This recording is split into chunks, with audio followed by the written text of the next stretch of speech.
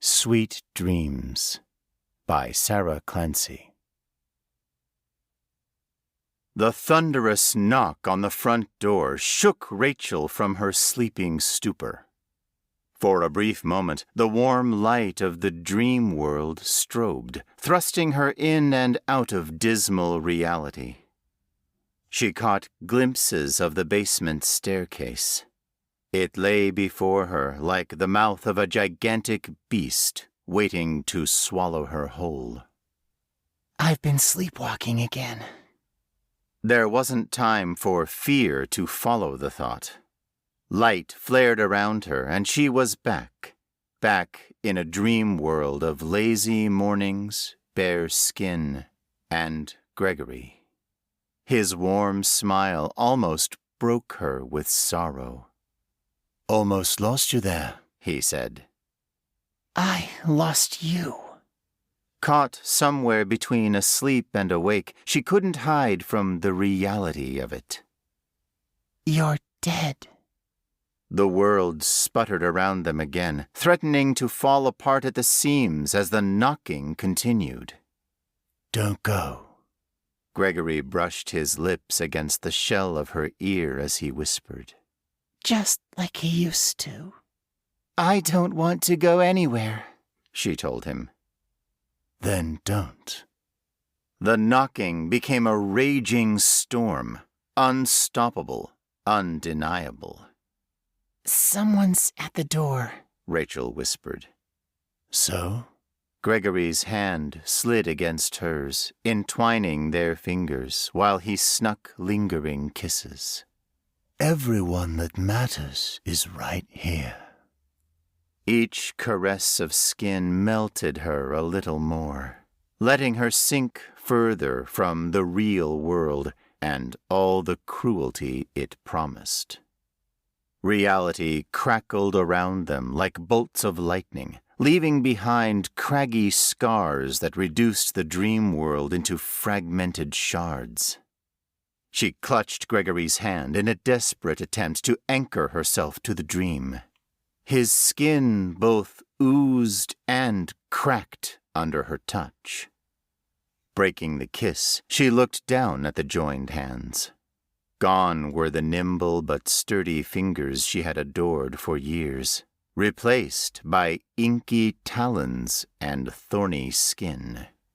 Pain shot up her arm as the claws drove into her flesh, severing tendons and snapping bones. Her scream turned into a pitiful gasp as her shattered world toppled down around her. The dream took everything good with it, leaving her shivering and cold, wavering on the top of the basement stairs. Her socked feet slipped as she reeled back. By reflex, she snapped her hand out and clutched the door frame, her nails splitting against the wood. The sharp pain did little to clear her thoughts. Gradually, Rachel was able to find annoyance in the rhythmic tapping of the baby gate against her thighs. Sleep remained as a murky fog that lay heavily upon her brain, reducing her thoughts to a slow crawl. She blinked and continued to stare down into the depths of the basement. The concrete flooring was barely visible under the ever-growing mound of dirty laundry, but she knew it was there. It would always be there, mocking her with blood stains and the lingering image of Gregory's body. "Gregory." Vaguely, she was aware of the cooling liquid upon her fingertips. Her hand felt numb as she lifted it for her inspection. A shadow swelled in the corner of her eyes. Her heart stammered as she whirled around. The baby gate battered the back of her leg as it slipped from its perch and landed hard against the first step. Nothing was there. Still, the feeling of being watched remained, along with the slightly woody notes of Gregory's aftershave. Another round of insistent knocking jarred her. Between one blink and the next, she came back to herself. Daylight pressed against the floral curtains of the little used kitchen, becoming withered and brittle as it pushed through the yellowed material. She was awake and alone, with only the assault on the front door to break the stillness of the house. Rachel stared at it for a long moment before absently fixing the baby safety gate back into place. The basement entry didn't have a door of its own, and the hallway was too thin to block the entrance with any substantial piece of furniture. The low, swinging gate looked more like a laughable afterthought than a proper safety measure. I should wall it up. The thought was shoved so quickly from her mind that Rachel stood baffled, trying and failing to recall what she had been thinking about. She didn't move until the knocking drew her attention again. The bitter winter chill pushed through the cracks in the floorboards, stirring any lingering dust her footsteps left undisturbed. As she passed, the grandfather clock chimed the hour.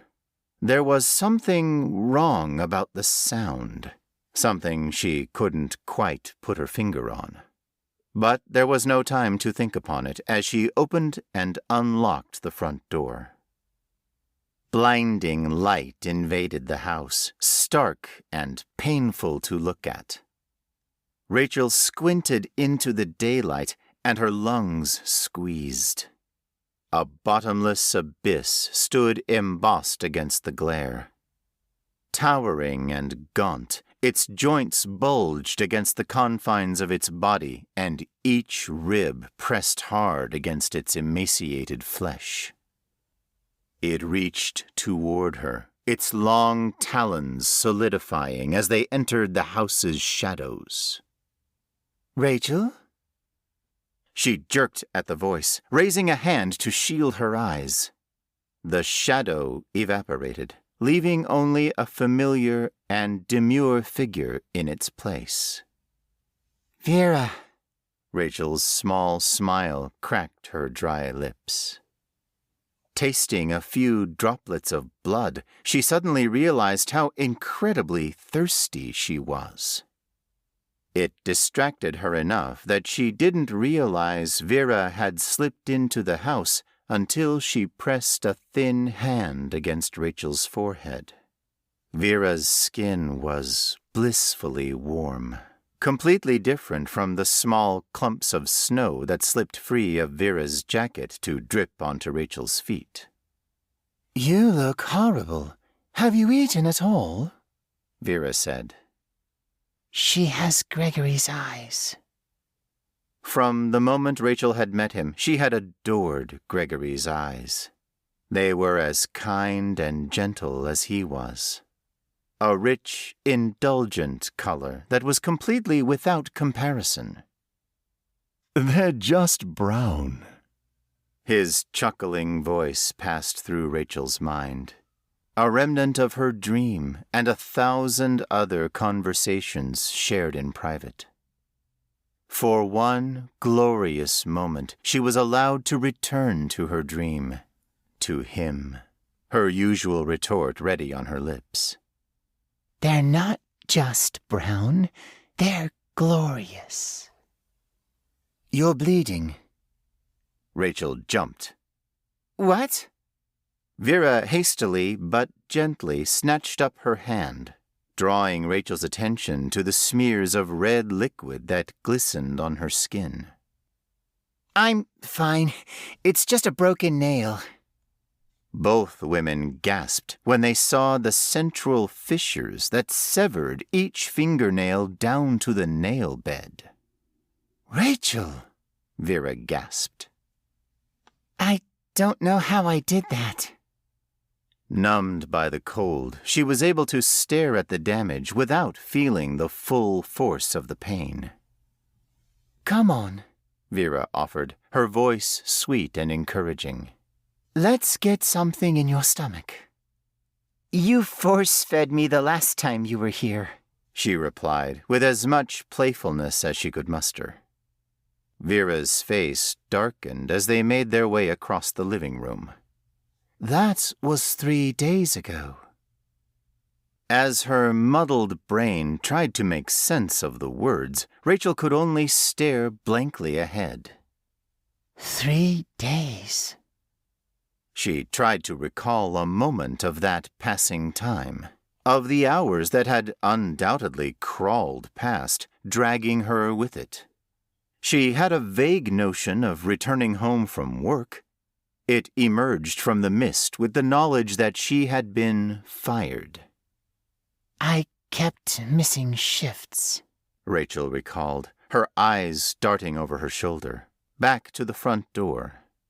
Her work shoes were there, right where she recalled kicking them off. Her jacket slumped onto the floor by her purse, both items left where they fell. I kept oversleeping. Straining hard, she searched the corners of her mind for anything that had passed from that moment to this one. There wasn't anything. 3 days. Vera collected the first aid kit from under the kitchen sink as Rachel washed her hands. The smaller woman began to strip off her coat, revealing the nun's habit that lay beneath. When they had first met, Rachel had been a little worried to have a nun as a sister-in-law. Gregory had found her nerves hilarious. "She's your sister twice over." The memory snapped as Vera hissed and quickly wrapped herself back up. It's freezing in here. Did you remember to pay the electricity bill? Rachel blinked slowly, feeling the goosebumps on her flesh for the first time. The electricity bill, Vera pressed as she carefully dried Rachel's hand with a kitchen towel.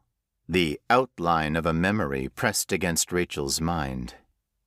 Gregory had handled the finances. Once he was gone, there always seemed to be someone whom she forgot to pay. You said you were going to do it right after I left. You had the phone in your hand. Do you remember that? Yes, of course. Did you pay it? I must have gotten sleepy, Rachel mumbled. So you went to bed without paying it? There's a snowstorm coming, Rachel. I stacked the fire. The chill pressing against them made it clear that those embers had long since died. I'll get it burning again, Rachel offered. Vera shook her head while carefully looping Band-Aids around Rachel's fingertips. I'll take care of it. You go and put on a sweater. You're as cold as death. It was warm in bed. In my dream. It was always warm in her dreams. Rachel kept the last of it to herself and obediently headed up the stairs, trudging her way through the cavernous house. The empty rooms served as an echo chamber, not just repeating her steps, but replaying time. Little snips of the life ripped away from her. So many of them that she was sure her house was haunted. All those memories now felt like a pitiful consolation prize. Entering her room, she spied the bed and was instantly caught with a desire to crawl back under the sheets. Gregory's scent had long since drifted away, but his voice remained. Memories played like melodies she had long since memorized and no longer had to think hard upon. The actual silence in the room gutted her. Rachel? Vera called. Are you all right? She grabbed her bathrobe and hurriedly pulled it on, ignoring the pain that rattled along her back, and rushed to rejoin her sister-in-law in the living room. Vera's warm smile welcomed her, and the nun quickly ushered her down the hallway to the kitchen. The fireplace was raging, pouring thin trails of heat through the lingering cold. Vera settled her at the kitchen table with a glass of water. Are you craving anything in particular? Vera asked as she opened the fridge. The stench of rotten food hit them both like a hard slap. You didn't clean the fridge out when the power was cut off, Vera said softly. I was going to do that today. I'll help you. Oh, no, you don't have to, Rachel stammered, shame bubbling in the pit of her stomach. Nonsense. We'll put on some 80s rock and sing into mixing spoons. I always wanted to live out a movie montage. Rachel nodded, her lips curling into a small smile as she tried to find something that would let her save what remained of her dignity. I remembered to pay the gas bill, Rachel said. Vera closed the fridge door and tried the stovetop. Small flames flicked to life. So you did. Well, I think drinks all round. Her brow furrowed as she scraped a nail against the stovetop, chipping away a black stain. Is this blood? No. She meant to say the word aloud, but it got caught in her throat. This is too old to be from your fingers, Rachel. How else have you hurt yourself? It must be from a steak I made a few days ago, she said in a rush. I forgot to clean it up. When did I become so gross? The nun didn't return Rachel's strained chuckle. I'm not hurting myself on purpose, Rachel insisted. Vera clicked off the burner. Gregory didn't either. He ran into things while he was sleepwalking. So what? Rachel jolted as the words slipped from her mouth. She hadn't intended to be so cavalier, hadn't meant to say the words at all. While Vera's shoulders tightened, her voice remained devoid of anger. Do you have a history of sleepwalking? Rachel didn't answer. Maybe we should talk to a doctor. I'm fine. I'm just tired. Rachel's jaw dropped when she realized that the outburst had come from her. I'm so sorry. I didn't mean... Vera forced a smile and changed the subject. When was the last time you bathed? I don't remember. You're wearing the same pajamas I saw you in last time, and the time before that. Rachel shrugged one shoulder. People rewear their clothes? After they wash them, Vera said. Rachel's eyes closed to hear her sister-in-law sound so similar to her brother. Gregory had that tone. Not angry, never angry. No matter how she messed up, he had always been on her side, urging her to try again. And what did I do for him? She hadn't even thought of getting a baby gate until he had fallen to his death. Vera presented her with some cheese and crackers, and Rachel devoured them eagerly, realizing how hungry she was. The spinning in her head stilled enough for her to blurt out, I can't go into the basement. Every time I pass it, I see him lying there. I understand. Before Rachel could say something she would regret, Vera added, gesturing to her habit. As much as I can. Clearly, I'll never understand all the dynamics of having a husband, or the pain of losing one. Rachel smiled slightly, the gesture growing a little more when Vera refilled her glass. Aren't you supposed to be married to God? Technically, Vera shrugged. That's a strange marriage. He's always there for me, Vera said. But he's never once taken out the garbage. Rachel grinned, but didn't have it in her to laugh. I thought you were using a laundry service, Vera said. I forgot to pay them. I noticed the baby fence blocking the basement entrance, Vera said softly.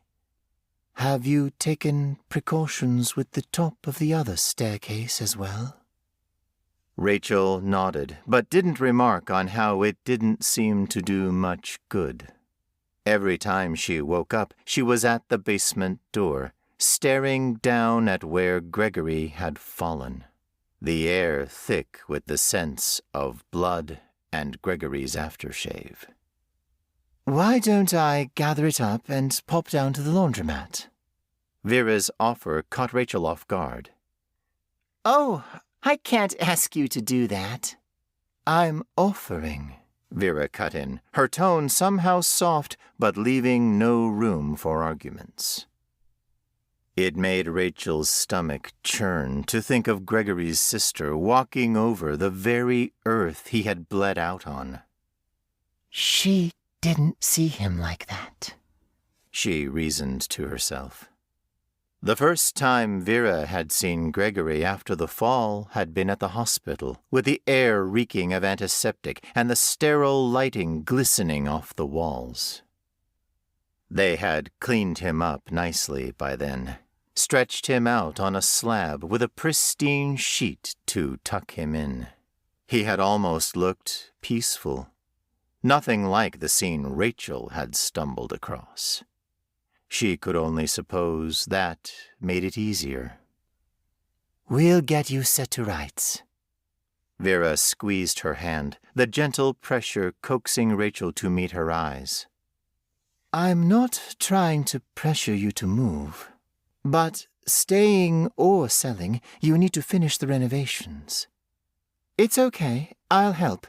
We'll start small. What was the last thing he was working on? Rachel swallowed another gulp of water, trying to smother the tears that were forever trying to choke her. The basement. He had to fix the walls. At Vera's questioning gaze, she elaborated. The previous owners must have used it as a kid's room. All the walls are scribbled on. They even scratched up the brickwork. Spackle and paint. I can do that. Rachel picked at the band-aids on her fingers. I dream about him. Every night. When I'm asleep, it's like none of this ever happened. It's nothing grand or exciting, just when I dream, it's always a lazy Saturday morning. That sounds very peaceful, Vera said. It's so real. When I wake up, it's like I've lost him all over again. Concern started to seep into Vera's eyes as she watched her carefully. Her thumb rubbed soothing circles against the back of Rachel's hand, giving her the strength she needed to continue. Being awake feels like a nightmare. Leaning closer, she whispered her confession. I'm not sure what's real anymore. Vera shuffled closer, drawing her sister-in-law into a tight hug. Rachel hadn't realized that she was sobbing until she felt Vera's coat grow damp against her cheek.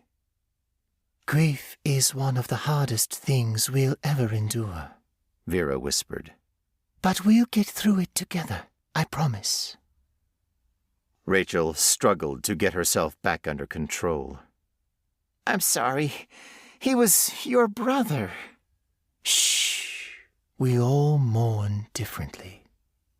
Once more she squeezed Rachel's hand, allowing warmth to seep into her bones. I tend to become a bit of a mother hen, I'm afraid. I could probably use that right about now, Rachel admitted. It hurt to even say that much. Sitting at her kitchen table, with the cold lapping against her as icy waves and the daylight struggling to break the gloom, Rachel couldn't fathom the life she had before. She felt 1,000,000 miles from who she had once been. But not when I dream. Vera kept a watchful eye over her as she finished off the small amount of food and another glass of water. The wind picked up into a chilling howl while Vera prepared a large pot of tea. The hot water's still running, the nun said as she placed the tea and a fine china cup in front of Rachel. I'm going to draw you a bath while you drink this. Then I'm taking the clothes down to the laundromat. You don't have to. Rachel's protest died in the wake of Vera's reproachful scowl. You're going to terrify a lot of school kids. A joke? Not a good one, mind you, but I'll take it. Smiling softly, she put her hand on Rachel's head. Go and warm up, and wash your hair. I'll get some takeout on my way back. It will be nice to have dinner together again. Thank you, Rachel said. The two women smiled at each other before setting about their tasks. The bath was ready just as Rachel was working on her last cup. She found herself grateful that Vera had offered so much water instead of a huge meal. If she had gorged herself first, she was sure she would feel sick. With warmth flooding her veins, Rachel felt a little more human. She offered Vera a pained smile as the nun started down the stairs to the basement. An image of stained concrete flashed across her mind's eye, and she hurried upstairs, the last of her tea sloshing against the walls of the delicate cup.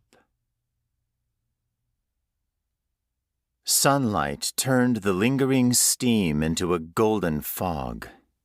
Her skin bristled at the sudden heat as her lungs squeezed against the abrupt change. A small butler table was placed next to the tub. Droplets gathered against the collapsible table. She didn't know why she brushed them aside before setting her tea on it. Stripping off her pajamas felt like she was peeling away a layer of skin. Her dreams haunted her, promising her a far better world, one she could join again the moment she closed her eyes. A sudden rush of hatred left her frozen in place. It burned through her like dry ice, cold and crippling, bringing with it 1,000 images and thoughts she would never have thought herself capable of. I could be with him right now, a voice snarled within her head. If it wasn't for Vera, if she hadn't woken me up. The brief darkness of her blinks became filled with images as clean and crisp as reality. Blood and stone. Gregory's body replaced with Vera's. One hard shove was all it would take. The stairs could do the rest. Rachel was sure of it. One shove and she could sleep again. There would be no need to bother with the body. The winter cold would take it. Crawl over her like 1,000 strangling vines, crushing the last of the life out of her as it infested the home. Rachel's knees buckled. She gripped the edge of the sink to keep upright, breathless and rattled. Staring at her white-knuckled grip, she frantically tried to sort out reality from fantasy. It had only been a second. But she had seen the look of surprise and fear filling Vera's eyes, felt the soft flesh give under the rough coat against her palms. Rachel watched as she toppled, and her head cracked open, with blood pouring free.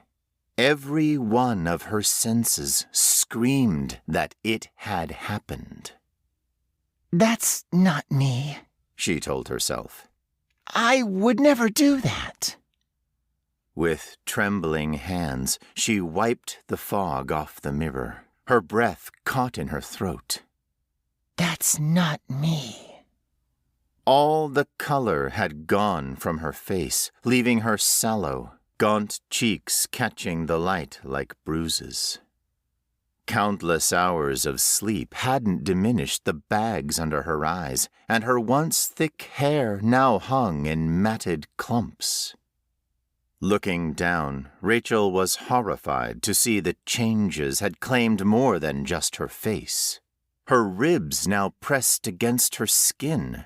Her hip bones were mountain peaks, and her stomach caved in as if nothing was inside her to hold it up. This can't be right. She clawed at her concave stomach, searching for an ounce of softness that she knew had to be there. It's too much, too soon. 3 days ago she had gone outside, walked and talked and been around people. Surely she would have noticed if it had come to this. But she couldn't have wasted away to such an extent in that small amount of time either. Fine tremors flowed through her fingers as she pulled her hands away. It had to be another trick of her mind, she decided. Like the images before, she was just tricking herself. Take a bath. Calm down. Everything will be fine.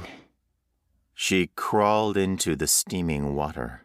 Pain sizzled along her back at the first touch of the water against her spine.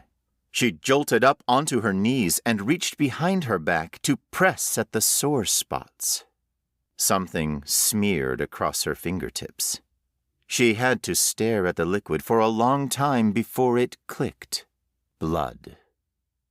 Water sloshed over the tiles as she crawled out of the tub and padded back to the mirror. Each time she wiped off the glassy surface, the fog would claim it again, turning her reflection into a muted distortion of colors. After a few failed attempts, she managed to get a decent look at her back. Angry red welts cut across her skin, each one coated with dried blood. Each a mangled shape unique to itself. Horrified, she twisted herself up to touch one of them. Straining herself to the point of breaking only allowed her to touch the very edges of some of them. Vera? She whispered. Swallowing thickly, she tried again with a louder voice. Vera? The only reply that met her was the steady click of the grandfather clock. As she watched, the mirror fogged over, further distorting her vision. It made it easier to pretend that it had been another trick of her mind.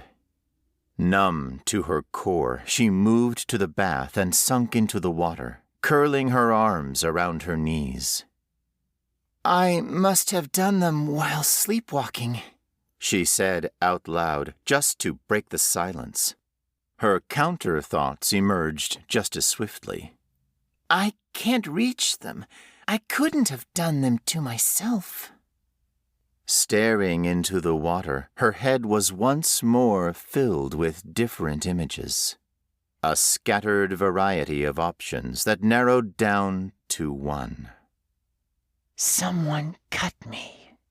She could see herself, unconscious with sleeping pills, huddled on her bed and helpless. An easy target.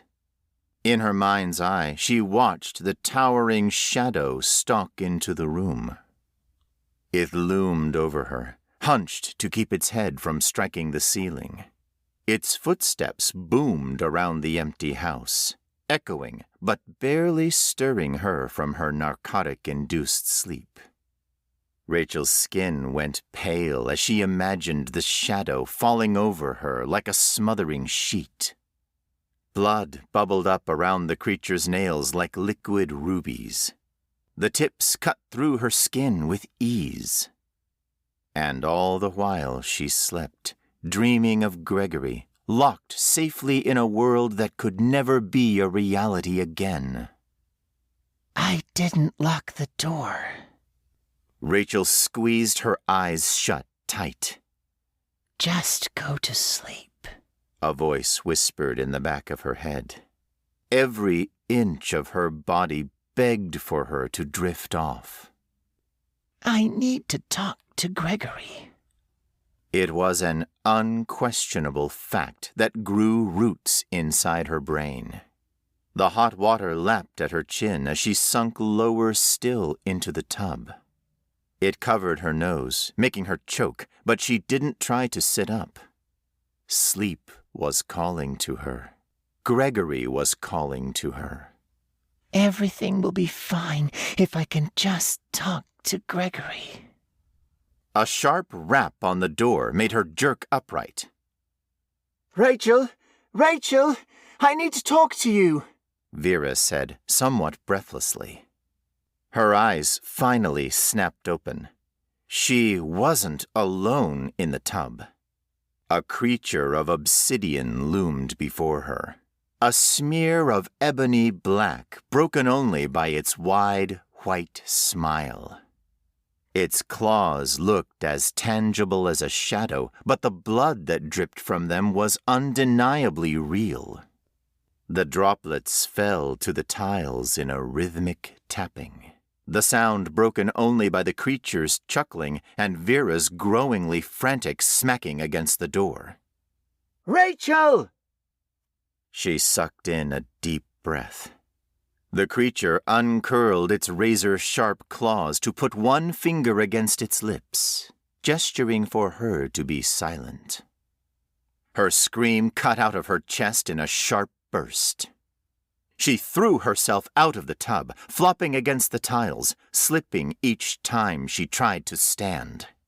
The bathroom door flew open and Vera charged in. It was only then that the demon moved. It prowled out of the tub. Its long body seemed to stretch for eternity, crawling over Rachel's body, cutting off the light.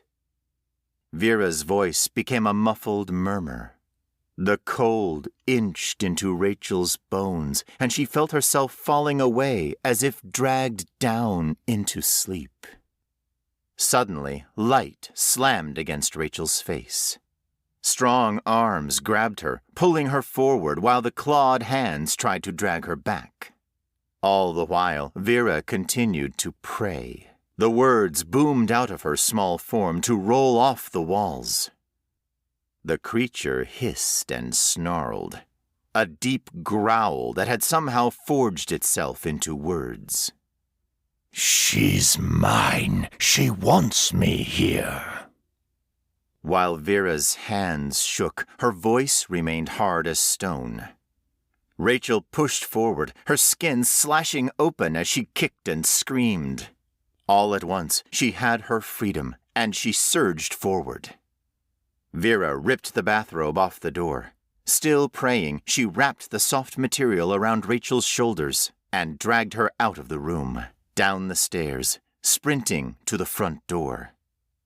Don't go. The whisper came from inside her head, yet it wasn't her own. Gregory? Rachel asked. She skidded to a stop at the front door, turning to look at the cavernous house. Greg? We need to leave, Vera said desperately, tugging hard on her arm. No, I need to talk to Greg. Don't you hear him? Gregory's dead. Vera gripped her shoulders and jerked Rachel around to face her. He's dead. He wouldn't leave me. Children didn't draw on your basement walls. Those are satanic symbols. Whoever lived here before you summoned something, and it stayed when they left. What? No! Vera's words swirled in Rachel's head. It killed Gregory when he tried to get rid of them. That's insane! Rachel, those same symbols are gouged into your skin. Vera kept hold of her with one arm as she yanked the door open with the other. Ice and snow washed in to play across Rachel's bare feet. Don't leave me, Gregory whispered. I don't want to be alone. I won't, Rachel promised, pushing forward with renewed force. Vera, let go! I can't leave him with that thing. That thing is a demon. It'll hurt me, Rachel. Help me. Stay with me. I won't let it hurt you. It's after you. Vera's words were cut short when the demon emerged over the edge of the staircase. It curled over the stairs, crawling on all fours, inching toward them with a wide smile. Don't you dare hurt him! Rachel screamed.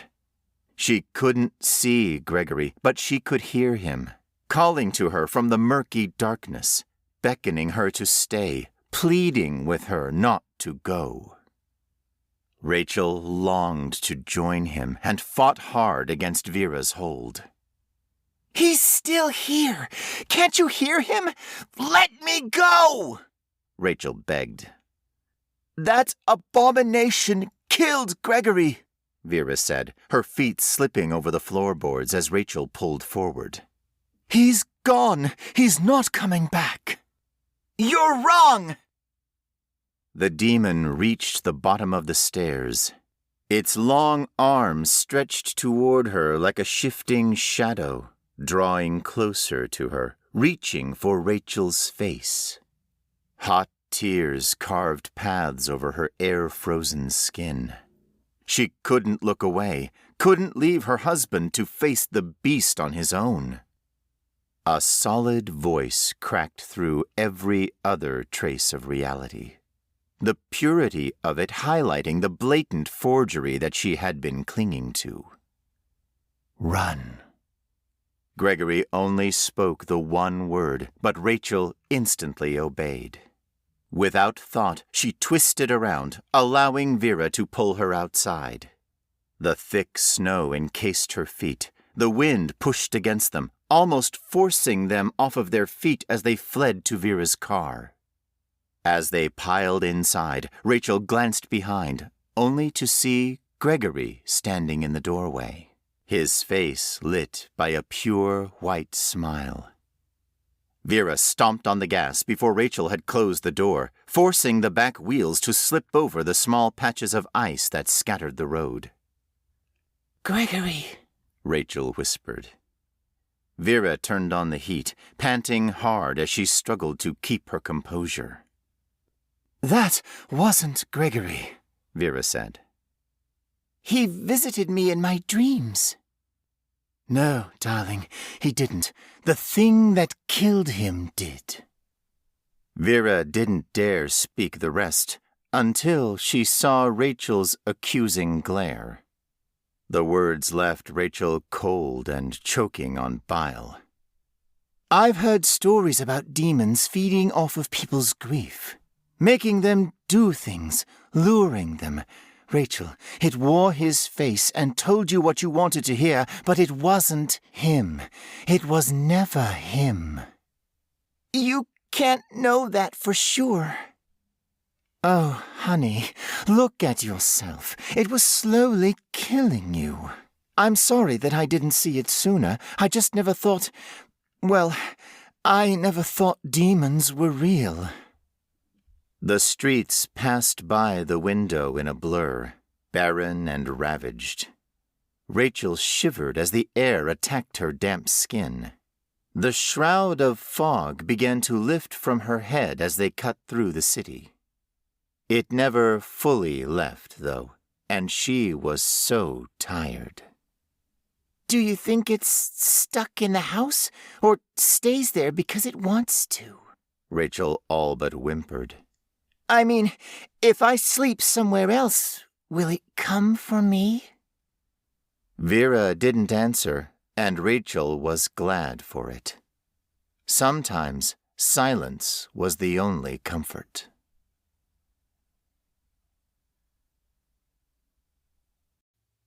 The Bassinet by Ron Ripley. Do you think she'll like it? Samuel looked up to Meredith and nodded. I'm sure she'll love it. A relieved smile flickered across his girlfriend's face as she sat down. I wasn't sure, if she would even want anything from me. She's 5, Meredith. He stood up and sat beside her on the couch, taking her small hand into his. She's not a teen. I doubt she's going to take sides or that it will even be an issue. Emily knows that her mom and I don't love each other anymore and that the divorce was the best thing for everyone. We only live a few streets away from each other. Your ex. She's not worried that I'm going to try and get Emily to call me Mom, right?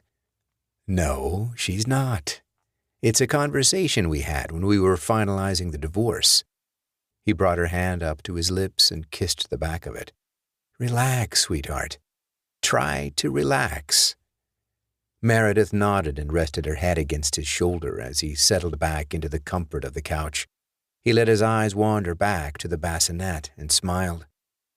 Where did you find it? Meredith laughed shyly.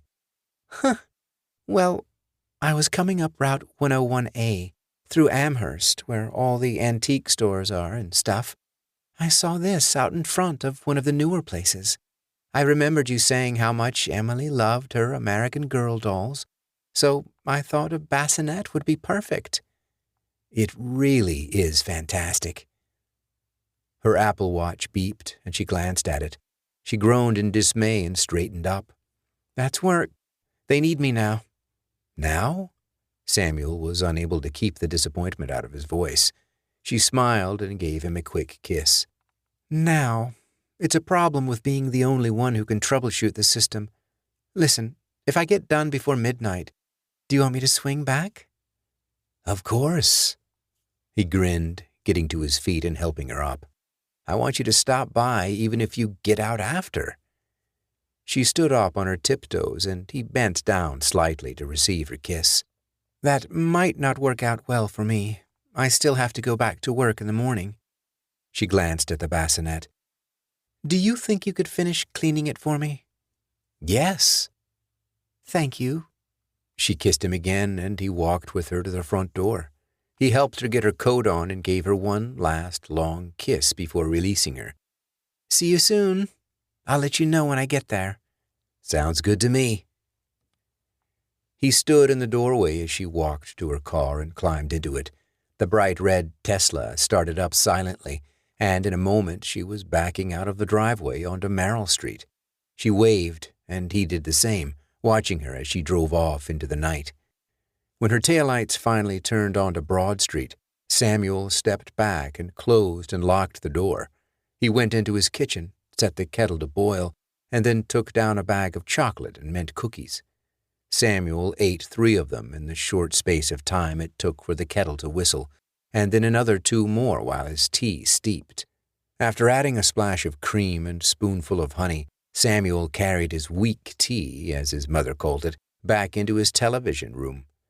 He sat down in his easy chair, the one piece of furniture his ex-wife had deigned to allow him to take with him, and sipped his tea as he eyed the bassinet Meredith had purchased.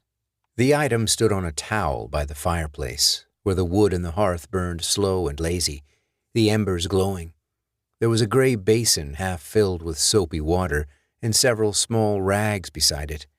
The bassinet was a curious-looking piece of furniture, and he wasn't certain if it had originally been crafted for a doll or a baby. The wood was painted a soft blue with a significant amount of wear on the edges. Most of the paint had worn off the rockers, and beneath a thin layer of dust and yellow stains, he could glimpse some curious motif that worked its way around all 4 sides of the bassinet. The wood was thin, Samuel saw, and he found it strange that there was a wooden hood over the head of the bassinet as well. He recalled how some similar pieces had wicker hoods, and sometimes canvas or cloth pieces stretched over a thin framework of wood or wire, but he couldn't remember seeing one made entirely of wood. How did they shape it? He wondered, admiring the gentle curve of the arch. He smiled at the item and shook his head. Whoever had built the piece, whether for a child or a doll, they had done it well and with care. Samuel found himself wanting to clean the piece, if only to see what motif was hidden beneath the dirt and staining. He finished his tea, stood up, and asked Alexa to put on Mozart. As the strains of one of the musicians' waltzes filled the room, Samuel went and sat down beside the bassinet and picked up a cloth and dipped it into the basin of cool water.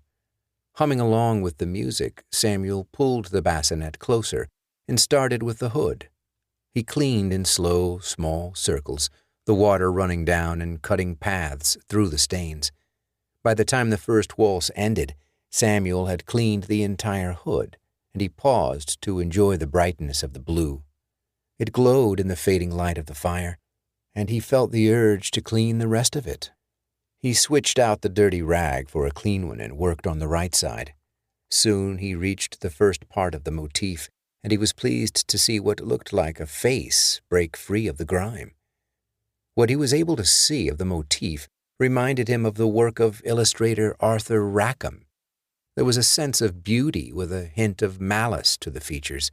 Curiosity rose within Samuel, and he worked harder at cleaning the bassinet. He lost track of time as he cleaned, and several times he had to get fresh water for the basin. It wasn't until the clock on the mantel struck 11 that he realized how long he had been working. But it was done. The bassinet stood clean and bright in the lamplight and the faint glow of the fireplace. As he sat back and examined it, Samuel saw the motif in full detail. Goblins cavorted around the side of the bassinet. They were not cute illustrations, but rather harsh and violent. There was far more than a hint of malice in their drawn features and their small eyes. These creatures were the stuff of nightmares. They peered out between the branches of rose bushes and hawthorn trees. They seemed to slide from one shadow to the next, and the way their eyes were drawn made Samuel feel as though they were watching him, waiting for him to acknowledge their presence. Samuel turned the bassinet around and saw the motif was carried across all four sides, and there was not a single identical face among the goblins. They were all terrifyingly individual. He felt a chill as he touched the wood, and he retracted his hand. Samuel peered into the bassinet's interior. Against the headrest, he saw a dark stain. It was small, perhaps no larger than $1 bill in length and width, but it was there, and it disturbed him. As he stared at it, the stain throbbed. He blinked and shook his head, his pulse quickening as he focused on the stain again. Nothing happened. He swallowed dryly, then reached into the bassinet and touched the dark mark. It was cold to the touch, but then again, all the wood was cold. The heating system hadn't kicked in, and the embers weren't doing much more than glow prettily in the hearth. He drew his hand back and rubbed his fingers against his leg, trying to warm them again. Who would give this to a child? He wondered, as he stood up and went to the couch. Samuel felt better putting distance between himself and the bassinet. I mean, come on. This thing is terrifying to look at. I'm going to have to tell Meredith we need to paint it before we give it to Emily. Poor kid will have nightmares if she looks at that. I don't think she'd put her dolls in it either. He shook his head and sat down, picking up his cell phone and glancing at it. There were 2 messages from Meredith. The first told him she was safe at work, and that had been an hour and a half earlier. The second text had come only half an hour after that, and she had asked him, with a smiley face emoticon, whether he had fallen asleep on her or not. Samuel grinned, thumbed the text, and started to write back when the phone died. He paused and blinked, confused. His phone had never died before. It had been over 80% charged, too. This is a new phone. It can't be dying. He tried powering it back up, but the phone remained dark. Frowning, he took the charger off the coffee table and he plugged the cable into its port. Nothing happened. Samuel scratched the back of his head, confused, and set the phone down on the coffee table. Maybe it'll kick in after a few minutes. He stood up and walked to the kitchen, where the landline was. Samuel plucked the yellow handset out of the cradle, held it up to his ear, and was about to dial when he realized there wasn't a dial tone on the other end. He jiggled the receiver, and when nothing happened, he hung up the phone. Confused, Samuel turned around and sat at the kitchen table. Something was off about the room. He looked around and realized the lights were dimmer than they should have been. It was as though someone had come along and replaced his bulbs with weaker counterparts. When was the last time there was a gray-out in Anger, New Hampshire? Has there ever been one? For a few years after college, Samuel had lived in San Diego, and he had experienced grayouts and rolling blackouts during that time. While he had suffered through power outages in Anger before, he had never known the place to gradually lose power. There was something strange and disconcerting about the lack of phone service and the slowly weakening lights. Suddenly, Samuel found he didn't want to be in his kitchen. He didn't want to go back into his television room either, but he had to put out the embers. Frustrated with his own unease, Samuel walked back to the fireplace, picked up the basin of dirty water, and emptied it a little at a time over the embers. They hissed and sputtered, but they went out, the gray smoke curling up into the chimney and vanishing. Samuel waited several minutes, just to be certain the embers were out. When he was satisfied that they were, he put the basin down and gave the bassinet a wide berth. The eyes of the goblins were following him. Samuel went up to his room and prepared for bed. When he finished and eased himself between the covers, pulling the heavy blanket up around his neck, he shivered. The shivering worsened as he lay there, and then as he tried to control his body, he realized he could see his own breath and that he couldn't hear the heating system. Did it die? He groaned and got out of bed, angrily pulling on socks and tugging on his slippers. Samuel hesitated, then put on his bathrobe for good measure. When he stepped into the hallway, he felt as though something was off about it. With an unsettled sensation burrowing into his stomach, he walked to the wall plate and flipped the light switch up. Nothing happened. He tried it several more times until he came to the unfortunate conclusion that all his lights were out on the second floor. Did I lose power? He glanced out the window at the end of the hallway and saw the Kodiaks, who lived in the house next door, had their power. He knew they had a generator, so he listened for it. The telltale rumble of the gasoline-powered generator was absent. This is ridiculous. What the hell happened to my place? Everything's paid. The cable bill, phone bill, power. I know there's oil in the tank. I had it filled last week. Growing angrier, Samuel hurried down the steps, reached the first floor, and went directly to the basement. He snatched up his flashlight from its hook just inside the doorway and turned it on. The light illuminated the stairs for a moment, and then died. Samuel stared at the flashlight in disbelief for a moment before he swore at it in disgust. Hanging it back up, he turned around and went to the stove. Ambient light from the Kodiak's exterior light filtered in through the windows over the sink, and he was able to take down one of his emergency candles and the box of matches he kept with him. Within a minute, Samuel had the candle lit, and he carried it and the matches with him into the basement. The flickering light of the candle added a surreal visual tone to his trip through the darkness of the basement. He went directly to the furnace and tried to see what was wrong, if it was the pilot light or something else. Bending down, Samuel saw the pilot light was still lit, but the electric switch wasn't engaging.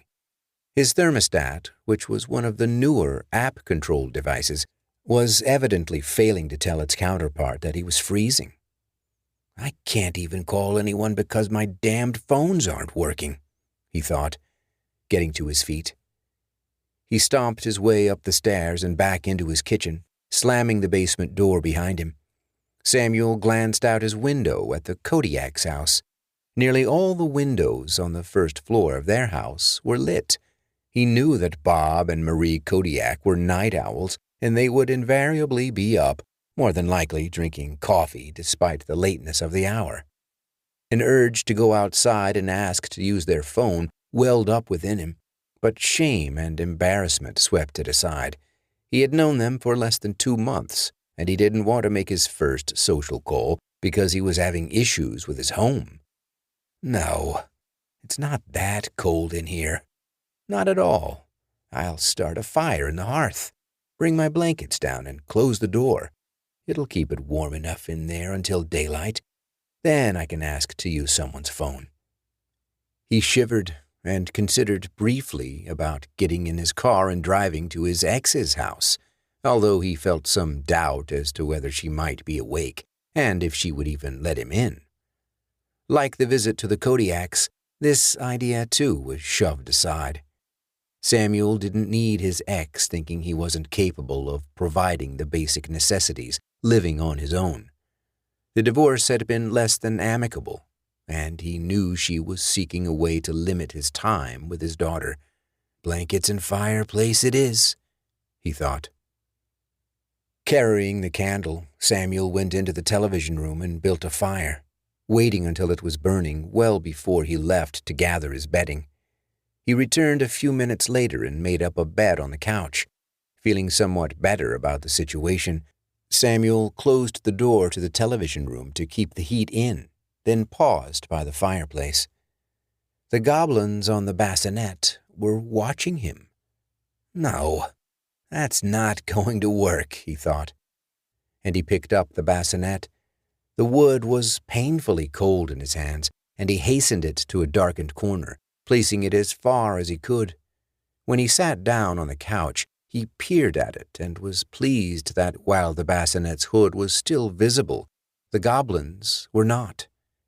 He felt an odd sense of relief over that and lay down. Pulling the blankets up over him, he watched the logs burn, and he listened to them as they popped and cracked. The faint scent of burning wood was both pleasant and soothing, easing his mind about the situation he found himself in. Warmth returned to him as he lay there, and he closed his eyes, finally relaxing. The situation wasn't as bad as he had feared. If it does get worse, I'll bite the bullet and find a place to stay for the rest of the night, he thought, yawning. But really, it shouldn't come to that. Not at all. Exhaustion pulled at his mind, dragging him down towards slumber. Faintly, Samuel heard a scratching sound. The damned tree limbs, he thought. I need to trim the branches back on the old elm tree by Emily's window. His eyes snapped open as he came fully awake. There aren't trees around this house, not close enough to hear. The fire was smaller, the number of embers far larger than the amount of wood left in the hearth. Samuel could still hear the creaking, and he wondered what was happening. It almost sounds like it's coming from inside the room, he thought. And then he stiffened as he saw the bassinet. The hood, barely visible in the darkness, moved back and forth as though the entire piece was rocking. Goblins. The word shook him, and he sat up violently, throwing the covers off himself and snatching up the candle and matches. His hands trembled as he lit the candle and held it aloft. He half expected to see goblins gathered around the bassinet, frozen and caught in the act of climbing out of the furniture's side. There were no goblins, and Samuel let out a tremulous sigh of relief. But the bassinet was still rocking to either side. That needs to be out of here, he thought, getting to his feet. In fact, I'm going to put it in the garage until morning. Samuel took a step toward it and froze. There was something dark in the bassinet, a shape that shouldn't have been there, not even with the shadows created by the flames of the fireplace. Is that an animal? Did something get into the house and then into the damned bassinet? Are you kidding me? How much worse can this night get? Hey! He clapped his hands and walked to the door, throwing it open. Get out of here! The door slammed shut, and he jumped back, his heart racing madly and thundering against his breastbone. He reached out for the doorknob, grasped it, then jerked his hand back, swearing. The metal had been cold enough to cause him to tear off some of the skin from his fingers and palm. Samuel glanced at the bassinet and saw it was no longer moving, although the shape was still in it. He took a cautious step toward it and thought, I can open a window and chase it out that way. I'll worry about the door in a minute or two. One thing at a time, and whatever's in the bassinet is priority here. Samuel glanced at the fireplace and the brass poker there. He took several small steps toward it, his eyes never leaving the bassinet. When he reached the poker, he picked it up awkwardly with his uninjured hand. Gripping it firmly, he stepped toward the bassinet again. Get out! He swung at the bassinet and slammed the end of the poker against the foot of it. There was a dull clank, metal against wood, and the creature sat up. It crawled toward the end of the bassinet, and the firelight illuminated its face. Samuel found himself looking at the gaunt face of a child, perhaps no more than 2. He couldn't tell if it was a boy or a girl. Its hair was light blonde, and it wore a gray shift. It gripped the end of the bassinet. As Samuel watched, the child pulled itself through the wooden foot and tumbled out onto the floor. It squinted at him and hissed, revealing yellow and stained, jagged teeth. The child's tongue was a bluish color, and its entire body quivered as it rose unsteadily to its feet. Before he could stop himself, Samuel screamed and brought the poker smashing down onto the head of the child. But the brass passed through it and bounced off the floor, the impact sending reverberations up through Samuel's arms. The child shrieked at him and lurched forward on unsteady legs. Confused and desperate, he kicked out at the child, but as his foot passed through it, pain shot through his leg and sent him tumbling to the floor. Samuel's chin slammed into the wood and drove his teeth into one another. He shrieked as a tooth snapped, bits of enamel flying onto his tongue. Gasping for breath with his heart fluttering, he rolled away from the child and tried to stand. The child was upon him in an instant. Small hands tore at his face. Icy fingers gripped his nostrils and pulled viciously at them. Samuel tried to smack the child, to drive it off him, but nothing worked. His hands only encountered the bone-chilling cold that his foot had.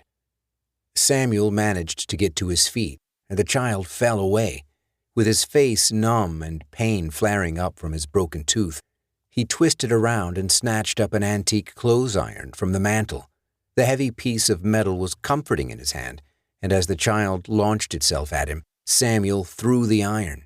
It passed through the child, causing it to vanish, even as the iron crashed onto the floor. Panting, Samuel looked around, desperately trying to see where the child was, but he couldn't see it. The only movement came from the flames as they devoured the logs. The only sound was coming from the fire. Samuel turned toward the closed door and walked stiffly to it. He reached out for the doorknob and, glancing to the side, saw that the bassinet was rocking.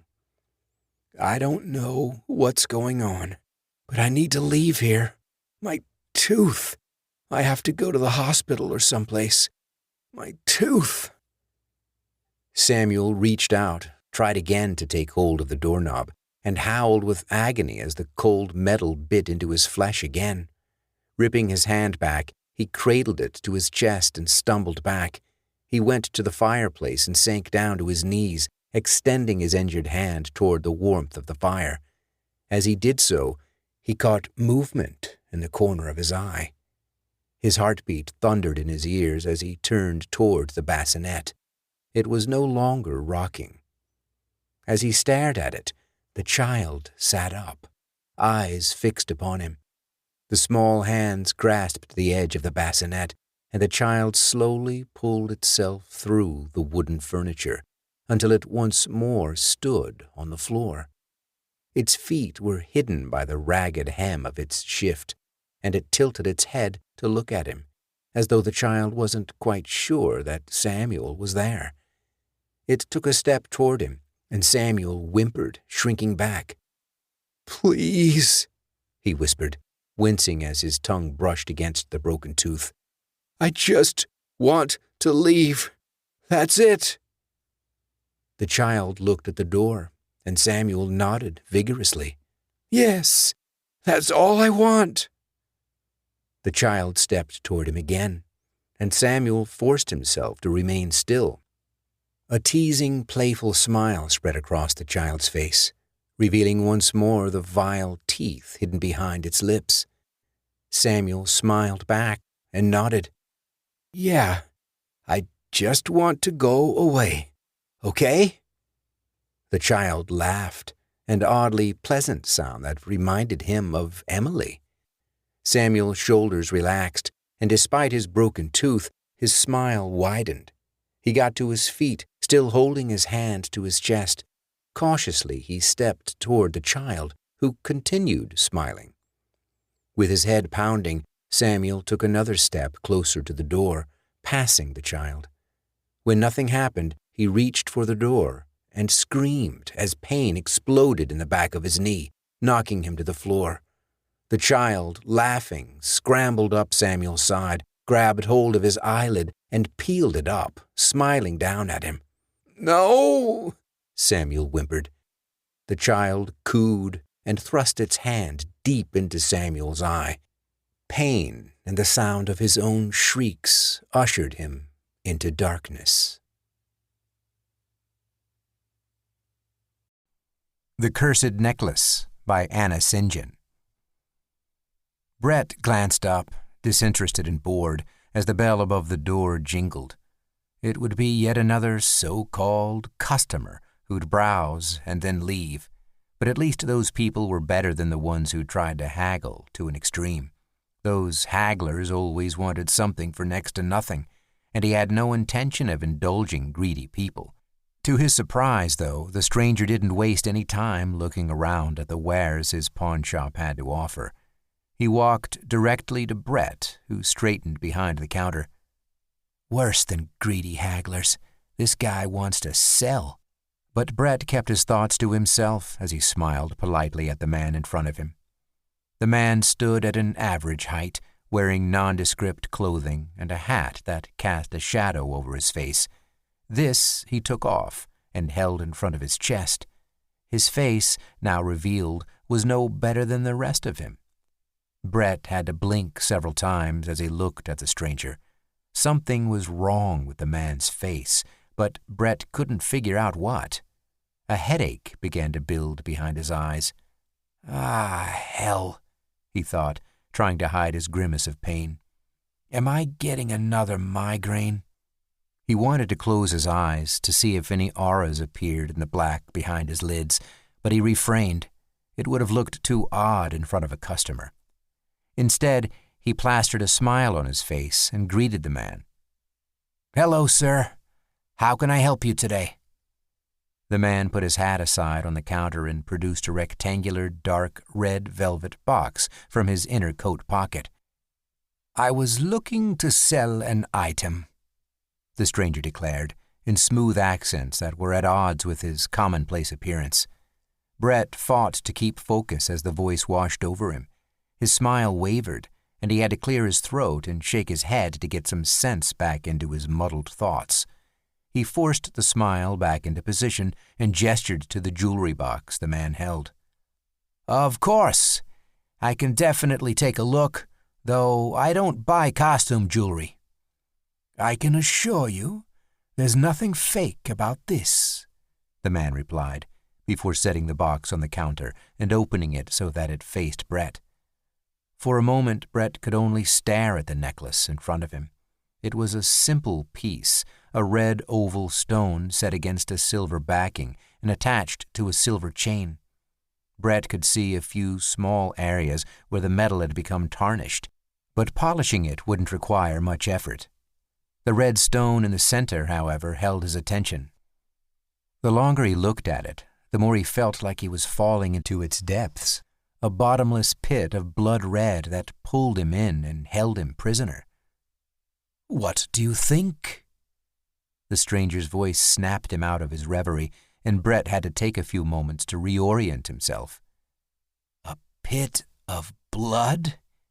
He chuckled at his thoughts and shook his head. I must be more tired than I thought. It's probably the migraine coming on." It wouldn't have been the first time a migraine had jumbled his thoughts till he couldn't make sense of anything going on around him. "Can I take a closer look?" Brett asked the stranger. The man gestured for him to go ahead. Brett gingerly picked up the necklace and examined the bits of tarnish on the back of the necklace and along the chain. As he had originally thought, nothing difficult there. Then he got out his loupe and slid the monocular out to stare closer at the stone. He held it up to a nearby lamp and shifted his hand to let the light play across the item. Truth be told, Brett had no clue what he was doing. He was no jeweler, but he had come to learn over the years that a show of professionalism went a long way in cutting a deal in these situations. Under the magnification of the monocle, Brett watched the deep red colors flow under the stone's polished surface. He wondered if it was normal, and thought it wasn't. But the moment the feeling surfaced, it disappeared under the hypnotism of the swirling color. He felt himself getting pulled down, once more falling into the dark pool. With a start, he jerked back. His thoughts were scattered again, and he had a difficult time banishing the disorientation that gripped him. When he could trust himself to speak coherently, he looked at the stranger. "How much do you want for it?" The migraine built steadily behind his eyes as Brett matched gazes with the man. He wondered if he'd be able to make it through the rest of the day, or if he'd have to close up shop early. 100, the man replied. Brett controlled himself and didn't express the double-take that he inwardly felt. $100 at the start of negotiations wasn't a high price for real gems. He refrained from asking if the piece was costume jewelry and gently placed it back in its case. If he showed his ignorance, he would lose any professional appearance he might have garnered. Why would he start so low? Brett wondered. Is it stolen? Does he want to get rid of it as easily as possible? That idea made Brett pause. If the guy had stolen the necklace and the police tracked him to the pawn shop, it would be easy to explain that he had simply bought it off the guy. That didn't worry him. The problem was they'd take the stolen property and he'd lose money. Do I really want to get mixed up in something like that? Maybe I'd be able to sell it again soon. But do I really want to take that chance? Brett forced a chuckle as his lips quirked in a half-smile. It's not stolen, is it? He joked. Far from it, the man said. There was an underlying tone in his silky voice that made Brett want to believe him. Brett's suspicions began to drift away, and he found he had to buckle down to keep his mind focused. He narrowed his gaze at the stranger, trying to read him. The man was devoid of expression, the perfect poker face. 75, Brett heard himself saying. 90. 80. Done. Brett was startled the man had capitulated so easily. Perhaps it should have been obvious the stranger would be easy to please, given the lower starting price, but still. Brett hesitated a moment longer, staring at the man suspiciously until an aura appeared in his vision, covering the man's face. He blinked against the sudden blind spot, knowing it was futile, but instinctively trying to see past the disorienting blob. The migraine spiked behind his right eye, and he cursed his body's bad timing. 10 minutes later, the necessary paperwork was completed, albeit with difficulty seeing on his side. With the deal completed, Brett handed the stranger his $80 and bade him goodbye. The man donned his hat, smiling for the first time since entering, and disappeared from his store. Brett opened the case to examine the necklace again. Enough time had passed that the auras had mutated to an oddly shaped hollow circle, allowing him to see what was directly in front of him again. The blood-red stone shone at him in the lamplight, enticing. The color swirled beneath the stone's surface, and he found his thoughts drifting away. The jingling bell above the door startled him out of his reverie. One glance at the newcomers told him they were time wasters, and that it would be safe to lower his vigilance for a moment. He quietly closed the box and left his counter to place the newly acquired jewelry in a safe in the back room. When he returned to his post, the people were still browsing, oblivious to his existence. About an hour later, the auras had run their course, and he could see clearly again. The agony from the migraine had subsided as well, though it still hurt. Without the pain scattering his thoughts, his mind drifted to the necklace again. Brett tried to summon up the image of the stranger, but, oddly, he couldn't remember his face. Average height, average build. Brett frowned and closed his eyes to better imagine him. He had been wearing nondescript clothes and a hat. He hadn't given a name. Brett pictured the man taking his hat off, and nothing. It was as if there was a blind spot, like the auras from his migraines covering the man's face. Brett opened his eyes, still frowning. Why couldn't he remember? The man's silky voice washed over his memories again, and his focus drifted as it had before when the stranger had first spoken. Sighing, Brett leaned on the counter and rubbed his forehead. He glanced at the clock and saw he still had 4 hours before closing time. Melissa, his longtime girlfriend, would be waiting for him at home. They had moved in together the month before, and Brett still found it exciting to have someone there to greet him at the end of the day. It wasn't the same to merely see her after he got off work. To know that she was home, waiting for him, that was the exciting part. It was their 2nd anniversary, and they had planned to go out to dinner that night. Maybe he would surprise her by closing early. An image of the necklace sparked in his mind, and he paused. Was there a chance it was stolen? That the cops would show up one day asking about it, and the stranger? The memory of the man's voice once more washed over him, erasing his fears. Melissa will love it, he suddenly thought. The idea startled him, but only for a moment. He had initially planned to clean it up and sell it again, but the image of the look on his girlfriend's face when he surprised her with it that night.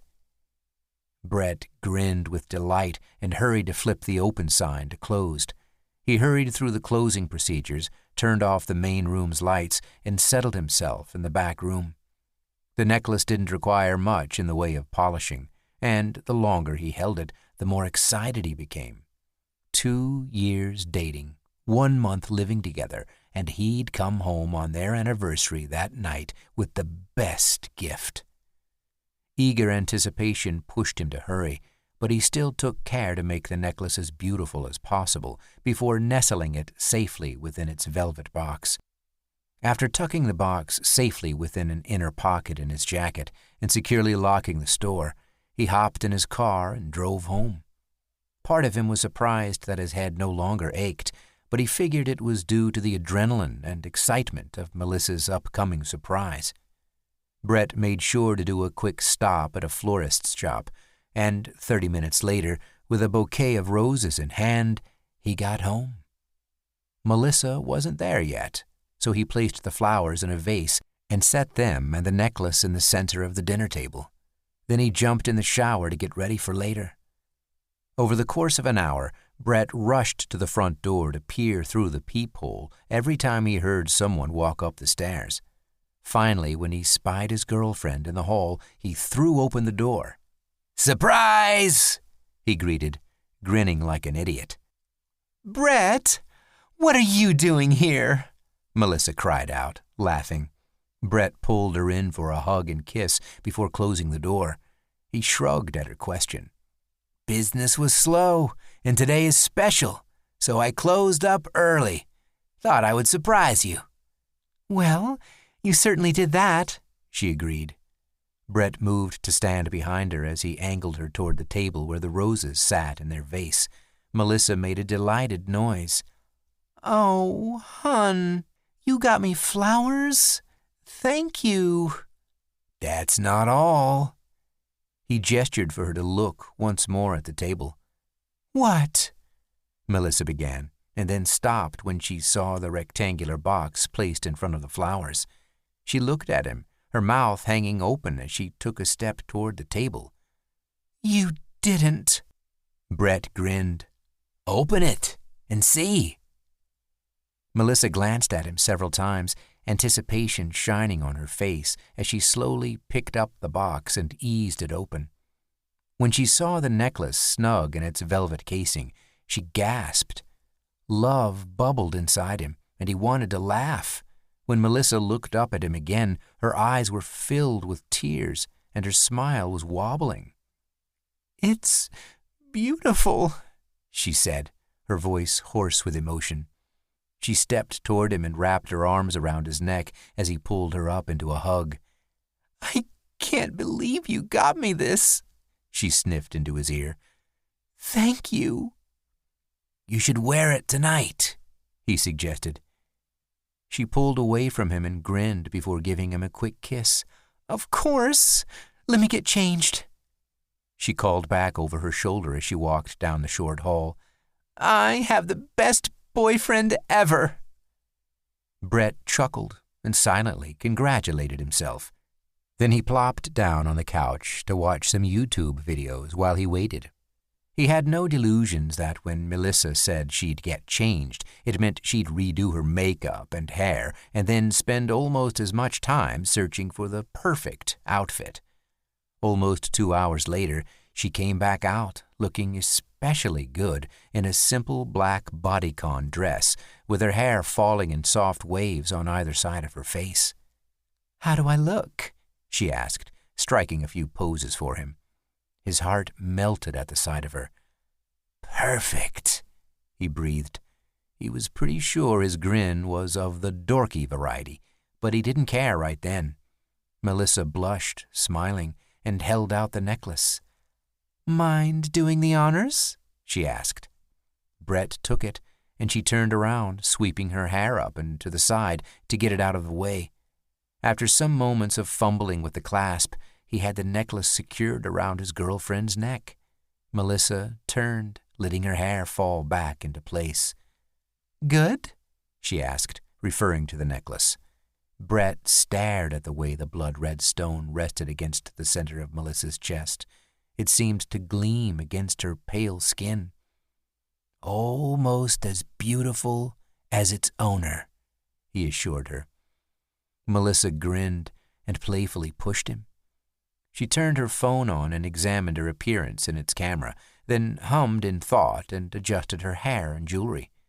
Brett went to get his wallet and keys and slipped them into his jacket. He turned back to Melissa and noticed she had moved the necklace so the stone sat higher up on her chest, just under her collarbone. "You ready?" he asked. "Yep. Let me just get my purse." She disappeared back into the bedroom. "But you have one out here," he pointed out, eyeing the bag she used for work every day. "I can't use that," she argued. "It doesn't go with this dress. I have a better one." Brett looked toward the bedroom, frowning in confusion. Something about her voice had sounded odd, but he couldn't place what. "Melissa!" he called out. He heard a noise like some kind of scuffle, but his girlfriend didn't respond. Brett waited a second before going back to the bedroom. "Hun? Something wrong?" Melissa was kneeling on the floor, her hands around her throat, back arching. Panic seized Brett, and he was by her side in an instant. "What's wrong? What is it?" Melissa threw her head back. Her mouth and eyes were opened wide in shock and fear, and her face was an ugly shade of red. Instead of speaking, she clawed at her neck. Brett looked down and saw the red stone was now tight against her throat, the silver chain digging so far into her skin that blood seeped out. Brett exclaimed in horror and pushed her hair out of the way, trying to find the necklace's clasp to undo it. The chain had almost disappeared into her skin, though. Melissa's body spasmed as she tried to breathe. Brett groped to get a hold on the stone to tug it off, but the necklace seemed to clench tighter around her throat when he touched it. The seeping blood flowed a bit more freely down her pale skin. He mumbled something incoherent and almost dropped his phone as he yanked it out of his pocket. His hands shook, but he somehow managed to call the emergency services. After 2 rings, a calm dispatcher answered, 911, what's your emergency? Brett's mind was in a panic, and he stumbled and stumbled over his words. My girlfriend, she can't breathe. Don't know what to do. Try to remain calm, sir. I'm here with you. Tell me, was she eating something? Drinking? No, it's the necklace. I don't understand. It's so tight. I can't get it off. I can't. The dispatcher continued to drone into his ear, but Brett wasn't paying much attention. Though her body continued to spasm, Melissa's struggles grew weaker. How much time had passed? He neither knew nor cared and dropped his phone to catch his girlfriend as she collapsed into his arms. Not knowing what to do, he laid her on the floor, on her back. Her eyes had become bloodshot, and her lips were blue. Her tongue protruded from her mouth, thick and swollen. He made another attempt to grab the stone, but this time he saw it visibly shrink further into her neck. Horrified, he held on to his girlfriend and mumbled reassurances that help was on its way. Her eyes eventually rolled up into the back of her head, and her struggles ceased, but Brett continued to hold her. About a minute later, he watched in confused horror as the necklace, now sticky with blood, loosened its hold around her neck to rest harmlessly in her sweaty, tangled hair on the floor.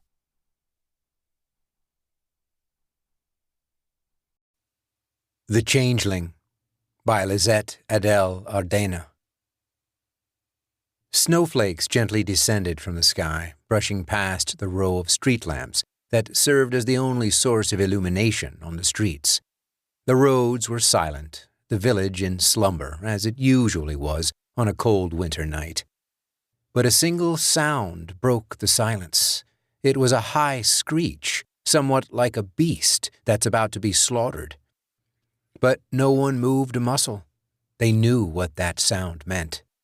A screech, then a howl, and then slurring sounds that vaguely resembled words.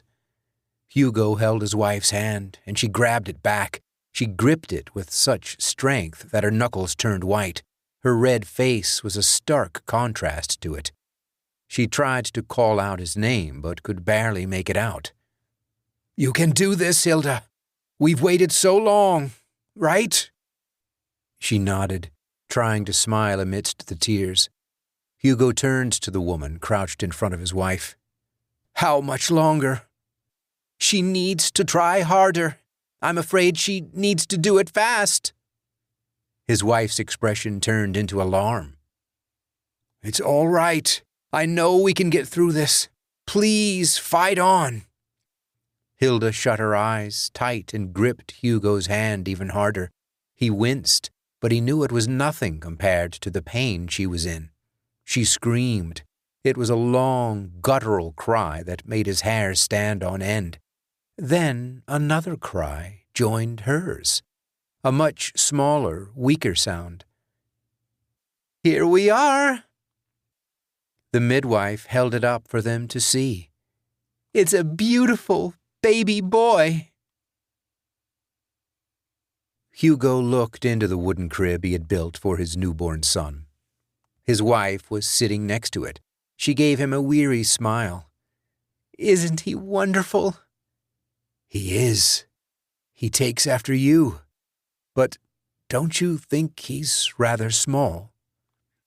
A look of dread appeared on her face as they turned to look at little Noah. Indeed, he was much smaller than other children his age. Even after 3 weeks had passed, he didn't look much different than he was when he was just born. "Hilda, I know it pains you to admit it, but don't you think—" "It's my fault, isn't it? Because I'm weak." No. We both wanted this. We knew the risks. Now, we'll have the doctor see the boy." Hilda nibbled her nail like she always did when she was upset. Hugo quickly pulled it away. "Don't worry. I'll take care of it. If need be, I'll even grovel in front of your parents' door for help." She shook her head. It shouldn't come to that point. She was a sheltered girl born from a wealthy family, while he was just a servant's son. Yet they had ended up falling in love, even when their families had threatened to disown them for it. Desperate, with almost nothing to call their own, they had eloped. "I don't want to go back. You know what will happen if I do." "I know. But if it's for Noah, what else can we do?" "I know that. But Their conversation was cut short by a weak cry. There, my sweet child. Your meal is here." She set the child near her bosom, but Noah could only take a few gulps before stopping. "This child was born too early, I'm afraid. Some of his functions aren't quite as strong as they should be." "What's going to happen to him, Doctor?" She hugged her child close to her body. "It depends. He's very weak. He doesn't have enough sustenance due to his weak appetite, and his breathing is shallow. There are other concerns as well. I'm afraid he won't last long." "How long does he have?" "Probably 3 weeks, if he's lucky. It could be even less than that." "No." "I'm sorry I can't lend much aid. Perhaps if you go to a hospital in the city as soon as possible, maybe his chances would be less slim." The city. They knew they couldn't afford it. The doctor knew as well, but that was their best option. "I'm sorry. I suggest that you spend as much precious time with him as you can with the remaining time he has." "Well then, I'll be going." Hilda watched her husband leave. It was a dark, cloudy night, but they didn't want to waste any more time. "Don't worry. I can throw away my pride if it's for him. I'll tell your father what happened. If it's his grandson, maybe there's a chance that he'll help." She couldn't do any more to stop him. He closed the door behind him. All she could do was put their child to sleep. He had become so thin and pale, she feared it would come to worse. Every single day she prayed that she wouldn't wake up with him gone. She kissed his cheek and huddled under her blanket. She slowly closed her eyes, trying not to think about what would come next. Hilda woke up with a start. Had she fallen asleep without knowing it? She quickly got up. Noah must be hungry. She walked to the crib and gasped. It was empty. "Noah?" She threw back the covers and looked underneath, but there was no sign of him. Hilda looked around the crib, but he wasn't there either. She let out a cry. How could a small child like him disappear? A clatter distracted her. Horrid thoughts filled her head. Perhaps some deranged intruder had taken Noah. Hilda ran out of the room. The rest of the house was in disarray. All of the windows were open. The chilling winter air seeped into the house. She sank to her knees and wept. Then a particular sound caught her attention. Hilda crept into her room and gasped. Hugo trudged home with a heavy heart and a battered body. Hilda's parents had refused to lend him any aid and had thrown him out into the streets. He pounded on their doors until his knuckles bled, but no one came back out to listen to his pleas. What was he going to tell his wife now? He opened the door, still trying to think of the words to say to her, but when he went in, he was surprised to see her face aglow with their child in her arms. "Hugo!" "Hilda, I'm sorry.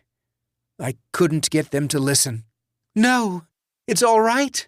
Something miraculous has happened." "What are you saying?" Look at Noah!"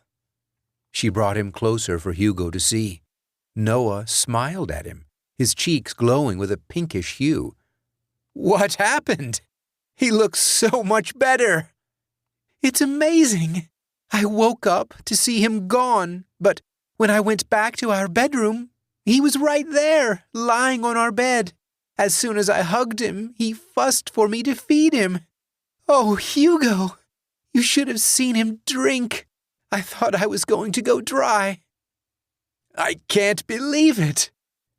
"It must have been an angel. An angel must have come and helped our little boy. God heard our prayers." Even the doctor was stunned. Noah quickly recovered from the ailments he had before. His appetite was incredible, and he started to laugh and giggle like the other children. Hugo and Hilda were relieved. Hope started to come back to them. Time passed quickly, and Noah reached his first year. He was much bigger and stronger than the other children now. He was also showing signs of learning how to walk. His parents felt proud and did their best to provide everything he needed. "Are you sure you want to do this?" "Hugo, it would be a waste not to use what I learned to help our family." "But I'm already working. We've had several projects lined up." "I'm sorry. I know you're doing your best with the carpenters, but it will only be a matter of time until Noah starts going to school. I want to help." They were discussing her decision to work as a typist for one of the few offices in the village. Only a few people were literate enough where they lived, and Hilda's pay would make a considerable difference in their lifestyle. "I understand. I'll arrange for someone to take care of him while we're gone." Noah's cry interrupted them. Hilda rushed over. Despite his robust health, she remained overprotective and a bit obsessed with her little boy. "Oh, did this ant bite you, you poor thing?" Hilda picked up the ant and squished it between her fingers. Noah giggled. "The bad creature is gone now, darling. You can rest easy." Noah laughed, gleefully watching the discarded insect lying on the floor. "Mother and Father are leaving now, Noah." She kissed his forehead. "Is there anything you want?" "Mother, pie." "All right. Mother will buy you pie." Noah smiled sweetly. Hugo and Hilda left the house. They looked back to see their son waving goodbye. "Don't you think you're spoiling him?" "I think it's quite fair. He's been a good boy." "Really now? Because yesterday I remember him breaking your favorite ornament." "Come now. He's just a boy." Hugo sighed. Noah was now 2.5 and showed no signs of illness. He was a healthy child and quite intelligent. He was more eloquent than children his age and knew how to flatter his parents. Despite that, Hugo's only qualm was that the boy had developed a mischievous streak. However, he found it hard to discipline the boy as his mother kept smothering him with affection. But he understood. Noah's recovery was nothing short of a miracle, yet sometimes they felt him drifting away. The fact that he had almost died always left a sense of dread in their hearts. The ornament incident bothered Hugo, though. Some time before, he had bought a porcelain ornament for his wife with the little money he had saved as a gift to her. Soon enough, the bird-shaped figure had become something like a toy to Noah. It had been a normal day. Noah was perched on his chair in front of the dining table. The little bird rested at its center, watching them as Hilda wiped the table clean with a small rag. Suddenly, Noah grabbed the ornament with his tiny hands and smashed it on the table, right where Hilda was cleaning. The little bird shattered, creating a loud noise that brought Hugo running into the room. He found his wife cleaning up the broken pieces, her right hand bleeding. Noah was right in front of them, laughing. Hugo was flustered, but Hilda had reassured him that it was all right. It had bothered him that the child was not upset over his mother's injury. Surely his intelligence would have made him sense that something was wrong. But Hugo kept quiet to avoid creating any unnecessary conflict. Now Noah was asking for something unreasonable. The pie he loved was sold in one of the fancier shops in town. It was something his parents could only afford on a special occasion. Yet Hilda was willing to set that issue aside and readily give him what he wanted. Hugo wondered if Noah was becoming too spoiled. Hugo arrived home to find his family eating pie in the dining room. He raised an eyebrow. "Don't you think that's a bit luxurious?" "Come now, the boy loves it." "Well, Mother isn't the only one who brought something nice home. I have something to show you." Noah's eyes widened with excitement, and he quickly ran toward his father. He led his family to the front door and pointed up. "Look what the priest gave me. Isn't it a perfect addition to the house?" Noah stopped. He looked up at the wooden cross hanging above the door. His expression darkened. "Take it away." "Noah!" "I don't want it. Take it away. Take it away." His parents tried to calm him down, but Noah wouldn't have any of it. In the end, they were forced to hide the cross in a wooden box, safely tucked away in the shed. Perhaps that was the very same day that Hugo felt differently about his son. "Father! Father!" Noah was 3 now. He had grown taller and could run and play with the older children. Thankfully, he was sociable and witty, so he had no problem with children above his age. "Father, I want to go with you to your work." "To work? I'm afraid you're too small for that." "Noah, why don't you go with me? We could ask for some papers so you can draw." His mother seemed eager to take him and show him off to her co-workers. "No, I want to go with Father. I want to see him use the hammer and the saw." It tickled him. Noah had shown an interest in his tools. Hilda was afraid that he'd hurt himself, but he only looked at the tools and never touched them without his guidance. If Noah was so interested in it, maybe he'd decide to work in the same field someday. That thought made Hugo feel proud. "All right, I'll take you with me, but you must promise to behave." They headed to the construction site together. It was a simple job to fix an old house. Hugo left his son on the front porch to keep him safe from the falling debris. "Can I go inside, too?" "No, it's not safe there. Here, why don't you play with this and practice on some nails?" He handed his son a small hammer and then a bunch of small nails. Noah's eyes lit up, then his attention went elsewhere. "A puppy!" A small puppy was wagging its tail in front of them. Noah picked it up, and it quickly licked his face. "It looks like you met a new friend. Why don't you let him keep you company while I work?" "Okay," Noah replied in a cheerful voice. Hugo smiled, nodded, and headed to work. "Your son seems to like the hammer," a fellow carpenter said. "Thank you for giving it to him." "Oh, it's not a problem. It was one of my boy's old toys. Works like a hammer, but it's lighter." The puppy's yelps interrupted them. Noah's shrill voice could be faintly heard, mixed with the deafening sounds of hammering and sawing. "Noah!" He rushed to his son, convinced that the small dog had hurt him somehow. But when he got there, he found Noah standing in front of the dog. It was lying on the ground, its white coat soaked with blood, Its head had been pounded until it was barely recognizable. Nails protruded from its body.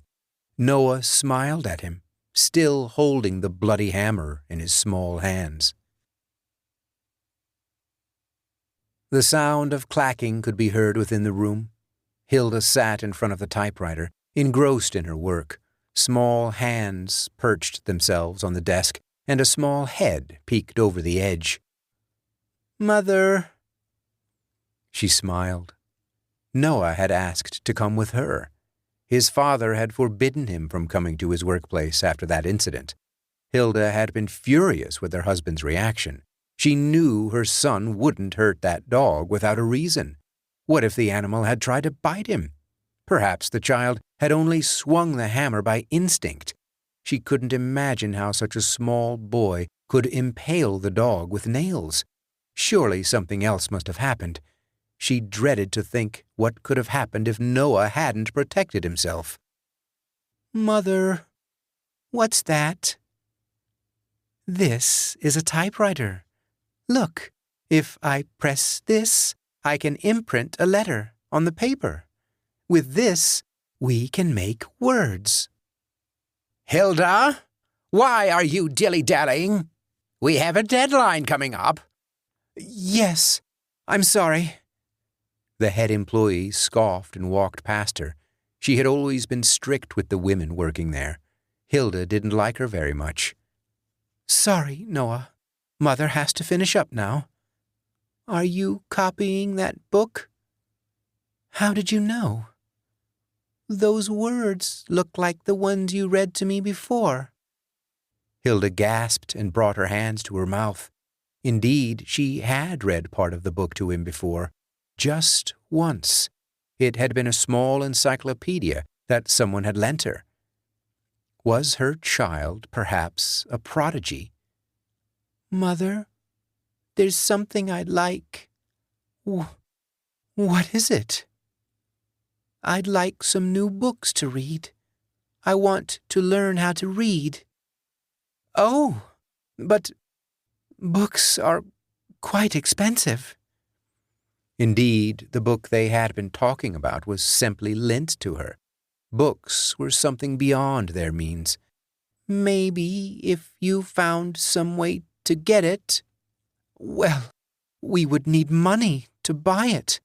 I simply don't have that much. I'm sorry, my dear." "What about that?" Noah pointed at the bag resting on the head employee's desk. She usually left it there as it was a small shop and she was confident nobody would steal from her. "Are you saying you want me to steal it?" "Steal? What's that?" Noah looked at her innocently. "There's money there, right? Maybe you could borrow some." "That's right. It wouldn't hurt to borrow a little." Hilda snapped out of her thoughts. What was she thinking? Just now, Noah's voice had been pleasant and persuasive. It felt weightless, as if his suggestions were simple fact.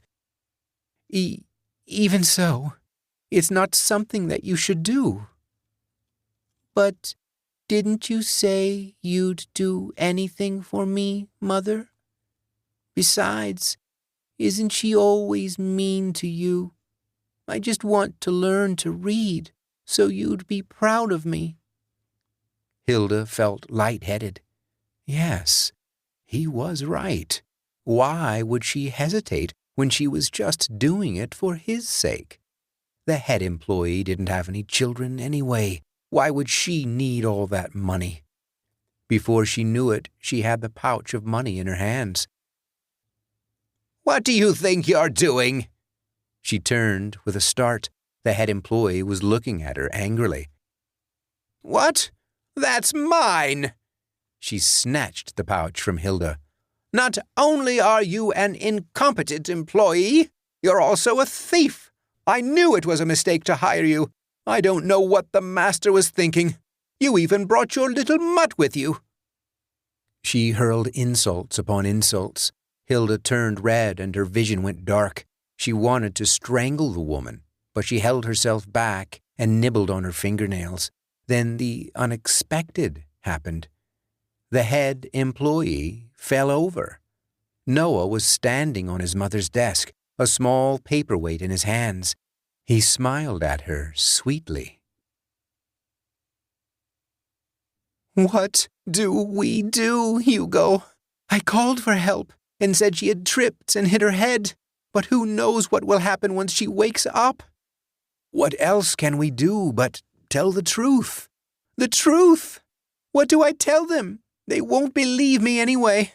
How can a 3-year-old muster the strength to hit a grown woman with a small paperweight?" "But you saw what happened, Hilda. Our son needs to own up to his actions." "So, you let everyone in the village know what our son did. He'll turn into a reject. They'll be cruel to him. He doesn't deserve that." "But you know the things he does are not normal. We need to do something about it, Hilda." "No! Who knows what they'll do to him? What if they hurt him, take him away from us?" "Hilda, this is about teaching him what's right from wrong." "I know what we can do." Noah's sweet voice cut them off. "We can keep her quiet. She's still resting at home, right? If we kill her and make it look like thieves, we can fix everything." Hugo shivered. What are you saying?" "Noah, darling, where did you hear something like that?" "Hilda, something's not right. No matter how smart he is, he wouldn't know about these things." "Hugo, what are you implying?" "It's all right, Mother, Father. If you help me, no one will ever know. You can do that for me, right?" That was the last straw for Hugo. He ran to the shed, took out the cross, and shoved it in front of his son's face. "Do you know what you're saying, Noah? What you're doing is an affront to God." "No! Take that away!" "Hugo, you know that frightens him." "Why? Why does it frighten you? Why do you not pray?" "Take it away, Father." "When God made us, He wanted us to love and respect each other. Do you not know that?" "I said take it away, damn it." Hugo was taken aback. Noah glared at him with a face full of anger. His voice almost sounded like a grown man. Who are you? You're not my son." "Hugo!" "I've heard about your kind. My mother used to tell me tales about you." "Hugo, stop it! What are you saying?" "Hilda, enough! This isn't him. I'll prove it to you." He grabbed Noah by the collar and proceeded to drag him toward the hearth. Hilda chased after them in tears, begging him to stop. Hugo felt his chest tighten, but he endured and pushed the boy's face into the flames. An ear-splitting, inhuman scream reverberated from the child. "Do you see now? This is what he is!" Hugo felt a sharp pain in his chest. He looked down to see his blood dripping and soaking into the wooden floor. "Let my child go!" "Hilda!" He felt the strength leave his body and fell forward. As he did so, his large build pushed the small child into the flames. "No!" Hilda reached for her baby boy. Noah continued to scream. She tried to pull him out, the flames burning her arms and hands. Adrenaline and panic for her son coursed through her, dulling the pain from the fire. She couldn't grab hold of him well enough, with her husband's body in the way, though. Desperate, she grabbed a pail of water and hurled it into the hearth. The flames disappeared, but there was no sign of Noah. "Noah?" A small thud. Something fell from above. She looked down to see a mummified corpse, that of an infant barely a month old. She screamed. "No! Noah! Noah! This can't be!" She felt her husband's quivering hand on her thigh. "It's not your fault." His hand went limp, and his eyes glazed over. Hilda collapsed to the floor, sobbing. Outside, snowflakes had started falling from the sky once again. The village was in slumber, but somewhere out there, something was waiting for another small cry to pierce the heavens.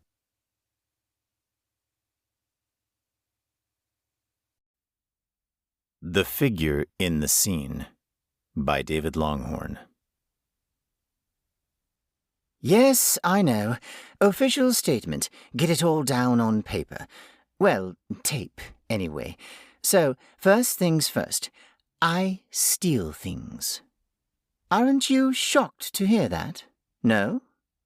Well, I suppose you deal with criminals all day long. But I'm not like them, you know. I don't steal things for money, to fuel some terrible drug habit or whatever. Good gracious, no. I'm a rich widow, a respectable English lady, and if I was in need of cash, I could just sell that big house I've been rattling around in since my husband died. Downsizing, they call it. So my point is, don't confuse me with the dregs of society. Why do I steal? It's fun, that's why. I need a bit of excitement in my life. Do you understand that? You look like a very understanding young man. Not hard-faced like some of the police these days. That girl on the front desk, dear me. Good poker player, I'd imagine. Record? No criminal record, no. Unless you count my copy of Agadoo. Ah, such a nice smile. I knew you were a nice young man. Cruel people never smile with their eyes. Have you noticed that? It never gets above the lips. Of course, time is precious. I'll stick to the point. But I think it is necessary to explain why I'm seeking your protection. Though I doubt that you can provide it, not with that thing there. Couldn't we go into another interview room, one without... No? Oh, very well. Perhaps it will be all right so long as you are here. After Gerald died, I never felt the need for a permanent relationship, though I took my pleasure with younger men as I liked. A 40-something woman in decent condition with a lot of cash to throw around never wants for male attention. But I was careful not to let anyone get too close to my heart, or my savings. Gerald left me very well provided for, so I travelled, but that grows dull after a while. Then I attempted to cultivate friendships, a social circle. But I found women my age to be bitter divorcees, or even worse, suspicious housefrows, afraid that I would steal their dull, flabby hubbies. Imagine. So, there was no love as such, and no friendship. Family? God, no. Gerald's lot hated me from the start. His grown-up children saw me as the tart who stole their poor smitten daddy away from their mother. Whereas, in fact, the tedious bitch had practically bored poor Gerald to death long before I arrived on the scene. And then the cancer got her anyway, so I don't... I was Gerald's secretary, yes, as it happens. Well guessed. But as I was saying, living alone in that house made me go almost insane with boredom. So I started to collect knickknacks. Nothing too fancy, just little pieces of china, the odd snuff box, a few small bronzes, things to brighten the place up, to make it feel more like my home, you understand? Because when Gerald was alive, everything had to be just so. His books neatly shelved, his records properly indexed, and no ornaments to gather dust. Dear me, no. So I suppose I was trying to regain a sense of my own identity after all those years of, well, call it domestic partnership. Could I have a glass of...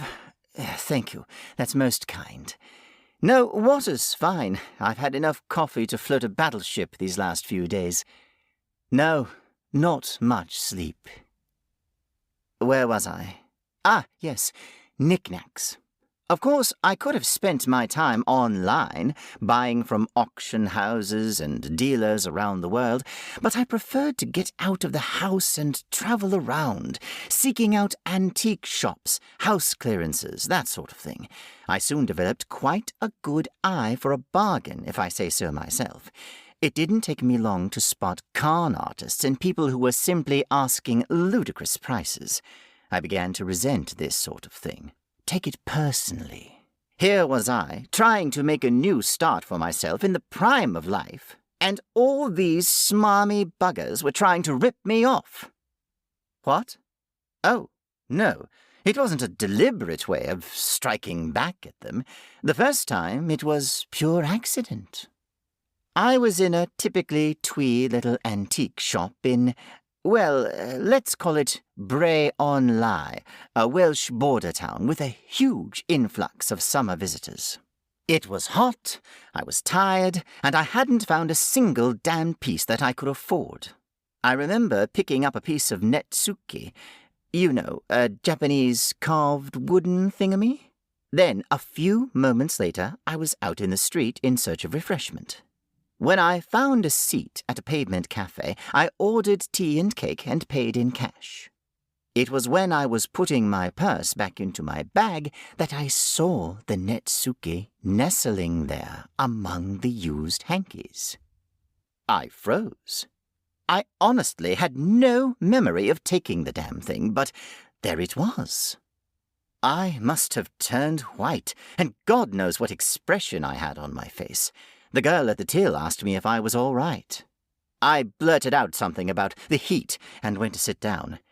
I peeked at the stolen goods again, then covered it with my purse.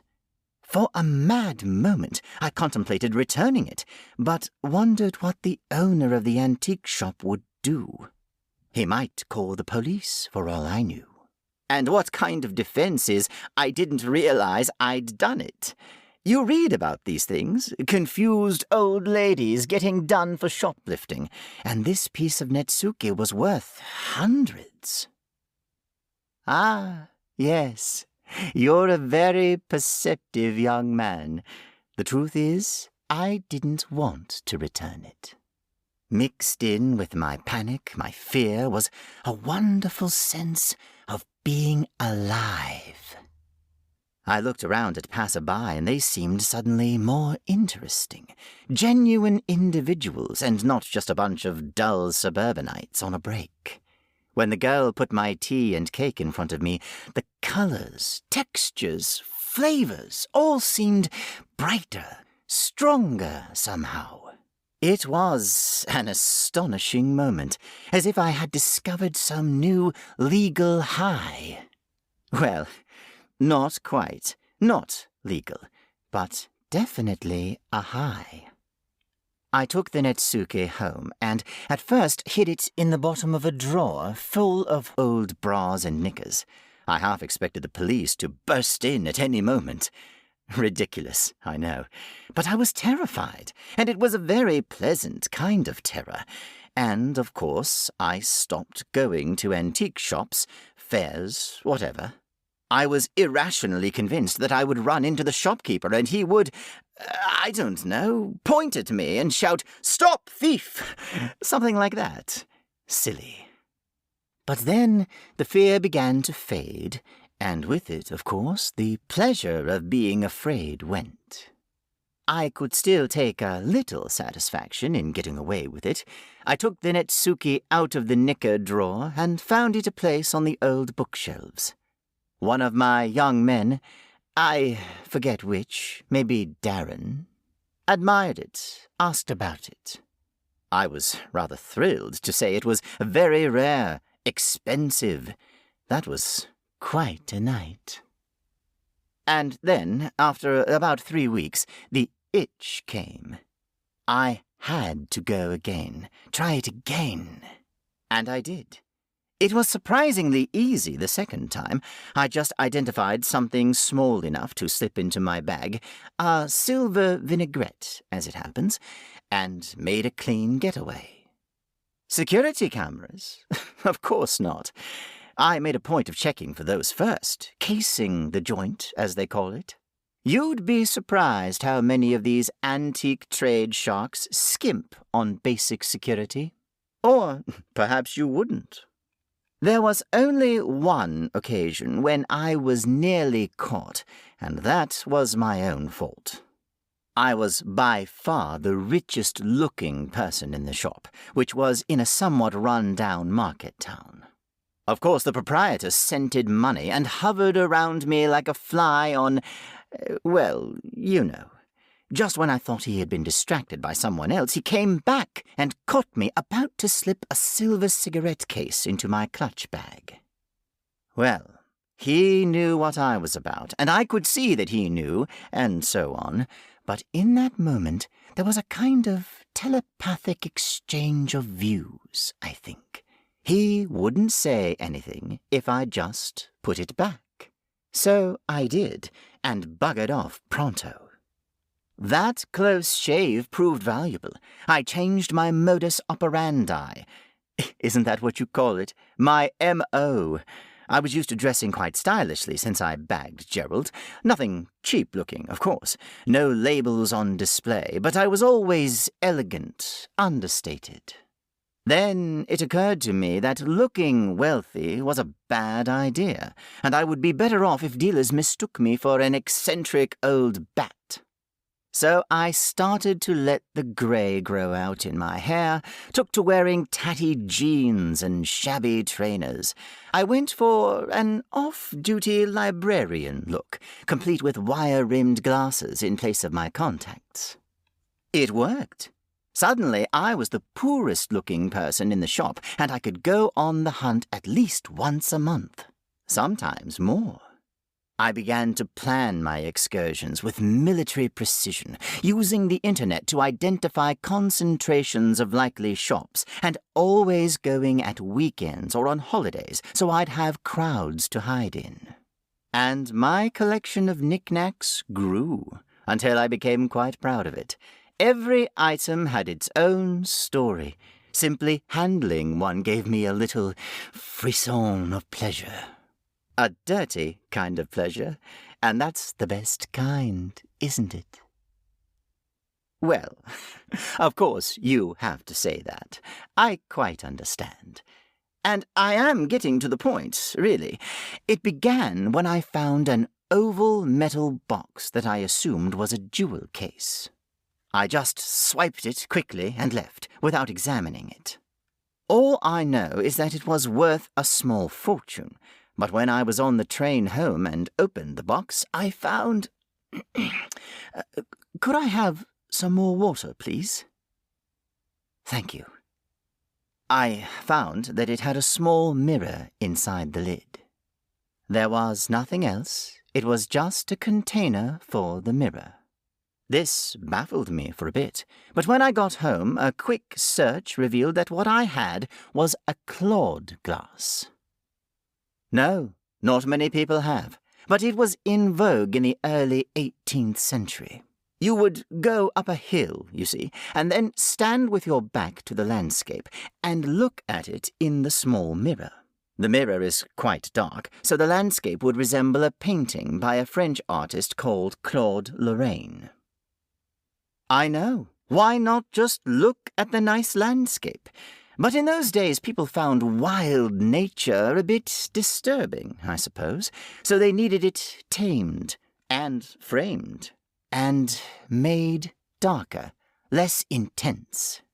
Oh, and another thing I found, about the glass, another name for it is black mirror. Well, I was a little disappointed by the clawed glass, I don't mind saying. The dullness of it seemed to spoil the thrill of the chase, you know? But it was rare, and I found myself playing with it, holding it up with my back to the window, looking out over the garden, pretending to be a Jane Austen character, I suppose. Something like that. That was the first time I saw him. In the black mirror, I caught a glimpse of someone moving out of sight, sort of half shambling, but quite quickly.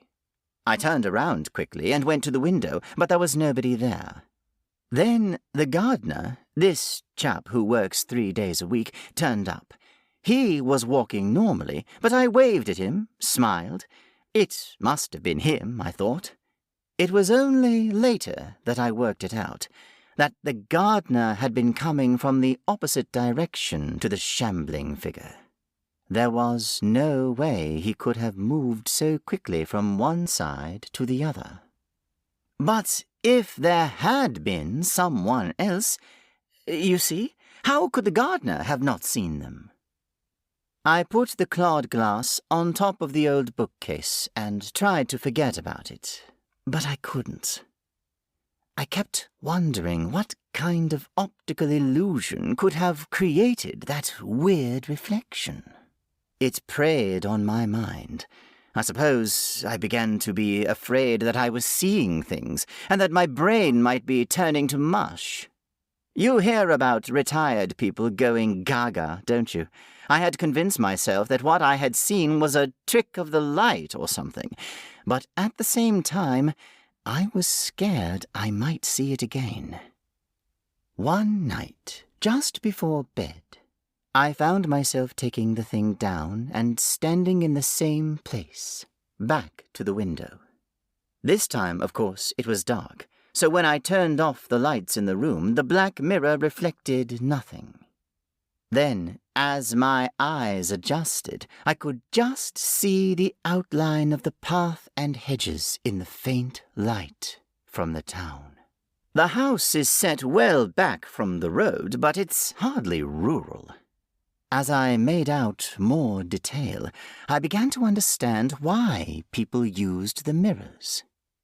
It was rather pleasant, seeing my garden framed in that dim oval. Then he appeared again. He was sort of shambling along again, jerky, moving like... Well, I won't use the term, it's not nice. So let's say a person with a disability. I thought for a moment that he was on crutches or sticks, but then I realized that his body was all bent askew, legs and arms with too many joints. No wonder he couldn't walk properly. But he was moving quite fast despite that, and this time he wasn't dodging out of sight. He was coming up the lawn, towards the window, in fact. I think I dropped the clawed glass. I remember switching on the light and then standing with my back against the wall, staring at the window. Of course, with the light on, all I could see was my own reflection, looking like the cover of a Mills and Boon, wide-eyed in my dressing gown, hair all over the place. Nothing happened, and after a couple of minutes I went to pick up the glass. It had fallen face down, and I was careful to keep the mirror facing away from me. I closed it and put it back on the bookcase. And when I did that, something odd happened. One of Gerald's books fell off the top of the case, and it just missed my head. I could have sworn I had sold or donated all of his stuff, but here was quite an old book of poetry that I had somehow missed. The last thing I wanted was to be reminded of the past, so I grabbed it rather roughly. A page came loose and fluttered away, so suddenly I was chasing bits of poetry across the room. Yes, I know, but this is part of it, I'm sure. When I got the page, I was just going to shove it back into the book, but then something caught my eye. It was the title of a poem, The Figure in the Scene. Well, yes. How could it not remind me of the bloody mirror? Sorry, what's it about? Oh, Thomas Hardy writing about his dead wife, I think. Gerald used to read that stuff aloud to me, trying to improve my mind. I put up with it, but I didn't take much in. I think that was one of his favourites, all about the silly woman sitting upon a rock or something, and Hardy remembering her while looking at the same rock. Dreary old sod. Yes, I'm getting there. The point is that I lay awake that night, alone, if it's any of your business, just tossing and turning. When I did drift off there, I had this terrible recurring nightmare where I was on the slopes at Zermatt and Gerald was just beside me. I was encouraging him to have a go, but he was being an old stick in the mud as usual. God, it was so hard to get him to even leave the bloody house, let alone go skiing. Of course, I could have been more patient, but the verdict was clear enough. He was careless. Those slopes need to be better marked. Everyone says so. And then there was the weather. Anyway, in the dream, I pushed Gerald down the hill, and he tumbled over and over until he reached the bottom. That should have been the end, of course, but I didn't wake up. No, what happened then was that Gerald started moving again, sort of jerking and trying to get up. It took a while, but eventually he did manage to stand, and then started to make his way back up towards me, walking in that horrible, jerky way, his legs and arms all broken to bits. In the dream, I'm frozen, just staring down as he climbs up, getting closer, until I can see his head bobbing horribly, sort of dangling sideways on his snapped neck. God. I woke up exhausted the next morning and decided to get rid of the clod glass. I could hardly sell stolen goods online, so I decided to simply smash it. I found a hammer and smashed it, hitting the outside of the case without opening it. I heard the glass break. Then I wrapped it in an old plastic bag and chucked it in the bin. You see my mistake? No? Oh, well, it was only later that day that I realized what I had done. I was getting ready to go out with a new beau. First date, so of course I started my preparations early. I was titivating myself in the bedroom when I caught a glimpse of something moving in the mirror. At first I thought it was a tree branch outside the window, but it was inside the room. It was a thin, dark brown limb reaching around the curtain. It looked like it had 2 elbows, and the fingers were all crooked. I probably screamed. I definitely ran into the bathroom and locked the door. I put my back against it, the way they do in films. Then I saw myself in the mirror above the basin. He was standing right next to me, turning that head on its broken neck, leaning down to kiss me with those dry, black lips. Next thing I remember is running out into the street. Then somebody called you. I really need you to lock me up. I can't think of anywhere else I can live. I need to be in a cell, and I'd rather not go to the funny farm if I can help it. Because I'm not mad. You see?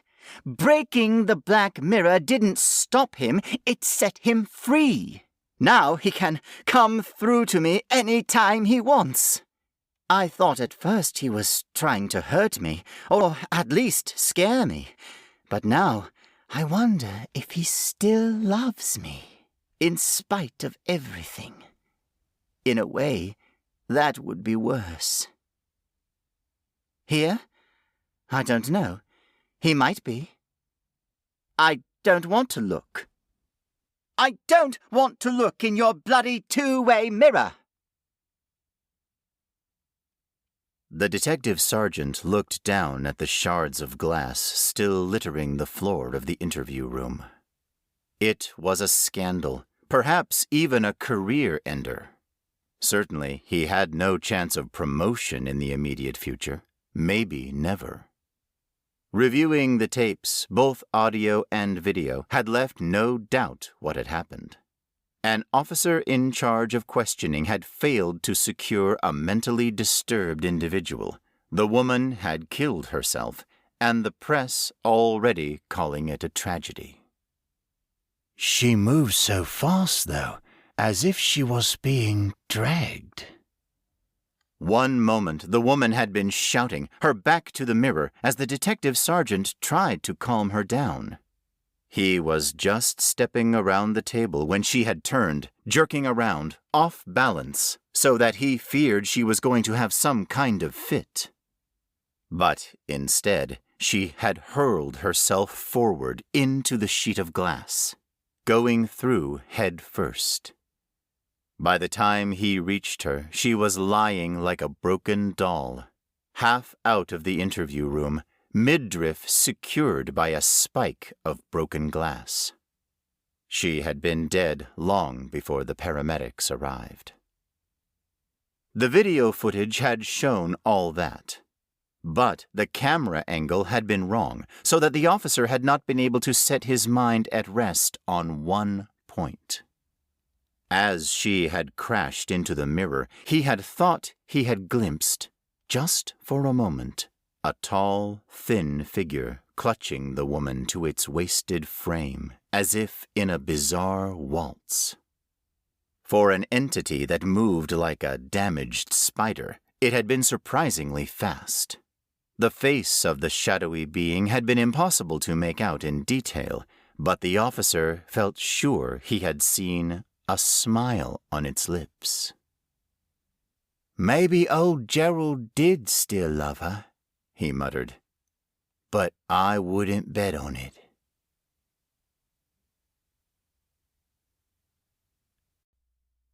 The Funeral of Sam Butler by Ron Ripley. You ready for this? Billy asked. Shane finished his cigarette, rubbed the butt out, and field-stripped it before he answered. Course not. He put the remnants of the cigarette in his suitcoat's pocket. The two of them walked away from Billy's pickup, and each adjusted their clothes. Shane glanced at the sky, eyeing the dark clouds creeping in from the west.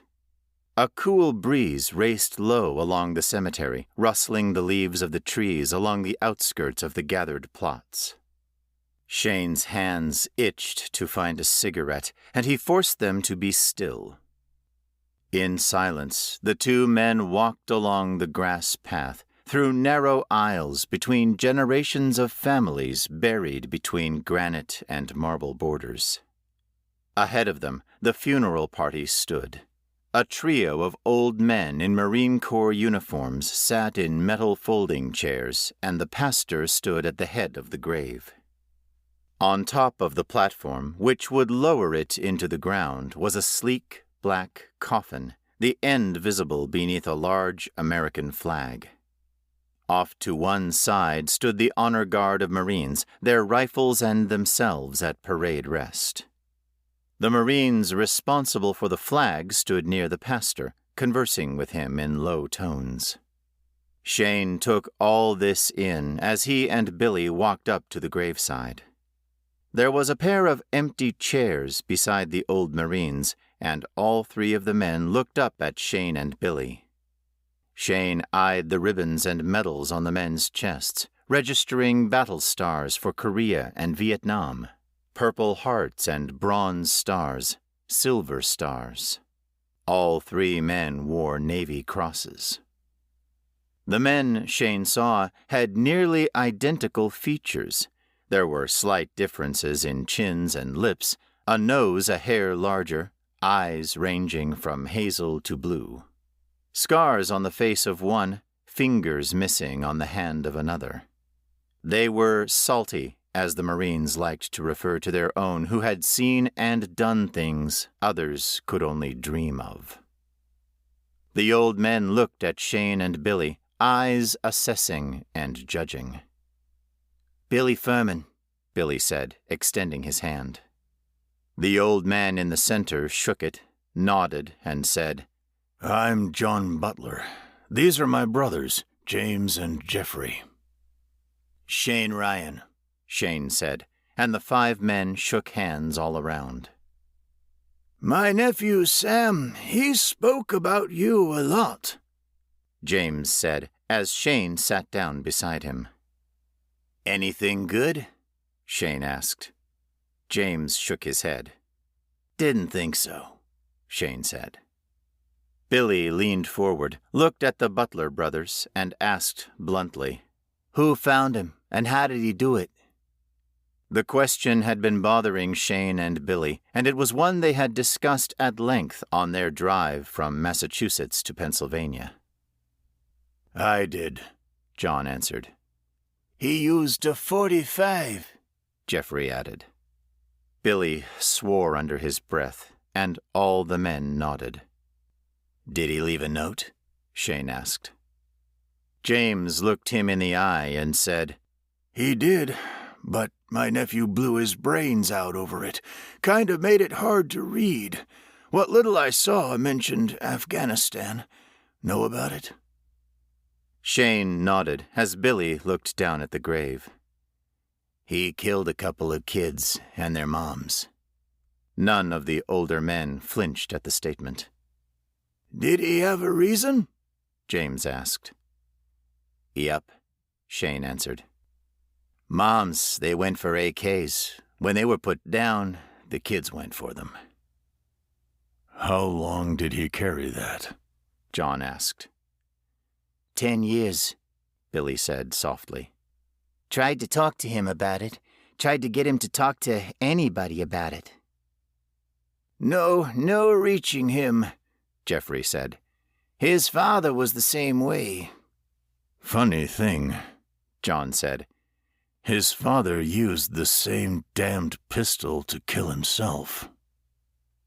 Silence settled over them then, and the pastor took the opportunity to start the funeral service. Shane had buried a great many friends, and he had put a few in the ground himself. The sound of taps pulled at him, and the rattle of the rifles reminded him of other burials.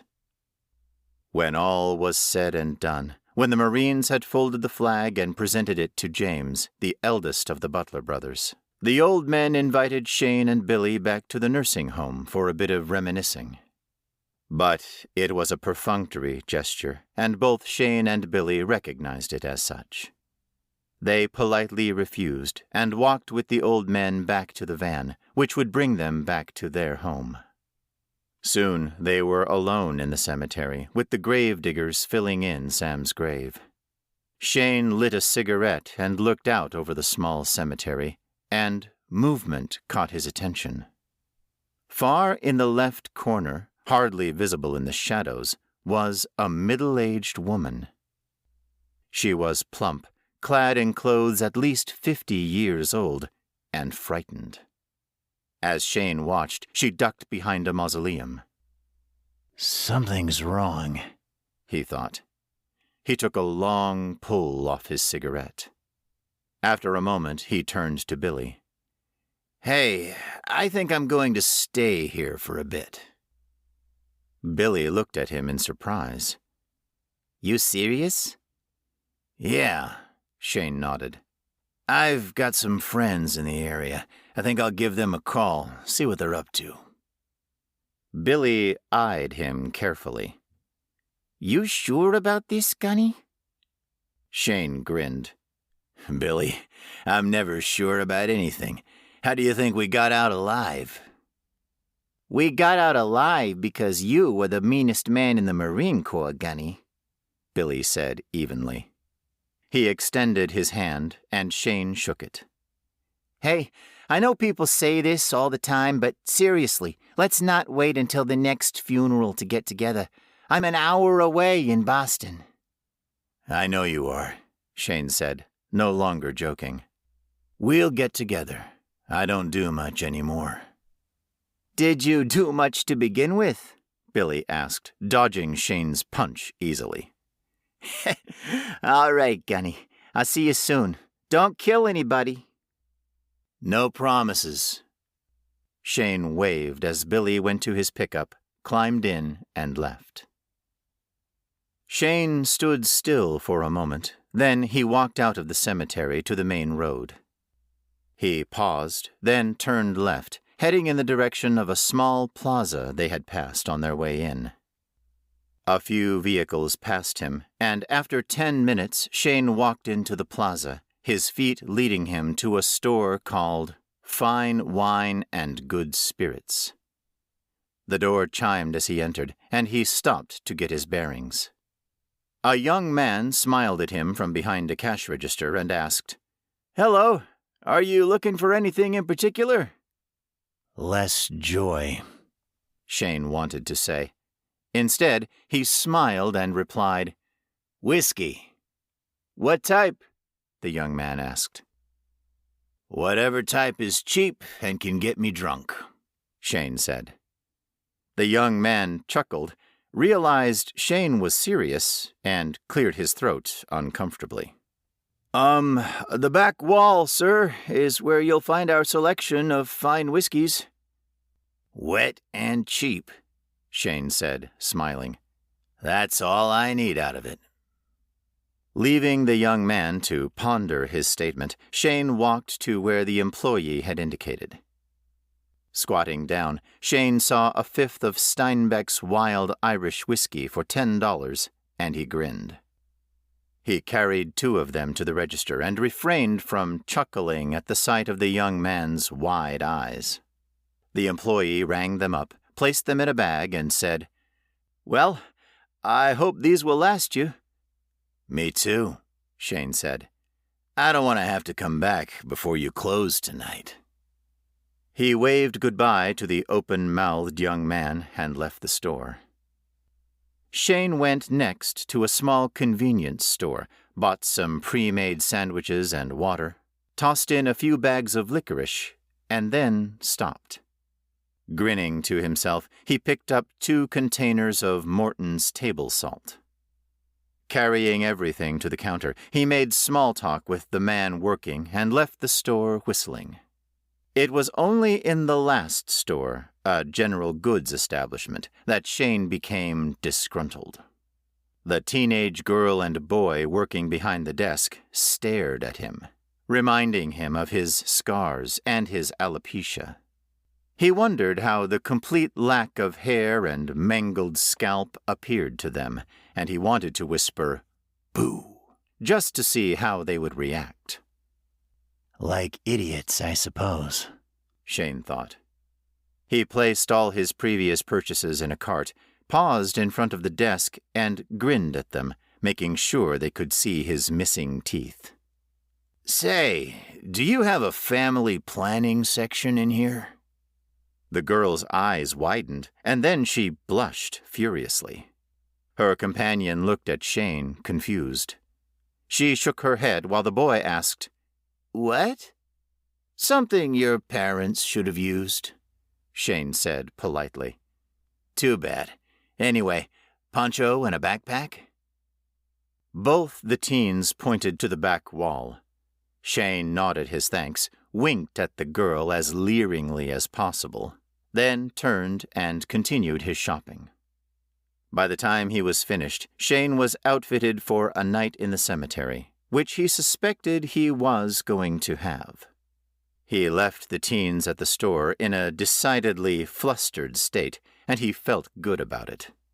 His food and alcohol were safely put away in his pack, as were the extra clothes and the poncho he had purchased. Shane had even found a decent blanket. When he returned to the cemetery, the workers were gone, a fresh mound of dirt on Sam's unmarked grave. Shane paused in front of it, lit a cigarette, and said, "I'm sorry you went out like this, Sam. I really am. Hope you're okay now." With that said, He walked to the far corner where he had seen the dead woman. Shane caught a glimpse of her out of the corner of his eye, and he whistled cheerfully as he set up his camp close to where she was. When he finished opening his whiskey and eating a sandwich, he stretched out, put his hands behind his head, and looked up at the sky. He felt the temperature of the air change gradually, sinking lower and lower until he could see the woman standing next to him. In a soft, gentle voice, Shane said, "I know you're there. I can see you." The woman covered her mouth to keep a gasp from being heard, but she didn't move. Carefully, Shane turned his head towards her, and he saw her eyes widen. "I'm going to sit up now," Shane said. "I just want to make sure you're okay." She took a nervous step back, but she didn't run away. Shane sat up cautiously, making certain not to move too fast. "My name is Shane," he said. "What's yours?" Joan, she whispered, lowering her hand. I'm Joan Carr. "Hi, Joan," Shane said. "It's nice to meet you." How can you see me? She asked, still whispering. "It's just something I can do," Shane answered. You're not like her, are you? Joan asked, taking another step back. "Like who?" Shane asked. The one who put me here. Joan said bitterly. I was happy. "Who put you here, Joan?" Shane asked, feeling his anger rise. "Did someone kill you?" She shook her head.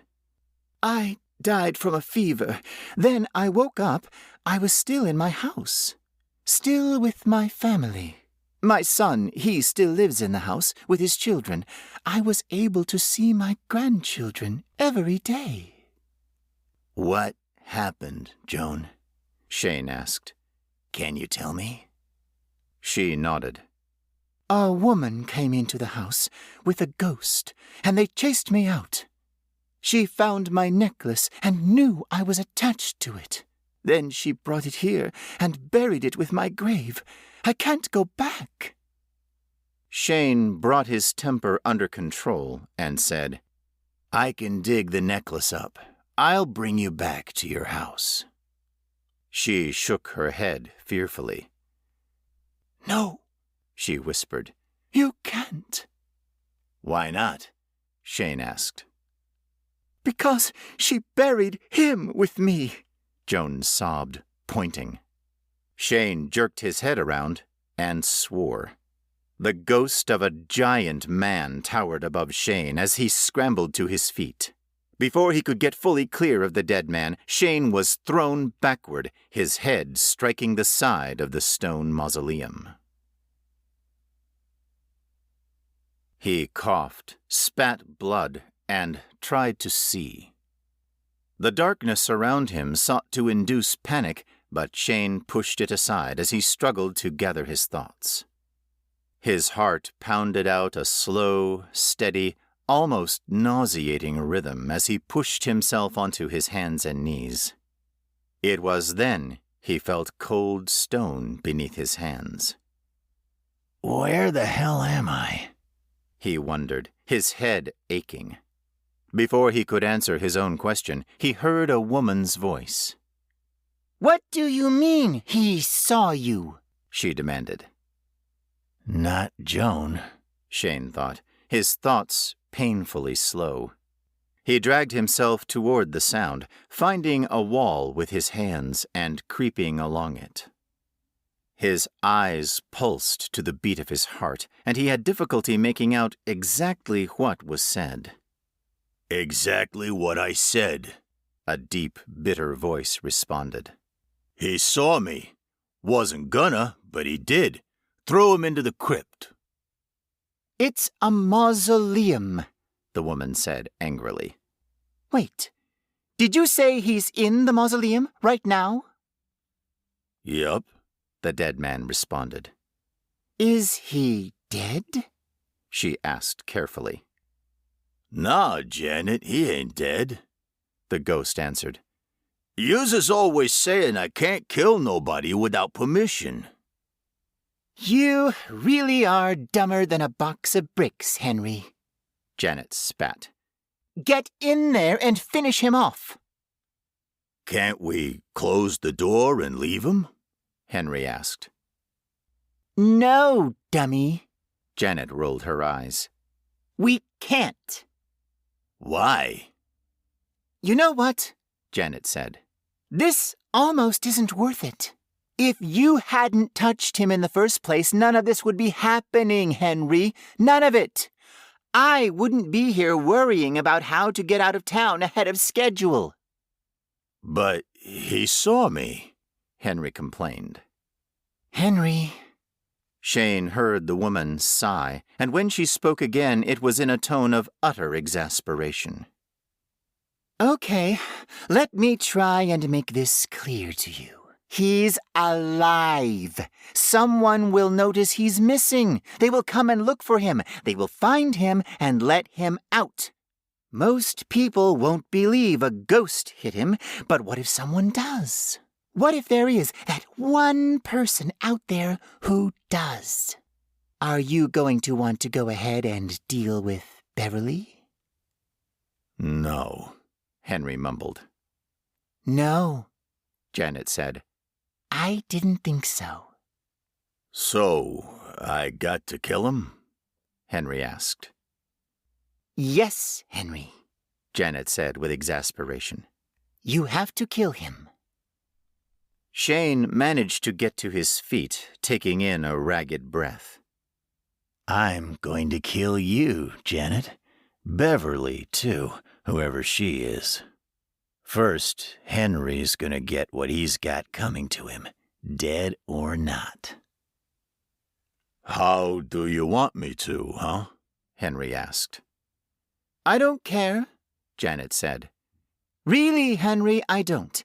I want you to go into the damned mausoleum and kill him. When you're done, you come out and you tell me. Then we can all move on to the next town. Easy peasy, right? Sure, Henry said. Door's iron, Janet. How's I supposed to leave? For the first time, Shane saw the door to the mausoleum was slightly ajar. Using the wall as a support, he took a cautious step toward it, edging forward and wincing with every movement. I'll come and check on you tomorrow night, Janet said in an irritated tone. I'm sure he'll be dead by then, right? Oh, she's lying to you, Shane thought, smiling grimly. She's not coming back for you, not at all. You can hear it in her voice, Henry. She will be long gone once she closes the door, cutting her losses because you're just too stupid. Yup, Henry said, chuckling. Don't you worry none about that, Janet. I'll kill him. It'll be fun. Ain't killed nobody in a long time. Double negatives, Henry, Janet muttered, and Shane smiled grimly. Remember your grammar when I'm beating you to death, Janet, Shane thought, and took another half step toward the door. Few more steps, that's it. Few more, and I'll be right behind it. The temperature in the mausoleum plummeted, and the door slammed shut. Shane stopped and listened. Old habits formed from 20 years with the Marines sprang to the surface. He didn't listen for breathing or movement. Instead, Shane waited. He'll grab for me in a minute, once he figures out I'm not where he left me.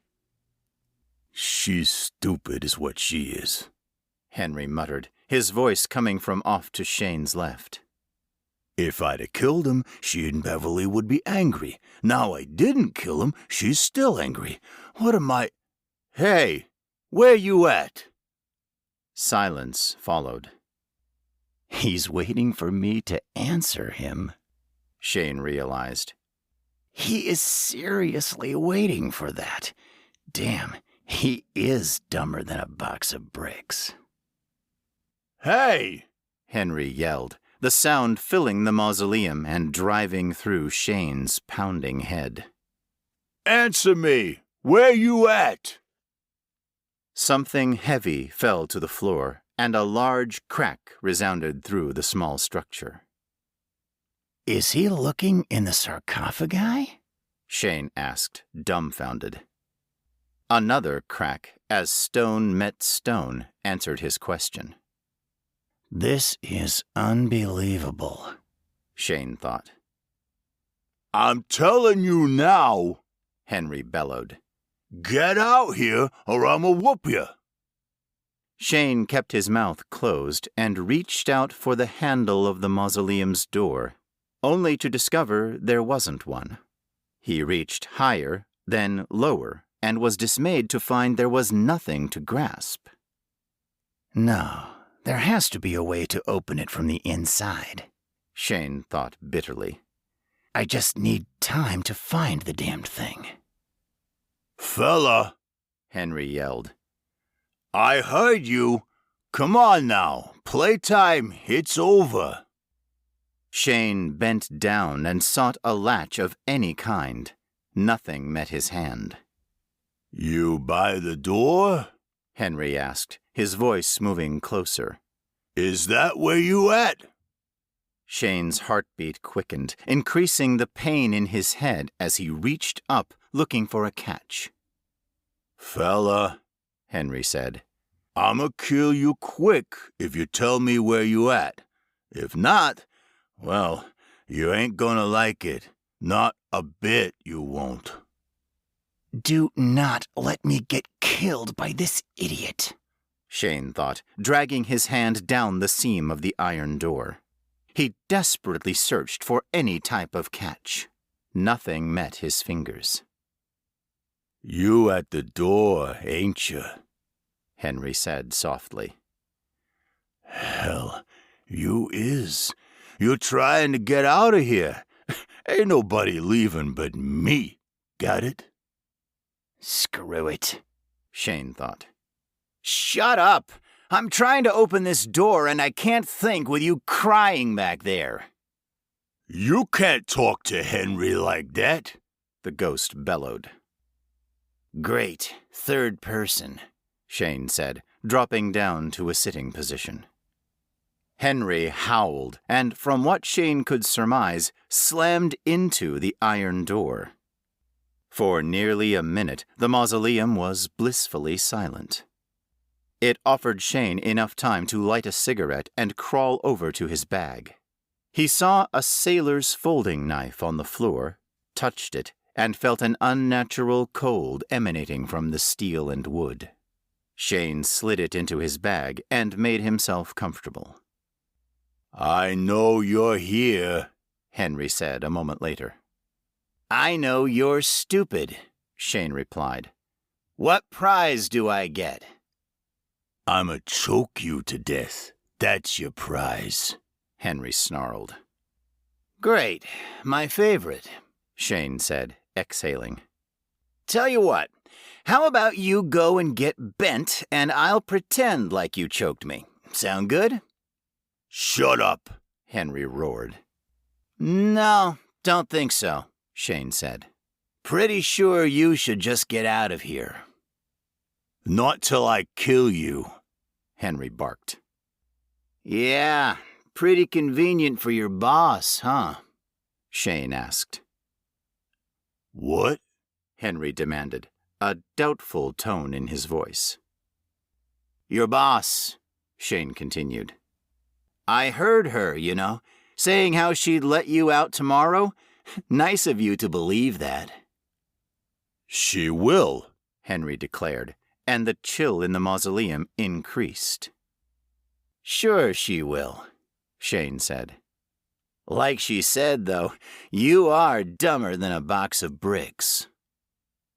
There was a moment of hesitation, then Henry asked, What are you saying, fella? What I'm saying, Shane said, is, do you think she's really going to come back for you? You already messed up by not killing me, which I appreciate, by the way, but on top of that, this doesn't seem like the first mistake you've made, big guy. So, I'll ask you, do you really think she's coming back for you? I'm a-gonna kill you, Henry hissed. I believe you, Shane said. I really do. That's why I'm going to ask a favor before you do it. Henry hesitated, then asked, What is it? I've got 2/5 of whiskey in my pack, Shane answered. I'd like another cigarette and a drink before you finish me off. Whiskey, Henry said with longing. Yeah, drink up, fella. Might make it hurt less when I kill you. It might at that, Shane said, chuckling. He rummaged around in his pack, found one of the 5ths, and withdrew it. Shane twisted off the cap, tossed it across the room, and took a long pull from it. Is it good? Henry asked. Oh, Henry, Shane said, snickering at his own private joke. It is magnificent. Nothing quite like a whiskey drunk. No, Henry sighed. There ain't. Say, fella, how'd you get so ugly? You're a sweetheart. Shane took a drag on his cigarette. Let's see. I lost all my hair when I was a kid. You ain't got no hair at all? Henry interrupted. None, Shane answered. What about all them scars? You in an accident or something? Henry asked. Battle scars, Henry, my sweet, Shane said, taking another pull off the whiskey bottle. Bullet wounds, knife wounds, frostbite, lots of little memories. You a fighter, huh? Henry asked. Marine, Shane answered. 20-year man. Bare knuckles I was, Henry replied proudly. Fighter in Philadelphia. Fought for the USS Intrepid, too, when I was a sailor. Huh, Shane said. He lit a fresh cigarette off the remnants of the old, rubbed the butt out and field-stripped it while he asked, So, this your knife in here? Yeah, Henry said, his tone shifting to that of a sulking child. Janet threw it in. Make sure I finish the job before I get out. Why don't you just leave? Shane asked, sliding his hand into his pack and finding a container of the table salt. He eased it out slowly, resting it between his legs as Henry answered the question. 'Cause, Henry said bitterly, doors iron, locks iron. Can't open them up. I could do it, Shane offered, wincing as he touched Henry's knife and pried the blade out. He set the tool back on the floor, rubbing his hand against his jeans to warm the flesh. Nah, Henry said. I have to kill you. Just because Janet said so? Shane asked. He took another drink. No. Well, yes. Henry sighed. She'll tell Bev, and Bev, she's a rough lady. I knew a lady like her in Philly, ran a cat house like she was a fella. Bev, she'll do me wrong. So, I gotta listen to Janet. Sounds like a real peach, Shane said. Bracing himself, he used the knife to cut open the top of the salt container, saying, So, how'd you die, champ? In the cat house, Henry chuckled. I was hired, worked the door, took care of fellas didn't know how's to act. Was a little rough with one of 'em, broke his neck when I tossed him. His shipmates weren't too pleased. They come back a little later, stabbed me in the back. Huh, Shane said. He peeled the top away and sighed. So you're stuck with Janet and Bev now. Sure you don't want me to get you out of here? Yeah, Henry said. Thanks. You're not too bad, fella. Sorry I gotta kill you. You ready yet? Just about, Shane said, taking another drink. Let me have a little more whiskey. The dead man laughed. You're a drinking man. I like that. Go ahead, enjoy it. Thanks, Shane said, chuckling. You know where you're headed next?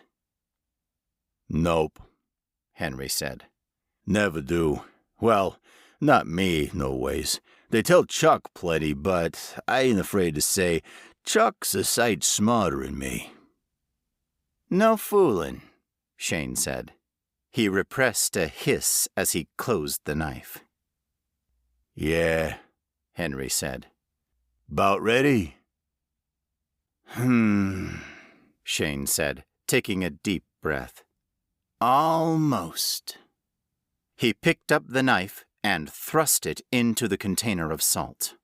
Henry shouted as the mineral closed around his knife, dragging him back to it and trapping him there. Shane sat and finished his cigarette as the temperature in the mausoleum gradually increased. He flicked his lighter open and held the flame over the makeshift salt prison. Nothing of the knife was visible.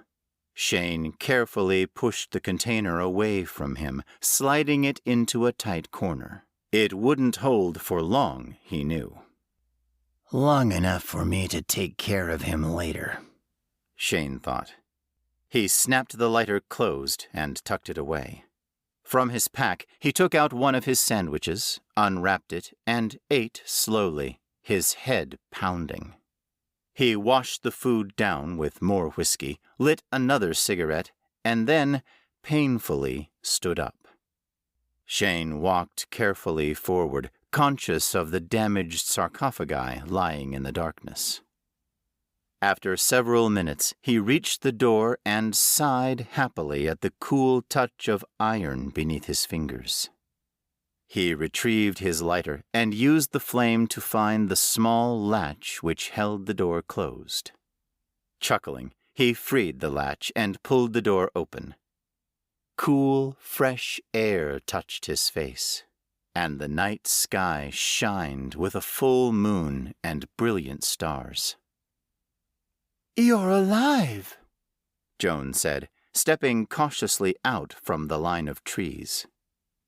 Of course I'm alive, Shane said, smiling. Like the song says, ain't found a way to kill me yet.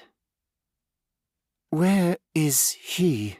She asked, glancing nervously at the mausoleum. Sleeping, Shane said. Or screaming, who knows. Anyway, where are you buried?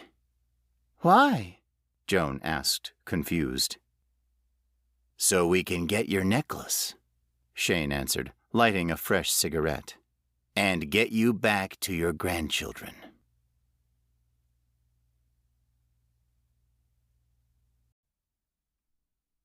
The Gift by Rowan Rook. Danny scrubbed her hands until the skin cracked on her knuckles. Red beads painted the water pink as it swilled down the sink's drain. Damn it! She gritted her teeth, snatched a paper towel, and dabbed off the blood. After one more soap and rinse, she dared herself to turn off the tap. It dried up with a creak. Lingering drops plunked into the basin with rhythmic plops while she glared at her reflection. Just one more hour, she reminded the flushed woman in the mirror. Her shift was almost over. Then she could go home, shut down, not think about anything. Not think about how little money her misery made her. Not think about putting her nurse scrubs back on at 9 a.m. tomorrow. Not think about how many tomorrows she'd sacrifice to this hellhole of a hospital. She should never have become a nurse. She'd needed income after the divorce, and the nursing program at her local community college had been the most practical option. She was better with people than she had any right to be, given how many of her smiles were faked. It had simply made sense. At least, it would have made sense if she hadn't lied to herself. Hadn't convinced herself she could get used to the constant presence of filth and disease and, sometimes, even death. Her days consisted of changing bedpans, getting coughed on, touching strangers, drawing blood, handling samples. Her skin crawled even as guilt twined around her guts. She liked helping people. She did. It wasn't that. It was... Her eyes moved to her raw hands. No matter how many times she washed them, they never felt clean. That feeling of contamination followed her, even into her sleep. She needed to find a new job. She wasn't made for this one, but pushing through her tasks even as anxiety ate away at her daily took all the strength she had. How would she go back to school? How could she afford to support her sons if the only other jobs she qualified for were minimum wage?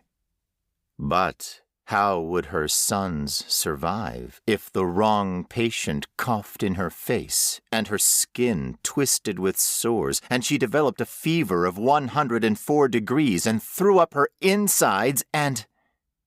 She shook her head at her reflection as its eyes teared up. No, she was still on duty. She could break down later in the privacy of her bathroom after Ryan and Ronnie were in bed. She could make it through one more hour. She could make it through her grimy excuse of a life, one day at a time. Danny shifted toward the bathroom door, but a nagging compulsion drew her eyes back to the sink. Drops tap, tap, tapped the basin, as if pleading with her to stay, to wash her hands again, just one more time. Just to be sure. Maybe this time she'd finally feel clean, those drops crooned. Maybe this time she'd finally feel safe.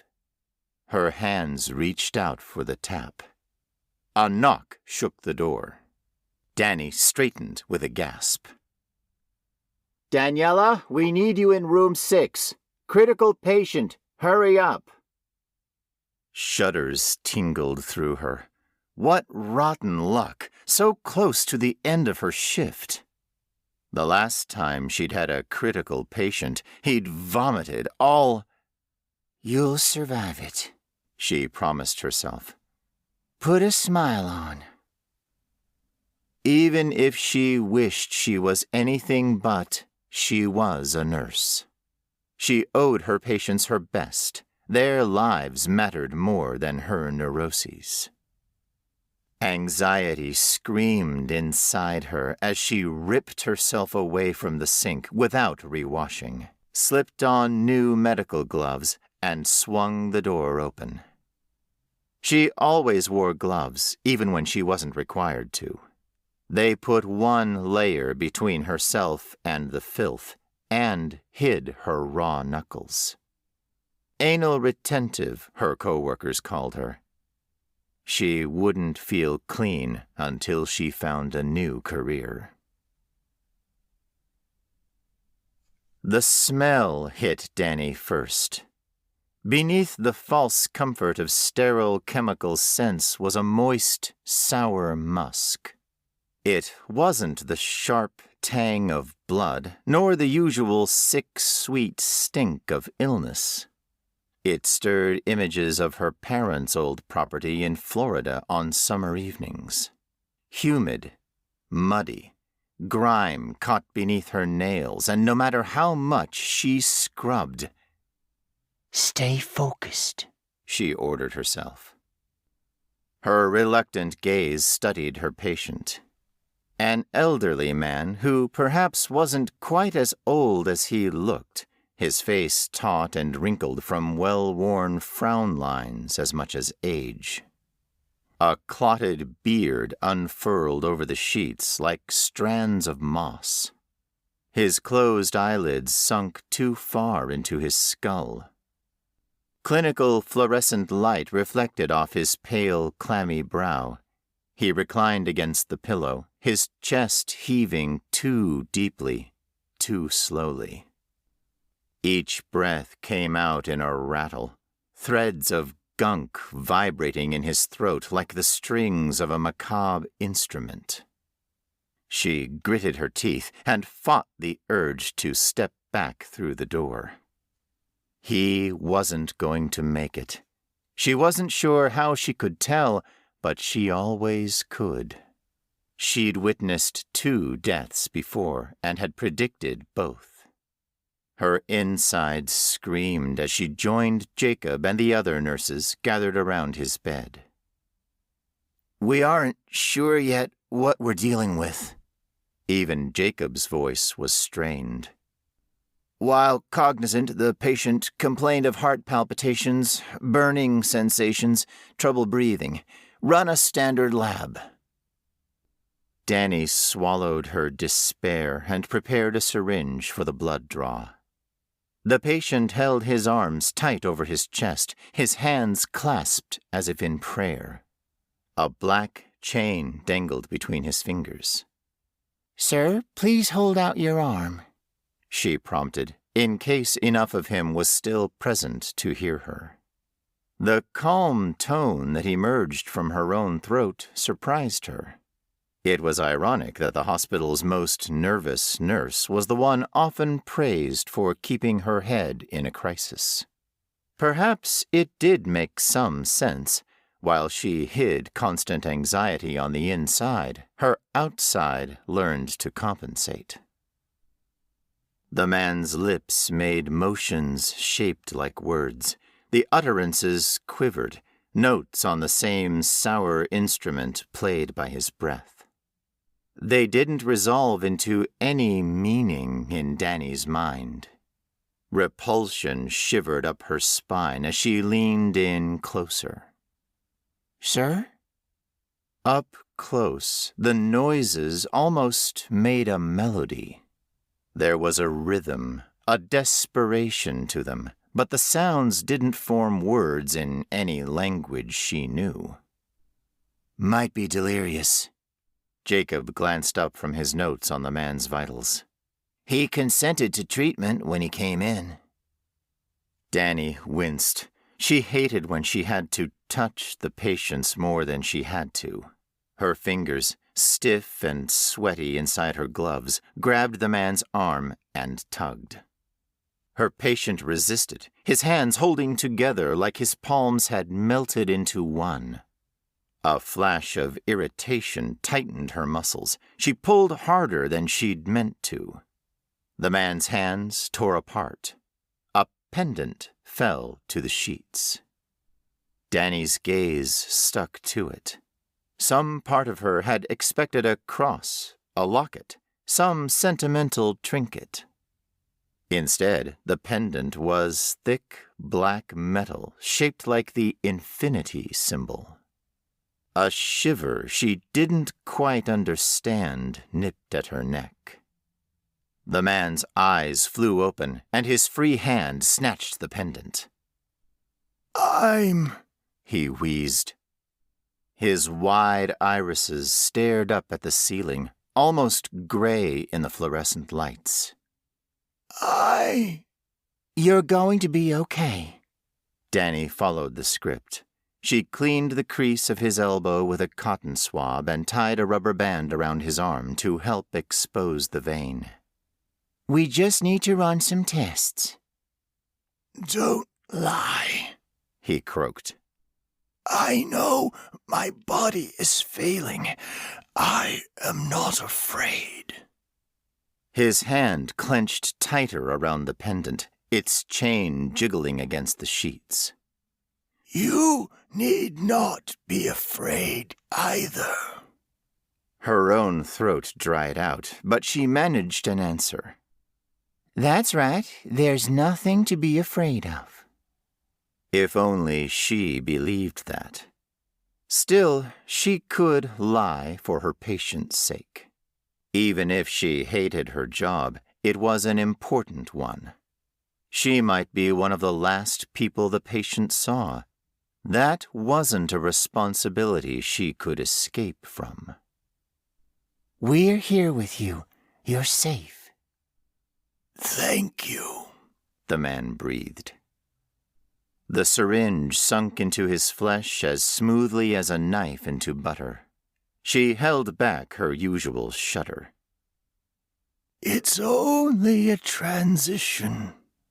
The cadence of his strange prayer returned to the man's words. I'll wear a freer form soon. So will you, if you earn it. I'll never die, neither will you. Goosebumps fought to take control of her legs and carry her away. She couldn't pull back, not when she was drawing blood. It wasn't unusual for the ill and dying to say strange things, trapped in that place between delirium and religious desperation. But something about the surety of his words made her watch his lips as he formed them.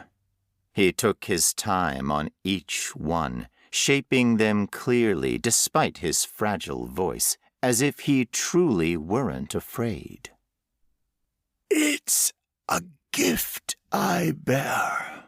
We will survive even as the world tilts toward destruction. His pupils dilated while they gawked at nothing, his cracked lips creasing in a smile. She only stared. Danny! She flinched at Jacob's scolding, nearly yanking the syringe from her patient's arm. Right, she couldn't let herself get distracted. She'd drawn blood so many times that the motions came easily, and the syringe was already full when her gaze returned to her work. She froze. Was it just a trick of the light, or... Her center of gravity shifted to the syringe in her hand. Black. The fluid inside was black, not dark, not clotted, not dried. Black, like ink. The air stopped in her lungs. The black inside the glass seemed to spread, a stain growing upward, moving.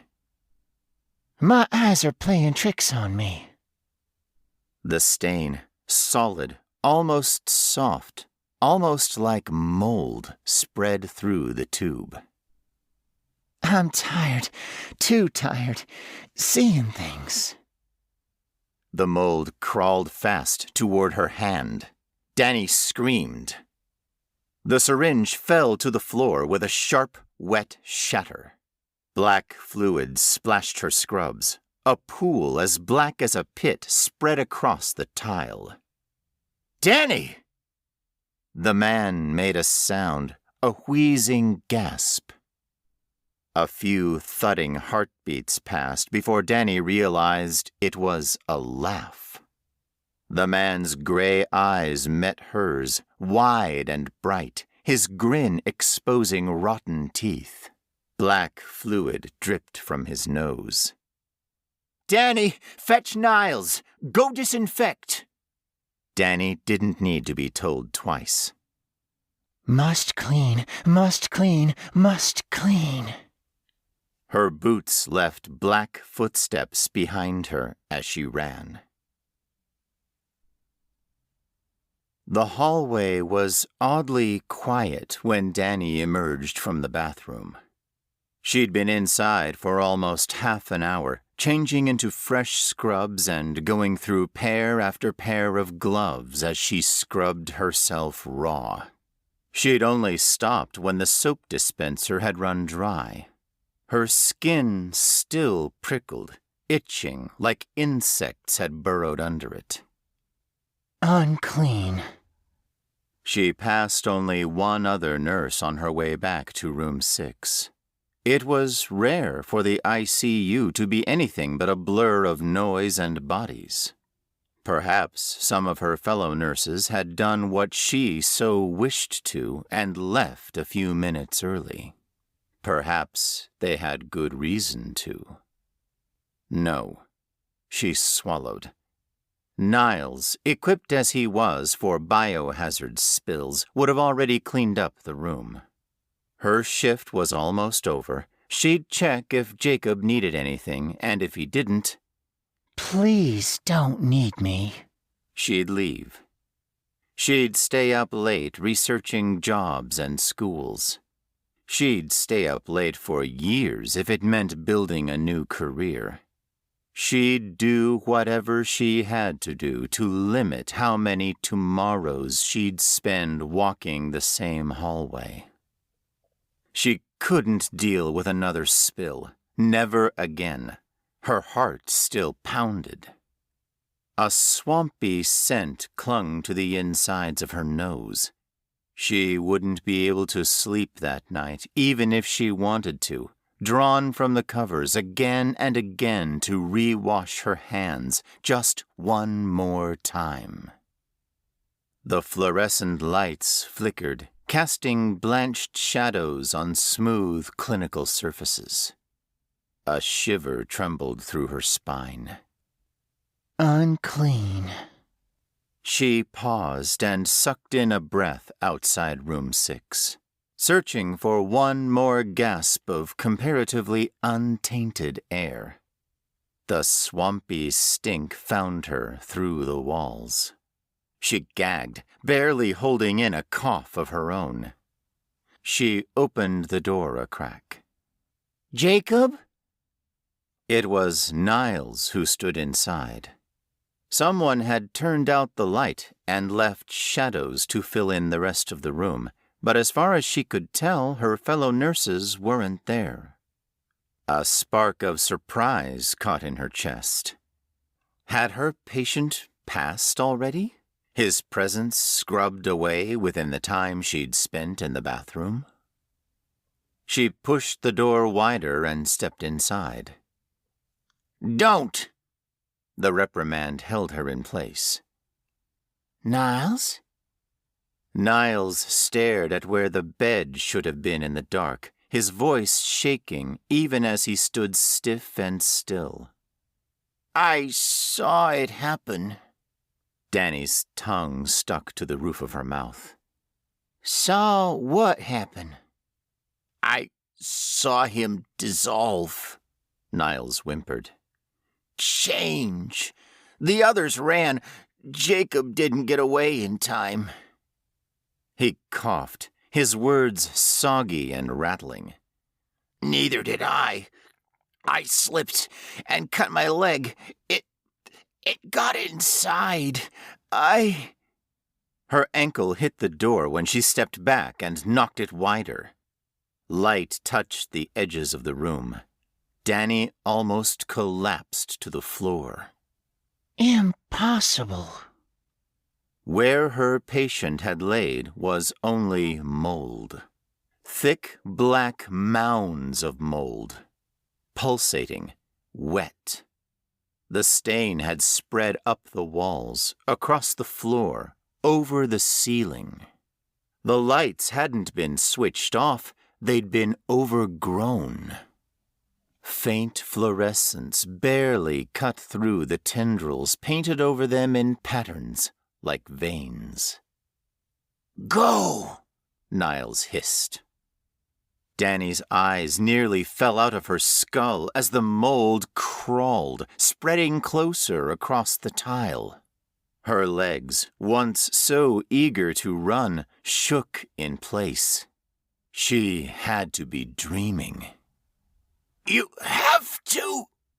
Niles's voice turned into a strange gasp before he could finish his order. He turned toward her. Black stains streaked down the front of his uniform from his nose to his feet. Fresh drops dripped from his nostrils. His eyes met hers. For a moment, fear remained in his blue gaze, pleading, desperate. Then the color drained from his irises. Mold pushed through his pursed lips and traced the wrinkles on his face. When he breathed out, black fluid spewed from his mouth and splashed the floor. Danny didn't have the air to scream as she ran. A gurgling howl rocked the room behind her. Impossible! Impossible! Impossible! Footsteps pounded after her. She took the hallway faster than she ever had before, nearly slipping around corners. The few nurses who remained let out shouts of their own as she passed, as they witnessed the pursuer she couldn't bring herself to glance back and see. Doors slammed in the distance, people escaping, going home. I just want to go home. The world itself pulsed to the beat of her throbbing head. The flickering fluorescence seemed to sizzle, blurring the edges of her vision and unsteadying her steps. This couldn't be real. It couldn't be real. This wasn't supposed to happen, not outside the nightmares of her anxiety. Niles's distorted voice echoed off of the walls. Her adrenaline pushed her legs until they threatened to crumble, but the mold moved faster. Veins spread out beneath her steps, over the ceiling, across the windows. The hallway dimmed as black fungus obscured the lights. She veered to the left. The service elevator. She could make it to the service elevator. She nearly crashed into its closed doors as her shaking fingers fumbled for the call button. It pinged. It was there. She managed a breath. The elevator was there. Its doors glided open. She threw herself inside and turned around to slam the close button. A figure raced toward the elevator, bulbous and dripping. Mold splashed out from each of its steps in webbed patterns, like dark cracks in the fabric of reality. It wore Niles's uniform. The doors slid shut and hid it from view. Its fists managed only one wet slap against them as the elevator rose out of its reach. Danny managed a breath. Her metal cocoon rose, carrying her toward the main floor. She'd be okay. She'd race out to the parking lot and drive away and never come back. She'd shower for 24 hours straight. The elevator stopped. A metallic groan hissed through the vents as the lights went out. No. She pounded every button with trembling palms. The elevator didn't respond. No. Niles's howls boomed up the shaft from below her. No! She was trapped. The stink of damp rot wafted through the vent as Danny sunk to her knees and sobbed. Danny didn't know how long she stayed inside her metal sanctuary. Her phone was long since dead, and as what felt like hours passed, the world outside fell silent. She leaned against the cold wall and stared at the closed doors, as if she still expected something to pry itself inside. as if it were only a matter of time. The thing that had been Niles had long since hushed, and no other sounds reached her in the shaft. Her heart still throbbed, each beat squeezing her aching head. Reality didn't feel real anymore. From inside the elevator, she could believe the world beyond had disappeared, ended. Or perhaps she'd finally snapped and dreamed up the disaster. The fresh memories pounding in her skull hadn't digested properly. It was hard to believe they could be real. Perhaps she was the one who wasn't real. A sound like a laugh spilled through her frown and made her flinch. She had to get out of there while there was still a bit of herself left to save. With a shaky breath, she turned away from the useless door and looked up at the elevator's vent. Mold crusted the edges. A black drop dripped down through the grate and tapped her nose. She jerked away and wiped it with her sleeve. Her anxiety screamed at the sensation of the fluid on her skin, but she gritted her teeth and held it back. She'd have to save the panic attack for later if she didn't want to die inside the place she hated most. Her eyes settled on the emergency exit built into the top panel. She'd always hated the old elevator cars, as claustrophobic and sticky as they were. Even her anxious mind never would have conceived of her climbing into the shaft. Not letting herself dwell on what she was doing, Dani climbed up on the elevator's internal railing, braced herself against the wall for balance, and pushed at the exit panel. It gave away with a soggy pop. The stink of sour rot flooded inside, as if she'd just pried open a corpse's mouth. Shit. She let herself pretend it was a nightmare for a while longer as she dragged herself through the top of the elevator car. When she gazed up, it was easy to believe that a new world had indeed been plucked fresh from her worst fears. Her swimming senses threatened to throw her out of her body and send her spirit careening down the shaft below. The walls were furry with mold.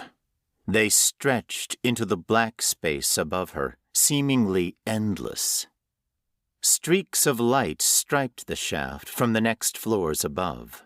The ladder's rungs writhed with pulsating fungus. Black drops fell like rain. This couldn't be real. Cold electricity roiled her insides.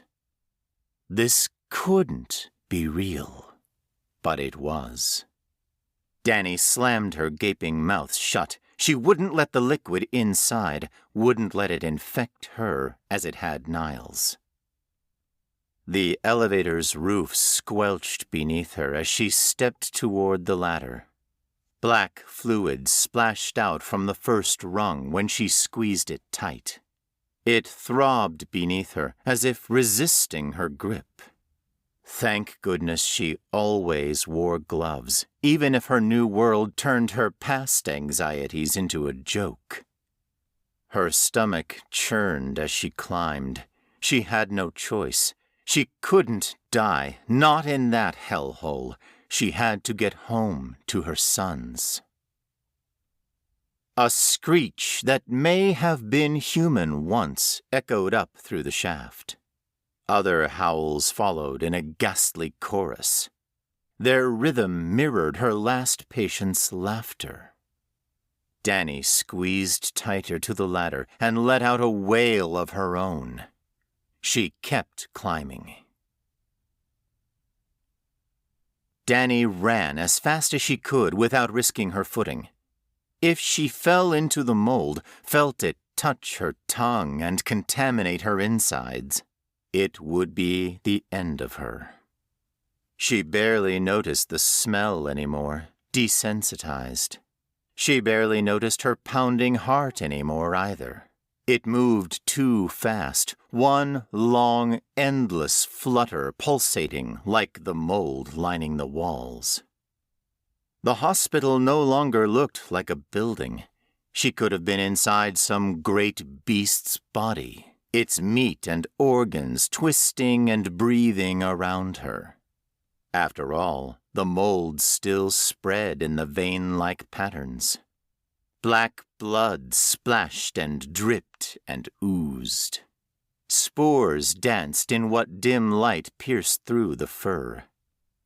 A dark wonderland. It wasn't a nightmare, but if she escaped, it'd become one every night. Danny tried not to breathe. A part of her had already broken. She wouldn't let the infection inside to break her body. She'd managed to reach the main floor from inside the shaft.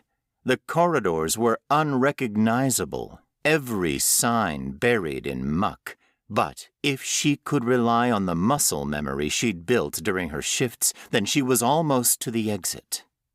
No footsteps or howls chased behind her, but the back of her neck tingled like she was being watched. Motion caught her eye, only a smudge in the dim light. She almost opened her mouth to shout, but caught herself. The figure seemed almost as surprised as she was. It froze. Its human shape was distorted, bulging in all the wrong places.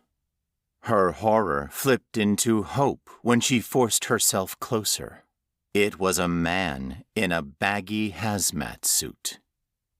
"Let me out!" she screamed before she could hold it back. Static came from the man's radio as he whispered through it. The only word her mind made sense of was survivor. "I want to go home! Just take me home! Hurry!" The man's gloved hand grabbed her arm as she approached. She stopped. His dark visor hid his eyes, but his grip was too firm for kind intent. I'm sorry, ma'am. His voice crackled behind his helmet. It's not that simple. This place is under quarantine. Quarantine? Just how long had she hidden in the elevator? "We have to get out of here, now!" The words oozed from her lips. "We don't have time for this. The others—" The floor ahead of her swelled, the mold puckering like a pus-filled boil. She leaped back with a shout before it popped. Black fluid erupted through the hall. 2 screams pierced through the static as it painted hazmat suits in liquid shadow. When the first man fell, the mold rose up to meet him. It wrapped around his palms and moved as quickly as a coiling snake. Tendrils wound around his neck on their way to his face and pried into his helmet. Choked coughs sent out garbled screeches. He collapsed. It spread over his body, submerging it until there was no sign left of him beneath the writhing floor. His colleague ran. Mold reached out from the wall with a limb of its own making, snapping toward the man with the predatory grace of an octopus's tentacles. He fell. The floor swallowed him whole. The final screech of his radio echoed through the corridor. Danny only stared. Her trembling legs turned numb, threatening to give way and send her down to the mold below. You need not be afraid. That voice. Goosebumps flooded through her. She'd heard that same voice form those same words before. Her patient. She turned. Mold coated the man's body, leaving only a suggestion of human shape. Black blood dripped from the man's moist, fuzzy skin with each motion. Still, there was an ease to the way he moved, a confidence that suggested an awareness beyond what Niles had retained. The familiar infinity symbol pendant dangled from his neck. His gray eyes almost seemed to smile. This was it. She was going to die, contaminated, swallowed, erased. She stumbled back, her heart humming with electricity. If you're going to kill me, just do it. It would be as easy as letting the mold take her like it took her would-be rescuers. At least then she might avoid the infection, avoid changing like Niles. All of her lifelong fear would come to its climax and closure. Her patient, this world, it had to be toying with her. Otherwise, she would already be dead. Let it end. After all, her final shift had long since ended. She collapsed to her knees. Black fluid sprayed up around her. Cold shivers spread from the splashes on her cheeks as she met those gray eyes. Her patient stopped above her and reached down. I told you, this is only a transition. He touched the base of her neck near her collarbone. Wet, slimy, cold. She closed her eyes, waiting for his nails to wrap around her throat or pull her down into the mold. I'm sorry, Ryan, Ronnie. Instead, sharp lines of pain drew across her skin before he let go. She opened her eyes and looked down, straining to see her chest. At first, she didn't understand what she was looking at. Fresh cuts drew the shape of an infinity symbol on her skin. Crimson drops oozed from the image. Thank you for your kindness as I began my change, the man said, his swollen lips twisting to hold back what might have been laughter.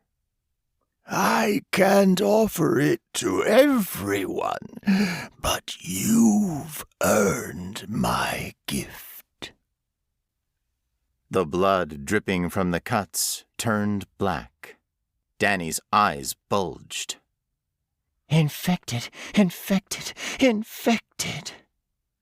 Tingles pressed against her skin like needles trying to rip out from the inside.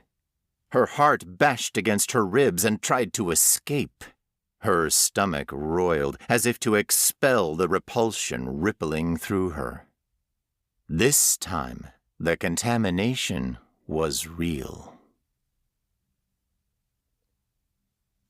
Danny roamed the halls of the condemned hospital until she found what had been the main exit. Like every other window and door, it was boarded with steel that not even her soggy, malleable body could squeeze through.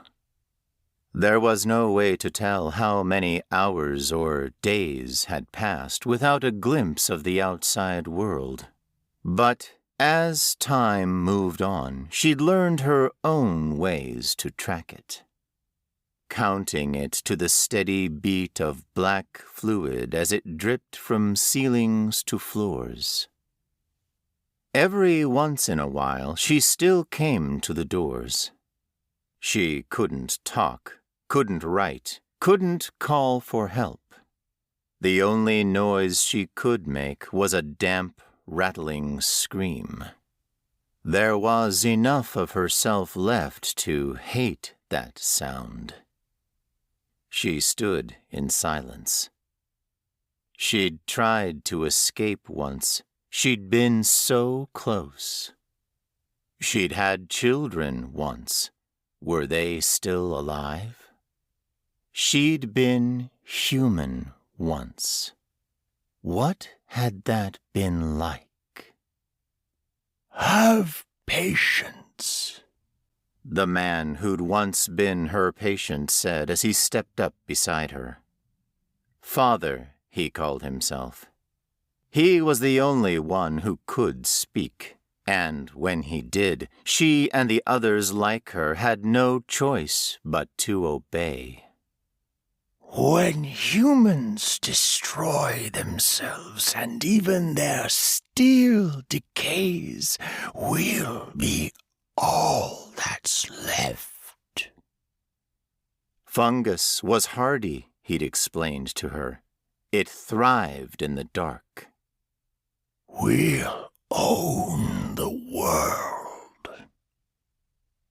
She placed her swampy hand against the steel, imagining the sunlight behind it. Echoes of repulsion rippled through her with the squelch. She was a survivor. She'd live on for so much longer. She'd never be clean again.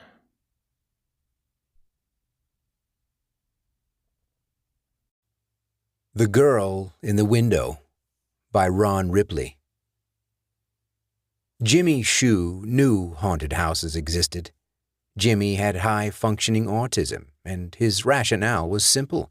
If there was one haunted house, then there had to be other haunted houses, and he knew where one was.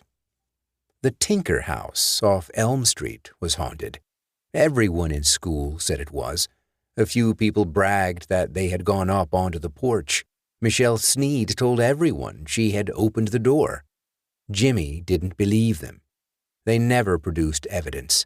Jimmy didn't have a cell phone anymore, not after his parents discovered he had used it to call himself in sick.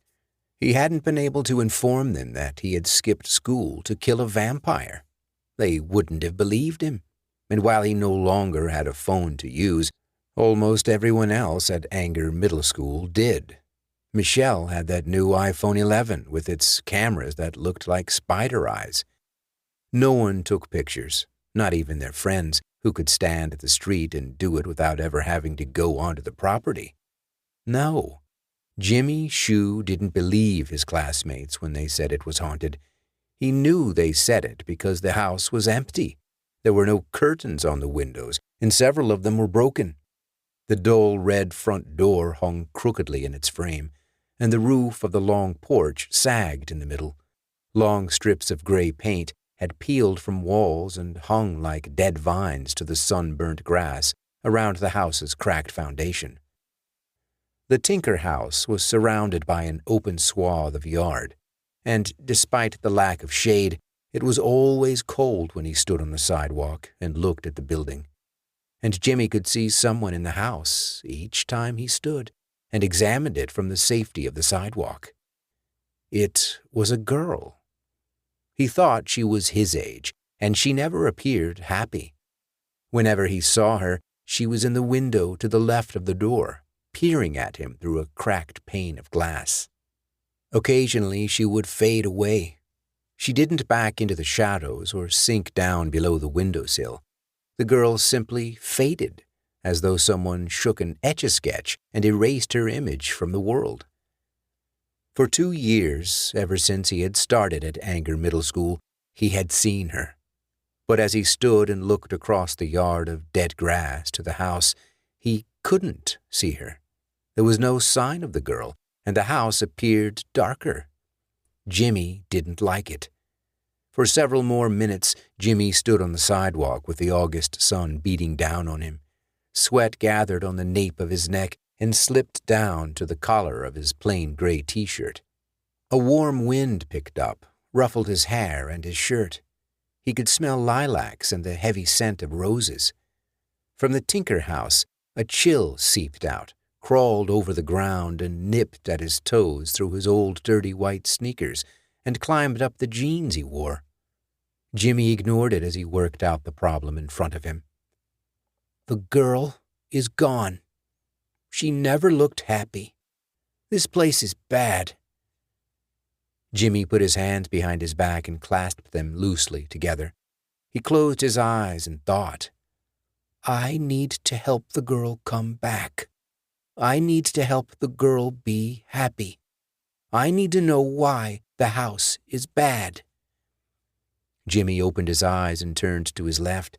He walked as fast as he could to the library, knowing that if any of his classmates saw him running, they might give chase. For some reason he couldn't understand, they found it fun to run after him. So Jimmy made a point of not running. In a few minutes he entered the Anger library and walked to the man who stood behind the desk. The man smiled at Jimmy. Good morning. What can I help you with? Jimmy returned the smile. My name is Jimmy Shue, and I would like to find out about the Tinker House. Well, Jimmy Shue, my name is Dan Tate, and let's see what we can find out. Follow me. Dan walked from around the desk, limping slightly as he went.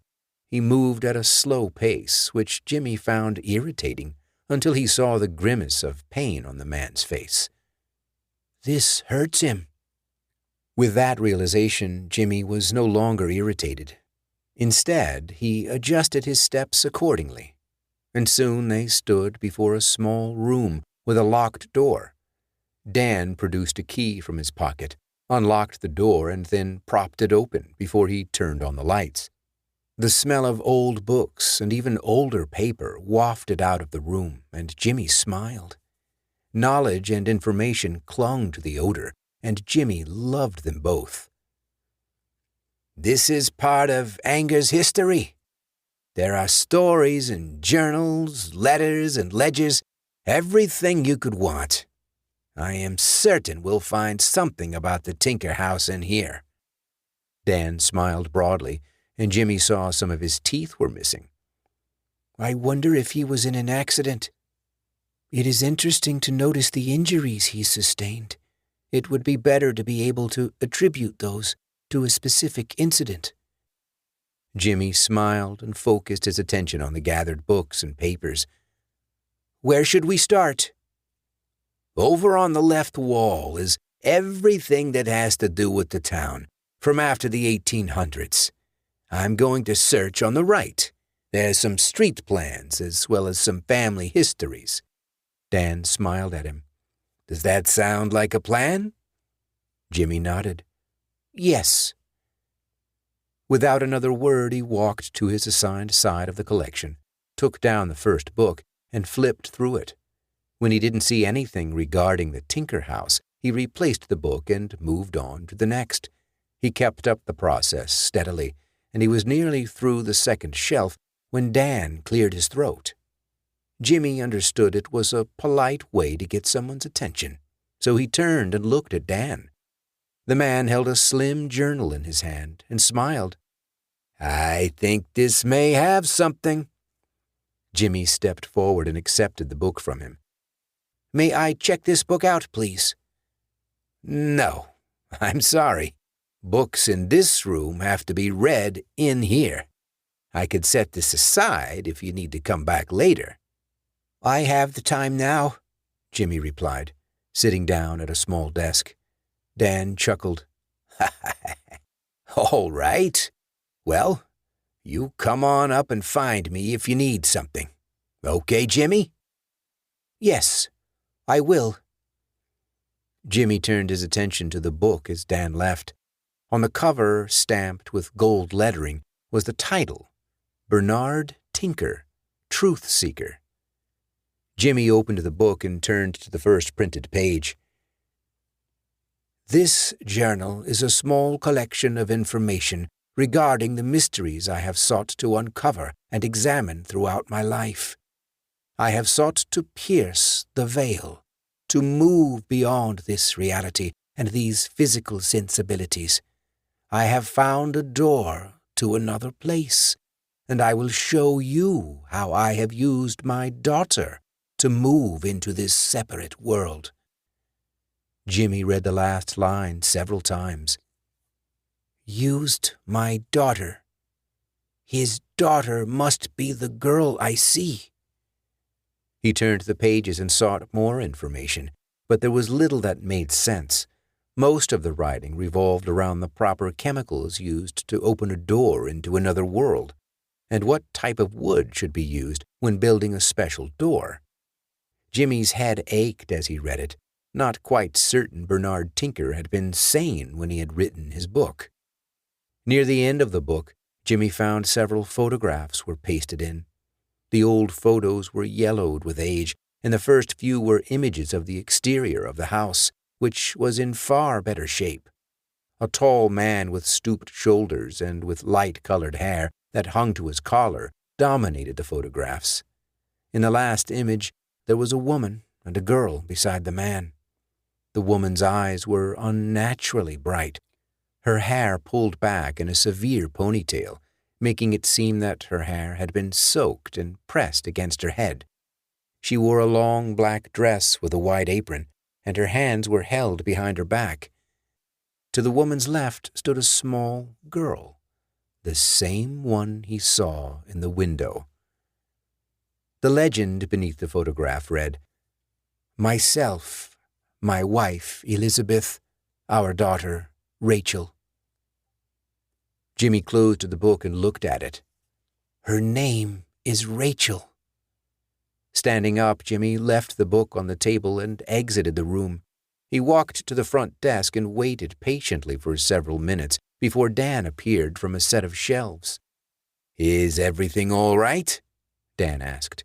Jimmy nodded. "Yes. How can I find out when someone died? The few places on the internet charge for such a service." Dan smiled. "I have something better. Anger, for some reason, keeps a list of the death of every Anger resident, whether the death took place in town as well as those which occurred out of town. Follow me."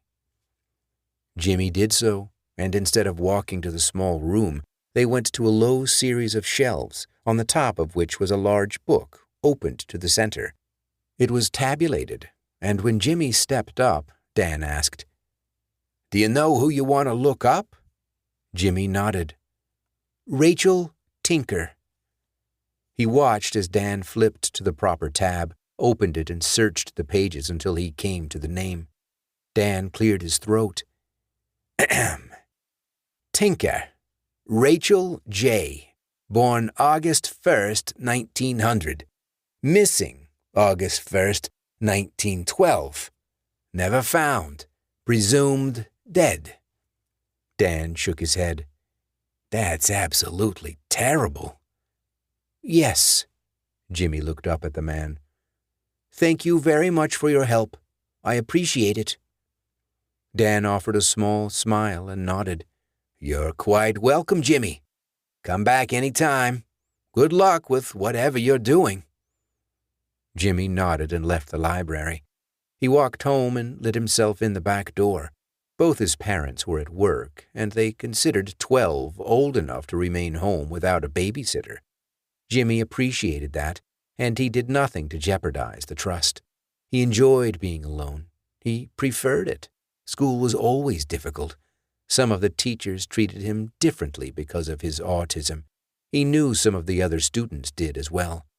At home, no one bothered him. At home, Jimmy could think. He went to the refrigerator and took out a jar of pickles. Jimmy put 3 on a plate. Then he added a handful of barbecue potato chips. As he toasted 2 slices of bread, he ate one of the pickles. When he spread peanut butter over the toast, he ate the second pickle. Then, as he cut the sandwich in half, he ate the final pickle. Jimmy poured a glass of milk and carried his drink and food to the table.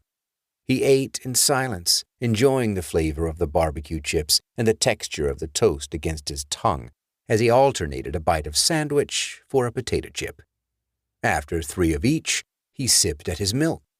By the time he finished his food, his mind was clear. "I have read about ghosts."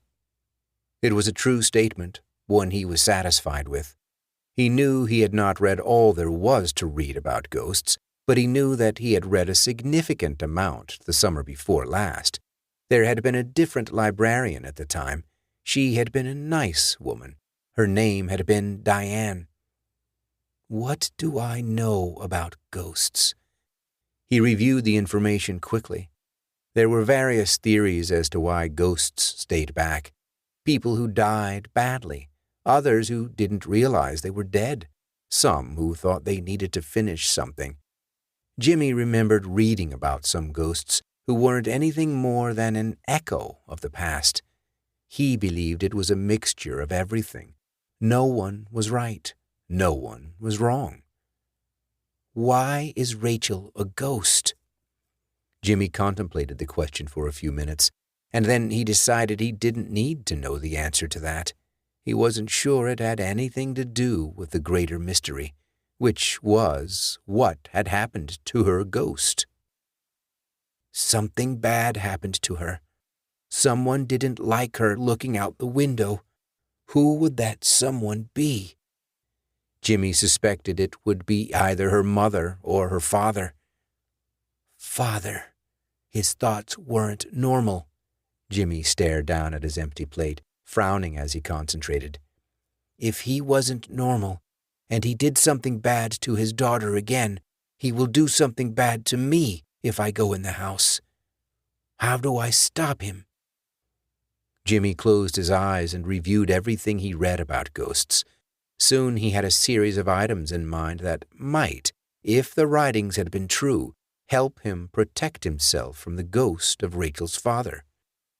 Salt will stop a ghost. Lead will stop one too. I think iron will hurt them, or at least make them go away for a little bit. I do not know for how long.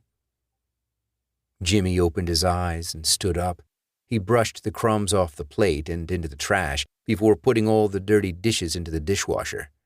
Then he went down into the basement and rummaged through the odds and ends his father kept in a small room off to the left of the furnace. His father kept almost every bit of metal he had ever come across. Once, when Jimmy was younger, he had asked his father why. Metal, his father had informed him, can always be turned into money. I bought our car with copper and brass scraps I had been gathering since before you were born. People will always buy metal. Jimmy ignored the bins with copper and those with brass. He passed by the aluminum container and the steel. Instead, he went to a large Rubbermaid barrel half filled with an assortment of metal that was either too dirty to be cleaned or some other metal his father hadn't gotten around to examining. Adjusting the overhead light, Jimmy peered into the barrel, eyeing the contents for a piece of readily visible iron. At first, the only item he saw was an old tire iron. Then he spotted a half-buried railroad spike. Both were too large to carry in the open. Bringing them in a bag might be dangerous. Ghosts could, he recalled, range up to a mile away from where they haunted. The stronger ones go even farther. What if her father is strong? Or, if it is her mother, it could still be dangerous to be unprepared. Jimmy disliked being unprepared. He leaned over the barrel and removed some of the larger items, careful not to scratch himself on any sharp and rusted edges. Jimmy had heard of children and adults getting sick from rusted metal, and he had no desire to be sick. He hated throwing up. Removing an aluminum baseball bat with tape around the handle, Jimmy heard a rattle. He peered in and saw several nails on an old Vermont license plate. The nails were strange, square-cut and short. He tilted his head as he sought the name for them. Coffin nails, used for floors. Iron, driven in and then cleated. Jimmy smiled. Iron. He reached in and withdrew 3 nails. They were cold and heavy in his palm, and his smile broadened. He put one in each front pocket, and then the last in the back pocket of his pants. Jimmy returned everything he had removed to the barrel before he went back upstairs. He poured a glass of water, drank it, and then searched the cabinets for salt. In the cabinet beside the refrigerator, Jimmy found an unopened box of iodized salt. He took a Ziploc sandwich bag from a box of the same, filled the bag a quarter of the way, and then sealed it. This he added to his other back pocket. And then he put the salt away. He felt sufficiently prepared. A glance at the clock showed it was 1:01. His parents wouldn't be home until 4. "I have plenty of time to go to the Tinker House and find out what happened to Rachel." Jimmy left his home and walked back toward town. He focused on Rachel, but he did not let his concern for the dead girl consume him. Jimmy understood that fear and worry would cause him to make poor decisions, so he didn't allow them any access to his thought process. When he was a short distance from the Tinker House, he came to a stop. Several of his classmates, their eyes wild with fear and their tanned faces pale, were racing towards him. "Run, Jimmy!" Eddie Brewer yelled as he passed by. "Michelle went into the house, and she didn't come out!" Jimmy did run, but it wasn't away from Rachel's house. It was towards it. His feet slapped the sidewalk noisily, his body awkward as he raced along the concrete. Jimmy wasn't athletic, and each step sent twinges of pain into his calves and thighs. His chest tightened, and a cramp formed beneath his right rib cage. In a matter of seconds, he was out of breath, but he didn't slow down. He could see the Tinker House and the path of crushed grass leading from the sidewalk to the front of the house. The door was open, and the darkness beyond it looked unnatural, as though someone had taken a can of paint and sprayed it on a piece of wood.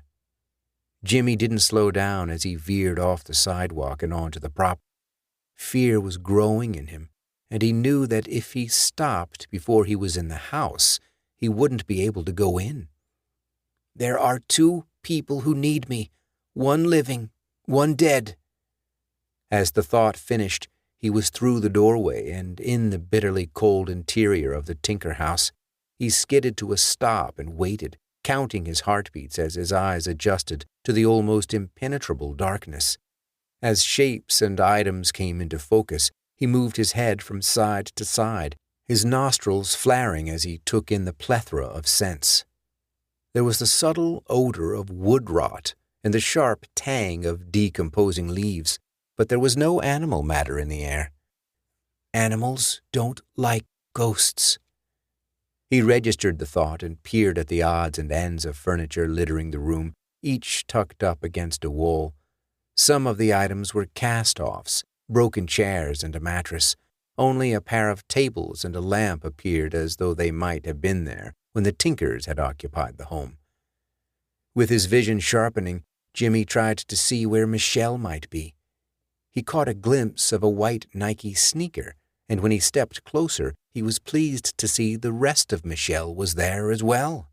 Hurrying to her, Jimmy slipped a hand into his back pocket and extracted the iron nail. He held it tightly as he knelt down beside her. Michelle's face was pale, her eyelids fluttering. When Jimmy touched her cheek, her eyes snapped open and she screamed. He flinched but remained by her side. Her eyes fixed on him, focused, and only then did she stop screaming. When she spoke, her voice was hoarse. "Jimmy Shue?" He nodded, took her hand and pressed the iron nail into her palm. "Hold this. You have to leave the house. If a ghost tries to stop you, push your hand with this nail against it. Yes?" She looked at him, confused. "Do you understand?" He raised his voice, hating the sound of it, but knowing it was a necessity. "Yes." "Good." He helped her to her feet. "Go outside and get warm. Don't let anyone stop you." "What about you?" "I have to find Rachel." He shooed Michelle toward the door and watched her leave. Once she was out safely, Jimmy turned his attention back to the house. His eyes were better. He could see details on the walls, a few photographs and a painting hung here and there. His eyes were drawn toward the only door in the room. The door was closed over, but not shut. The basement. He took her down there. It is where he would have done his experiments. Jimmy patted the pocket with the salt, reassuring himself that it was there, and then he took out one of the remaining nails. Holding the iron in his hand, he was surprised to find his palm was clammy. "I am more afraid than I thought I would be." He registered the information, then set it aside to be examined later when the work in the basement was done. "I will focus on Rachel, and only Rachel." Jimmy walked to the basement door, opened it, and stepped back, surprised at the cold air that seeped out of the doorway. When he had adjusted himself to the cold, he peered down into the darkness and realized he should have brought a candle. As he stood at the top of the steps, debating on the best way to approach the situation, he was pleased to see a bit of light. It wasn't much, and he suspected it came from one of the basement windows. "If there are clouds, or if the sun shifts too much while I am down here, it will be dark. I won't be able to see." The thought of being trapped in the blackness bit at his stomach and clawed its way up his spine. It took Jimmy almost a minute to regain control over himself, and when he did, his heart was beating hard and fast against his chest. He reached out, took hold of a rough wooden banister, and descended into the basement. He could smell dust and mildew, but on the first floor there was no hint of animal life.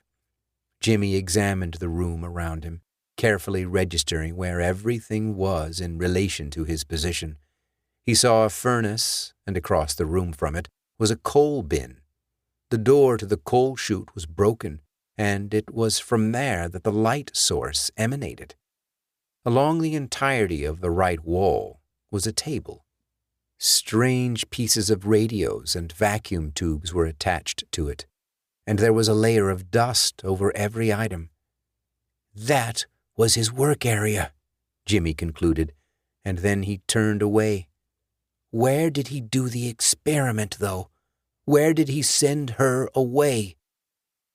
At the far edge of the basement, only hinted at by the light from the coal chute, there stood a long closet. 3 doors were awkwardly hung, but evenly spaced, and as Jimmy neared them, he could make out words carved upon each. "In," read the first. "Out," was on the second. "Nowhere," read the third. Jimmy scratched his head and tried to understand the rationale. Which door did he send her through? He yelped as the nowhere door rattled in its frame, and a man's furious voice punched through the wood. "Let me out! Damn you! This isn't right!" The rage in the man was impossible to miss, and Jimmy took a cautious step back. "Woman!" the unseen man screamed. "Let me out!" Jimmy reached into his pocket and took out his other nail. Clutching one in each hand, he straightened and opened his mouth to speak. "Step back, child." The voice came from behind Jimmy and caused him to whirl around. He saw the ghost of Rachel, and if the photograph in the book had been correct, he was also looking at her mother.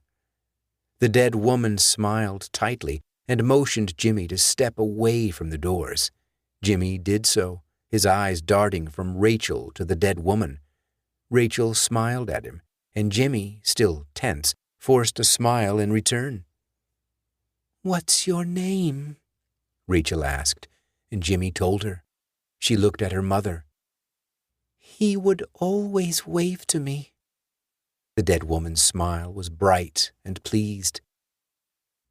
"It has taken me decades to find my way back to my daughter," she explained. Her expression became dour and angry. "My husband refused to send me in after her, and so I went without his knowledge.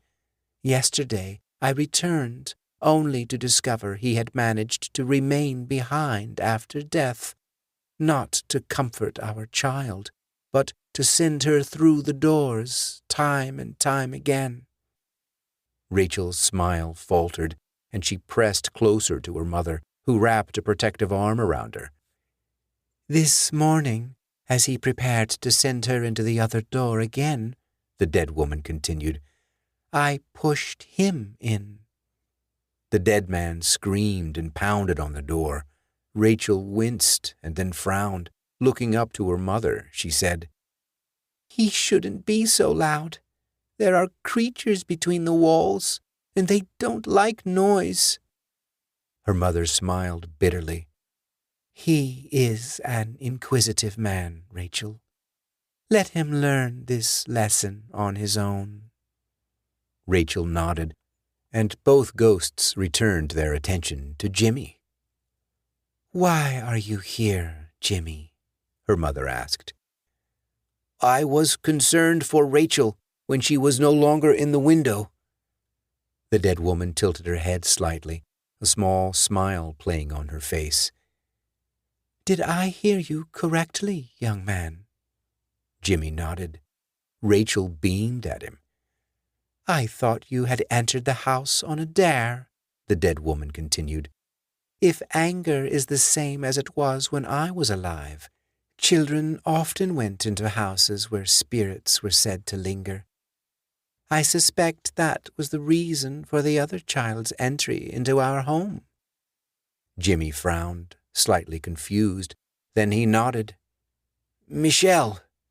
Yes, probably. Your home is known to be haunted." "I'm sure it is," the dead woman chuckled. "I am impressed and thankful that you cared enough for a stranger, and a dead one at that, to come and investigate her veering from the norm." Jimmy put his hands into his pockets and released the iron nails. "I am glad she is safe." "More than safe, Jimmy," the mother replied, putting her hand on Rachel's head. As his adrenaline emptied into the pit of his stomach, causing nausea, Jimmy smiled awkwardly at the two ghosts. "Will I see you in the window?" The girl nodded and glanced at her mother, who smiled. To Jimmy, Rachel asked, "Will you come and visit again?" The question surprised him. No one ever wanted him around. "Yes, I would like to." He scratched his head. "When?" "Whenever you want," her mother replied. A proud, happy feeling swept over Jimmy, and smiling, he waved goodbye before ascending the stairs and leaving the cool comfort of Tinker House. The Inhabitant of the Mirror by David Longhorn. After 23 years, after living what he felt was a normal life, after supposedly growing up and being a man of some kind, the conventional kind, Michael Condell went back to England. Behind him, in America, he left a divorce and 2 children who were now grown up and increasingly distant from him, or so he felt. He also took a whole week's leave from a job that he suddenly realized did not matter very much to him. He was, after all, now a man of property.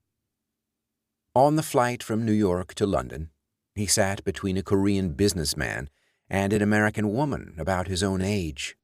The businessman talked about Winston Churchill for a while, and then fell asleep. The woman, whose name was Carrie, talked to Michael, or at least tried to. It took him a while to realize that she was interested in him. Since Carrie was gently persistent and wanting to know him, he agreed to exchange numbers just as the Boeing began its descent to Heathrow. "It must be wonderful to inherit a real English country house," she said, as they parted. "Hey, invite me down for a banquet, why don't you?" Michael smiled, as he always did when people joked about his ancestry. He had explained to so many Americans that he was not a lord, that his uncle had simply owned a big house with large gardens, and that, no, He had never met the Queen or any of the current crop of fashionable younger royals. "You on vacation, mate?" the cab driver asked after he settled in the back of the black cab. It took Michael a second to grasp that the man thought he was, in fact, American. His accent had drifted just enough over the decades for people to make snap judgments and be wrong. He began to explain that he was British by birth, a UK citizen still, then went for the middle course, the kind of compromise he always favored. "Kind of," he said. "Actually, my family are English. I'm here because I've inherited a house in Lincolnshire." "Ah," the cabbie said, then cursed at a cyclist who shot out of a side street and into the mid-morning traffic. "Look at that bloody lunatic. Some people just have a bleeding death wish. They really do." "Yeah," said Michael. "Yeah, I guess they do." Heathcote had been the home of his mother's half-brother. Michael had spent 3 long childhood summers there and remembered that it was an odd sort of house. As he rode up to the gates, he felt his heart sink at the sight of the place. As a boy, he had thought it huge, too vast for anyone to thoroughly explore. Now he realized Heathcote was both misshapen and thoroughly lacking in character. It was simply a boxy, red-brick edifice that was too tall to look graceful. He remembered a school friend saying, on seeing a snapshot of Heathcote, that it looks as if its wings had been clipped. His uncle's lawyer, Carmody, was waiting at the gate, vaping as he leaned on the hood of his BMW. Michael got out of the cab and took a deep breath of cool Lincolnshire air that held a distinct tang of vanilla. Then he walked over, forced a smile, and offered a handshake. The lawyer was tall, handsome, and looked to be in his late 30s. He was at first inclined to dislike Carmody, who seemed too smooth and clever, a shallow character. But after a couple of minutes, Michael chided himself when the man said something about his uncle's funeral.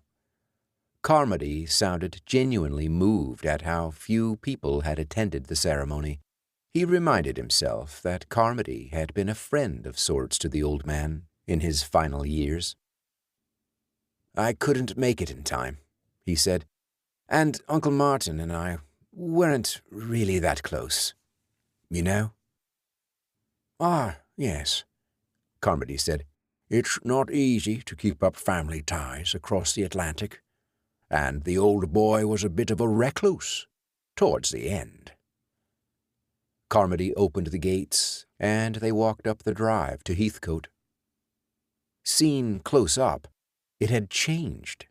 Michael remembered a house that had been well kept, the ivy carefully pruned, while now it seemed to be determined to smother all the tall, slit-like windows.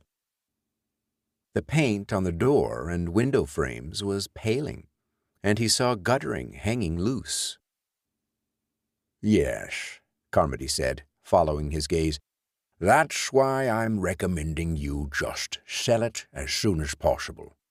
Auction it off. Take the money, minus all the usual fees.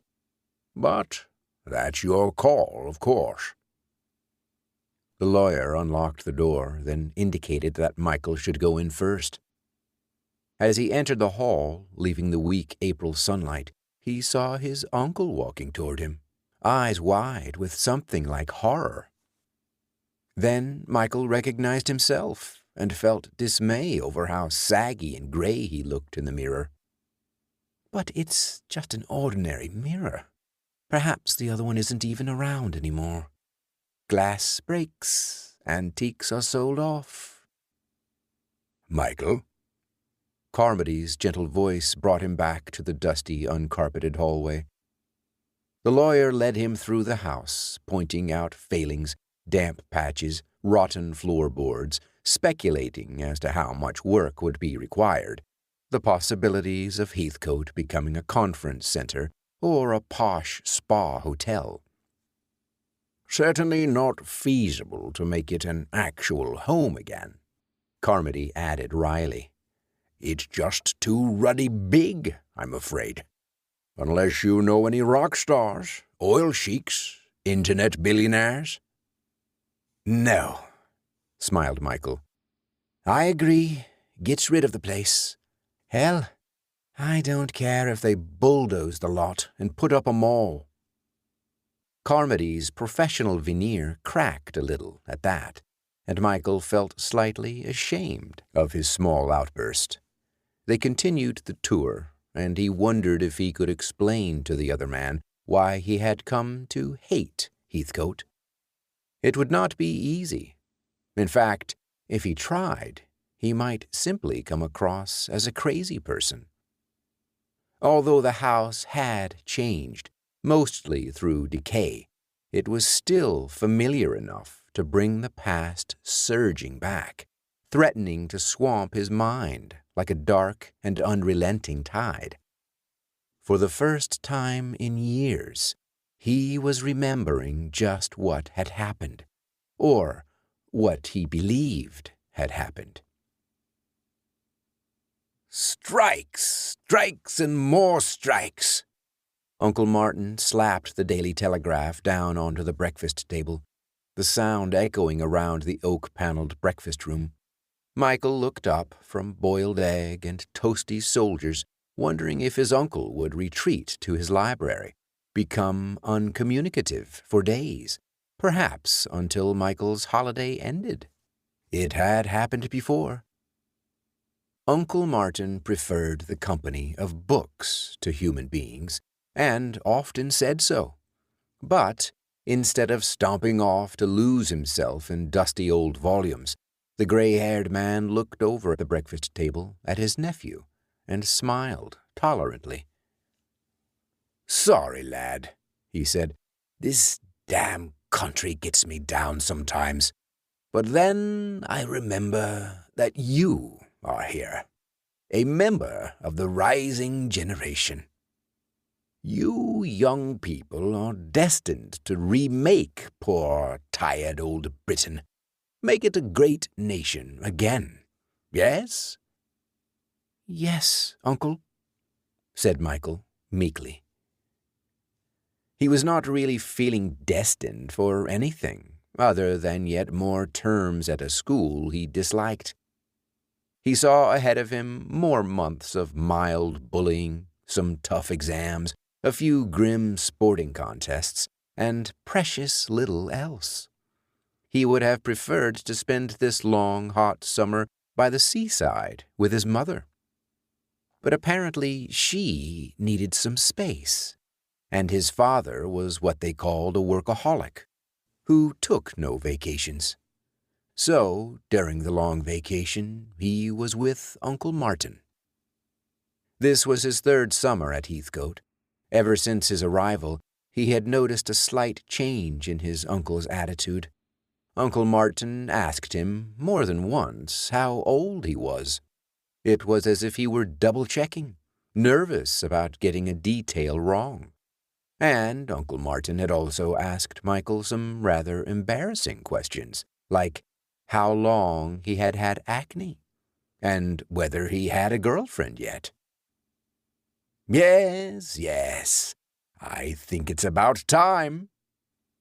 Michael looked up again, pausing the act of dunking a buttered soldier in the yolk of his soft-boiled egg.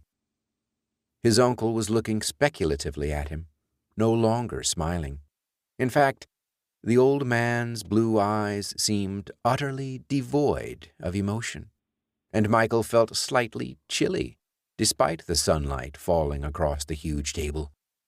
He wondered how old his uncle was, but knew it would be impolite to ask.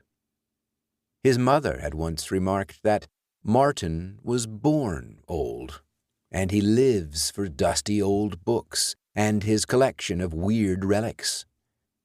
"Time for what?" Michael asked, excited but also slightly nervous. "Are we going somewhere?" "Yes," said Uncle Martin, getting up and smiling once more. "Finish up, lad, and then join me upstairs, the room at the far end of the corridor. I've something to show you." Michael felt slightly happier at that. Upstairs was a realm of wonders, and he was strictly forbidden to venture there unaccompanied. His uncle sometimes took him upstairs and showed him medals and weapons he obtained decades ago in his army days, as well as other souvenirs from what he called the trouble spots of our former empire. A lot of the things his uncle had collected were supposedly magic, enchanted, or cursed. But, his uncle had said once, how to tell the real magic from the false, or the blessing from the curse? Aye, there's the rub.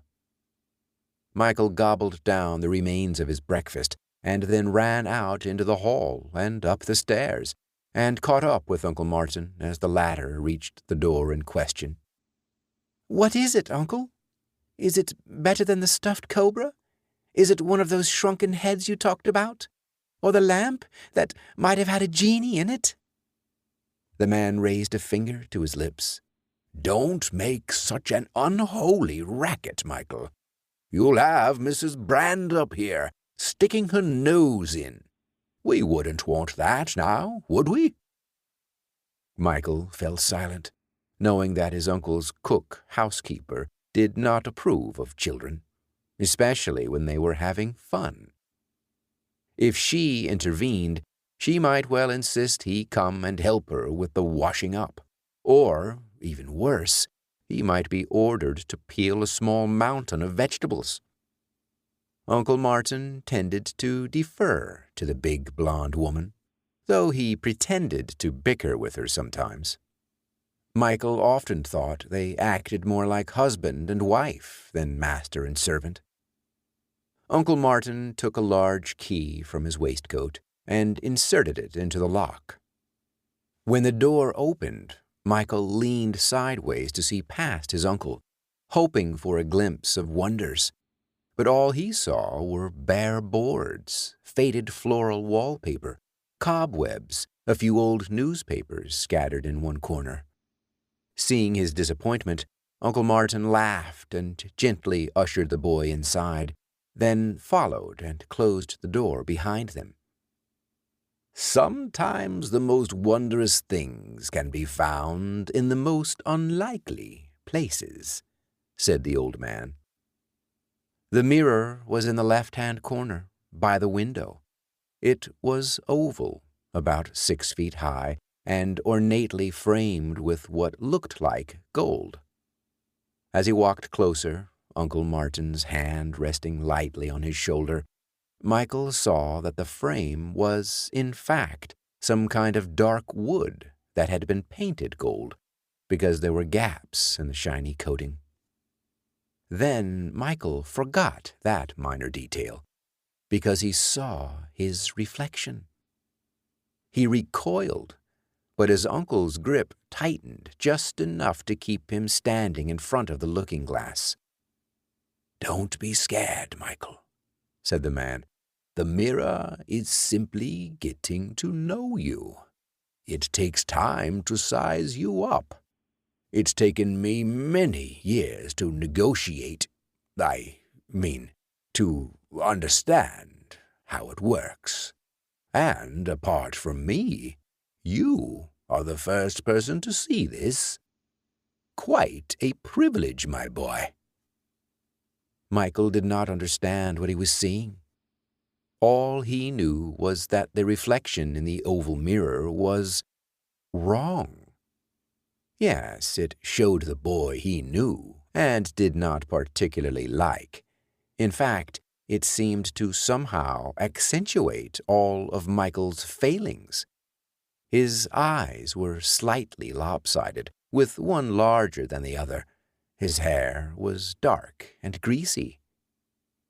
flopping over his forehead like a dead crow's wing. There was a spray of acne around his mouth. All these details were familiar enough, but seemed worse than usual. But this was not the strangest thing. It took him a moment to grasp, but then Michael saw that his reflection was not standing in the dull attic room, and Uncle Martin was not standing behind him. Instead, the mirror Michael was in a beautiful garden, sunlight slanting through tall trees onto a lush green lawn. Flowers, blue and yellow, lined a path paved with white stone. As he watched, the boy in the mirror looked to one side, as if in response to someone calling him. The mirror boy walked off to the right, and for a second Michael expected his other self to appear from behind the glass. But instead, the mirror misted over, and the reflection that appeared next was exactly as it should be. "What is it?" he gasped, looking up at the old man. "How does it work? Is it like television?" No, nothing like television. It's a kind of magic.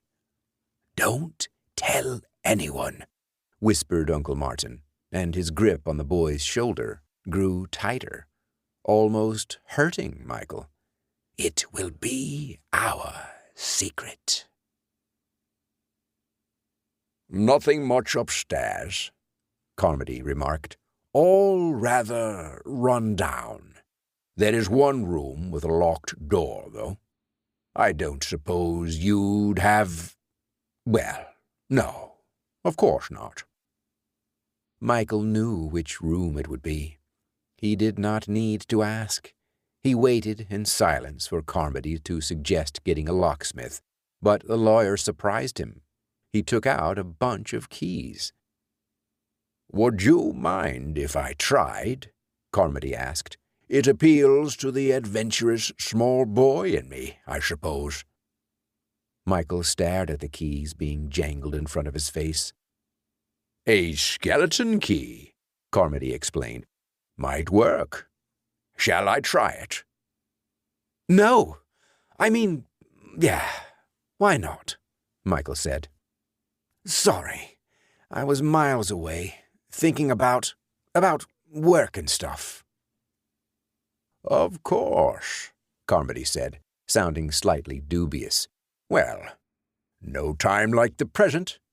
Let's go up, shall we? He followed the lawyer upstairs and along the corridor, which was dusty now and uncarpeted. There in front of them was the familiar door, but it had changed.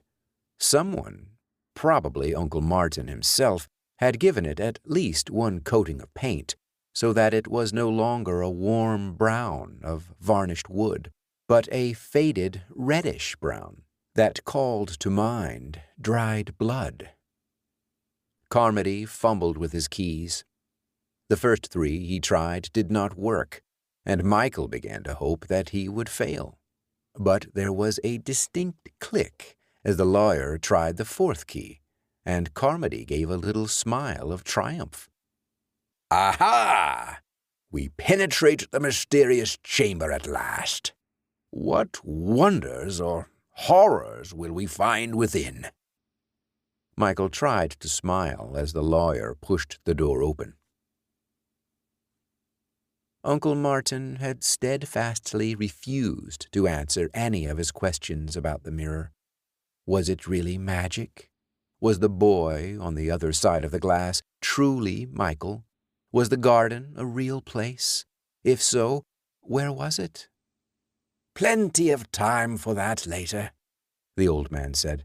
Now, get yourself out into the fresh air and play. Or Gloria, Mrs. Brand, will be after you. Michael spent the idle hours before tea-time roaming the grounds of Heathcote. He failed to strike up a rapport with the surly gardener, who watched him carefully to make sure the boy got up to no mischief. Michael circled the house and went into the woods at the rear. There he threw stones into a stream, played soldiers with a lump of wood he decided was a rifle, and tried to climb a small tree and fell, grazing his knee. Then he simply sat on a fallen bough and daydreamed. The image in the mirror kept coming back to him. Was there another version of himself, somewhere, living a happier life in a kind of Eden? Michael knew of magic mirrors from fairy tales, like Snow White, but they were just stories for little kids. He was not a little kid, and this mirror was real. And Uncle Martin had wanted him to see it. No, Michael thought suddenly. No, he really wanted it to see me, to get to know me. Why?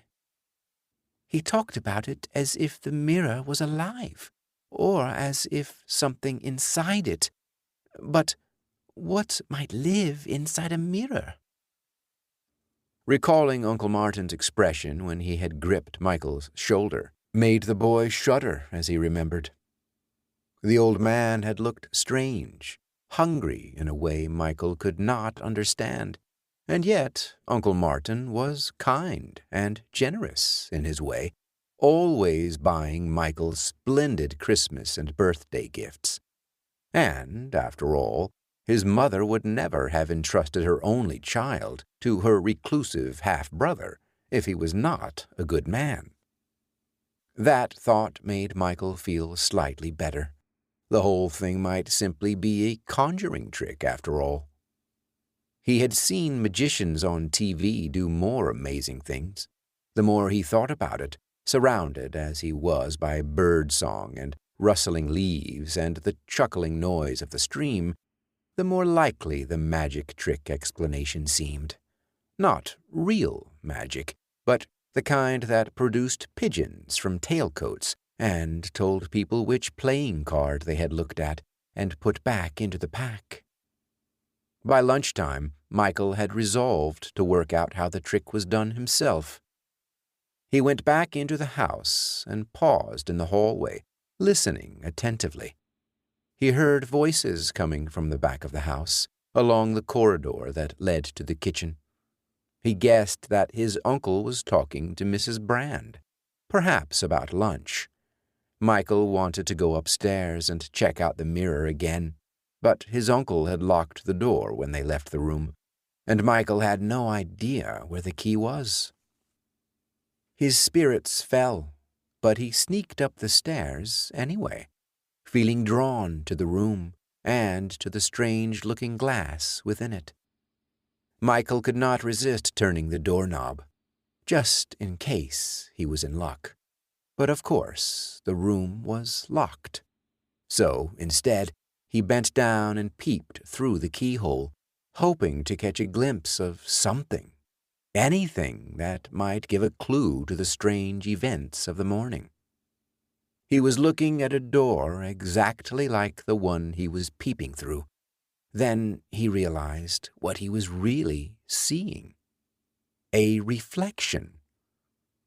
The mirror was right in front of him, about 5 feet away from the door. For a moment the boy did not quite grasp why this felt wrong. Then he recalled the mirror's position before, in the corner, by the window. Michael's grasp of things spatial was not perfect, but it was obvious, even to him, that the mirror had moved. Perhaps his uncle or Mrs. Brand had shifted it while he was out. Then the mirror moved.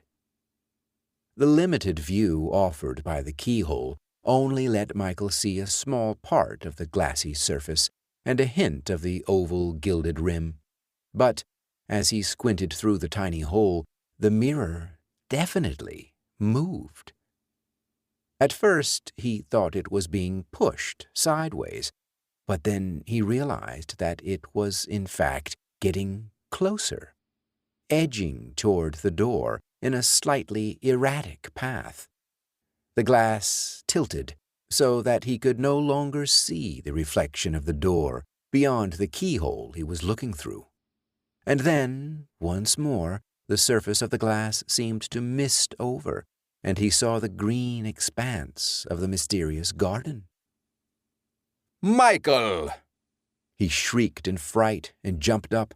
Uncle Martin was standing over him, frowning, one hand raised as if to strike the boy. Then, seeing Michael's abject terror, the old man tried to smile, and he used his hand to pat down his few wisps of white hair. "You shouldn't be up here, you know," said his uncle. "Poking about. Strictly verboten, young man. Now, come downstairs and have your beef stew. Mrs. Brand is promising us some of her remarkable dumplings. That's an offer no red-blooded male can refuse." "Uncle," Michael stammered. "Uncle, the mirror. I think it moved by itself." "Nonsense," his uncle said, in a too jovial voice. "A trick of the light, that's all. Now, come on. Lunch will be getting cold." Michael had no choice but to follow his uncle downstairs. Carmody pushed the door open.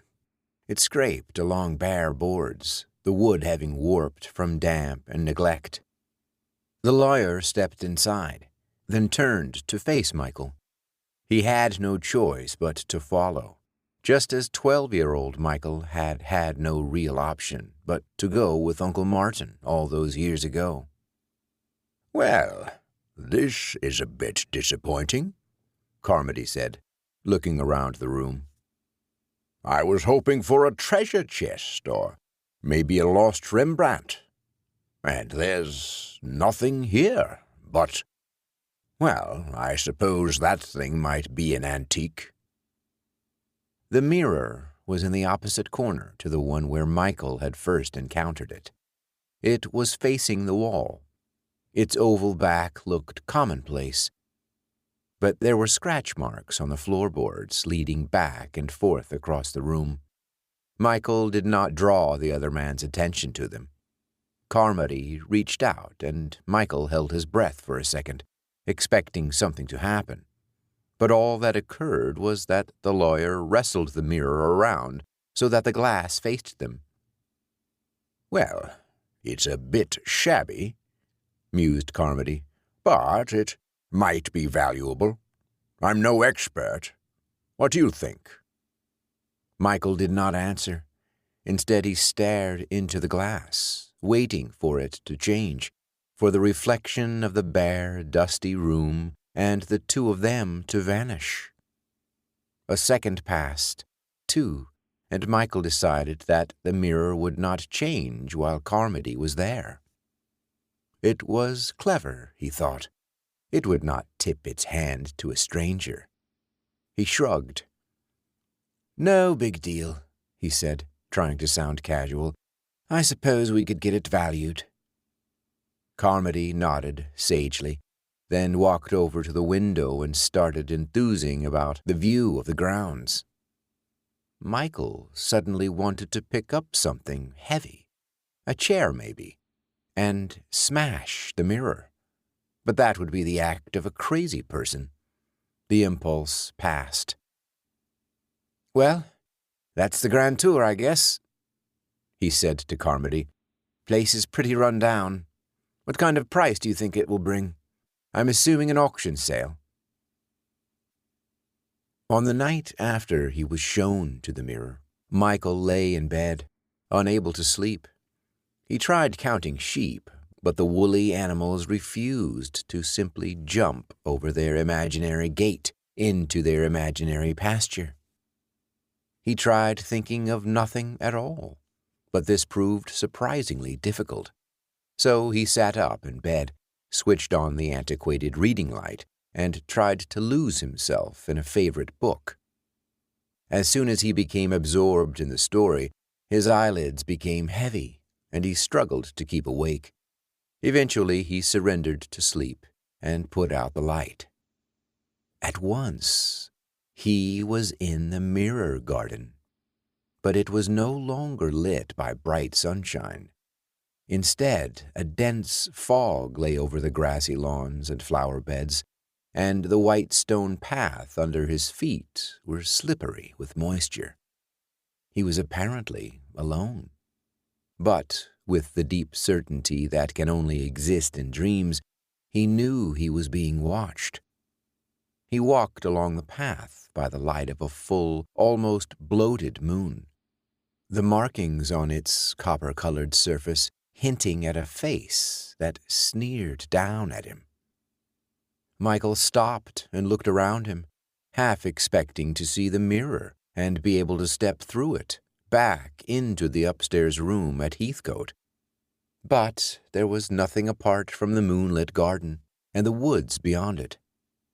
The trees were a mass of blackness, silent in the night, or almost silent, because now Michael could hear a rustling in the undergrowth, interspersed with the crackling of sticks being broken.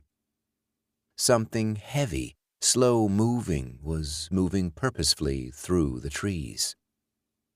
He wanted to turn and run, but he was rooted to the spot. A pale form appeared, and Michael wanted to scream, but he could not cry out any more than he could move. The thing in the moonlight was tall, gangling, man-shaped, but not like any man that had ever lived in the real world. It seemed to be naked, its limbs long and spindling, its torso longer than Michael's entire body. But it was the head that was truly a thing of nightmares. A huge, elongated orb of colorless flesh and bone, lipless mouth gaping, vast eye sockets above a great beak of a nose. The monstrous entity strode across the lawn toward him, and, as it moved, he saw that its limbs were uneven in length, so that it walked jerkily, like a damaged marionette. And as it got closer, he suddenly grasped the worst thing of all. The face, which was so inhuman, was still one he knew. It was his uncle's face, albeit grossly swollen and deformed. "Michael," the huge mouth drooled. "Michael, I need you." The uncle creature came closer until it was towering over him, long-fingered hands closing around his arms. Michael tried to scream, but he could not move. The lopsided, gangling monstrosity lifted him up until his face was inches away from its huge, misshaped visage. "Michael," it hissed. "You're so very young. So many years of life ahead of you." The enormous, misshapen face came closer until the vast black lips were pressed against his mouth. He felt a shaft of pain strike down through his mouth and throat, down deep into his heart. He looked deep into the vast, colorless eyes of the monster and saw visions. He saw a life of parties and wealth and excitement. He saw women, pretty, but with cruel, calculating eyes, and the pretty women were wearing very few clothes, or none at all. They were doing things he did not fully understand, but which excited him in a new and disturbing way.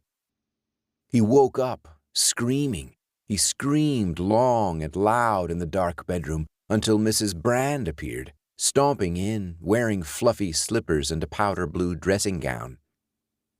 "What is it, you silly boy? Screaming the house down. Nightmares can't hurt you." Despite her grumpiness, after taking a closer look, the woman seemed to grasp how afraid Michael was. She sat on the bed and made a tentative attempt to comfort him. He would always remember her perfume, which he later learned was jasmine. He clung to the housekeeper, forgetting that he had informed his mother a few days ago that he was a big boy and too old for hugs now. Michael almost asked her to stay, desperately wanted to share a bed with someone, the way he had once slept by his mother after a bad dream. But he knew he was definitely too old for that. After Mrs. Brand left, he lay awake for the rest of the night, nodding off only when the dawn turned the window into a gray rectangle. He went down for breakfast tired and disheveled, the beginning of a headache starting to develop behind his eyes. Uncle Martin was already up and tucking into bacon and eggs.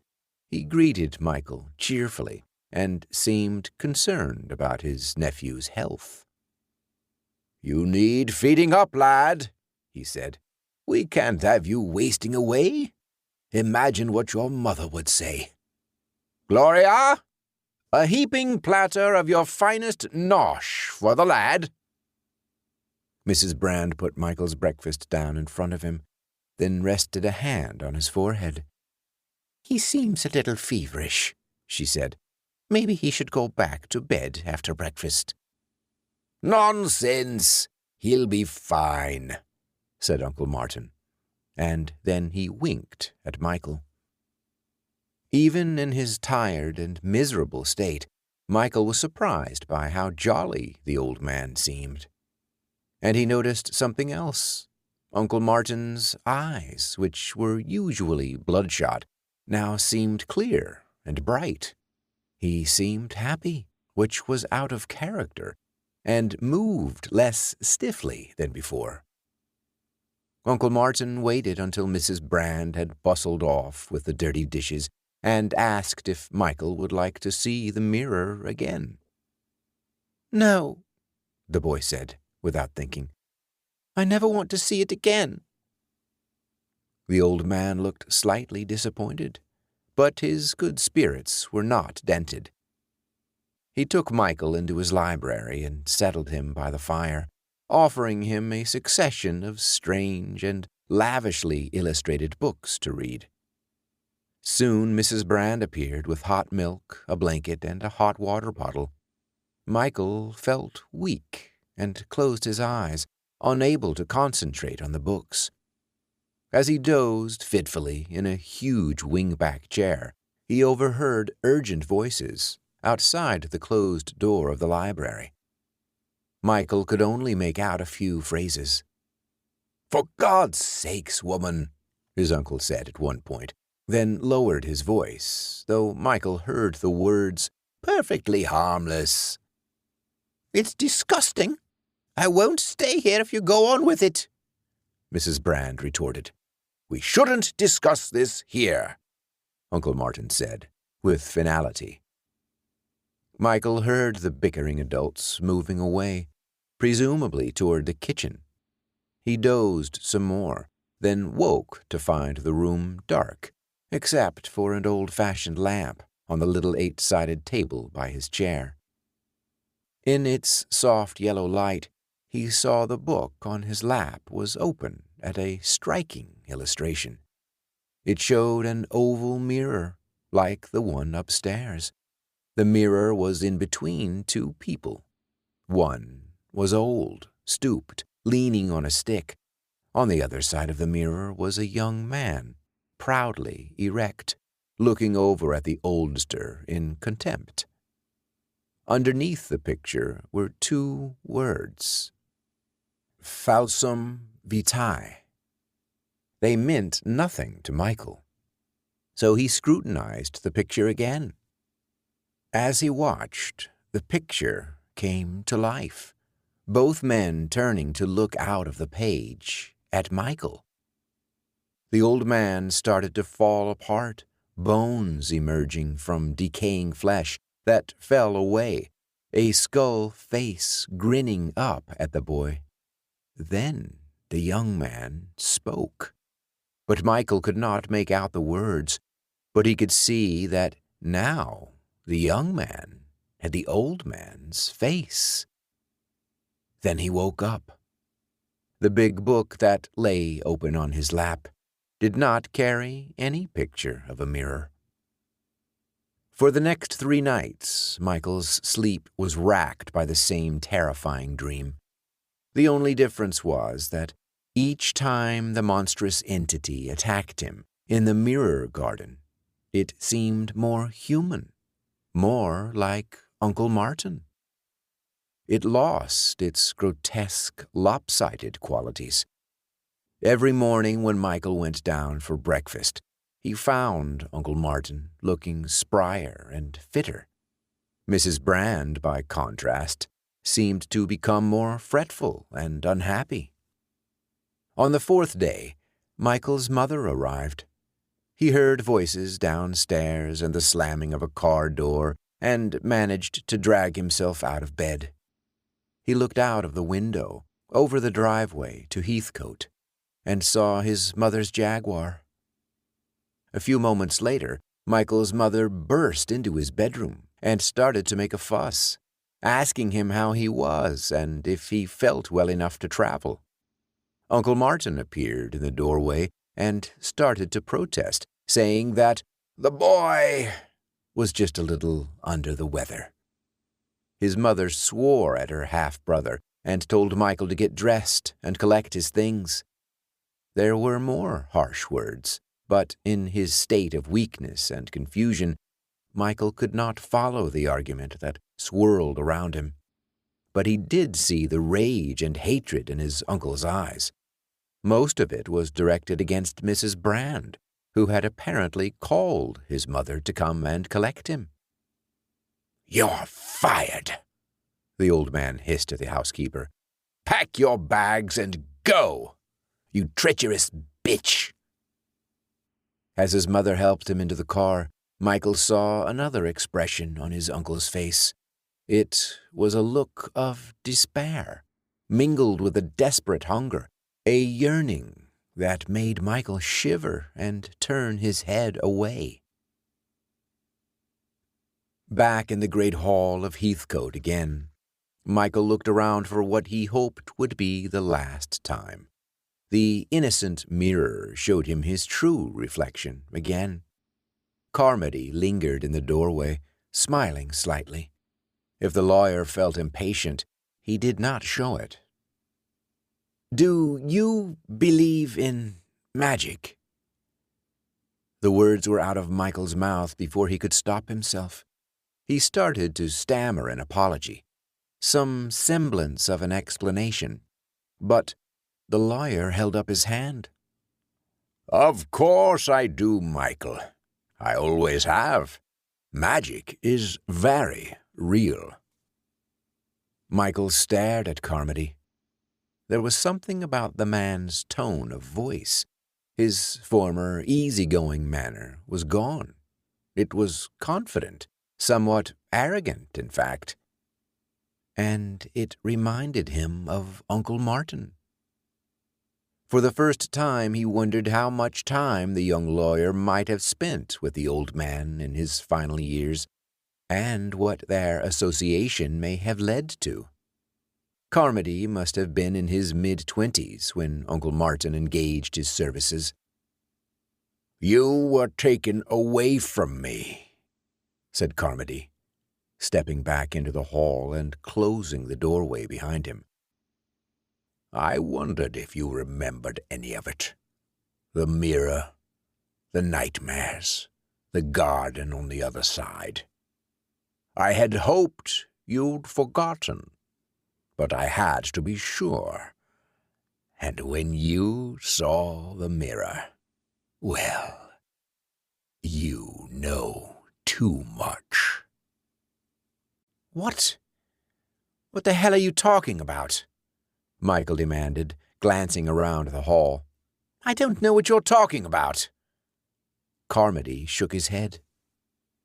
It would have been so wonderful if I could have been a boy again, if only for a few years, to live life so vividly.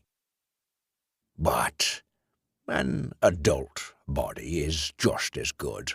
I see that now. And this young man has a great career ahead of him, so long as nobody interferes. Michael took a step back as the lawyer advanced on him. The other man was younger, taller, obviously fitter.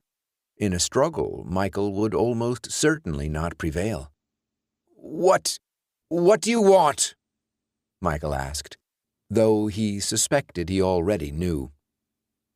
"To tie up loose ends," said Carmody simply. "That bitch, Gloria Brand, she was dealt with long ago. The other servants were lumpen, unimaginative, and never suspected. Your late mother never suspected the truth. You're the only one who knows. I can't risk anyone else finding out about that mirror. The dweller within it, the thing that allowed me to survive, to take this body. So, I had to find a pretext to bring you back. Dying did the job nicely. Dying into a new life, thanks to the one that dwells in the mirror." Michael retreated further, to the foot of the grand staircase. Carmody continued to walk toward him, almost sauntering, looking amused. "If you die, the entire estate passes to me, as an old friend, a confidant," Carmody explained. "Of course, under English law, 5 years must pass before you are declared dead. If there's no body." "You dare not kill me!" shouted Michael. "You'd be the prime suspect." "True," said Carmody. "But there will be no evidence of a crime. None whatsoever. You will simply vanish. A wealthy American tourist waylaid, robbed, the body dumped somewhere. The police will soon lose interest. They are so overworked these days. Fortunately, I have the best body disposal mechanism ever devised, a world you already know." There was a scraping sound, as of wood against wood. Michael risked a glance over his shoulder. At the top of the staircase stood the mirror, its oval surface like a monstrous eye gazing down on him. "I won't go!" he cried, and made a rush for the front door. Carmody dodged to one side, hand raised. The next moment, Michael was lying on the dusty floor. Strong hands lifted him by the shoulders and dragged him up the stairs. He struggled, but Carmody merely kicked him hard in the kidneys to quiet him. The younger man seemed immensely strong and fast, his body in perfect condition. After a few seconds, Michael was lying in front of the mirror, pleading for his life. "I never liked you much, boy," said Carmody. "You always were weak, a whiner. You'll have plenty to whine about on the other side." The man who possessed the lawyer's body kicked Michael again, then grabbed him under the shoulders and stood him before the mirror. One of Michael's shoes had fallen off, and it sparked an idea. He felt a sudden surge of adrenaline, born of panic, and hurled himself backward. Carmody, caught off balance, hit the newel post at the top of the stairs and let go of Michael. Breathless with pain, Michael grabbed his stray shoe by the toe and swung it clumsily at the mirror. He heard Carmody scream out, "No!" just as the heel struck the glass.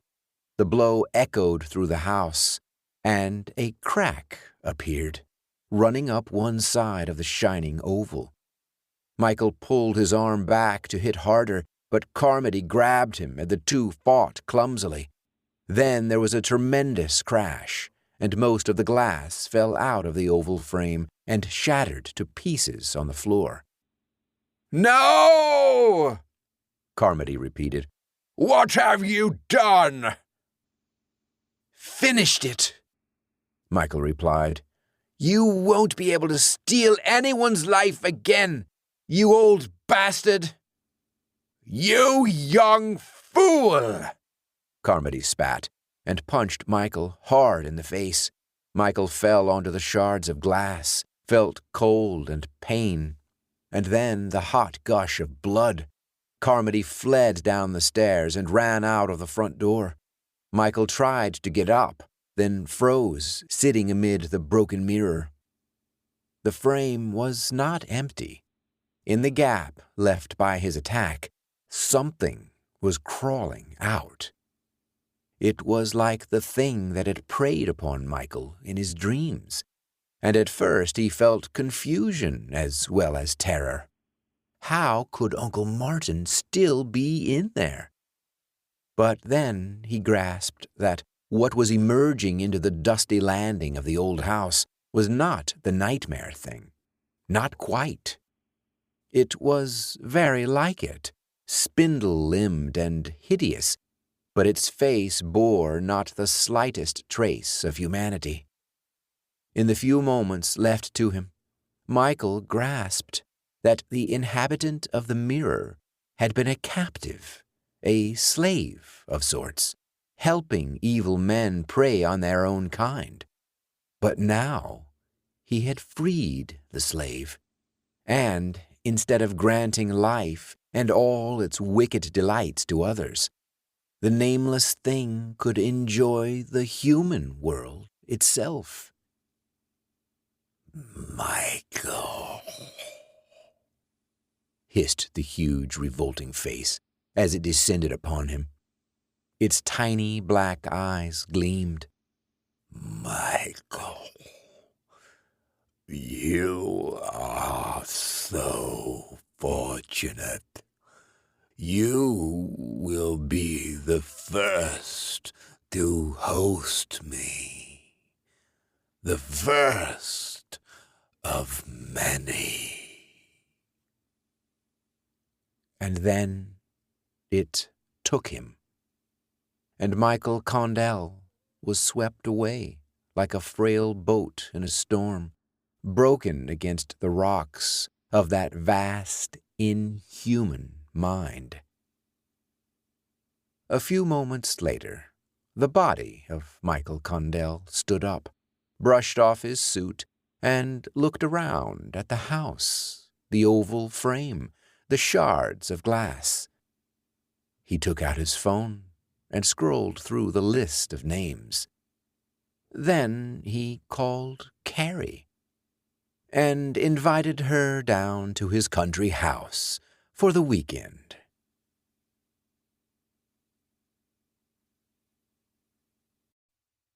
The Last Light by Rowan Rook. "It's going to go out," Iris whimpered, the firelight swimming in the whites of her bulging eyes. Violet watched the fireplace, watched weak flames coil around what had been chair legs, watched pieces of her home turn black and crumble. Each time they added something to the fire, one more trace of their normal lives disappeared, escaping through the chimney and into the inky outside world. Was there anyone there to breathe it in the dark? Were the lost still alive somewhere, choking on the remains of her mundane life? Was Alder? Since no one who stepped outside came back, not even her older brother, it was impossible to say. But something had to be out there. Something knocked on her window every night. Something tasted the ashes of everything they gave up for the sake of surviving. Just one night longer after just one night longer. "V?" Iris tugged at her sister's skirt. Violet's gasp came out like a gust. She hadn't realized she'd stopped breathing. "It's going to go out." Violet sucked in a slower breath, tasting the same smoky air that clogged the inside of her head. Despite the constant warmth from the fireplace, the wood floor was cold beneath her feet. The world, even if its rules had changed, was still real. She let her eyes study the embers and ashes, ignoring the way her heart squeezed tighter. "Not yet," she finally answered. With each passing hour, paranoia's fangs sunk deeper into her little sister. The fire wasn't fading yet, but soon it would be. Soon she and Iris would have no choice but to sacrifice more to the flames. Everything they'd earned, childhood dolls, even photo albums, there wasn't anything left to do but watch it all burn. Hell, they couldn't even read while they waited for the hour when they'd have nothing left. They'd already burned all the books. Violet's eyes shifted to her sister. She needed to get Iris's mind on something else, anything else. But what could they discuss besides the dark, the fire, their missing brother, the end they both knew was coming? Tear stains glistened on Iris's cheek.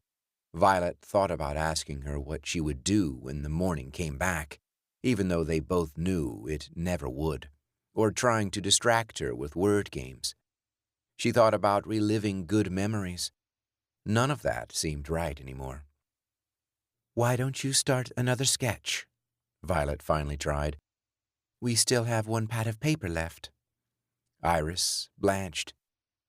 "It'll just be one more thing we have to burn." A pang hollowed out Violet's insides. Her reclusive younger sister had spent years on those sketches. They were awful things, full of glittering, slobbering fangs, and many-limbed monsters and silhouettes as tall as the sky. But they were the proof that she'd lived. If they were gone, nothing of her would be left behind when the fire finally burned out and the darkness came for them. Violet looked around the living room. What had once been their home was only a cage. The dining table had already been burned in broken bits. Nothing remained of the bookshelves. The floors were naked, all of their carpet torn up and turned to ash. Even their beds were skeletal, picked clean by the vultures they'd become. Soot scraped out of the fireplace to make room for further sacrifices, piled against the walls like black snow. Her eyes stopped on the curtains, shielding them from the world outside. The worn cloth would burn so easily. But the curtains were the only thing that stopped her from seeing whatever it was that knocked on the glass at night. Iris's gaze followed hers. "Can we burn the curtains first?" The hair rose on Violet's arms. "No." She winced at the way her voice echoed. "The visitor will see inside." Iris's throat bobbed. "What if it's Al?" 3 weeks ago, the sun had set and ushered in the night that never ended. Everyone who found themselves submerged in the dark disappeared, gone. No one answered calls for their name, and no one who went looking for them returned. Maybe the shadows became a gateway to another place, some said. Maybe the void erased everything it touched, others said. Maybe monsters lurked in the black, many said. The only way to stay safe was to remain in the light, to stop the shadows from swallowing you. The sister's single mother had been among the first to disappear, never returning from her evening shift at the office. Their older brother, Alder, had managed in her role for only a week before getting fed up with hiding away in their suburban rambler. He'd stepped out into the dark, promising to bring help, still wearing that hopelessly optimistic smile on his freckled face, as if he'd truly believed he'd be an exception. He'd never come home. In his absence, Violet, 17 years old, had inherited the responsibility for her 15-year-old sister. They had emergency supplies in the basement, with bottles of water and canned meat and dried noodles. Emergency supplies prepared in case the big one came, and the Cascadia subduction zone shook the earth. How mundane that would have been. They didn't have much else. Certainly they didn't have much hope. They didn't even have a big brother anymore. "You know it's not him," Violet hissed, her stomach roiling with a disgust she didn't quite understand. "He'd come to the door, or call our names, or just use his damn key. It's something else." Iris sighed. "And you call me paranoid?" Violet held in a retort. Iris was an artist, someone capable of conjuring any idea in her mind. Violet had always been the practical one, the one who wanted to believe the world made sense. But surely something being out there made more sense than their brother always coming to the window every night at 4 a.m, always knocking in 4 sequences, always tapping the glass exactly 4 times in each knock. Their brother, who couldn't even organize his socks in ordered pairs. No. Alder as their visitor made less sense than monsters being real. Iris chewed on her bottom lip. "But if it's not him, then—" Perhaps encouraging Iris to draw wasn't the wisest. Violet didn't want to know what else her sister could imagine when the knocks, 1, 2, 3, 4, stirred them from sleep. "If you don't want to draw anymore," Violet grumbled, "then let's just burn the sketches now." "No!" Iris shook her head. "If they're gone, then it really will be." She managed another swallow, as dry as the crackling wood. "Then it really will feel like it's over. Please, let's burn the curtains first." Violet glanced up at the clock. It was one of the few things, by virtue of its plastic material, they had yet to burn. It was a good thing, too. In the endless dark, it was impossible to sense the passage of time. Her own body, with its strained pulse, couldn't tell whether an hour or an eternity had passed since her brother's departure, although tracking the clock told her it had been 2 weeks. Now it was almost midnight, 4 hours away from when the knocks would come. She shuddered. 4. She hated that number. "Fine," Violet surrendered. "Then don't open your eyes tonight." If the visitor was going to force its way in, it would have already. She undid the creaky fireplace grate and took a burning table leg for a torch before walking over to the curtains and ripping them from the windows. The black looked in at her from beyond. She stared at it for a while. Nothing at all stared back. No city lights blurred in the glass. No headlights pierced the dark. No stars shimmered in the sky. Sweat beaded on Violet's brow. "Not yet," she promised herself. They wouldn't burn the sketches. Not yet. The knocks wouldn't come. Not yet. They wouldn't die. Not yet. She tossed the curtains to the flames and closed the grate as hot tongues surged, lashing at the iron bars. "The fire will last for a while. We can sleep through the knocks." "As if," Iris mumbled. But soon, as they sat in front of the fire, Iris slouched into Violet's side. Her chin landed on her sister's shoulder. She was asleep, her lips curled at the corners. A good dream, maybe. Violet tried to smile, too. As annoying, nonsensical as her sister could be, she was glad she wasn't alone.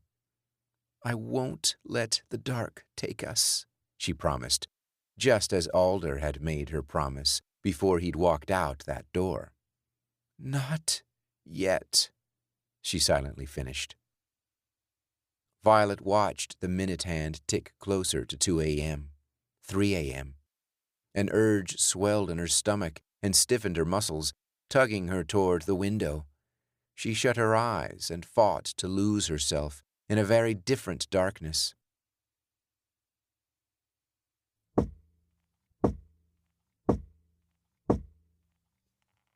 Violet jolted out of a stupor that wasn't quite sleep.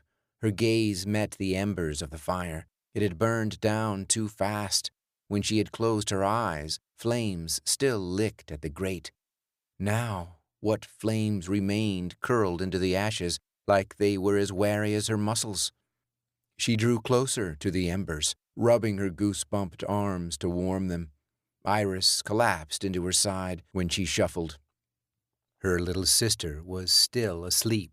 That was one small mercy.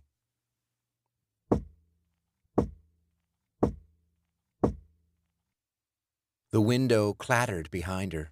Only curling black threads in the fireplace remained of the curtains. All she had to do was look behind her, and she'd see whatever it was that haunted their nights. The chill on her skin wouldn't go away. "Don't look," she ordered herself. "Or what?" another part of her asked. "Everything stays the same? You hang in there for another night longer? There's not much left to burn." There wasn't much left to burn, but they didn't know how much longer the night would last. The light could return as suddenly as it had fled. "But it won't," that same part of her knew. "The knocks are the only thing that's changed since the sun went down."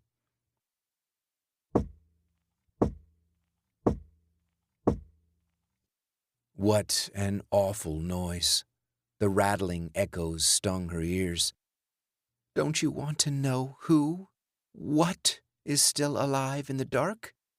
Don't you want to know before you die?" She closed her eyes, steeling herself against the impulse tingling through her nerves. "You're not like Iris. You don't want ideas. You've always preferred answers."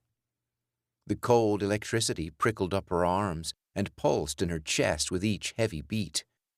"Isn't looking the responsible thing to do?"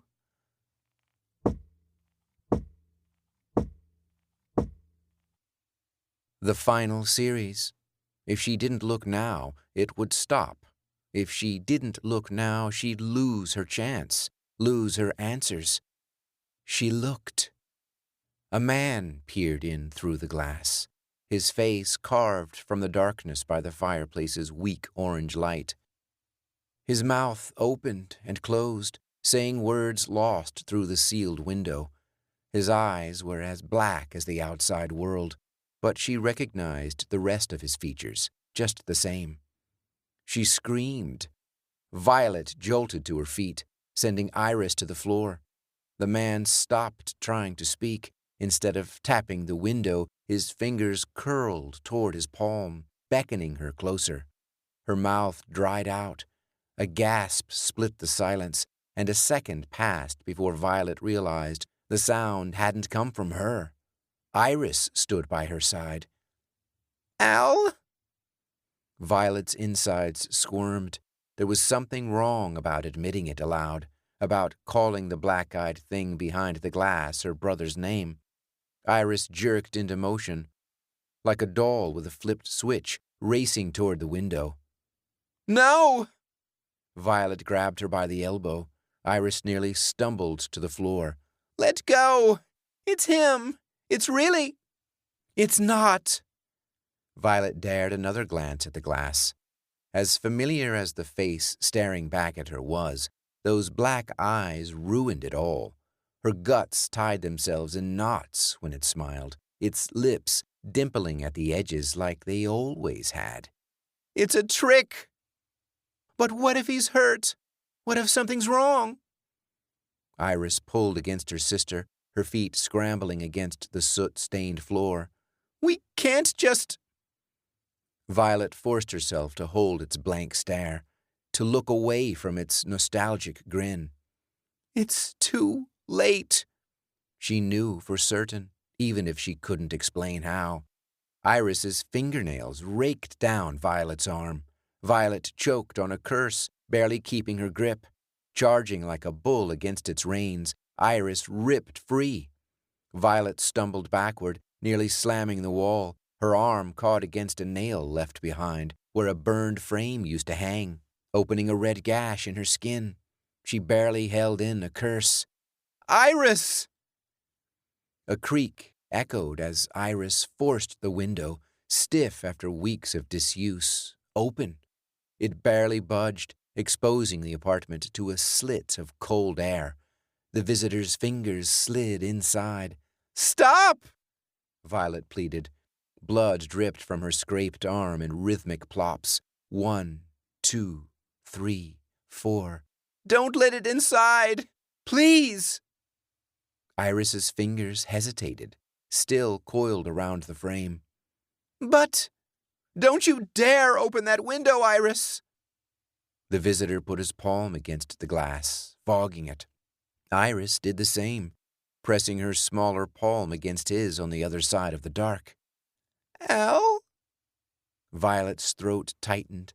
She needed to snatch her sister's arm again, drag her back, get her away from the window, but she couldn't step any closer. Her legs refused, frozen to the floor. "Get back!" she ordered. "It's not him!" Iris only glanced back at her, pale in the fading firelight. "Of course it's me."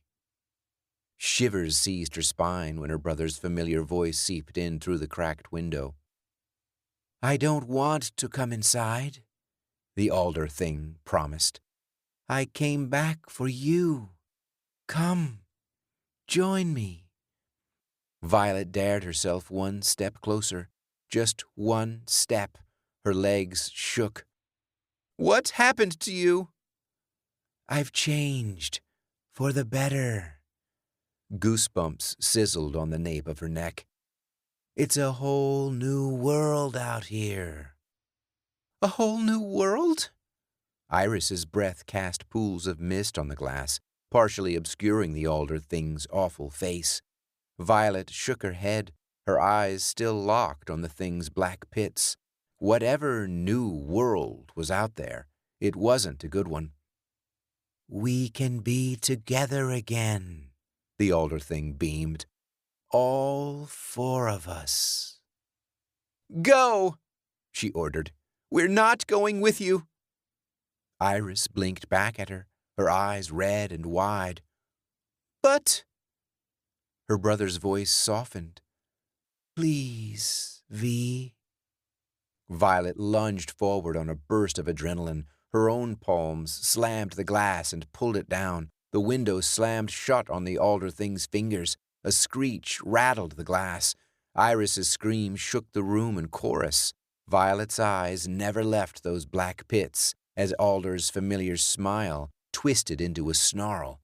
The mockery of her brother opened its mouth, shouting, its nostalgic voice mercifully muffled by the closed window. She tore her eyes away and took Iris by the shoulders. "Al!" Iris moaned. Violet pulled her closer and held her tight, letting her tears drip into her dress. Her own eyes ached as she sealed them tight. Her heart pounded against her sister's chest.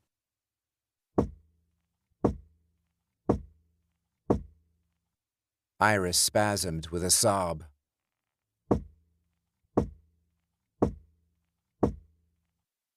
Maybe she'd wake up soon and realize this had all been just a dream. Maybe the last 3 weeks had all just been a dream. One long, awful night stretched out by her sleeping mind.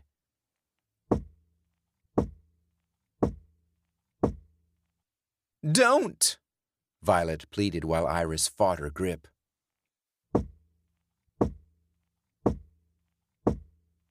The atmosphere shifted.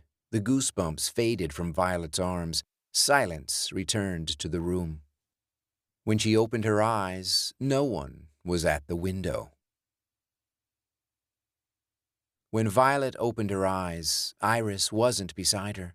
Traces of her fading nightmare sparked back to life. Her sister and brother, both looking in at her through the window, ripping the skin off their own arms and banging at the glass with their bones. waking up with the door open, alone, with nothing but dying embers for company in the silence, walking forever through an endless blank black, with nothing to feel but the cold. She pushed up on her palms and whirled toward the door, dragging her groggy senses behind her. Iris was there, the meek firelight barely illuminating her white dress in the dim shadows of the entryway. "Iris!" Violet shouted, piercing through her own haze as if she were still half in a dream, somewhere far away. "Get away from the door!"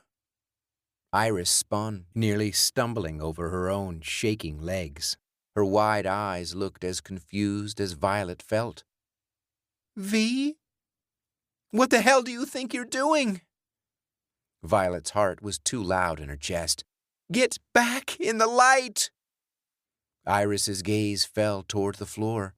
She took a few steps closer, letting more of the firelight wash over her pale skin. "He came again." Violet swallowed. She'd slept through the knocks.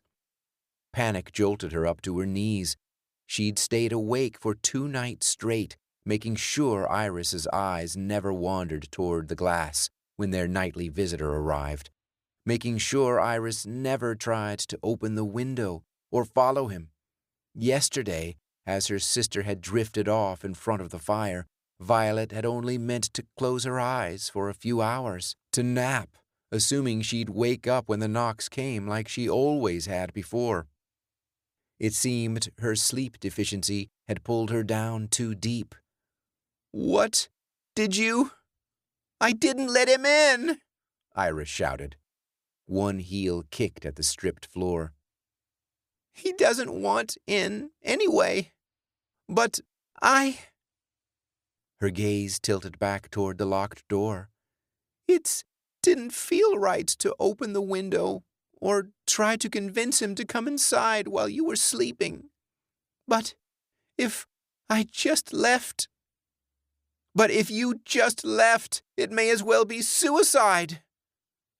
"But my point is," Iris looked back at Violet, her eyes narrowing, "whether I leave or not isn't your choice to make."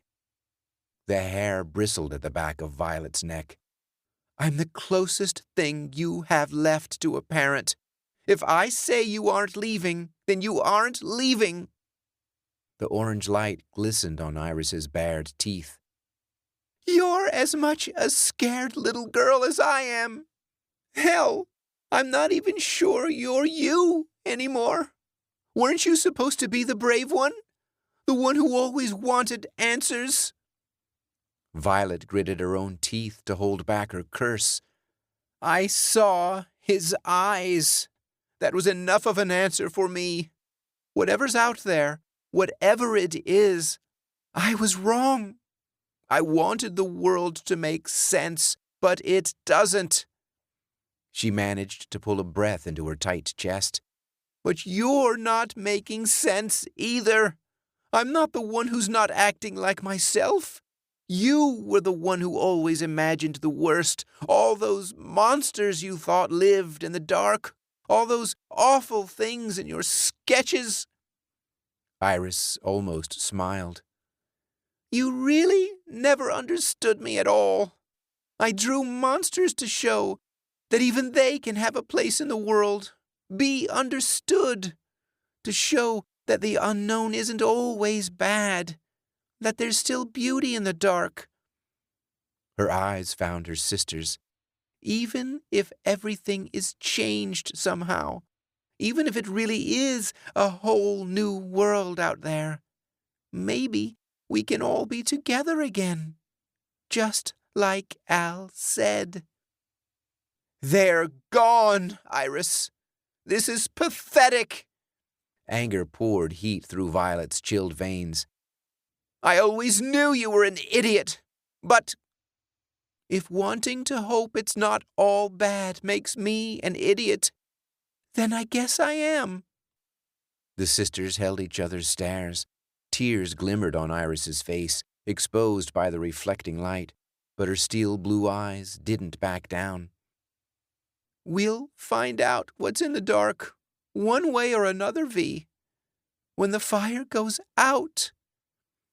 A flash of fear tightened Iris's features. I'm tired of just waiting. I want to end this on my own terms. The light could still come back, Violet insisted, even though she didn't believe it. If you leave, you're giving up. We're not giving up. It's not giving up when there's not much left to burn. Violet whirled away from Iris. A fresh wave of dread squeezed her chest when she turned back to the fire. There were barely enough embers left to make a torch. She took a piece of a picture frame, stolen from Iris's paintings and reserved for the purpose, and plunged it into the fire. It barely caught, but it would have to do. She was out of patience. Hot ashes drifted down and stung the back of her hand as she held it tightly and strode into Iris's bedroom. Her drawings, stripped of their mounts, were stacked neatly on the floor. A sketchbook with works in progress sat on the naked metal bed frame. Violet tucked the book under one arm and dragged out as many sketches as she could manage. Stop! Iris's clammy hand gripped Violet's shoulder, but she yanked herself free, her adrenaline powering her tired muscles. Violet poured the sketches into the fire. The flames roared higher than they had in days, surging like an excited beast woken from sleep. A sound Violet had never heard before spilled from Iris's throat, a curse and a scream and a shattering. Spikes of fear pierced Violet's anger. What if her sister stormed out in a rage? What if she'd gone too far? But she felt the impact shake the floor when Iris crashed down to her knees and sobbed. There was nothing left to burn. This time Violet was the one who cried. Hot tears left trails on her cheeks, evaporating in what heat remained from the dying fire. Iris slept against the wall, cushioned by the piles of ash. She hadn't slept beside her since she'd burned the sketches. Iris's chest rose and fell, but it shook. Her naked silhouette, they'd already burned their last dresses, was all edges and bones. This was the end. This was really the end. They didn't even have any food left. She'd fed the last of the canned meat to the fire that evening. All that remained was the unused cooking oil in the kitchen, a final bright flare of a finale, if she chose to pour it into the fireplace. Her teeth ached as she grit them tighter. She didn't want to know what would come next. She didn't want to let the dark take her. She didn't want answers. Not this time. If this was the end, then she wanted to die the way humans were supposed to just let go of everything, without black eyes and nightly visits and exactly 4 knocks 4 times per night at 4 a.m, without answers. At least death still made sense.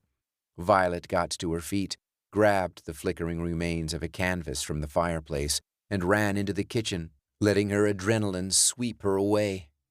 Reality frayed, as if she were already outside her body. As she twisted off the cap and splashed the oil across the floor and over the walls, it was only a pity there wasn't more. Don't do this, some distant part of her begged. It's not right. It's not fair. But what did that matter anymore? She promised her sister that she wouldn't let the dark take them. She was only keeping her word, still being the responsible one, all the way until the end. She tossed the flaming canvas to the floor. Light erupted. Her eyes stung like they'd been stabbed, so used to the dark. Her skin screamed with the rush of heat. The light itself clung to her, singeing the hair on her arms. Red tongues rose toward the ceiling. V! Her sister's voice seemed to come from far away. Violet couldn't bring herself to turn from the flames as they grew. So fast, too fast, not fast enough. The smoke had already hidden so much of the apartment from view. "What the hell did you—" "I'm sorry." Violet wheezed on the soot she gasped in when she opened her mouth. She stumbled but forced herself to hold her ground. "It's better this way. The house itself was all that was left to burn. By the time it goes dark, we'll already be gone." Iris coughed. She managed only the first note of a shout before another wheeze stole her voice. For a while, Violet wondered if that would be it. "Goodbye, V." "What?" A streak of shadow moved behind the smoke. "No!" Violet struck out with stiffening muscles, her fingers catching and clamping around Iris's arm as she tried to flee for the door. "I promised." She couldn't finish the sentence, her lungs no longer scavenging enough air to speak. Her grip weakened as her legs sagged toward the floor. "I promised I wouldn't let the dark take you." "You don't get to make that decision for me." Iris's foot slammed into Violet's ribcage. Pain echoed through her bones. She let go. "No!" The flames met her as she stumbled. It hurt. It hurt as the fire crawled across the floor and under her feet, sending up white-hot pain through her nerves. It hurt as it caught the strands of hair lying over her shoulders. It hurt to breathe, but soon nothing would hurt at all, except the sound of the door creaking open. Through the haze of soot and fire, she barely made out her sister's silhouette, blending into the rest of the black. Then it was gone, into the dark. She was alone. Violet screamed. She'd failed. Pain merged into pain until she couldn't tell the difference anymore.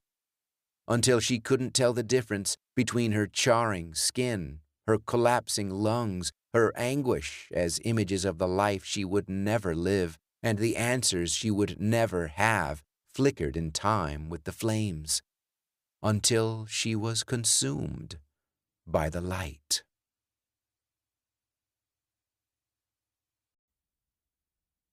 The Post by David Longhorn. I just think we should get rid of it. Before Christmas, I mean. Before everyone comes over to visit and sees that great ugly thing disfiguring our home. Joseph Clemson looked across the breakfast table at his wife, Katie. He put down his copy of the Times and folded his arms. He sensed an argument coming on, possibly a petty one, but perhaps a major event. He always tried to head off arguments since Katie had become pregnant. However, he knew that if he was too conciliatory, she might fly into a rage and accuse him of patronizing her. It was a fine line to walk. "Darling," he said, "it's just a neglected old gazebo. It's not especially nice to look at, I agree. In an ideal world, it wouldn't be there, but it's not doing anyone any harm. More importantly, it's November, it's cold, and we've had a lot of rain, so the garden is almost a swamp. And there's no way I'm going to demolish that thing on my own." Katie started to talk, but Joseph held up a hand, signaling that he had not finished. She subsided, clearly resentful, but not as yet angry. "Yes, we could always hire someone, perhaps from the village or perhaps some local farm contractor, to remove the supposed eyesore," he said gently. "However, it would certainly cost a lot, and they might do a botched job. We're outsiders, remember, ignorant city folk just ripe for ripping off. I think we should wait until the spring and then consider doing it up as a nice little summer house. And if, in the new year, we find the place is too far gone to save by next year, well then, I could demolish it myself and pay someone to cart the remains away." Katie still seemed inclined to argue, but before she could say anything else, Joseph got up and checked his watch. Finding that he needed to be somewhere else was one of his favorite tactics when a row was in danger of fermenting. I see that the 7:45 will be leaving in precisely 18 minutes. Given the bad weather, I will set off now. Have a nice day, dear, and please don't get worked up about a glorified shed. We've got bigger priorities, haven't we? Yes, she said grumpily, hand moving to her midriff where a faint bump was barely visible. Katie came to the door to kiss him goodbye as usual and wished him a safe journey. As he got into his car, Joseph felt mild satisfaction at having avoided a spat. He and Katie had been together for 3 years, expecting their first baby for 6 months, and were still, he felt, settling into their relationship. Her announcement that she was pregnant had, if anything, made communicating a little more difficult. Sometimes he felt as if he was walking on eggshells. He had been told by a couple of older guys at work that that was often the case. As Joseph drove along 8 miles of winding country roads to the nearest railway station, he pondered his relationship with his wife. She was usually the more assertive of the couple, and also, in some ways, the most impulsive and erratic. She had insisted on their moving to the countryside from London shortly after she got pregnant. She had taken the lead in finding this old cottage on the outskirts of a somewhat remote Suffolk village. Joseph had gone along with her, happy to be supportive. And it's a nice place. I like it, he thought. She chose well. London was too crazy, too much pressure for both of us, even if we hadn't been expecting. Now we can relax in the evenings and over weekends, and my commute isn't that bad. And yet, since moving in less than a month earlier, Katie had seemed determined to find fault with almost everything about their new place, inside and out. First, it had been the bats in the attic, then the slow internet connection and lousy cell coverage. And now there was this gazebo fixation. She was also unwilling to get to know the neighbors, dismissing villagers as narrow-minded and insular. Yet half of them were, like the Clemsons, metropolitan types who had moved out of London. She misses her big city friends, the general excitement of London life, he thought. Well, she talked incessantly about wanting a place in the country. Now that she has one, she had better grow to like it. For both our sakes. We can become happy country mice. I'm sure we can. A tractor suddenly emerged around a blind corner, and Joseph had to brake hard. He spent the rest of his commute cursing ignorant country bumpkins and gave no more thought to his wife for the rest of his working day. After Joseph left, Katie collected the breakfast things and put them in the dishwasher. Then she tried to focus on other housekeeping tasks, cleaning rooms and surfaces that were already quite clean. Then ordering groceries online, paying various bills. She cursed the intermittent internet, the lack of broadband out in the boondocks. That killed a couple of hours, but it was still well before lunchtime when she found herself at a loose end. As always, when she had nothing else to do, she found her eyes drawn to the gazebo in the garden. The run-down structure looked especially ugly on this gray, dismal day. A steady drizzle had begun falling around 10, and occasional gusts of wind rattled the loose boards on the hexagonal roof. The gazebo was old and slightly lopsided, its once white paint now almost entirely gone, the wood underneath stained and possibly rotten. I hate it, she muttered with a burst of anger. I hate it. When they first viewed the cottage, Katie had not noticed the gazebo. The garden had been so overgrown that the low, small building had not been conspicuous. But after they had tidied the place up, cut back the jungle of weeds, the gazebo had started to obsess her. She was baffled as to why Joseph would want to leave the thing standing for a minute, let alone for months. His indifference was almost as upsetting as the ramshackle object itself. Horrible, she exclaimed, wrapping her arms around herself and shuddering. It was like a stone in your shoe, she felt, an irritant nobody could ignore. She had a sudden impulse, one that she recognized as slightly crazy even as she gave way to it. She wondered if she could demolish the thing herself. Well, not demolish, perhaps. But what if she smashed it up so badly that Joseph would have no choice but to get the wreckage carted away? He would be cross, regardless, at her exerting herself while pregnant. He'll be so annoyed, Katie giggled as she put on her coat, Wellington boots, and gloves. She went into the garage first and found Joseph's old tool kit, which he hardly ever used. She selected a large hammer and hefted it in her gloved hand. It seemed adequate for destroying a wooden structure that was probably rotten anyway. Hurry! Katie paused, looked around the garage. There was no sign of anyone, yet she was almost sure she had heard someone whisper, someone urging her to hurry.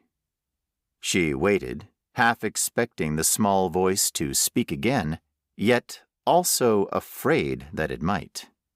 There was a sudden rattle against the window, a gust driving a flurry of rain. She laughed, rather weakly. Imagining things, Katie. She opened the garage door and went outside, flinching as another gust blew straight into her face. She crouched, pulling up the hood of her coat, and ran across the lawn to the gazebo, boots squelching in the muddy earth. The open-sided structure, she could see, would offer little protection against the deteriorating weather.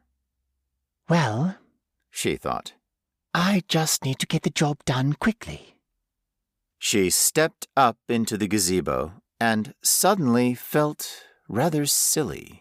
Katie Clemson, a supposedly rational adult, was planning to vandalize her own property, just so her husband would remove what she considered an eyesore. It seemed a tremendous overreaction, and all of Joseph's logical arguments from breakfast resurfaced.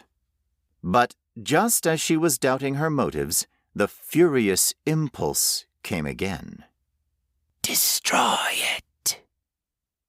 The tiny voice might have been her imagination, mishearing the hiss and spatter of wind-driven rain on the wooden structure. She told herself that's exactly what it was, and walked over to the center of the covered platform.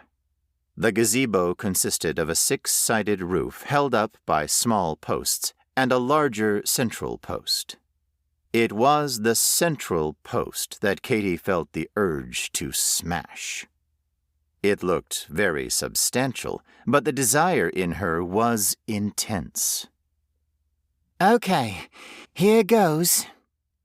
She raised the hammer and swung it clumsily at the post. It connected with the dark, rough-grained wood with a startlingly loud bang. The post did not move. It showed no sign of damage either. The shock of the impact had hurt Katie's arm, and she rubbed it ruefully as she took a step back. Ow! You bastard! She felt a sudden urge to retreat, to go back inside and sit in the warm glow of the kitchen range and have a nice cup of tea, or perhaps enjoy a glass of gin and veg in front of the TV. But again, she felt the deep compulsion to destroy the gazebo, to remove the eyesore that was becoming as irritating as a stone in her shoe. It overwhelmed all reason, all restraint, She had to destroy it. But the task was going to be a lot less easy than she had assumed. Katy turned away from the central post and looked at the 6 others holding up the edge of the roof. They were distinctly thinner, clearly made from a different kind of wood, altogether more vulnerable. She hefted the hammer again, and this time took hold with 2 hands before taking a swing. Sure enough, the second pole cracked, gave a couple of inches. She hit it again, and felt a weird exultation as the wood splintered and shattered. She felt a sudden joyfulness as she finally smashed the wood, and the lower half of the pole sagged sideways. Katy, breathing heavily, moved on to the next pole. It fell on my head, Katy said apologetically. Sorry, darling. The smiling young nurse who was adjusting the dressing on Katy's forehead stepped back to examine her handiwork. There, and next time you try to demolish a building, Mrs. Clemson, maybe you should try to make sure you're not inside it. Joseph had rushed to the country hospital from the station when he got Katy's call, anticipating all kinds of disasters. But now he was also angry at her for taking a hammer to the gazebo. It seemed like such a ridiculous overreaction, and he said so. I know, she said. I can see that now, here. She looked around at the small room, clean and brightly lit, with its posters recommending regular health checkups and other sensible worldly things. This is all so normal, she went on. But when I was inside that horrible old thing, I had to do something. I had to destroy it. That bloody post. It needs to go. It's an affront somehow. Does that sound crazy? Yes, absolutely bonkers. Pregnancy is making you loopy, Joseph thought. Of course not, darling, he said. I think the move to a new place, the rural isolation, the stress of, well, you had a little moment of madness, that's all. An overworked young doctor bustled in and told them that Katy probably did not have a concussion, but should contact them immediately if she experienced any of a list of symptoms. She handed Joseph the list, a prescription for painkillers, and told them they could go home. After getting the prescription, Joseph drove them out of town and into the November countryside. As they drew nearer home, he felt apprehension growing, wondering just how much of a mess Katy had made. They had been chatting about minor matters, but both fell silent as he turned into the drive. Holy shit, he exclaimed. It looks like a bloody bomb hit it. The gazebo was a write-off. The hexagonal roof had collapsed sideways onto Katy and now lay at a drunken angle, one corner resting on the lawn. 3 of the 6 poles around the edge had been broken. Repairing it would cost a small fortune, and they could not leave it to gradually rot and disintegrate over winter. Looks like we're going to have to get it taken down, he sighed. You'll get your wish. Really? Exclaimed Katy, perking up as if he'd given her an early Christmas gift. We can get rid of it? Apart from anything else, Joseph said. Passerby would see it and probably report us to the council for making the neighborhood look untidy. And your parents are coming down on Christmas Day. He left something else unspoken. Katy's parents would see the ruined summer house as further proof that he was not good enough for their precious daughter. Katy's father's speech on their wedding day had been along the lines of, "Well, she's always been a headstrong girl." Katie's mother tolerated Joseph, but saw him as amusingly vulgar, like a smelly old dog who had not yet been put to sleep. So you'll make sure it's gone before Christmas? She urged. Definitely? Okay, he said, keeping his voice even. We need to get what's left of the damn thing taken away. I'll just go down to the pub, see if someone in the village has a truck and a willing sidekick. Ask around, find some shady character, then throw him a handful of used 20s. That's the country way. The local pub, the Lamb and Flag, was a gentrified establishment that advertised family meals and an event room for rent. As Joseph walked in, he was confronted by a small Christmas tree, lights twinkling, fake presents around its base, and a large sign decorated with holly. Book your Christmas dinner now. His expression must have been graphic, as a white-haired man sitting at the bar smiled and shook his head. I know, the stranger said. Middle of November, and we're in full Yuletide mode, even out here. Spoils it for me a bit, Joseph replied, trying to catch the barmaid's eye. The place was busy.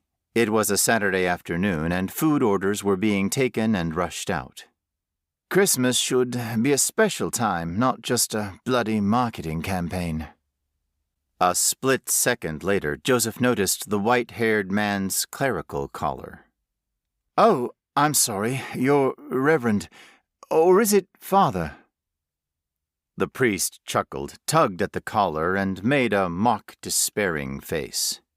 As soon as people see this bloody thing, they assume they should be on their best behavior, he said. And it's Tim, by the way, Tim Harcourt, and it's only Reverend when I'm on duty, which I'm not at the moment. I cover 3 parishes for the Church of England, but this is my local.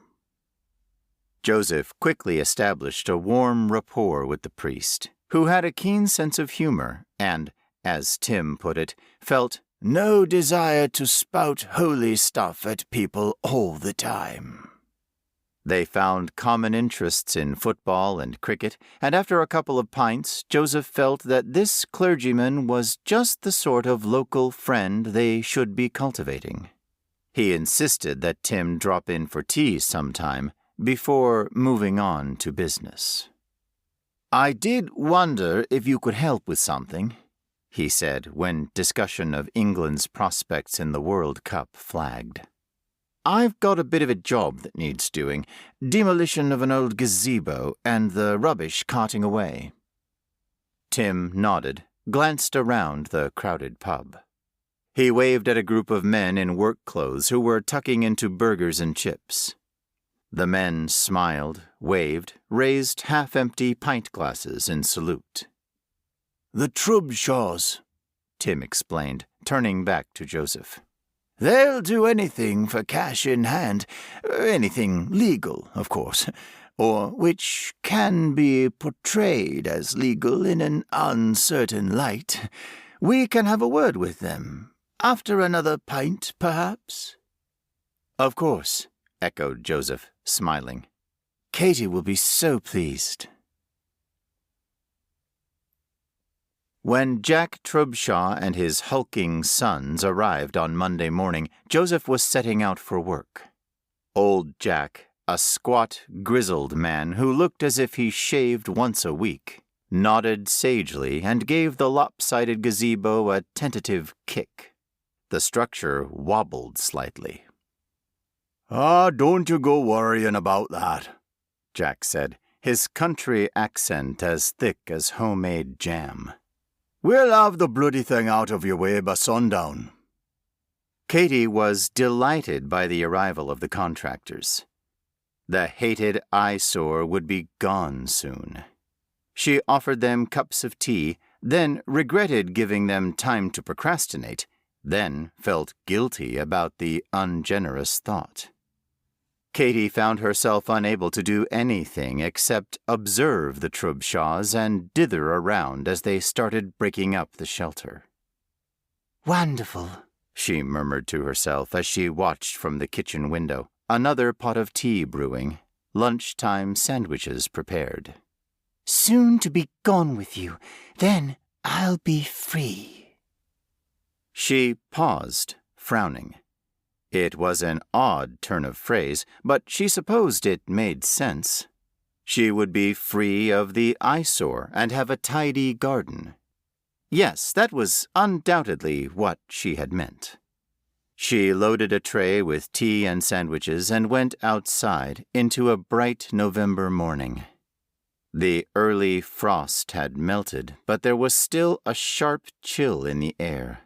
The breath of the Trubshaws was visible as they strained and cursed the central post.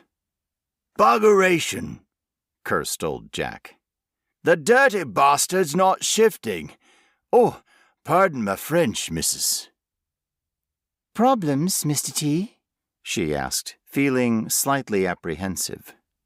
"Well, not really, missus," said the old man. "We can shift all of it today except this main post here. That'll need a bit of special equipment."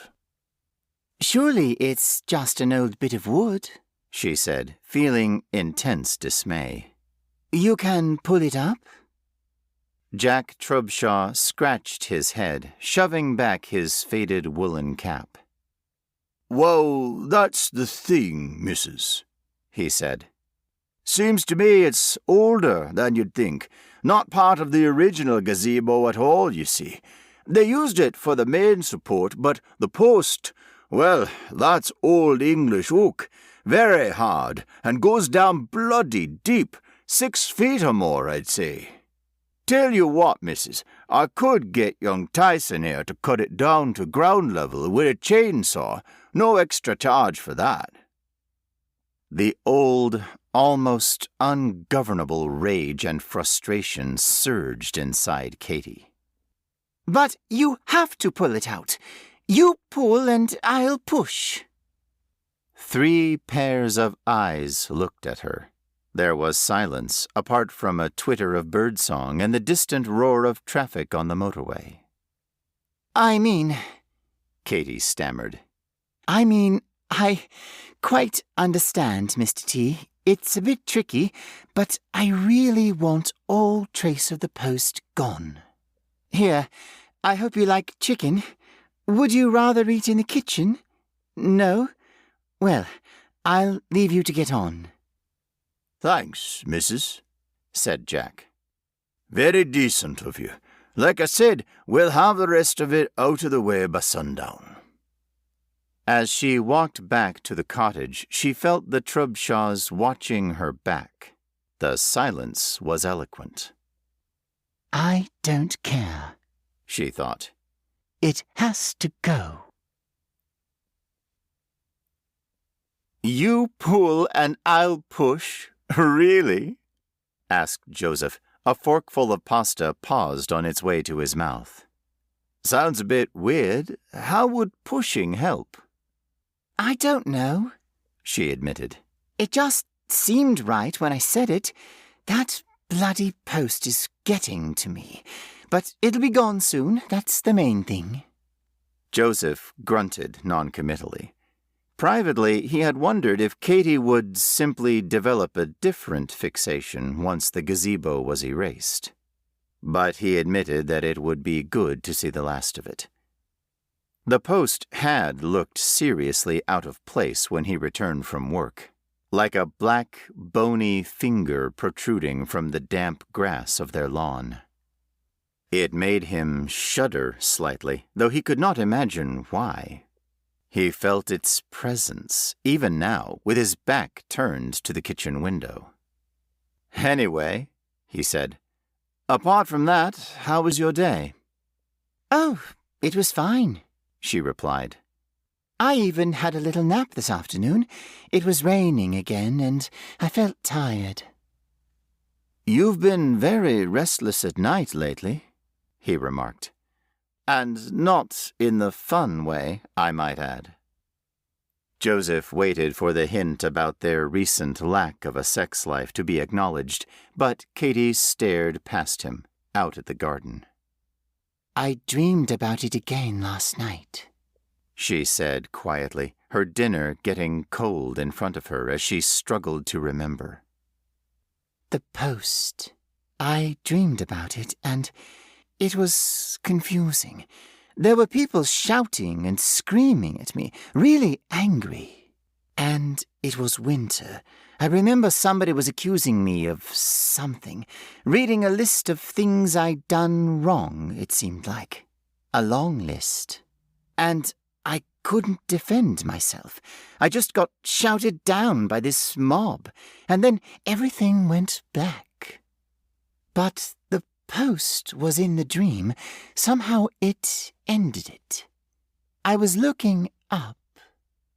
She trailed off, hand raised as if to try and grasp the fleeting vision. Tomorrow it will be gone, Joseph said. And the day after you'll wake up and see a nice, neat lawn. She smiled, reached out for his hand. Thanks for being so patient, she said. I think I need a sense of perspective sometimes. She resumed eating, and they talked of work, relatives, friends, the news. Joseph told himself that normality was on its way back after a slightly odd episode.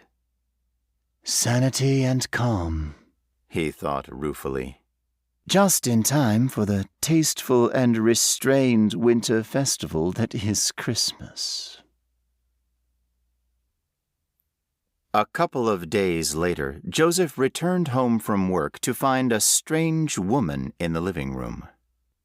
The newcomer was tall, broad-shouldered, with short, iron-gray hair. Katie introduced her as Jenny, the new midwife. Jenny nodded curtly at him and did not offer to shake his hand. She finished talking to Katie and then left without another word to Joseph. "What happened to Pauline?" Joseph blurted out as soon as the front door closed behind Jenny. "She was much nicer."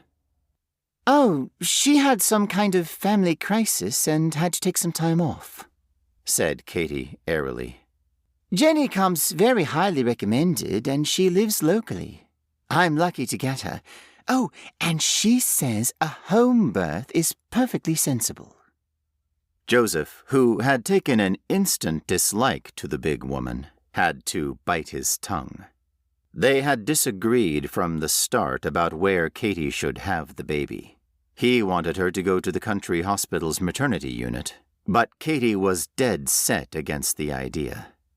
Joseph had pointed out that they might be snowed in when she went into labor, but she pooh-poohed his concerns. "I'm the one squeezing out the child, not you," was her mantra. That night, in bed, Joseph lay awake while his wife slept peacefully. Her nighttime restlessness seemed to have passed, which struck him as odd. Pauline, the kind and helpful midwife Jenny had replaced, had spelled out how little sleep Katie might get as her pregnancy progressed. It seemed that she had been wrong.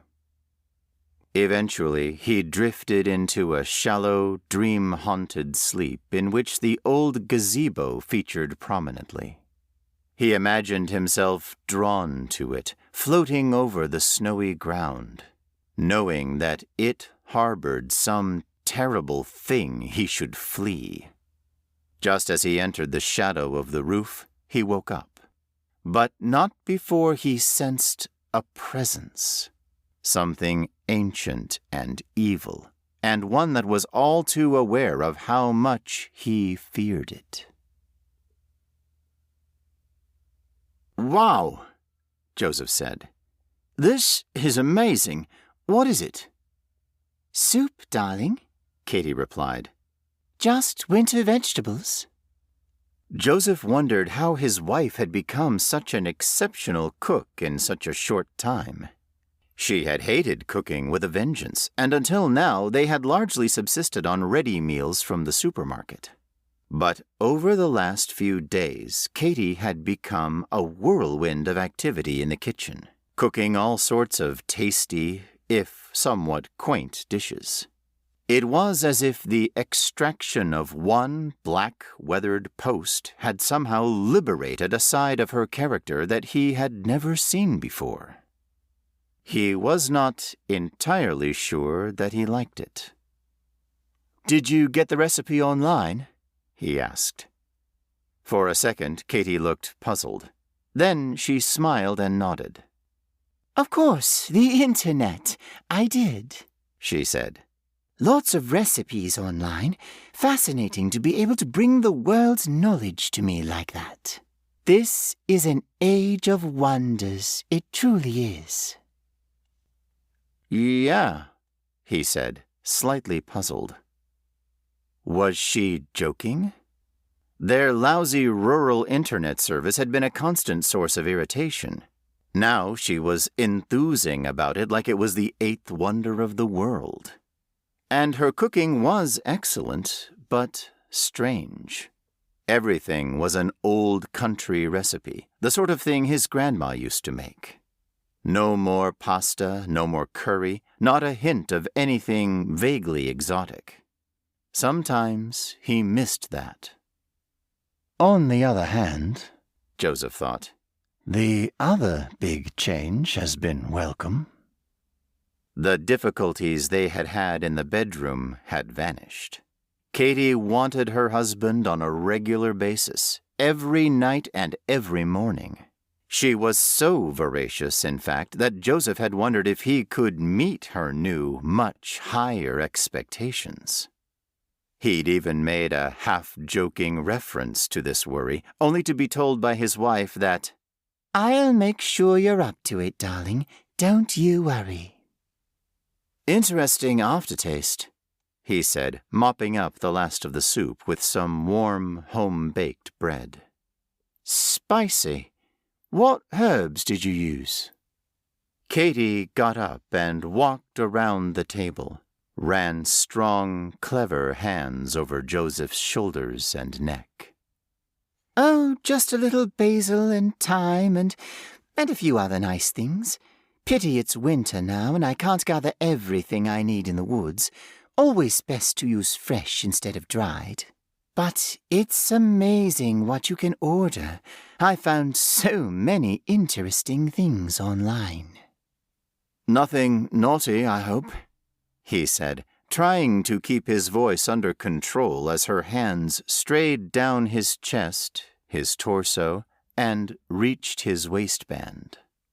"Safe browsing and all that?" "It's not browsing I've got in mind," she purred. Joseph was about to ask if there was anything for dessert, then realized he would almost certainly not get a culinary reply.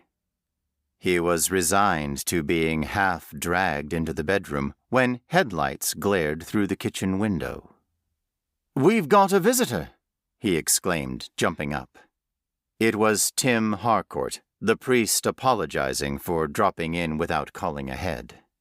The priest had been away on parish matters for a while, but was finally taking Joseph up on his offer to call and have a cup of tea. "I'm sure we can do better than that, can't we, darling?" Joseph said, turning to Katie. "Yes," Katie said, smiling pleasantly at their visitor. "Would you like something to eat, Tim? I have some homemade fruitcake." Gosh, that's very kind of you, but I really mustn't indulge. Joseph ushered Tim into the small, cozy living room, and they chatted while Katie made the tea. Tim, it transpired, had been looking into local history and had what he thought of as fascinating information about the Clemsons' cottage. "I ran into old Jack," he explained, "and he told me your post was, quote, an absolute bugger to shift. I wondered what kind of post would need to be in that deep, and a thought struck me. I checked some records, thanks to a friend at Country Hall." He had a small satchel with him and was just getting a sheaf of papers out when Katie came in carrying 2 mugs. Somehow she managed to stumble and spill tea on the vicar and his documents. There was much apologizing and dabbing of clothes. Tim was polite about it, and soon they were chatting pleasantly in front of a blazing log fire. You said you'd found something interesting out about the cottage? Katie asked. Now, you're sure you won't have some of my cake, no? I'd better not. Diet and all that, the priest said, tapping his mildly protuberant belly. Then, gesturing at the tea-stained papers lying on the hearth rug, he started to talk about old maps and local folklore. You see, in the old days this used to be Crossroads Cottage, he said. The roads around here have, of course, changed a lot since then, and the crossroads would have been in the middle of what's now your garden. When old Jack told me that post must have been here for centuries, well, I put 2 and 2 together. Joseph nodded, but now he felt oddly remote from the conversation. Perhaps lack of sleep, courtesy of Katie's appetite for sex, was catching up with him. But whatever the reason, he was struggling to understand what the priest was saying. He was also struggling to care. I thought, aha, it was probably the gallows, explained Tim. That often stood at the crossroads. Miscreants were left hanging for weeks for the crows. Joseph nodded again, smiled. He tried to reach out for his teacup, but his arm seemed reluctant to move. Now Katie was speaking. No wonder that thing seemed evil, she said. Such evil had been done there to so many poor souls. Tim paused, looking at Katie with an expression Joseph could not fathom. Then the priest continued. But I was wrong, it seems. There was no gallows. It was something else entirely. Just what it was, I am not quite sure, but it's fascinating, don't you think? That post was centuries old and in so deep. It must have been very important. Joseph struggled to speak. Yes, he managed to say. Sorry, I'm a bit fuzzy. Tim bounced up from the sofa at that, saying he should not have imposed on them, as Joseph was tired. Katie saw him to the door, then came back into the room. She looked down at the hearthrug and put her hands on her hips. Oh, he left his maps and things behind, she said. Never mind, they were ruined when I spilled the tea. Look. She bent down and gathered up the papers, then hunkered down next to her husband and went through them. Joseph again struggled to focus. He could just make out a few words here and there, the vague shape of a historical map, quaint and monochrome. Katie casually flipped them into the fire. He can always print out some more, she remarked. Then she straddled him and began to unbutton his shirt. He tried to protest that he was tired, that he would rather go to bed and sleep tonight. But soon Katie proved, in the simplest way, that he was not too tired for what she had in mind. Weeks passed. December came, and with it an early fall of snow over the whole eastern part of England. Intense cold descended on coast and forest, city and village. The country was blanketed with whiteness, as shown by satellite images on the BBC News. Smiling, Joseph Clemson toasted the sudden cold snap with a glass of tawny port. He was snug and warm at home, it being a Saturday, and the forecast said it would be gone by Monday, when he would have to commute to work in London. Of course, work could still get to him, even out here in the sticks. After breakfast, he opened his laptop and checked his emails. He was relieved to find that there was nothing he needed to deal with at once. Then he saw a message from Tim Harcourt. It was entitled, Fascinating Revelations.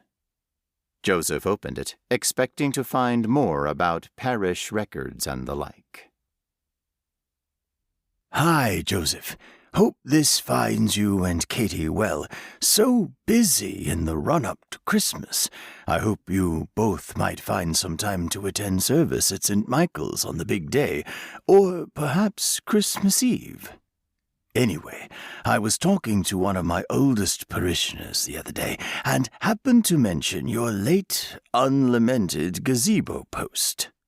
Imagine my surprise when the old dear, she'll be 100 next year, looking forward to her official congratulations from Her Majesty, got very excited. No good can come of it. Fools shouldn't meddle, and a lot of other things I'd better not put here, lest the bishop get to see it. After a while, she calmed down a little, and I got something resembling a coherent story out of her. Apparently, Crossroads Cottage was once the home of a notorious witch called Catherine Royce. This was back in the 17th century. If you look online, she is listed as one of the victims of witch hunters who passed through the area during the English Civil War. According to my venerable friend, Goody Royce was no ordinary witch. She was some kind of super witch, apparently. Not only did she brew potions and curse people, she was supposed to have been a part of a powerful coven that wanted to bring about the end of the world. A major blasphemy involving the Antichrist, human sacrifice, and all that. For this reason, after they hanged her, she was buried at the crossroads with a stake through her heart. People thought that would hold down her corpse if it was inclined to wander. They did it to suicides quite often, sad to say.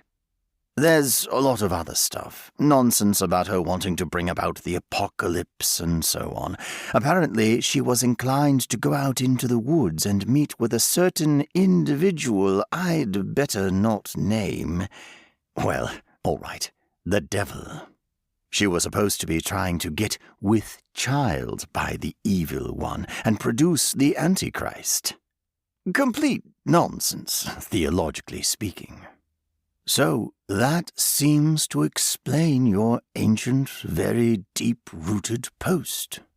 Catherine Royce is probably still down there.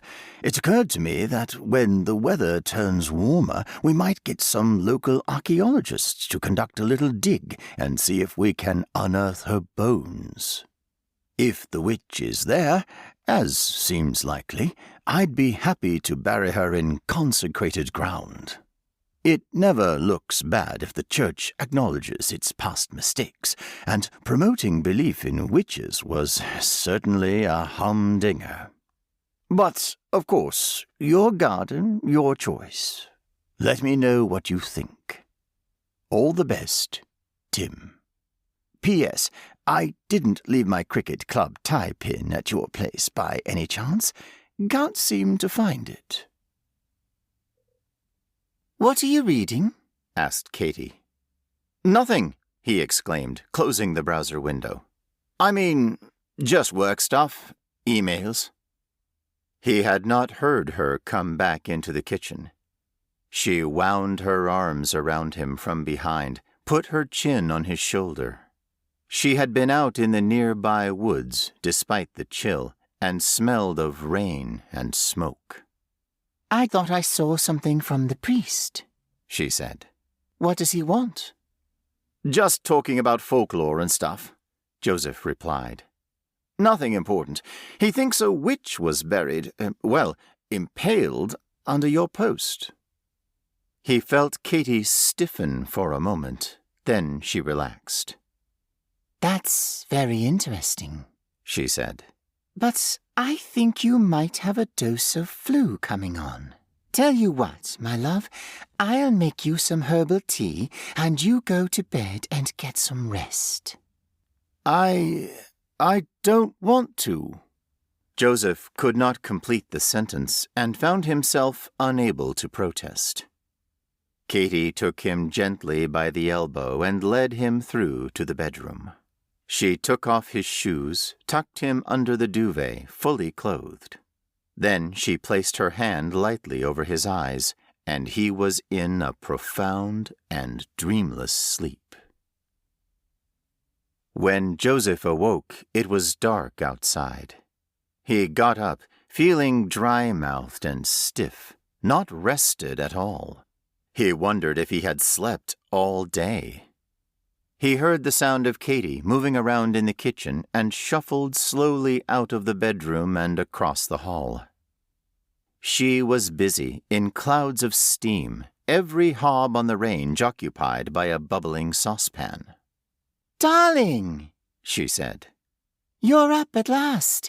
Let me get you some soup." Joseph feebly protested, but again he seemed powerless to resist her.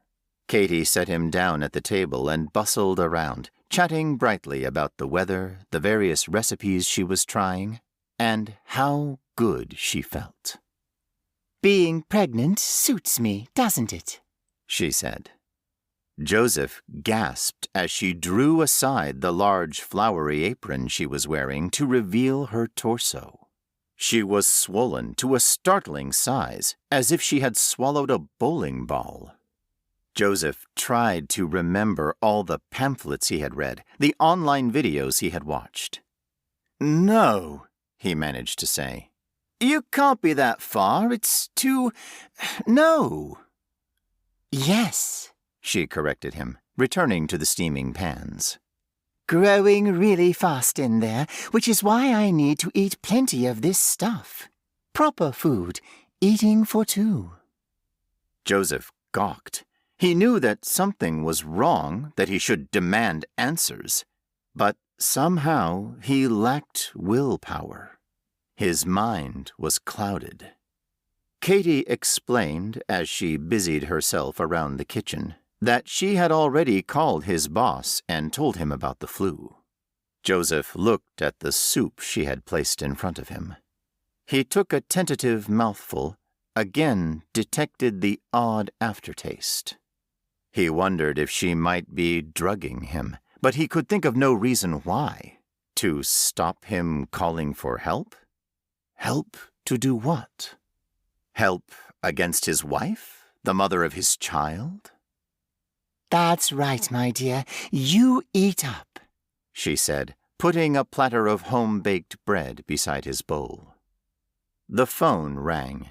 Katy frowned and went to answer it. Joseph summoned the last vestiges of his energy and stood, picked up the bowl, shuffled across the kitchen. He moved so slowly, having to think about putting one foot in front of the other, not losing his balance. He reached the sink, was about to pour the entire bowl down the waste disposal, then realized that would be a mistake, a giveaway. He poured most of it down, shuffled back to his place. Katy returned to find him mopping up the soup with a chunk of bread, patted him on the head. "Well done, darling. That was just your vicar friend, something about that silly post. I told him you were ill and he shouldn't come around. Now, let's get you back to bed." Joseph pretended to fall asleep, sensing her watching him from the doorway.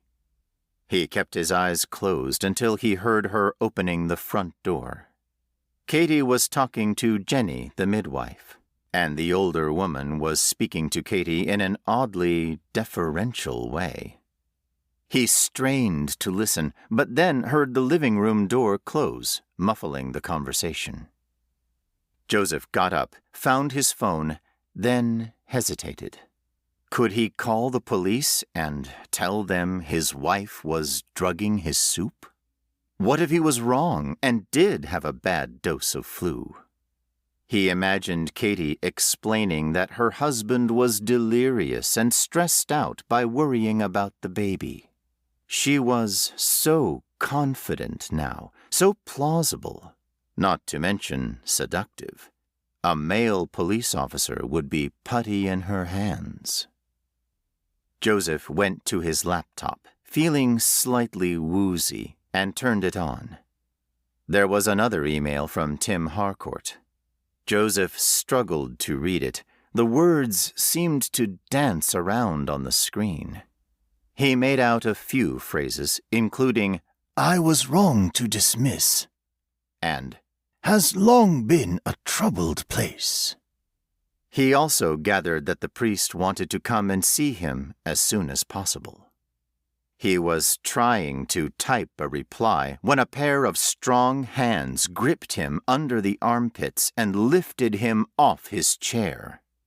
Katie watched as Jenny the midwife half-carried Joseph back to bed. He tried to fight back, but Jenny easily held him down.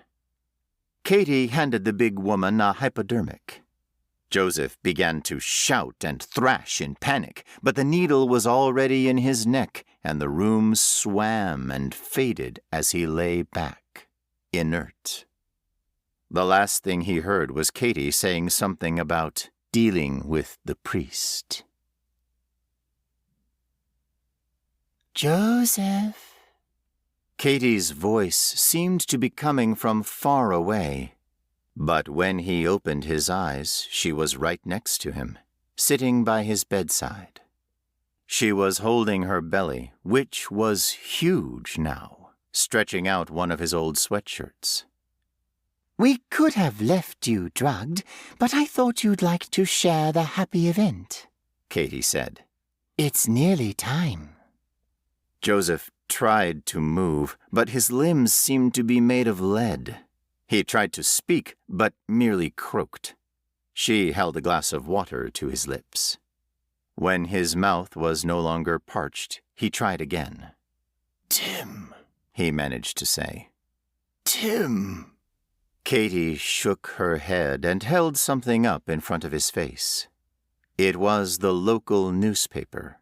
The picture on the front page showed a car in a snowy ditch, police standing around a cordon. The headline read, "Priest dies in tragic accident." Katie laid the paper on the bed and showed Joseph something else. He struggled to focus on it, then realized it was a pin with a symbol, initials, Country Cricket Club. It only takes a small possession, something personal for a simple hex, Katie said. I didn't want to do it, but he left me no choice. We're too close now. After all these years, the church could not be allowed to interfere. She lifted the sweatshirt, and Joseph gasped, struggling to understand what he was seeing. Her distended abdomen was venous, mottled, more like some huge fungoid parasite than human flesh. The discolored skin rippled as something inside moved. "That's not our—" Joseph began. No, She said simply. not anymore. It began as yours, a mere mortal, but since I was freed, I can bring my original pregnancy to term.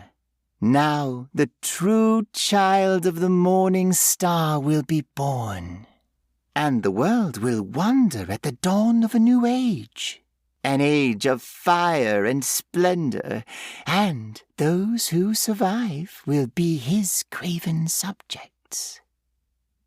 Joseph managed to shake his head. Part of him still wanted to believe that his wife had simply gone crazy, that Jenny the midwife was an evil manipulator who had put crazy ideas into her head. That at least made some kind of sense.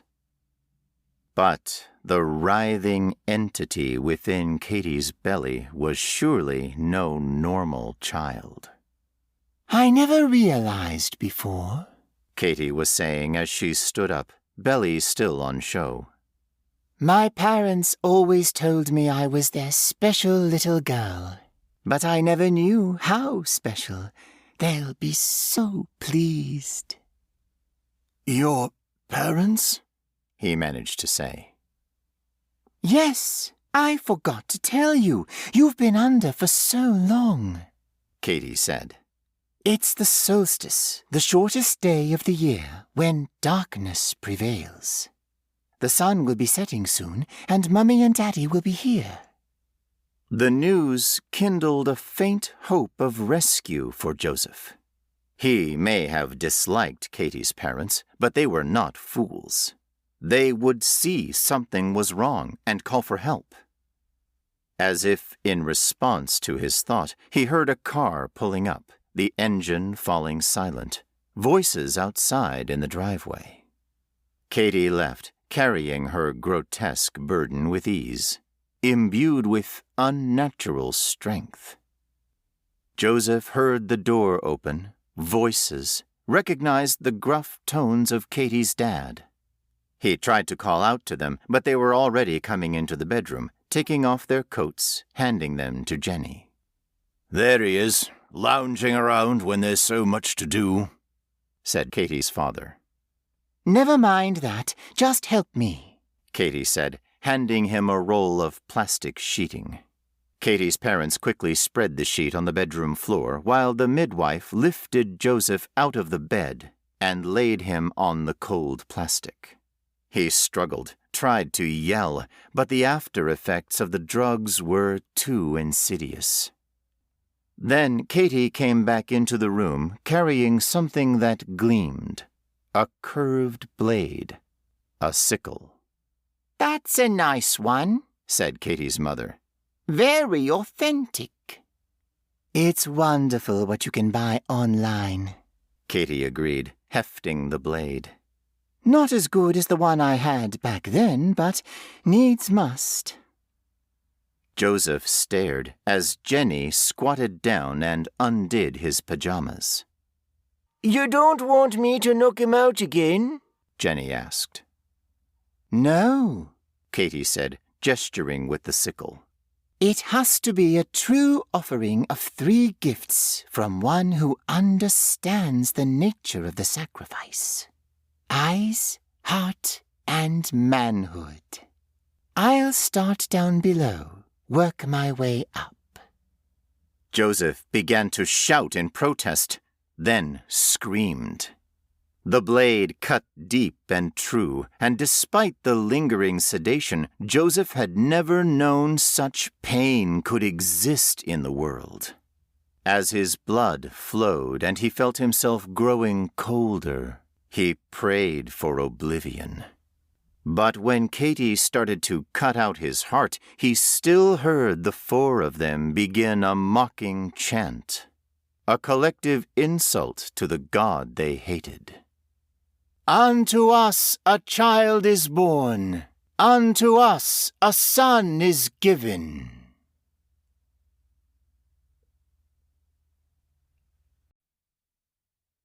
The Rain Runner by Rowan Rook. Rocked in the cradle of the deep. The song echoed in Trevor's mind as he sunk. With skin already numbed by the icy water, it felt like falling through the air. He had no better chance at swimming than flying. All his life he'd tried his best. He got good grades, listened to his parents, liked studying new topics. The only thing he'd never been able to learn was how to swim. He knew he should try, but his body was as frozen on the inside as on the outside. All he could do was reach one small hand toward the last of the surface's light as the ocean's black swallowed him up. I lay me down in peace to sleep. The song grew louder in his head, surging into the silence inside his drowned ears. Rocked in the Cradle of the Deep by Emma Hart Willard, as clear as if his mother was there to sing it while they swayed in her rocking chair. He'd been far too young then to tell her it scared rather than soothed him. Sometimes he blamed the lullaby for the nightmares, and sometimes he blamed the nightmares for not learning to swim. Maybe this was just a nightmare too. Maybe he hadn't fallen off the dock. After all, he was a good boy. He wouldn't have been reckless enough to run along the water, would he? He couldn't remember anymore. His thoughts blurred and sagged as if the water was flooding even the inside of his mind. Secure I rest upon the wave. Pain swelled in his chest, his lungs screaming for air, and his freeze instinct turned to fight. His limbs flailed as if it was electricity washing over him instead of water.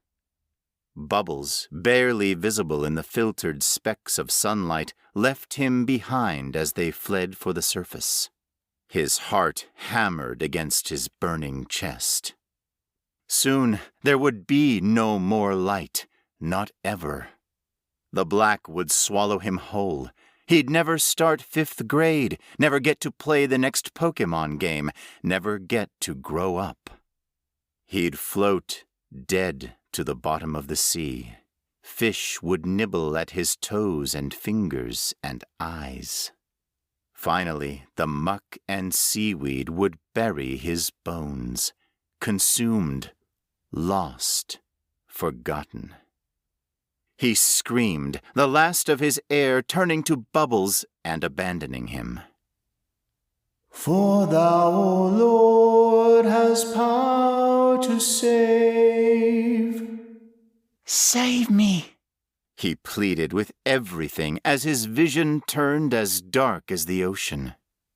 The last thing he saw was a distant splash from far above, sending down shivers of light like splinters of glass. Save me.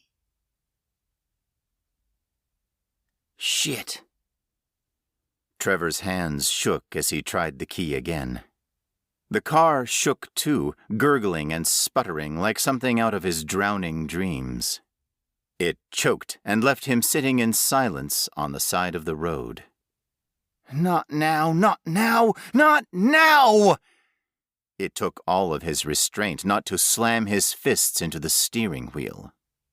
He couldn't be this unlucky. The forecasters being wrong about the storm reaching Las Vegas was bad enough. His car couldn't pick now to give out on him. Trevor tried again, gritting his teeth. The car didn't even grace him with a sound. Dead. He slumped in his seat and, after a swallow, dared a look out the windshield. The sky was gray, roiling with strands of sunlight interspersed with black, wet wisps. The rain would be there soon. It was going to catch him. He rubbed his trembling hands together and tried not to cry. He hadn't let the rain actually reach him in years. He'd forgotten what it felt like to sense the needles on his skin, gasp for oxygen, hear the call. During dry summer days, he sometimes tried to convince himself that he was simply mad, that he'd made it all up, a delusion brought on by trauma, as his counselor insisted. But now, as the damp air sneaked in through his vents, an electricity raised the hairs on his neck. He should have listened to his first instinct and left Las Vegas when even the possibility of rain appeared in the news. The forecasters had seemed so sure they'd stay dry, but the night before had been the first he'd dreamed of his near drowning in a long time. Always a bad omen. The memory, the black, the cold, the lullaby, replayed in his body. He'd fallen off the dock during a cousin's beach birthday party, and when his uncle had pulled him from the ocean, he'd already been unconscious. The first responders had declared him dead at the scene. His parents called the way he burst back to life, suddenly spitting out water and screams while they sobbed over his body, a miracle. For a while, he'd considered it a miracle too. But he'd never gotten his life back, not really. The first time he'd gone into the bathroom alone and washed his hands, the presence of water seemed to come with whispers, and the touch of it on his skin submerged him in the sensation of drowning. A drop of it was enough to make his lungs ache for air they suddenly didn't have. At first, he and the doctors thought it was hallucinations, all in his head. But when his parents found him passed out in the shower, more water in his lungs than he could have swallowed, and his memory of the last few minutes replaced by blank terror, they all began taking his new phobia a bit more seriously. He stopped showering, cleaning himself with only rags and soap, and washing his hands with sanitizer, avoiding running water or any body of it bigger than a toilet bowl. He even stopped drinking it, jealously guarding a supply of soft drinks and juice boxes. The rain, though, the rain was the worst. Each drop stung his skin, and the sight of it blurring the world through the windows squeezed the oxygen from his chest. Sometimes he'd hear the voice, strangely familiar as it hummed that familiar song. For hours later, he'd cough up water he hadn't swallowed. His father left after the first storm, hissing something about demons after a drunken argument with his wife. Trevor and his mother packed their bags and moved to Las Vegas, the USA's driest city. Whenever the forecasters predicted rain, they left, traveling deeper into the desert, or wherever else the weather maps promised they'd find clear skies. Even after cancer claimed his mother, Trevor continued to run from the rain. He could never have a steady job. He could never have a girlfriend or a family. He could never live a normal life. Not when the weather report on any given night might send him fleeing for his life, or, at the very least, his sanity. This time, he hadn't left soon enough. He'd put too much trust in the forecast instead of his own honed instincts. He would have still made it if only his car hadn't. The first drop of rain hit the windshield with a thunk. Air gushed out of his lungs as if it had struck his chest like an arrow instead. Seconds passed as he stared at the unfamiliar sight, the water carving a trail down his window like a spider building a web.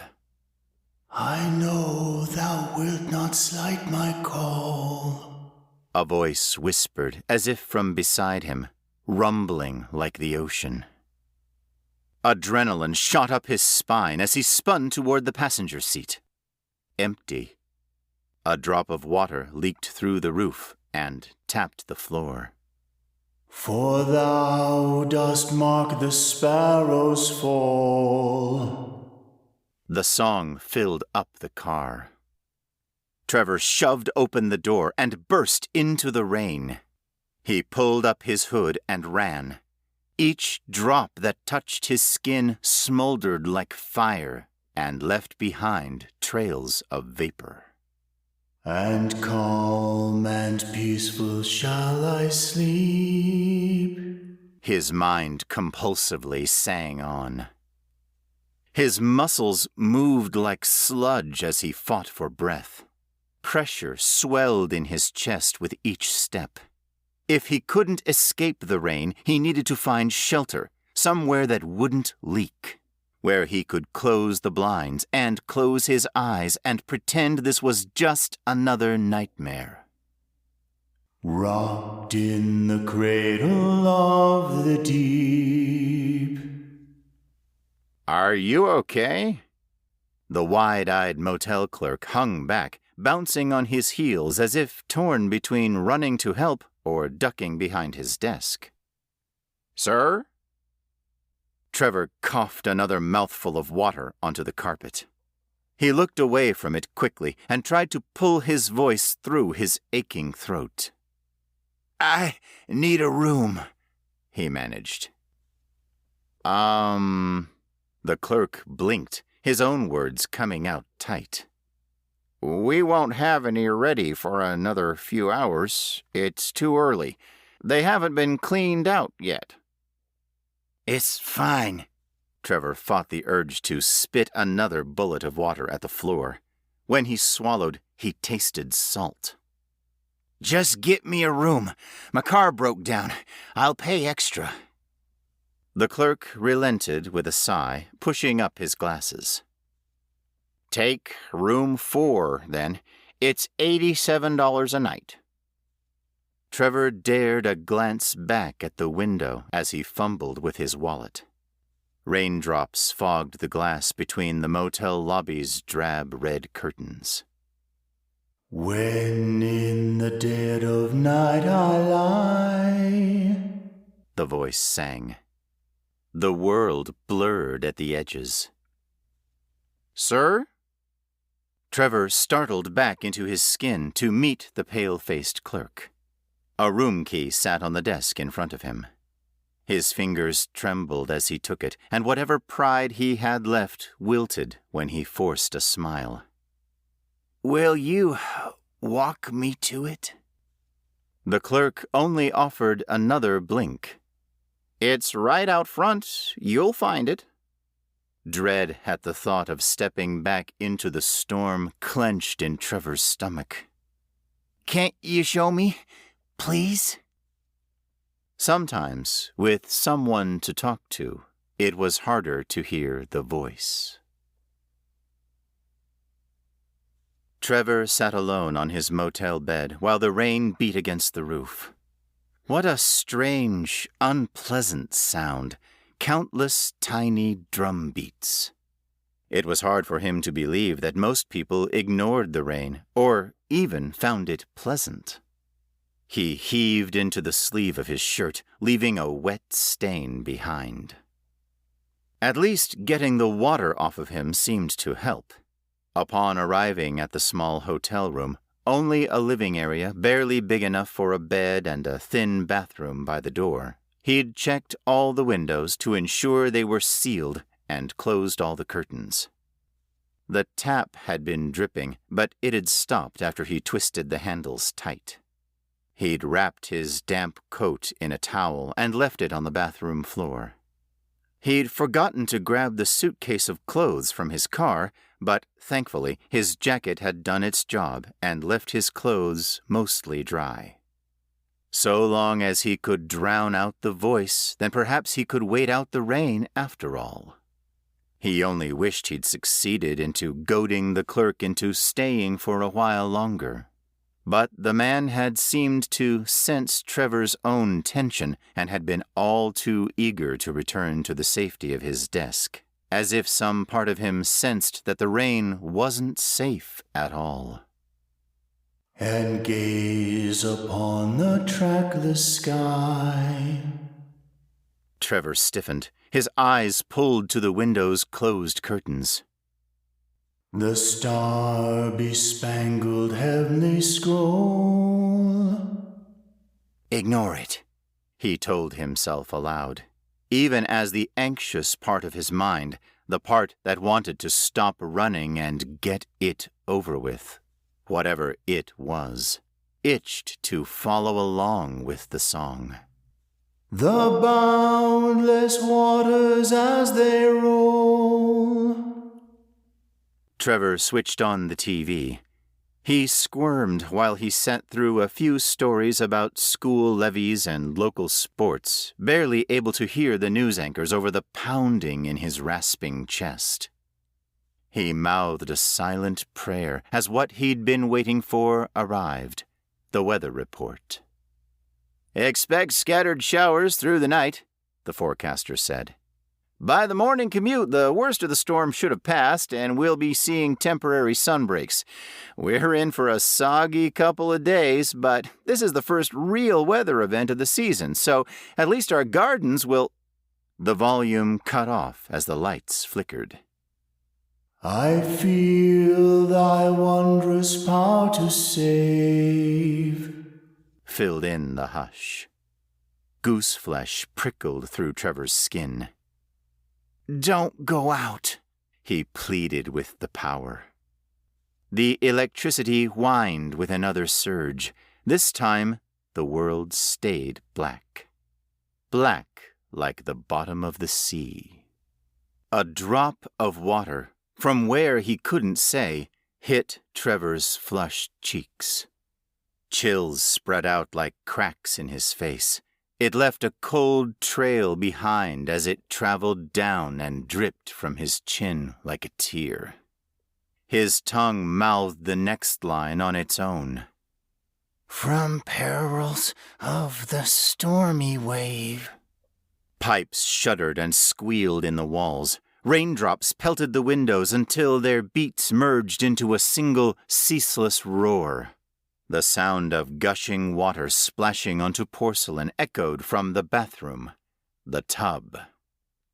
Trevor squeezed his eyes shut and bit down on his tongue to keep the lyrics from coming. This wasn't possible. A storm wouldn't come pouring out through the plumbing, not like this. It was all too intentional, too molded to his own fears. It had to be a nightmare after all. But the burning ache in his lungs, real pain, meant that it wasn't. He counted backward from 4 over and over again in his head, trying to sink his brain to the beat of the numbers rather than the rumble of rain, so much like the underwater rumble of the sea, and trying to convince himself he could still breathe. Liquid rattled in his chest with each gasp at the salty air. Rocked in the cradle of the deep, I calmly rest and soundly sleep. Cold water touched his toes. His eyes jerked open, and he tried to shout, spitting up sour coughs. Impossible. He didn't know how long he'd counted in his head, but it couldn't have been long enough for water to pour out from the bathroom. It seeped in from beneath the front door, too, and leaks from the ceiling poured in fresh, rippling rivulets. The floor was flooded. Its slick surface glistened in what dim light still pushed through the curtains. Trevor's thudding heart nearly hammered away his consciousness. He wobbled on the bed, the adrenaline in his system screaming over fight or flight. "Stay," said the voice. Shivers electrified Trevor's spine. Somehow the voice was so much worse without the lyrics. It almost sounded like his own, deeper and wetter. "Come to sleep now." Sleep. If only it was as easy as falling asleep. If only drowning didn't hurt. Otherwise, the black almost would be like a blanket. The sway of the waves like a cradle. He could collapse back on the pillow and simply float away. "Don't keep running. Rest. Don't keep running." As if he had the option to run now. His bed had become an island, and soon it'd be nothing inside the rising flood. His eyes fell on the front door, its damp knob shimmering like the ripples. He couldn't escape, not without passing through the water. He leaned over as a cough rocked through him, water pouring up from his lungs and splashing into the rest of the tide. The surface below him looked as dark as the ocean at night, but it couldn't be as endless. Even if this wasn't quite reality, it couldn't be. It hadn't yet reached the top of the bed. He could still walk through it. He wouldn't have to swim, not yet, not if he hurried. His insides recoiled at the thought of touching water, of letting it suck at his legs and numb his skin. The voice was right. He couldn't keep running. His only other option was to surrender. Save me, a drowning boy had once pleaded at the universe. And the universe had answered. And such the trust that still were mine. Trevor swung his legs into the water. Ice splashed up and smoldered at his cheeks. Vertigo pulsed at the back of his head. He hadn't felt the soft, strange touch of liquid in so long. It seemed to stick to him, spreading inside through the numb tingles that seeped through his skin and into his bones, like it would never quite let him go. Through stormy wind swept o'er the brine, he sang, letting his own voice echo louder than the one behind him. The flood sloshed with each step, retreating before surging back toward him like a tide. The lyrics rattled, while pressure squeezed tighter around his chest. Or though the tempest's fiery breath. Stay. The command made the water vibrate around his ankles. Sleep. He didn't. Roused me from my sleep to wreck and death. He kept moving, always focusing on the next words instead of the pain in his pounding heart. In ocean caves still safe with thee, the germ of immortality. You were never supposed to escape, the false sea screamed. But Trevor's fingers found the doorknob and turned it. Light poured into the room like liquid itself, the sickly gold of street lamps. Trevor's lungs cleared with a final gushing cough, and the tarry night air rushed inside them. Rain tapped the sidewalk in front of the porch's awning in a slow, perfectly normal rhythm. Faint electricity glowed from behind the closed-curtained windows of several other motel rooms, also perfectly normal, as if the dark had been confined to his. For a while he simply breathed, each gasp heavy with petrichor. When he finally dared to look back, the motel room was dry, save for a few drops of water squeezing through a leak in the ceiling. He almost laughed. The sun had already risen when the rain stopped. Trevor had spent the rest of the night perched on the porch, waiting out the storm in a place where he hadn't felt trapped. The voice had whispered to him once or twice, but he refused to run or hide, simply watching the drops fall. Nonetheless, he barely held back a shout of joy when blue sky cut through the clouds. He ventured back into his room only once to snatch his wallet from the bedside table. Last night's forecaster had said the sunbreaks would be temporary. He needed to keep moving, farther away from the storm. One night of bravery had been quite enough for now. Perhaps he could catch a bus, perhaps even a bus to the airport. California was supposed to be sunny and dry this time of year. Maybe he'd even whisk himself away to Chile's Atacama Desert and never look back. Water splashed up under his boot as he stepped off the porch. He looked down. His own face stared up at him. a reflection painted in the puddle by the sunrise. But it wasn't right, wasn't really his reflection at all.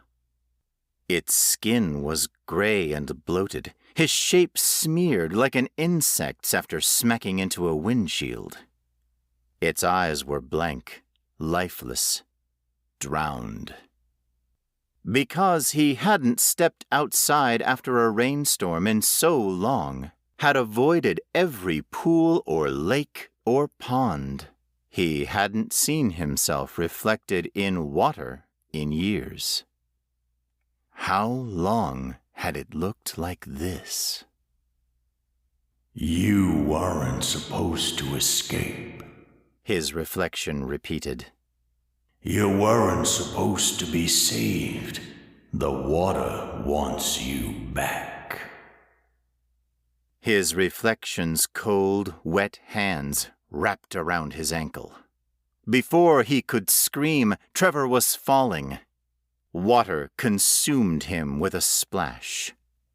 The liquid stirred and bubbled up around him as he flailed, but never let go, numbing him, pouring inside through his ears and nose and startled, gaping mouth. All he could do was reach one hand, bigger now, but just as helpless, toward the last of the surface's light as the abyss's black swallowed him up. Save me, he pleaded with everything, as his vision turned as dark as the nightmare he'd never really escaped. This time, no one would ever find him. He'd float to the bottom, if this abyss even had one, his bones never again touching the light. Consumed, lost, forgotten. His lungs screamed for air before they burst. And calm and peaceful shall I sleep, rocked in the cradle of the deep.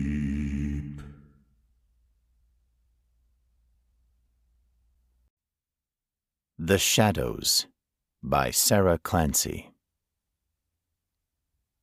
That was the longest night of my life. Margot wasn't paying enough attention to pinpoint which one of her coworkers had made the declaration, and she was too preoccupied in stretching out her aching spine to offer more than a hum of agreement in return. Her back released a few audible pops as they streamed out of the restaurant. The mating season for a rare bird she couldn't be bothered to learn the name of had finally come to an end. Tonight was the last hurrah for the avid bird watchers that had swarmed their isolated resort for the last month. And they had all swarmed the restaurant in overwhelming numbers. It had turned the night into an endurance test. They stayed far longer than anyone with a right mind would, given that it took an hour to get off the mountain itself, but at long last they had funneled out into their buses, leaving a god-awful mess in their wake. Taking care of it all had kept them back long past their normal closing time. Unwilling to disrupt the untouched wilderness surrounding the eco-lodge, the staff accommodation buildings were kept in small, easily concealed clusters. Their weary group quickly dwindled as they walked through the darkened cabins. The humid night encased them instantly. Despite it, Margot felt a shiver course up her spine. Her gaze was drawn to the shadows that lingered between the buildings. She searched them, even as she didn't know what she was looking for. They seemed to stir and swirl as, one by one, the others drifted off in separate directions. "It's so quiet." Yuri's sudden words startled her out of her thoughts. She realized then that it was only the three of them. Margot, Yuri, and Stephen shared the furthest accommodation cluster and most of the night shifts. Their footsteps clicked against the stone pathway as they walked through the resort. It was late enough that the solar lights scattered in the garden had started to weaken, leaving them with a low, ambient glow and the growing risk of stepping on a snake. It only added to Margot's unease. The birdwatchers had kept the resort at full capacity, and Margot had almost forgotten what it was like without the constant buzz of activity. The dark, silent cabins seemed to crowd a little closer the longer they spent around them. I never thought they'd leave, Stephen added. Who knew that birdwatchers were a party crowd? Margot mumbled, rolling her neck from side to side. They drank a lot of wine, Yuri noted.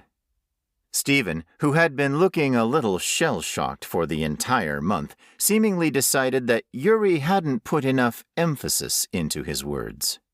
He fixed that by flinging his arms out wide and declaring, My bar's completely out of rum. That's supposed to last me for 2 more months. Margot giggled. I was sure they were going to raid my room for beer. Stephen and Yuri perked up somewhat, glanced at each other, then grinned broadly at her. That wasn't an invitation, Margot said. I'm way too tired to pretend I like you two idiots right now. Mean, Yuri noted. How about we take the beer and leave you alone? Stephen offered. Margot rolled her eyes. Fine. Their cheer was half-hearted and quick, more to enjoy the freedom of noise rather than any real celebration. The wide pathway narrowed as they left the perfectly placed cabins behind. Evening dew gathered amongst the dense foliage of the surrounding forest. It was easy to blame it for the icy chill coursing through the relatively humid night. The pathway slithered deeper into the bush. It didn't take long for the clustered branches to blot out the lights of the resort.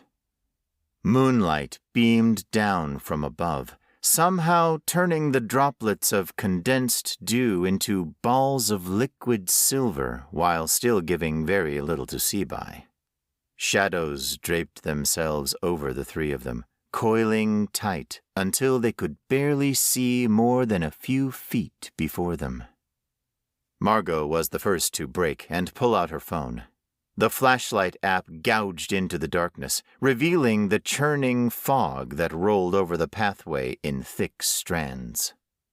She shifted in a pitiful attempt to pull her feet out of the muck. I don't know why you bother bringing that thing, Stephen said.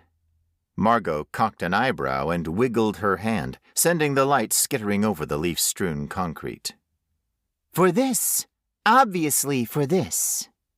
You know what I mean, he dismissed, before doing the worst impersonation of their manager that was humanly possible. Cell phones and the internet do not coincide with the escape to nature our guests are craving. No staff member will bring such modern nuisances into my resort. Snorting, Stephen waved an arm towards her, loosely indicating Margot's phone. What else would you use that for? Games? Yuri offered. Margot wiggled her hand again, this time making sure to flash Stephen in the eyes a few times. As a flashlight so we don't end up stepping on snakes? Both boys scoffed at the same time, like they were far too manly to be bothered by anything so mundane as venomous reptiles. What's your issue with snakes? Stephen chuckled. They're just little animals, Margot. Nothing to worry about. Aren't you the same guy that made me chase a possum off the deck because it had murderous eyes? She asked. That's different, Stephen snapped, somewhat horrified. Yuri nodded in agreement. They are fluffy demon spawn. She rolled her eyes. I will never understand either of you. Rounding a curve in the path, the trees pulled back to expose the first of their staff cabins. Cabin was a pretty inaccurate term that the bosses liked to use. In reality, they were little more than refurnished shipping crates. Each one had a single bed, a bathroom, and little room for anything else. Employees were expected to use the staff room for their cooking, but since they hadn't said anything against mini bars in the employee manual, Margot promptly invested in one, which Stephen and Yuri were quite happy about. Stephen jogged on ahead, the light mist coiling around his legs. His shipping crate was the first in the row of 3, slightly bigger than the others, but with the worst windows. Rust had claimed all of them to some degree, making them a nightmare to open or close. Stephen's were the worst. They screamed with the slightest adjustment, which he insisted on doing constantly. That familiar screech broke the relatively still night, making both Margot and Yuri cringe. Like nails on a chalkboard, Margot complained. Why can't you guys just leave them open? Because the possum will get in, Yuri protested. Light exploded across them, blinding Margot momentarily. Little effort had gone into the aesthetics of their little meadow. It was just a stretch of cleared earth, with each of the 3 buildings close enough to be illuminated by the others. Margot's heart clenched. The fog shone in the light. It swelled under the raised cabins, spilling out with every slight breeze to undulate over the earth and fill the small meadow. She trembled with the sudden desire to get away from it. Her escape was slowed once again when she passed Yuri's cabin, because, as much as she wanted to make a run for it, she didn't want to go alone. Margot made a show of huffing in irritation as Yuri jumped up the few stairs separating his crate from the ground. Here, the process of putting lights on and the skin-crawling noise repeated itself, leaving her to wait on both of them to catch up. If you can't leave them open, why not just leave them closed? She called out, loud enough for them both to hear. It was bright enough that she could shove her phone back into her pocket, still enough that she couldn't keep from noticing just how alone she was. The trees loomed in the shadows, crowding around her, releasing seemingly endless trails of mist. She rocked restlessly on her aching feet. In this heat? Stephen asked as he emerged from his crate. Are you trying to kill us? Yuri added. Both boys moved to catch up with her. As soon as they were close enough for her to feel comfortable, she stalked swiftly towards her crate. You know what we need? Stephen asked. Fly screens, Stephen added. I hear they've put them in the chef's quarters, Yuri said. Stephen made a strangled noise of disgust. They always get everything first. Margot was too tired and too desperate to get out of the fog to bother with that conversation. All she wanted was to wash the smells of the kitchen out of her hair, then curl up in bed. Jumping up the stairs, she grabbed the handle. The doors were supposed to be self-locking.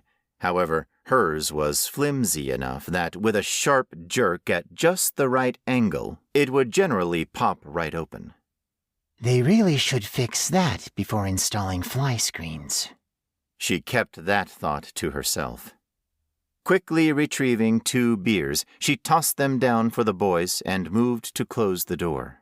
She didn't want the fog creeping inside. Hey, Stephen spouted. We don't get a good night? Good night, she sang as she shut the door. The thin plank of wood did little to stifle the scream. It cracked the still night, high-pitched and shrill. With her blood running cold, she ripped open the door, looking to the boys as if they might have some answers. Yuri only shook his head in confusion. Stephen twisted around, trying to pinpoint where the scream had come from. Darkness closed in with the rising fog. It was broken only by the small pinpoint of light in the distance. The chef's accommodation. Without discussion, they each turned to examine the glow. Do you think they're pulling another prank? Stephen huffed. It sounded a little too put on to Margot's ears. I'm getting really sick of them. It sounded a lot like one of the windows, didn't it? Yuri asked. Before Margot was able to respond, the light in the distance died. While it had barely been there, the night somehow seemed darker without it. For a while, they all stood there, staring at where the light had been. Dread bubbled like putrid sludge in the pit of her stomach, and for a moment she thought that the boys felt it too. The shift in energy, like every shadow was suddenly full. I'm going to bed now, Margot said, her voice far softer than she had intended. Oh, come on, Stephen said, wielding his can of beer in what he seemed to think was an enticing manner. Let's have at least one drink together. Good night. While they gave up on coaxing her out relatively quickly, they still lingered outside for a while, chatting amongst themselves. Margot smiled as the tension crushing her chest loosened.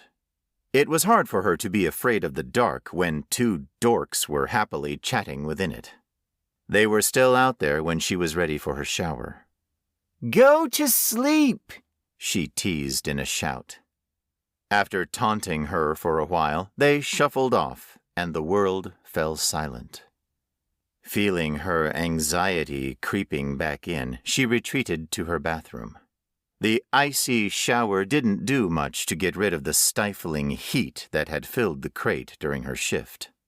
With dread in her stomach and sweat trickling over her skin, Margot wasn't able to sleep.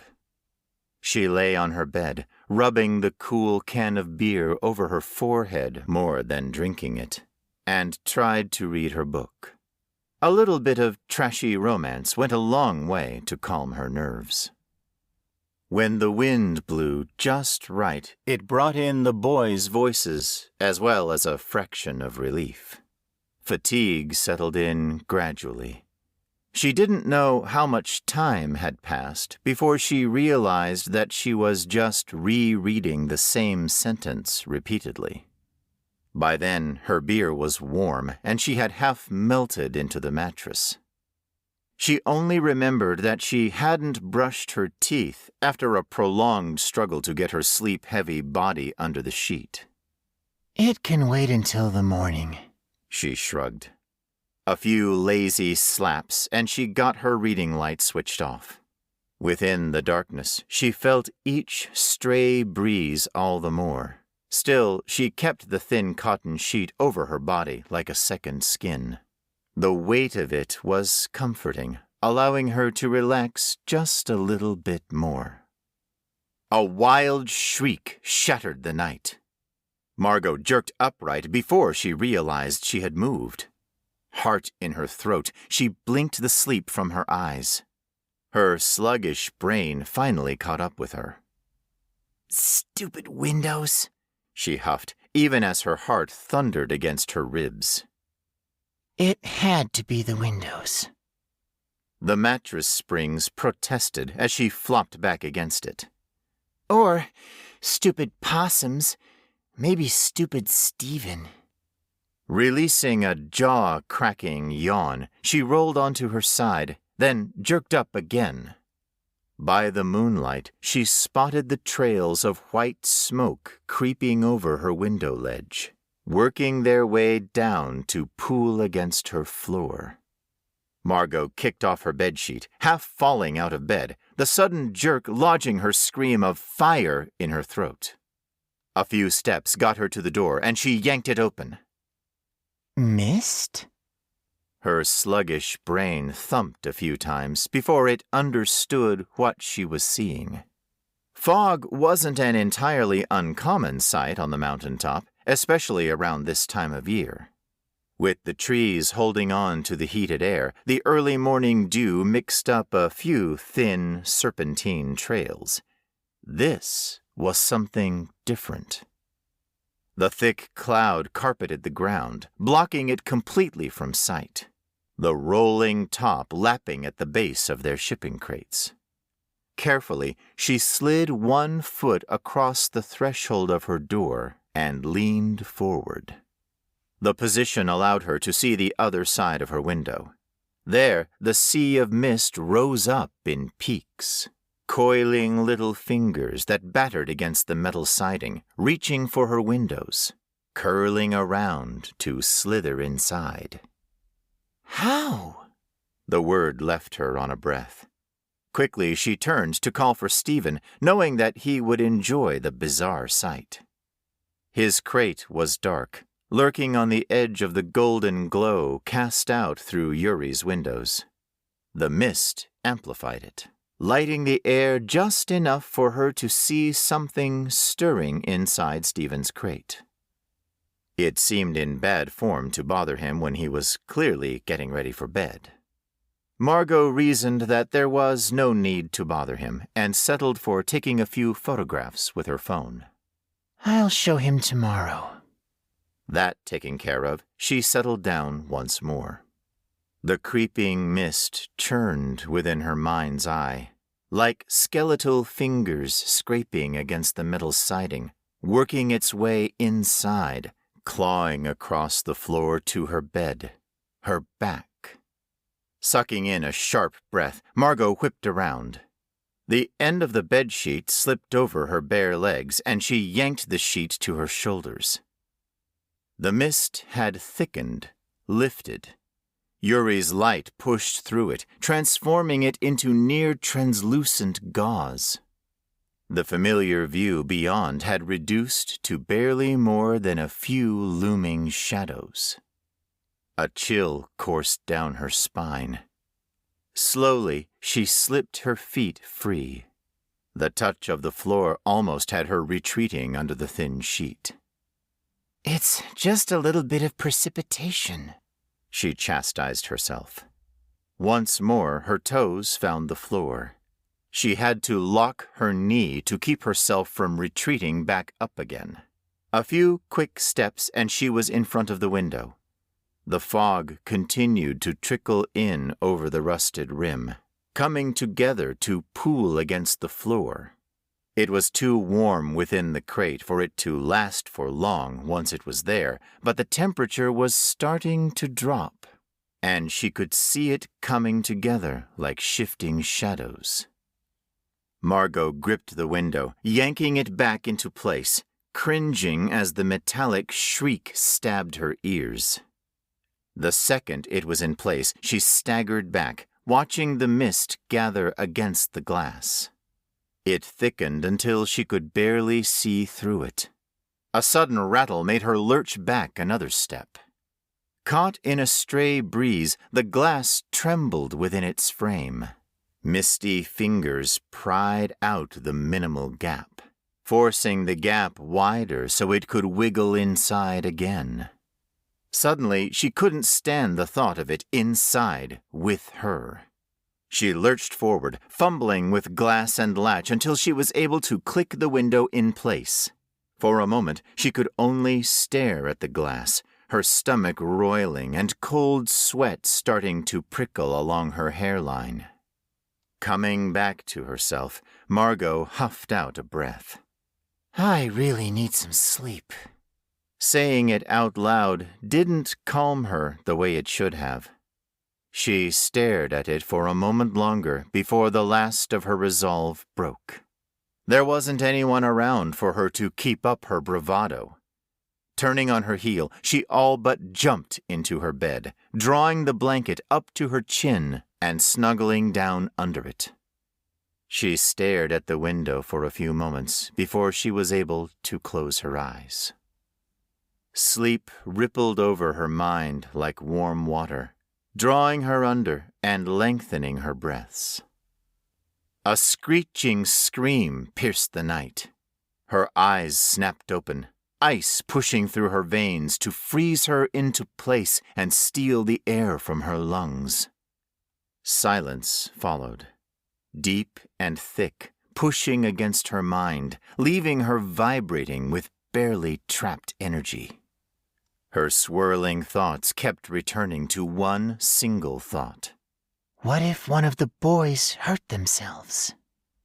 There was no such thing as rapid response this high up in the mountains. It wasn't something many of their guests thought about while searching for an isolated retreat. Here, surviving any kind of medical emergency relied heavily on prompt first aid. What if one of them hurt themselves? Her feet trembled as she slipped them out from under the bedsheet. The mist distorted the light, twisting it into a white haze that filled the room. She crept to the window and, after a moment to gather herself, cupped her hands against the glass. A chill that shouldn't be there wafted off the window pane to wash over her face as she leaned closer.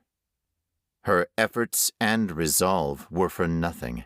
There wasn't anything to see beyond the blinding white glow. Then there was only darkness. Margot jumped back from the now black window. Yuri's lights off.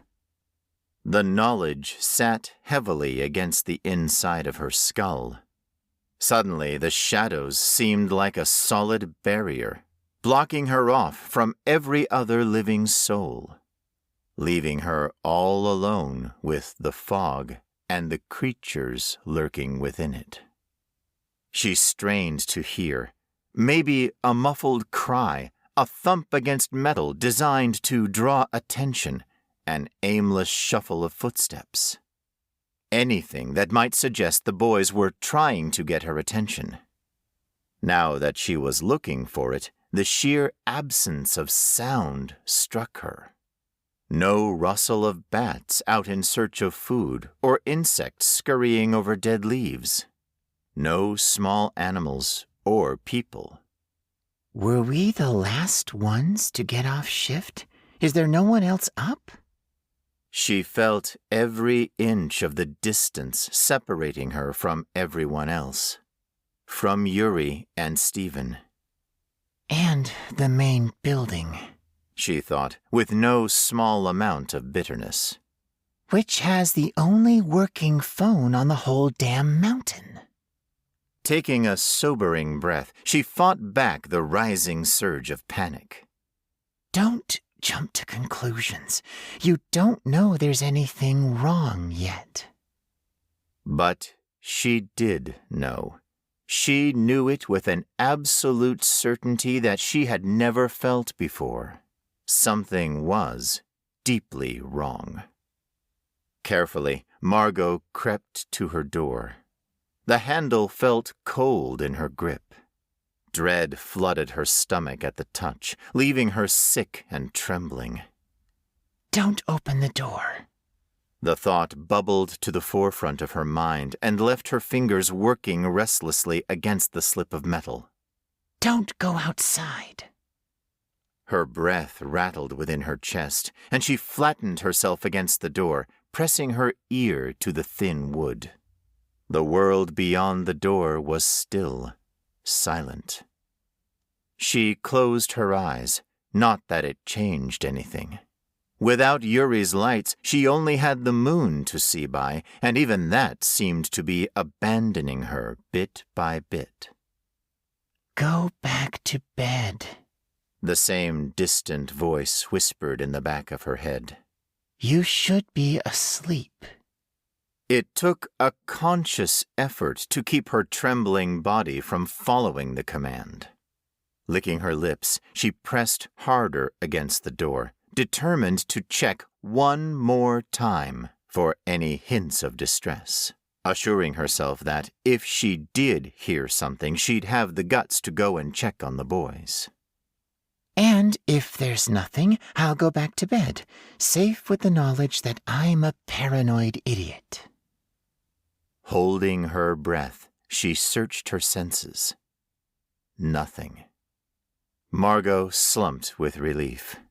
A soft chuckle passed her lips as she rubbed her face. Idiot. Her mirth stayed with her as she scurried back to bed and tried to get comfortable on the mattress again.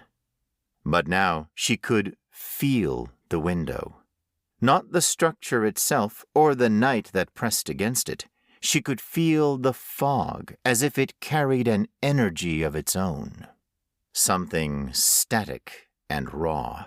Something that made her skin crawl and felt like 1,000 eyes upon her.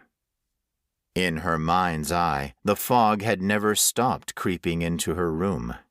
Questing, icy fingers that slithered across the floor like snakes, drawing closer to her bed, wrapping around themselves to become bigger, stronger, transforming themselves into something that could reach out and touch her.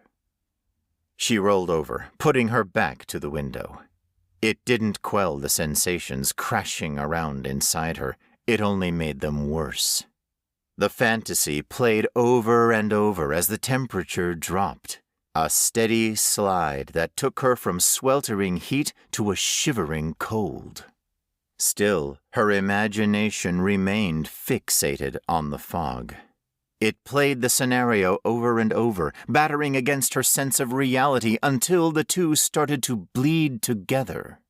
Curling up under her sheet, Margot pulled the material up to her chin. She didn't want to look, tried her hardest not to, but her gaze was drawn back to the window, to the shadows outside, to the silent, watching fog. She twisted around just far enough to sneak a peek over her shoulder. The fog had smothered the moonlight to the point that looking in one direction was no different than any other. It was all black. But she felt the change. The hair on the back of her neck prickled and her stomach tightened. The onslaught of sensation left no room for uncertainty. She was being watched. Margot whipped her head back around to face the wall. Not knowing what else to do, she gave in to her fear and pulled her sheet over her head like a frightened child. There she lay, shivering and cowering in the impenetrable darkness. Watched by the shadows, cursing the feeble lock on her door. Time stretched out, the seconds marked only by her own stuttered breaths. The rusted, metallic scream made her jump. A cold wind rushed inside, bringing with it the damp chill of the fog. The window's open. Margot balled herself tighter as the air pushed the sheet against her cold skin. Her screams welled in her chest, unable to pass through her tight throat. Her thoughts fractured, becoming a mosaic of incalculable distances and childish impulses. The faintest trace of movement made her heart drop. It was the faint click of nails against the metal siding. A soft thump followed. Then a slide. Nothing more, and yet it changed everything. She wasn't alone in her room anymore. Squeezing her eyes tight, she held her breath. Her thoughts staggered and died, leaving behind a hollow chamber within her that was swiftly filled by the churning fog, the shadows and eyes that were felt but never seen. Click, thump, slide. Whatever was with her now crept closer. She felt the cold against her spine like a physical touch. Questing, prodding fingers made of pure sleet. Shivers racked her bones. Her joints turned to stone, locking her in place even as her heart thudded and fluttered against her ribs. Click, thump, slide. Pressing her lips tight together, Margot tried to steady her breathing, even it out into something quiet that would still satisfy her lungs. She failed. every breath sounded like a broken whimper in the crushing silence. Click, thump, slide. And it was right beside her, looming over her. Warm breath washed over the frozen sheet pressed against her cheek. Are you awake?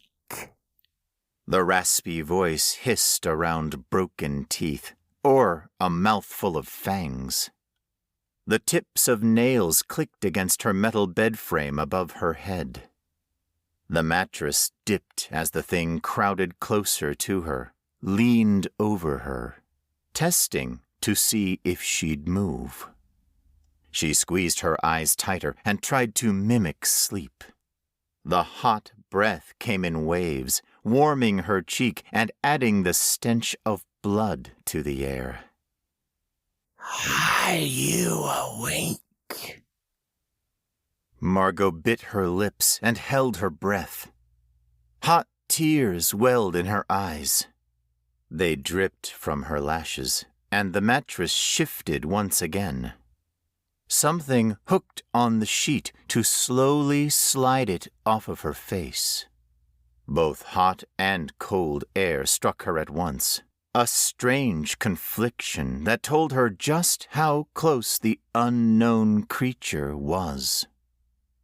Its breath tickled her by the ears as the bed dipped.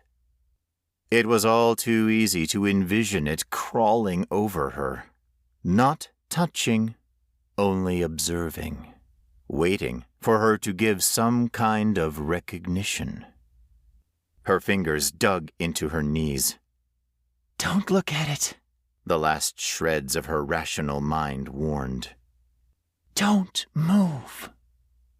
It grew harder to breathe around the tears swelling within her throat.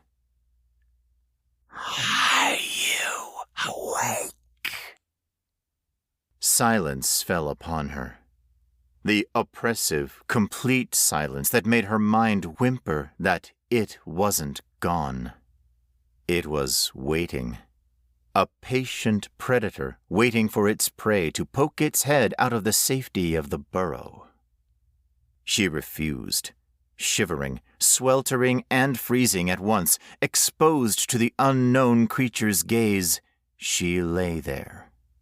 The noises didn't return. Nothing stirred. The eyes remained, a constant pressure upon her skin that left her certain that it was barely an inch from her face. That if she was to open her eyes, she would see it. She would know, and this torturous stalemate would end. Pain inched into her muscles bit by bit as the darkness upon her eyelids softened. She longed to stretch her legs out, but didn't dare move. The first knock on the door made her jump. "Margot?" The voice didn't belong to the unseen beast, but her manager. Her breath stuttered. "Margot? Are you in there?" Suddenly, the insurmountable distance that cut her off from the world was reduced to nothing more than a few feet. 3 feet to the door. "Come on, Margot," her manager huffed. "Open up." Gathering her courage, she clenched and released her muscles, trying to prepare them for the burst of motion. Whipping around, she flung the sheet off of her and leapt from the bed. She crossed the distance to the door with a single jump and barreled into the door, ripping it open and hurling herself out. Her feet tripped against each other and she fell. The ground lurched, her legs cramped. It was impossible to break her fall off of the meager patio and onto the pathway below. Sunlight washed over her, a humid glare that left her blind. Birds chirped amongst the trees, and staff members chatted as they moved around in groups. "Hey, are you okay?" Her manager's hand fell upon her shoulder, and she screamed. By the time she spun around, he had his hands up in placating surrender. What's wrong? Hey, look at me. What's going on? I don't know, she whimpered. Her eyes skirted to the window. It was pushed completely open, allowing the sunlight to glisten off of the pristine glass. She had never heard it leave, never heard life return within its wake. It was simply there until the very instant it wasn't. Margot, her manager pressed as he helped her to her feet. I'm okay. I must have been dreaming. Are you sure? Yeah. Margot blinked heavily and finally looked away from the window. It was only a dream. All right. He eyed her suspiciously but quickly dismissed it. Have you seen Yuri and Steven? She whipped around to face him. What? Yuri and Steven, the manager prompted. They haven't shown up for their shifts. Margot broke into a sprint. She had crossed the small sun-warmed meadow and barreled into Yuri's room before she even realized she had been moving. The window was wide up, the door locked but as easily opened as her own. She barged into the quiet, empty room. Hey, you can't just go in there, her manager cried behind her. Margot raced next door, already calling for Steven before she made it up the stairs. Once more, the window had been forced wide, the door was still locked, and he was nowhere to be seen. Her manager appeared in the doorway, slightly winded and annoyed. Do you know where they are or not? They were supposed to be here, she whispered. Well, they're not. Look, if they went off drinking somewhere with the chefs... His words cut off abruptly as she spun around to face him. What about the chefs? None of them showed up for their shifts either. The words came out dismissively before realization dawned upon him. But his conclusion was different from hers. The manager hurried off, calling over a few scattered workers, already forming a search party before he was out of earshot. Margot stood in the threshold of Steven's room, her arms wrapped around herself even as the sun beat mercilessly down upon her. All around her, the woods were alive with birds and insects and little shadows that huddled under the gathered leaves. They're not lost, a voice whispered in her head as she studied the forest and felt it watching her in return. They were taken. They were awake.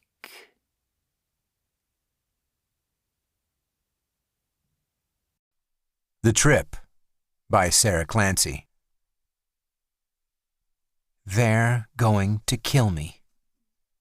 It was a reality that had taken Anna 3 days to accept, and now, as she lay in the muted light of the lantern, watching the flurries brush against the sides of the 3-person tent, she cursed herself for taking so long. The camping trip had never been her idea. She had shrugged it off when Jeff had first suggested it. Restrictions were just starting to lift, and as much as she longed to get about out into the wild forest that surrounded their little town, she hadn't thought it was right. Being told it's safe to head over to a cafe was not the same as having the all clear to go on mini vacations. Pang had sided with Jeff, the roommates arguing that it would actually be better for everyone if they go. After all, there would be 3 fewer people in their apartment complex to possibly spread the virus around. That had been a hard point to argue against. Reports that normally reclusive wildlife was coming down from the mountains made it harder to resist. Nature was the whole reason she had moved to this blink-and-you-miss-it mountain town. Months of being cooped up in a tiny little apartment already had her climbing the walls, so the promise of some animal sightings was a temptation she couldn't resist. Anna had assumed that their insistence on going into the backwoods had been their attempt at caution.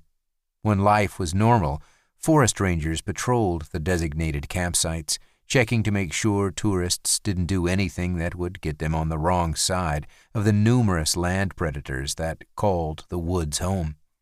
The bear population had grown pretty bold over the years and had even developed a knack for opening car doors to get what they were after. The backwoods, however, had pretty much been left to its own devices, especially Missing Valley. It took Anna 2 months to discover that location wasn't actually called Missing Valley. That was just a macabre local joke. The untouched forests nestled between snow-capped mountains drew in thousands of tourists every year. Not everyone came back. Locals had come to expect it and barely bothered with search parties anymore. Anna had swiftly decided that she was far too inexperienced for whatever Missing Valley had to offer, but that hadn't stopped her from becoming fascinated with the area. Anna's jaw dropped as 2 puzzle pieces clicked together in her head. Pang had baited me. Hindsight made the timeline of events clearer. A few days after first rejecting the offer to go camping by the local lake, she had been in the elevator with Jeff. We talked about Missing Valley. Her love for it must have shown, because the very next day, Pang had started to dangle the bait. Both of the men were born and raised locals, experienced campers that had been into the valley numerous times and had tales to tell.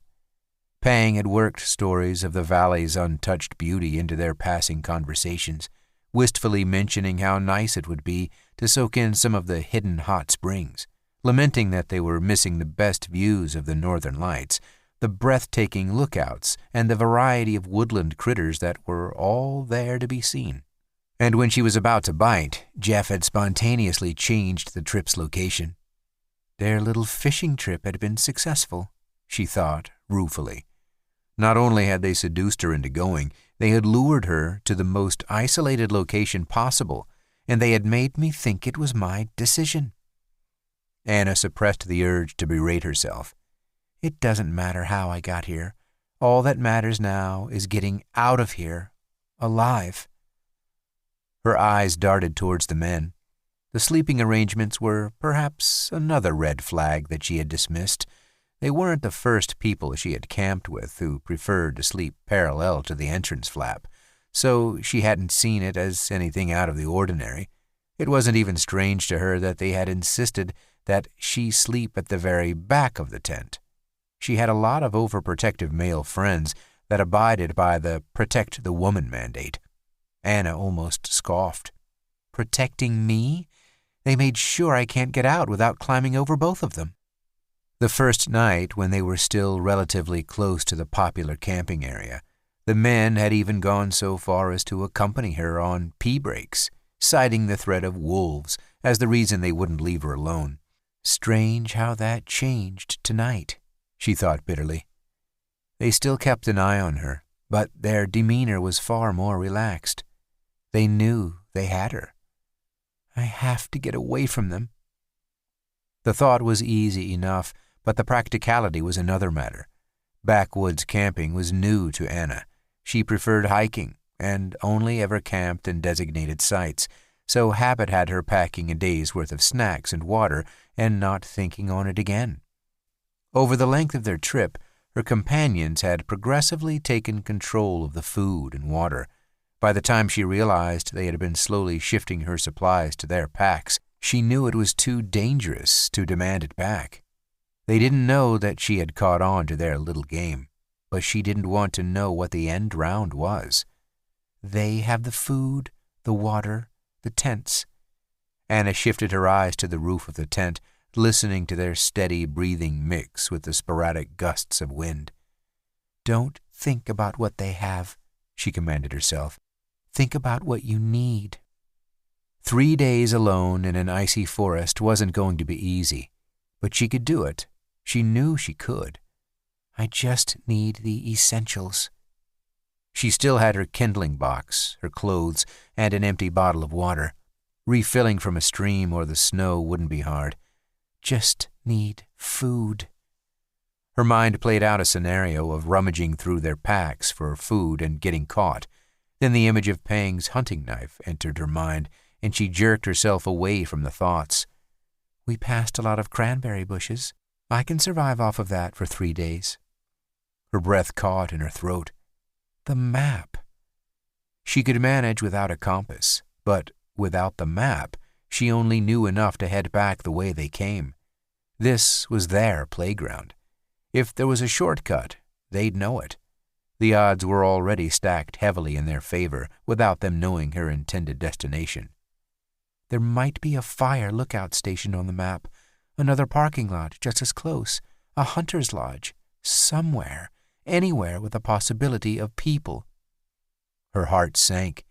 Pang kept the map in his back pocket. She almost released a bitter laugh when she realized how much she owed to that map, or more specifically, Pang's behavior with it. When they first set out, he had been easy with the map, showing it to her when she asked and almost gleefully pointing out their intended trail several times a day, always emphasizing how alone we were. That all changed when she had mentioned that she knew how to read it. She might not be an experienced backwoods camper like them, but she geocached like a fiend, preferring to go for the out-of-the-way treasure boxes because they were just more fun. Once he knew she could understand it, he never showed it to her again. Anna had worried that she had hurt Pang's feelings, reasoned that he had been excited to teach her something, and she had inadvertently made him feel foolish. Pang was normally so meek and shy. This had been the first time he ever really boasted about anything. As a way to ease wounded prides, she had asked to see the map repeatedly, always careful to sound cheerful and smile. He had always refused, and then they went the wrong way. Pang's lessons had ingrained the route into her memory. She knew they weren't supposed to cross a river for at least another day. Still, she had hesitated. Stupid.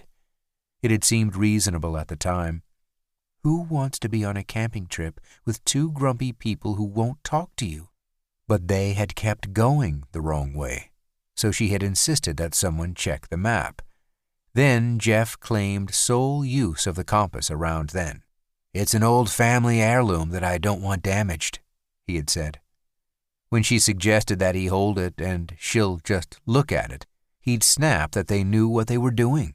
Then he and Pang would mutter amongst themselves, and they'd head off again, going the wrong way. Playing the last few days over in her head, Anna couldn't believe how much she had excused and rationalized. They worked together to intentionally keep her from both of their navigational tools, and they had done that only after learning that she knew how to use them. Anna felt sick. Won't show me where we're going? Took control of the resources, picked a completely isolated place, and chose a time when no one would think to look for me. Everyone was staying home to wait out the virus. She had lost her job, and she hadn't made any close friends. No one that would expect to see her in the coming weeks, at least. Maybe 1 or 2 people in the apartment building would notice if she was missing. Although the 2 I spend the most time with are here with me. She squeezed her eyes shut. They had paid rent the day they set out. Not even her landlord would come looking for her. It felt like water torture. Each drop on its own didn't matter. The danger came from the collective whole. It all came to a head today. Annoyed, frustrated, and scared, she had finally directly challenged them and demanded to know why they were so far off course. Where are we going? 3 days away from civilization, the men hadn't bothered to lie. They hadn't said anything. All of her questions had been met with stony, cold silence. From then on, they hadn't acknowledged her at all. They walked, knowing that she had no choice but to follow. Whatever lingering doubts she may have had died away in the evening, when the men began to blatantly share glances and giggle amongst themselves, smirking whenever she asked what was funny. It was then that she knew. They're going to kill me. Pang stirred in his sleep, rolling over until she could just make out his features in the soft glow of the lantern. Holding her breath, Anna stared at his eyes, waiting for them to open, for him and Jeff to cast the ruse aside and inform her that tonight was the night, that this little meadow they lay in was where they had decided she would die. Flurries slipped like ghosts across the thin walls of the tent, creating shadows that danced over Pang's cheek. An owl hooted on its nightly hunt. Some tiny animal darted from the undergrowth to scurry across the snow-covered grass. The leaves rustled, and the men slept on. Blood rushed through her ears as the seconds ticked by. Not knowing where they were taking her left her completely unable to judge how much time she had left. She had to get away tonight. "You've only got one shot at this," a voice in her head whispered. "If they know you're suspicious enough to run, they won't risk you getting away again." Anna blew her breath out slowly, watching it churn into mist before disappearing. "Think it through. What do you need to survive?" The wind grew stronger, swaying the trees and making the material of the tent snap a little against the pegs that held it in place. Anna went over her list 12 times, cutting it ruthlessly down, playing out the scenarios in her head to see how likely it was she could get each item she wanted, and then adapting the list again. Shoes, jacket. Don't put it on until you're out of the tent. The plastic coating is too loud. She swallowed thickly, and her mind whirled. What if they are awake? What if they're just toying with me, waiting for me to make the first move? Tension coiled her insides until she felt like she was being crushed from within. "I'll say I'm just using the bathroom." The voice in the back of her head cringed. "You wouldn't be able to take your bag without raising suspicion, and at least one of them will come along to keep an eye on you." Anna chewed her lip as she tried to conjure up an excuse. "I'm on my period." She tested the lie out in her head. It banked heavily on the men being both grossed out by menstruation and not understand how simplistic a pad was. But it could work. It might at least give me a head start. Sucking in one more breath, she went over her list again and realized there was no other choice but to actually do it. She couldn't move. "I don't want to die here." The night was so cold, and her fear began to whisper, telling her that she couldn't leave her sleeping bag behind. "What if there's a storm?" It taunted her. "You'll freeze to death come nightfall." Anna hesitated for only a second. "No one goes to this much effort to kill someone painlessly," she countered the voice. Dying on her own terms seemed a lot better. If nothing else, she would at least have the satisfaction of knowing that she deprived them of whatever they had been fantasizing about. Resolved, she found the pull tag of her sleeping bag zipper. It didn't matter how slow she went. The rasp of the zipper sounded like a scream in the peaceful calm. She couldn't understand how the men continued to sleep through it. Icy air crept into the small gap opening she had created, trying to ravage her hands.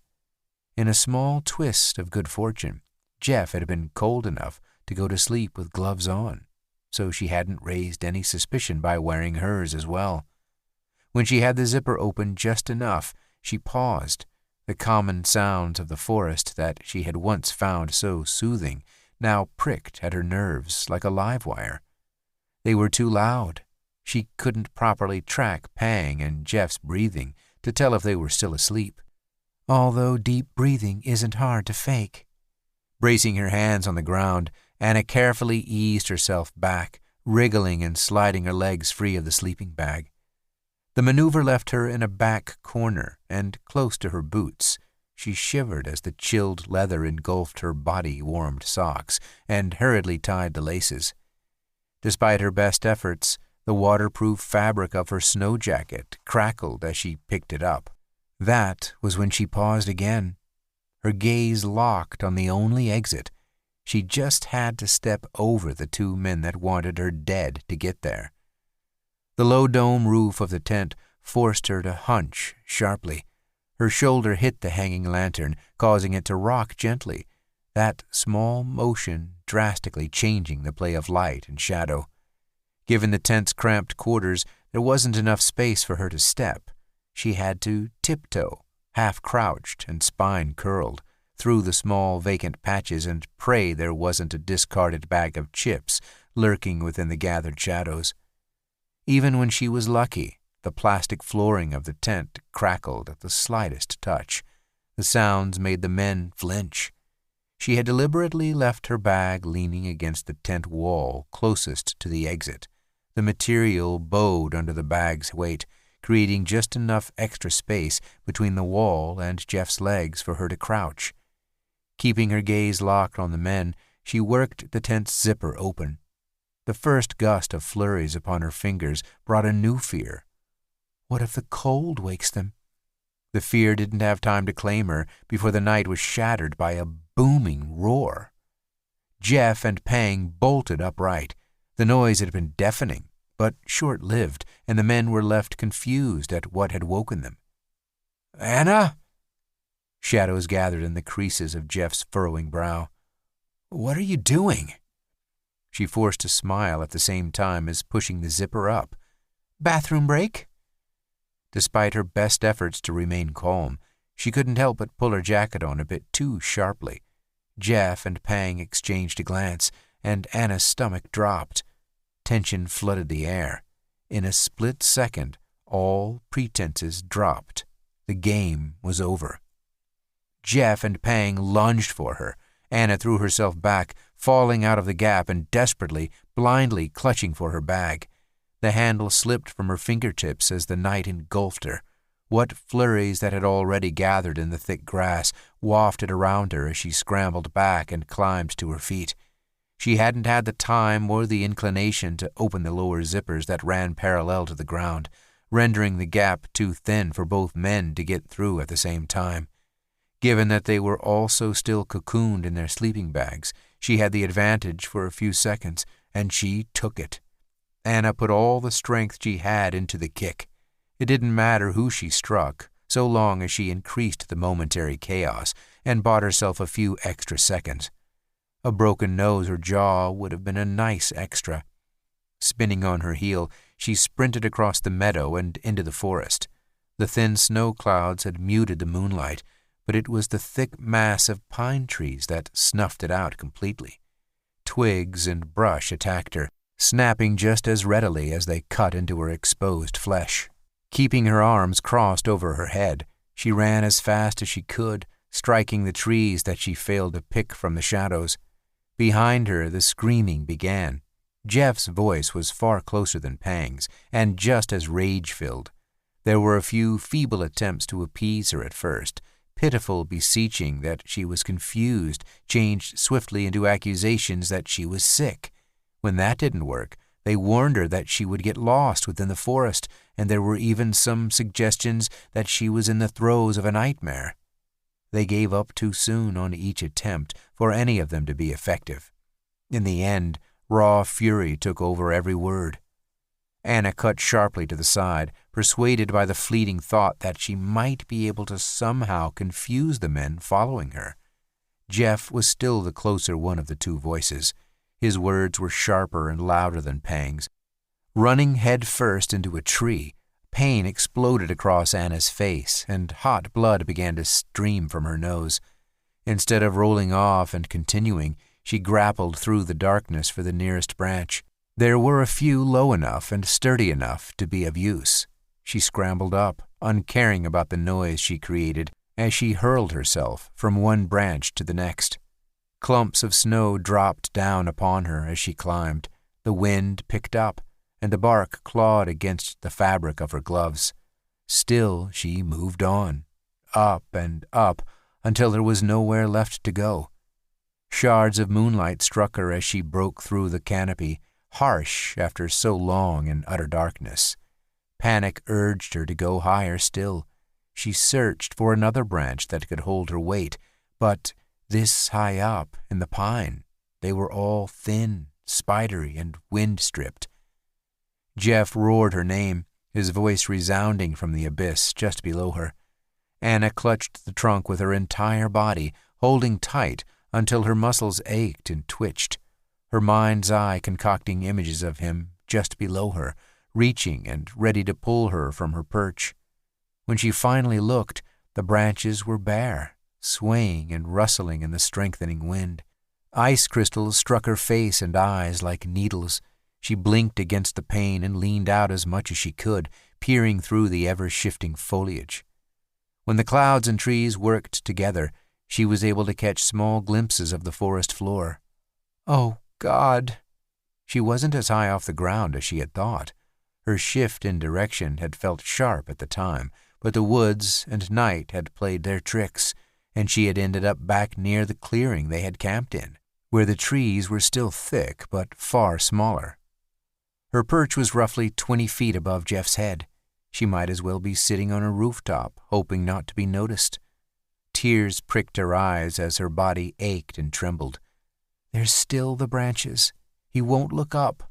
Please, God, don't let him look up. Anna! The fury in his tone made her flinch. She had never heard him like that. The disgust that dripped from every syllable made him sound like a stranger. He is a stranger, Anna thought. It was all a lie. Cursing her stupidity, her naivety, Anna choked back a sob and pressed the side of her face against the rough bark. Anna! Jeff, where'd you go? Pang's voice wasn't as distant as Anna had hoped.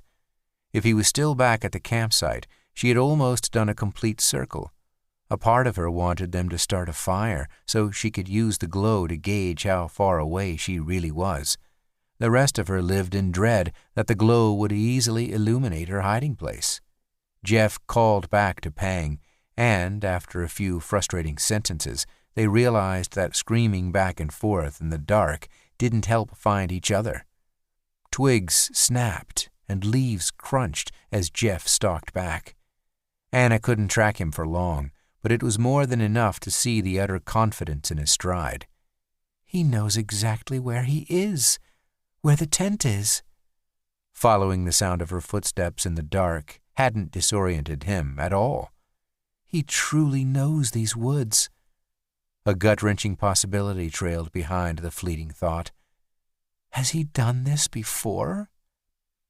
Squeezing her eyes shut, Anna tried to silence her mind. Thinking about it now would only lead to panic, and she couldn't afford to give them any more advantages than they already had. Before she could grapple her terror into submission, a haunting howl rolled out over the valley. It was a single note, low and constant, and the world became silent in its wake. Fleeing for her life had caused her to momentarily forget what had started the chase. Unreliable as her memory was, she knew that the first roar had been miles off to the far north, somewhere near the base of the largest, most remote mountain that lined the valley. The second howl had resounded from the west. Either it's impossibly fast, or there's more than one of it. The following silence allowed sounds to travel, and while she couldn't pick up on everything they said, she could hear Jeff and Pang's panicked discussion. They don't know what it is. Dread bubbled in the pit of her frozen gut. And neither do I. Her brain hurriedly flicked through all the possibilities it could think up.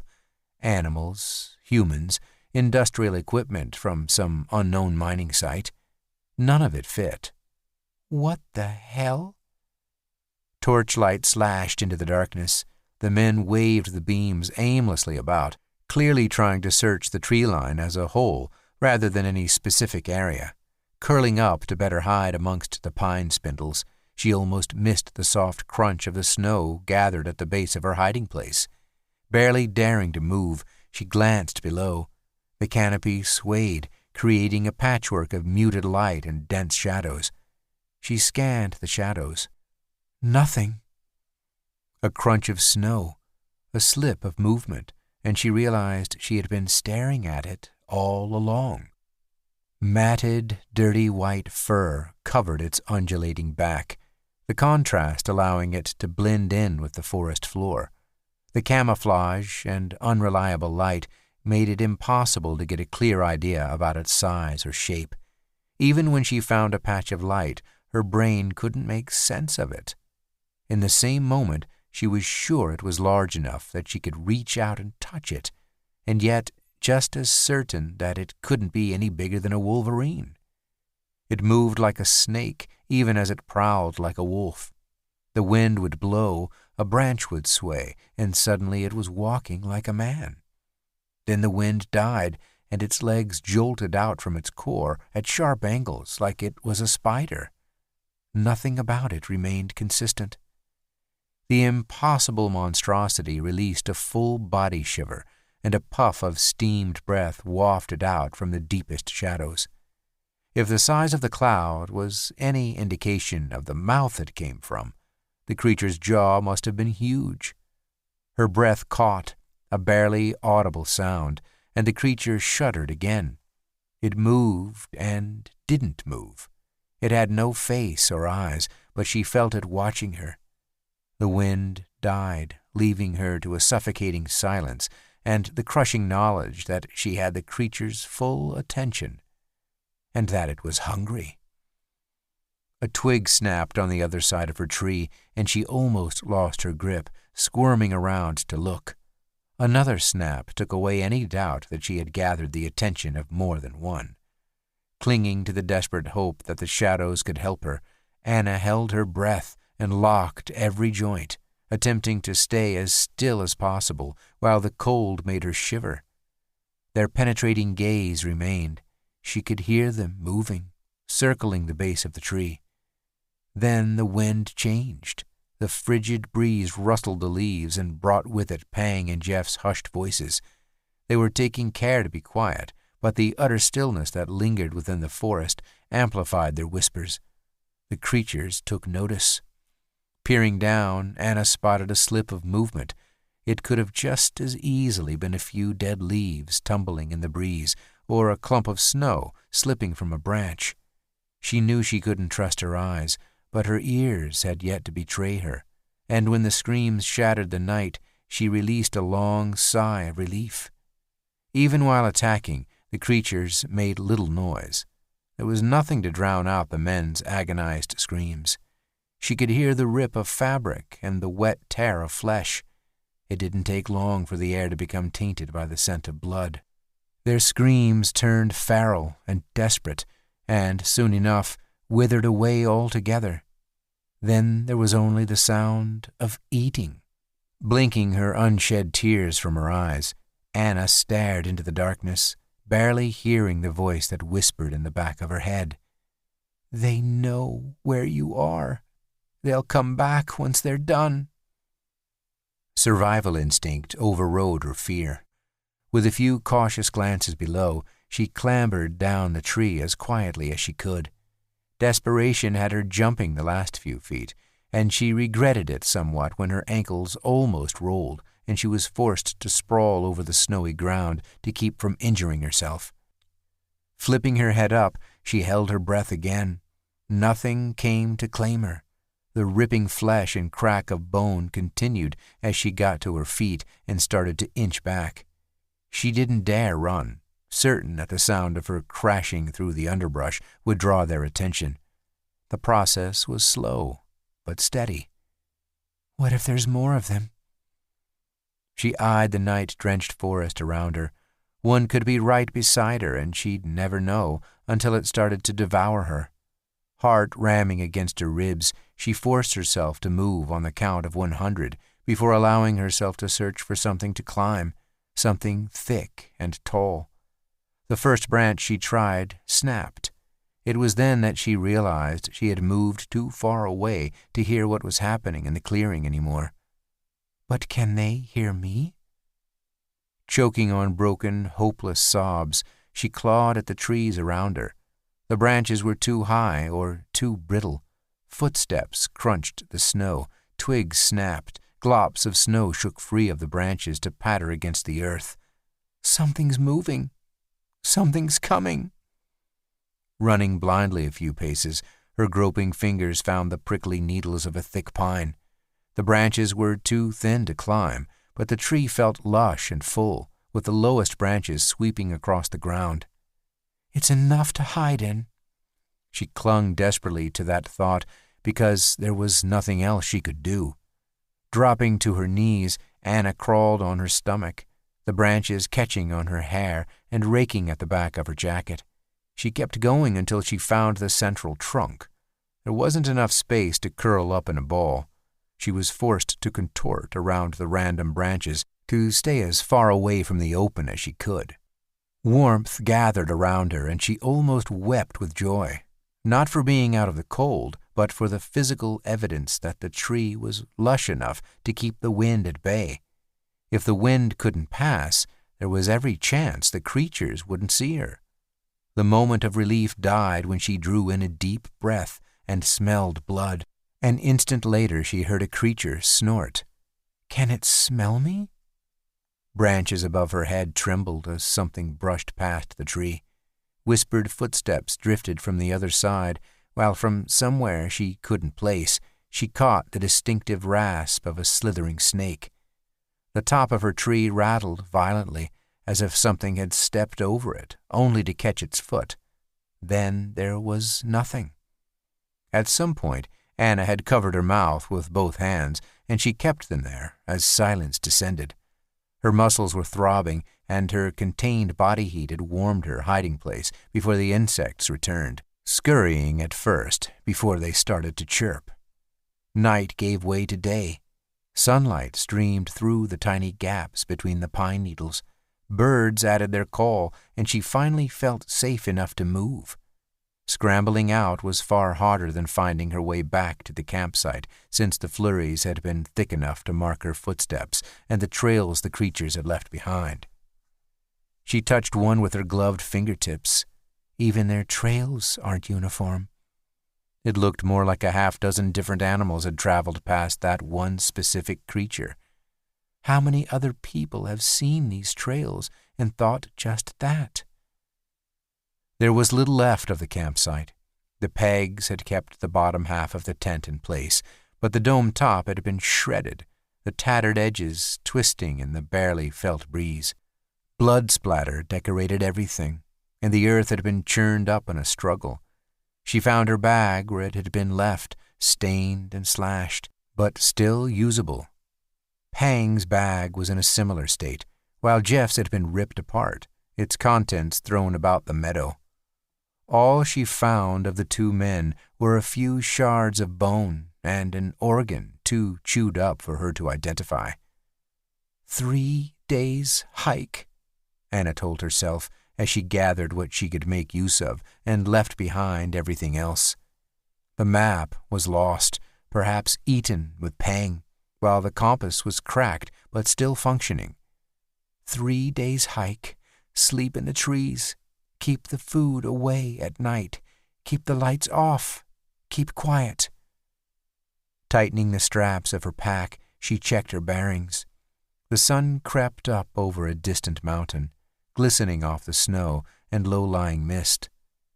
3 days to get back to where I was, she told herself, with determined resolve. Less 2 neighbors, of course. She set off at a brisk pace, wondering what else lurked in the depths of Missing Valley, and hoping to never find out.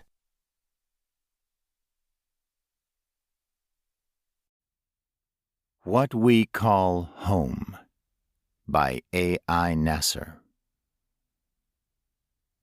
You're a bastard, you know that? My brother snickered. I told you it wasn't going to be easy. You didn't tell me I'd have to sweat for it. I turned the key again, heard the familiar click, and pushed at the rusty steel gate. It wouldn't budge. Are you sure you have the right key?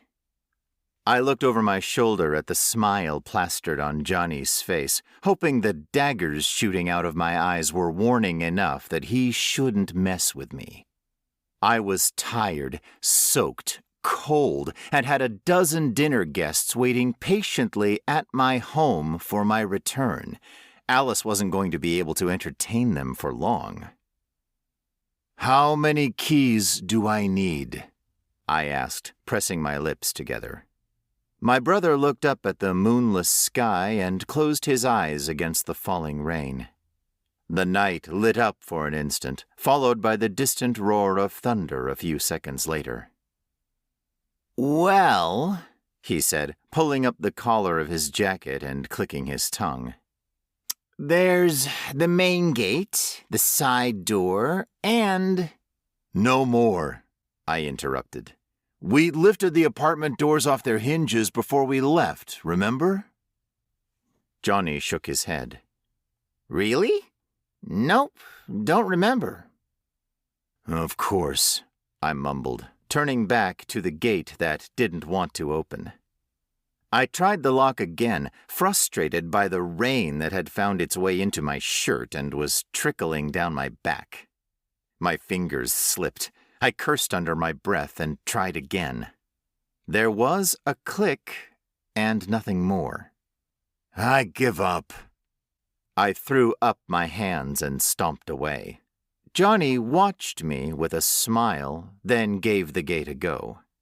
I watched him struggle with it for a bit and turned my attention back to the BMW parked by the curb. All around us, the neighborhood was quiet, and I scanned the other houses where old and forgotten friends and families lived. I hadn't been here for some time now, years maybe, ever since the fire when my parents had decided that the place was too much of a bad memory to live in. They had built it themselves, their entire savings spent on the land and the house's construction. The 3 stories had been divided into an apartment each, and for almost 10 years we had called Bergen House our home. I had fond memories of the stone house and its 10 acres of surrounding woodlands. The neighborhood was known to be brimming with the rich and elite, and, being a doctor myself, Johnny too, we had fit right in. The nostalgia of being back here was a little overwhelming. Of course, almost being burned alive was not a part of that. The creaking of the gate opening brought me back from my reverie, and I stared, dumbfounded, at my brother. He dusted off his shoulders and smiled at me, his usual victory dance when he was able to achieve something I couldn't. It had been cute when we were young. Now it was just annoying. I made that easier for you, I said, brushing past him and through the gate. Of course you did. I turned on my flashlight and aimed it at the path that led around Bergen House and to the side entrance. The main door had been boarded shut years ago, as had all the windows on the bottom floor. Only one way in, another locked door, and I was tempted to let Johnny handle that one from the start. Let's see how well he does on his first go. My brother clapped me on the back and we hurried down the path, the rain slamming at us from every direction as the winds picked up. The night lit up again, and this time the sound of thunder came quicker. We need to get out of the storm. Johnny nodded his agreement, then pointed at the side door. A barrel had been placed in front of it, surrounded by dozens of bricks. I could already hear my back protesting. We couldn't just do this in the morning? Johnny tapped me on the back again and began moving the bricks aside. You know how Mom gets when she's worried about something, he said, straining under the weight of his task. What worries me is why she suddenly wants the damn chest now. Remember when we left? She said she didn't want it. Is she dying? My brother stopped suddenly and looked at me in horror. I laughed. Joking, I said, placing a flashlight on the barrel and bending down to help with the bricks. You'd like that, wouldn't you? I said it was a joke, Johnny. Lay off. He scoffed. Can't wait to sell this place?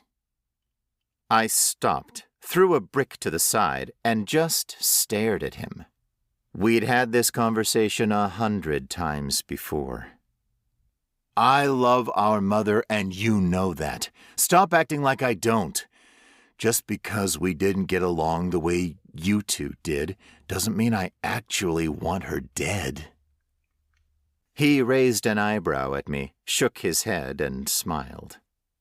Your sense of humor has always been crap, you know that? Never said I had one to begin with. I tried pushing the barrel, realized it was too heavy, then knocked on it to bring it to his attention.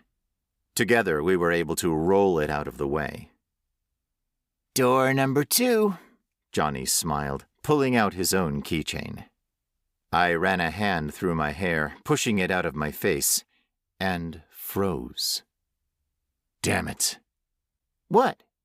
Johnny looked at me, then followed my gaze to the closed main gate. He sighed. Man, why did you close that? I didn't. I walked in first. Johnny sighed again, then turned to the side door. Whatever. We'll worry about it when we get back to it. Carrying a trunk? I shook my head and made my way back to the main gate. Halfway back, I realized that I had forgotten the flashlight and turned back. I froze. It was impossible to see through the sheets of falling rain and almost non-existent light, but I couldn't mistake what I saw. A shadow. A man.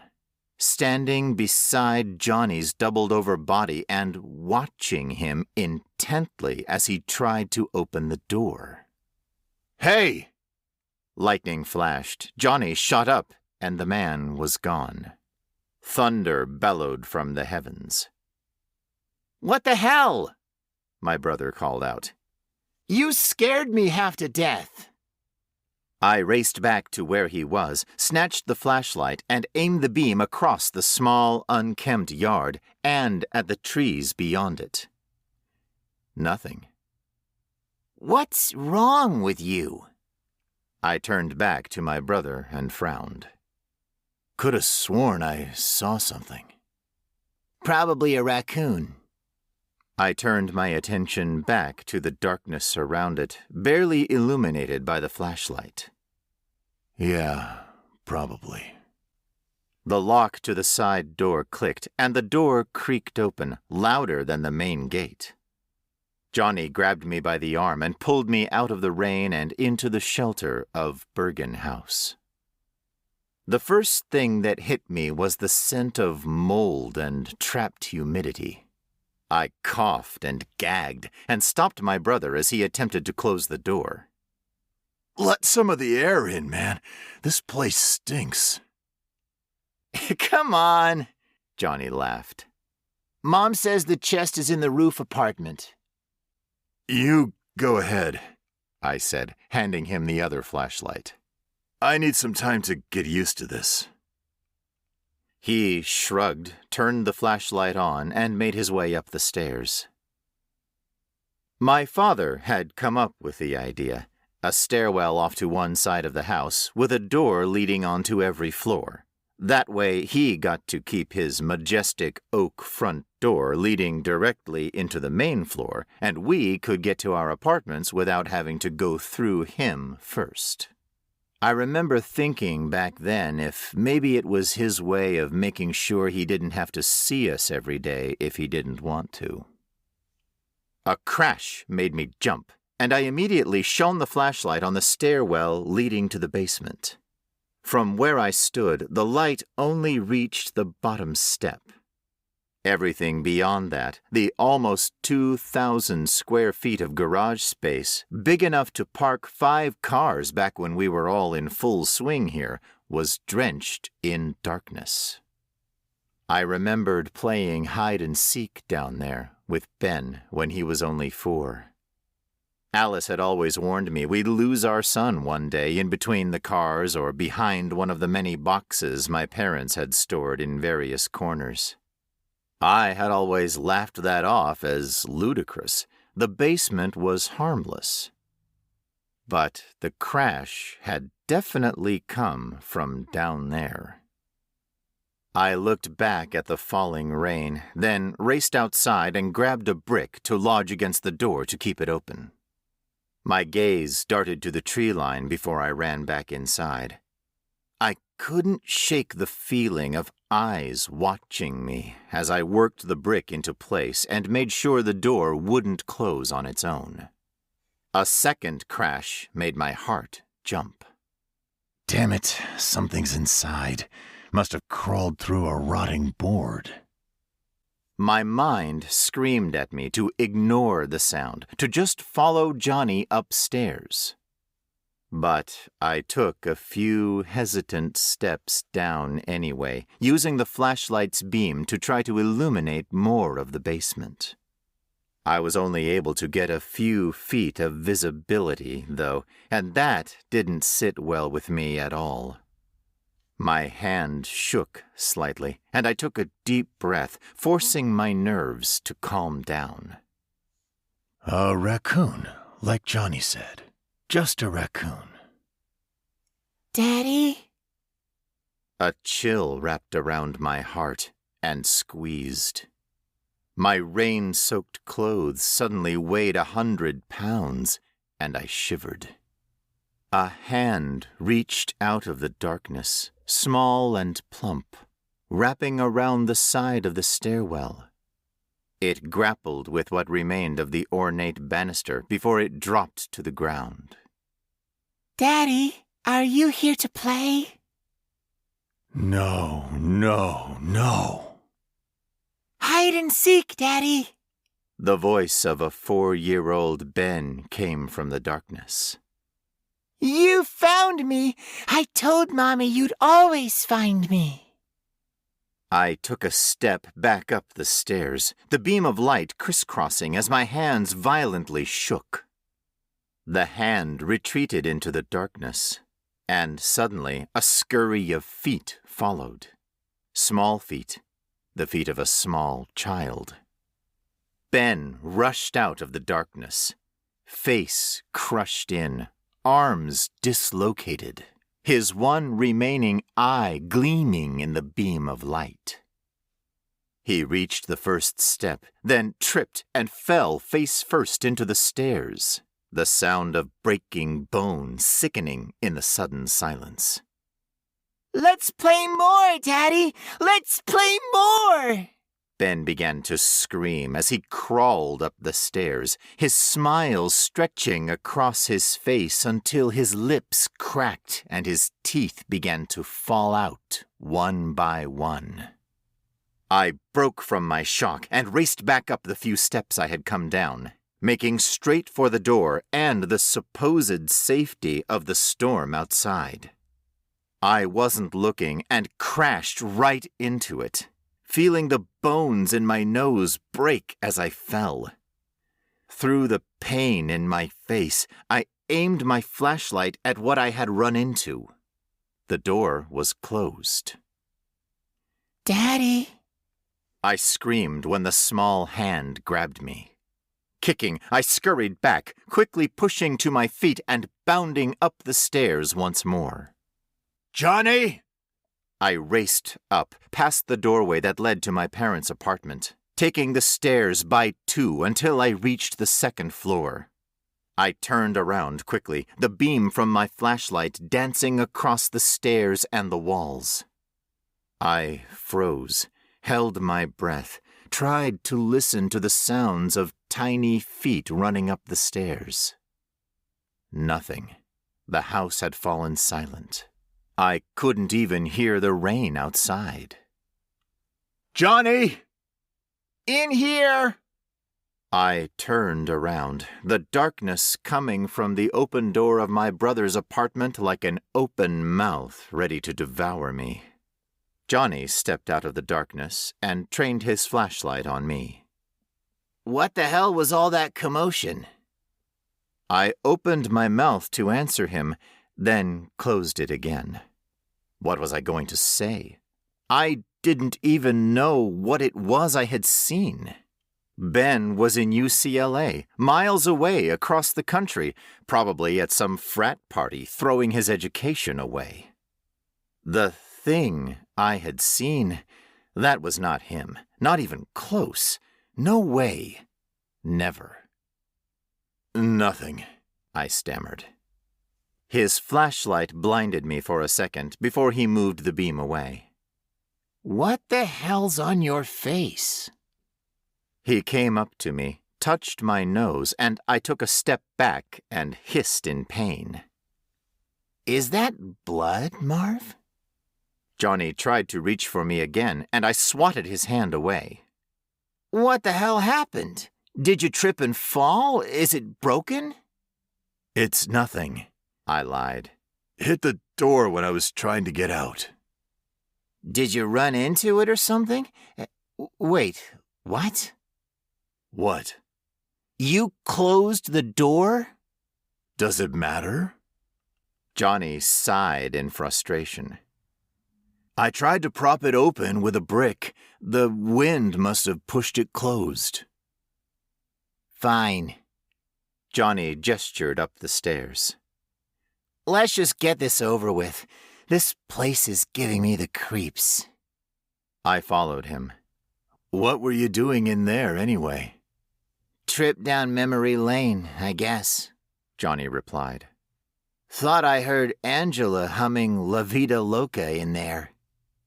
You're serious? Johnny shrugged. Damned if I understood it, but hey, whatever. Just my imagination, I guess.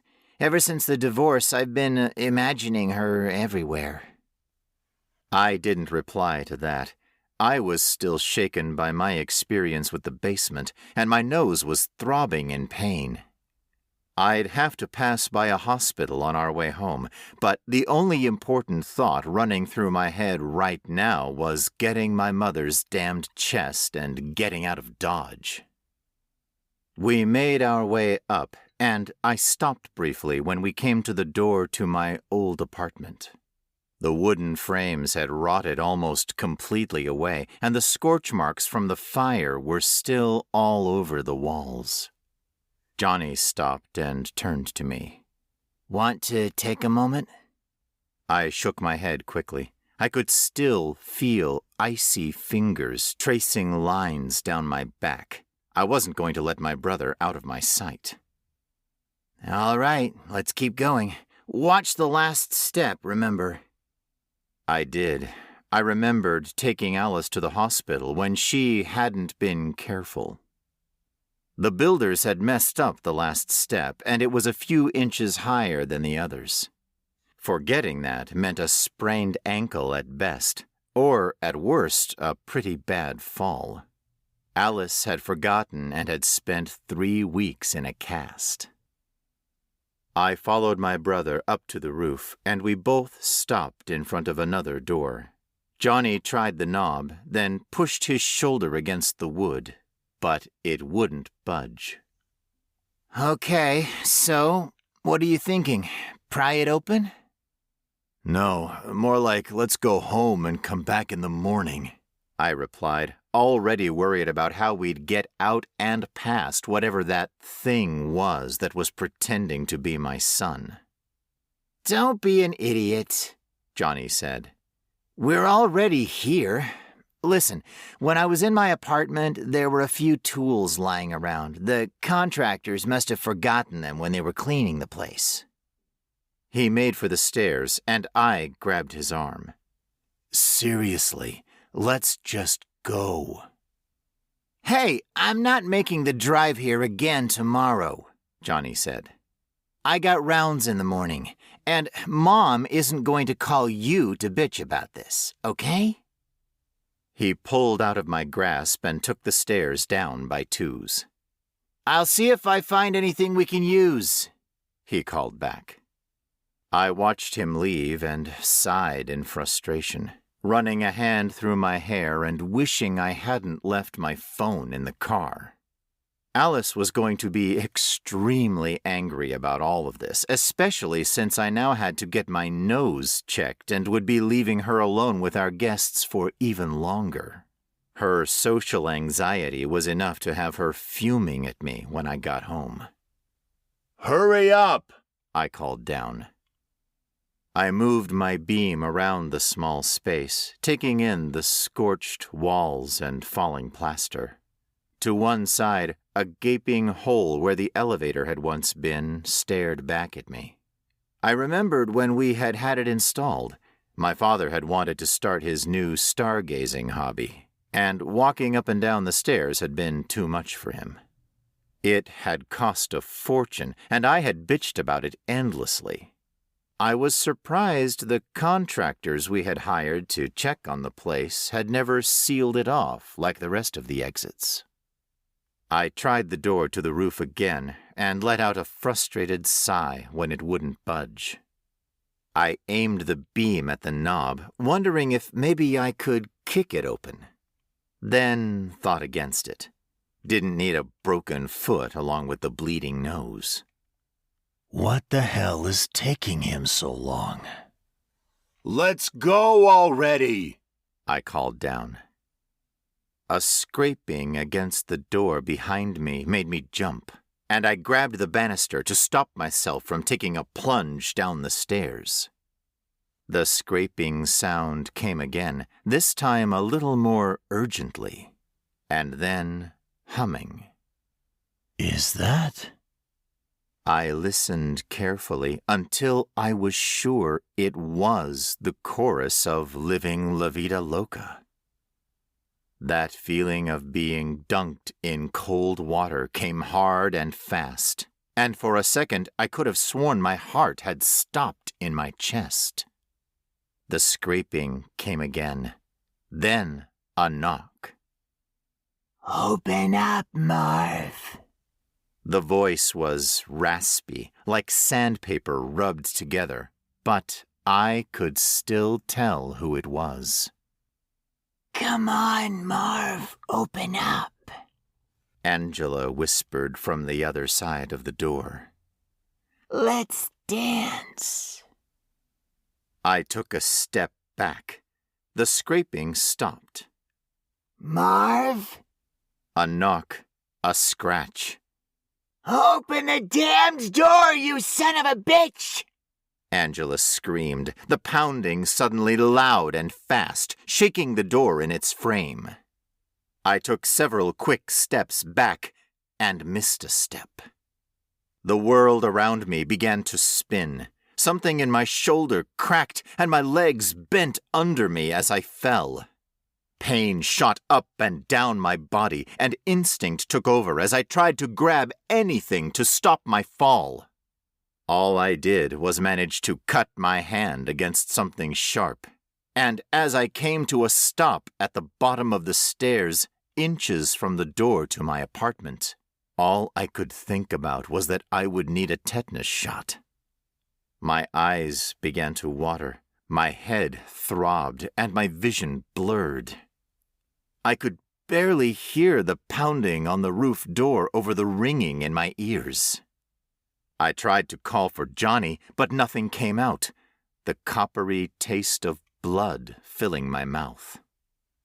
I turned my head, saw my flashlight a few feet away, and tried to reach for it. If I could only manage the strength to throw it down the stairs, I might get Johnny's attention. My fingers scraped the plastic casing and caused the flashlight to swivel, the beam shining into the opening of the elevator shaft across the landing. The face that stared back at me from the darkness was missing a nose and both eyes. The hair was matted against a burnt scalp like filaments of straw, and skin peeled away as the mouth widened into a grin. Hi, baby. Alice pulled herself up and out of the shaft and began to slide toward me. She was missing the entirety of her lower body, but that didn't slow her down. My mouth opened, but the scream of horror didn't come. Suddenly, my throat felt like it was on fire, and my nose felt like it was being clogged with smoke. Marv? I turned my head slowly, tearing my eyes off of Alice as she crawled closer. Johnny stood over me, half of his face burned off, the bones of his skull and jaw protruding through the open wound. His skin seemed to bubble, and little flames erupted up and down his pants. Johnny lit a cigarette, shook the match, and threw it aside. Yeah, that was stupid. I coughed, tried to talk, coughed again. She tried to take the elevator with Ben, but the flames burned through the damn cable. Johnny took a long drag from his cigarette and let it out slowly. Of course, I didn't make it out in time. Smoke killed me before the fire caught up. But you... He pointed at me and smiled, more skin peeling, a piece of his cheek falling off. Angela was on the roof with you. You two were having a little dance, weren't you? Tears welled up in my eyes, and a cold hand grabbed my arm. I turned and looked into the dead eyes of my wife. Thought I didn't know, didn't you, Marv? Johnny said. But I did, and it felt good locking the two of you up there and setting the roof on fire. It felt real good. Of course, that damn step. I messed up and fell. Didn't make it out in time. The smoke killed me before the fire caught up. Johnny chuckled, took another drag from his cigarette, and flicked it away. And now we're all here. The hand grasping my arm squeezed tight, and flames burst out around me. The smoke got thicker, and it quickly clogged my throat. I coughed, tried to pull away, but couldn't move. Alice's grip was too strong, and she began to laugh as my pants caught on fire and the flames began to eat their way up my body. And we're going to keep doing this, Marv, Johnny said. Over and over and over again. I finally began to scream. You're a bastard, you know that? The rain fell around me in torrents, and I was shivering from the cold. I turned the key, heard the click, and threw my shoulder against the rusty gate. It wouldn't budge. My brother snickered. I told you it wasn't going to be easy.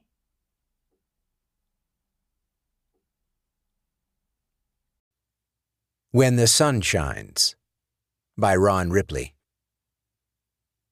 Jake Larkin opened his eyes and found an older woman staring down at him. Her own eyes, a curious gray, widened, and she backed away as he looked at her. He struggled to speak, but his throat was too dry. As he tried to lift his right hand, he found an IV in the back of it, and he realized he was in a hospital room. Surprised and dismayed, he looked down at the bed and the blankets, and when he glanced back up to the woman, she was gone. The door to the room was open, and beyond it, Jake could see a nurse's station.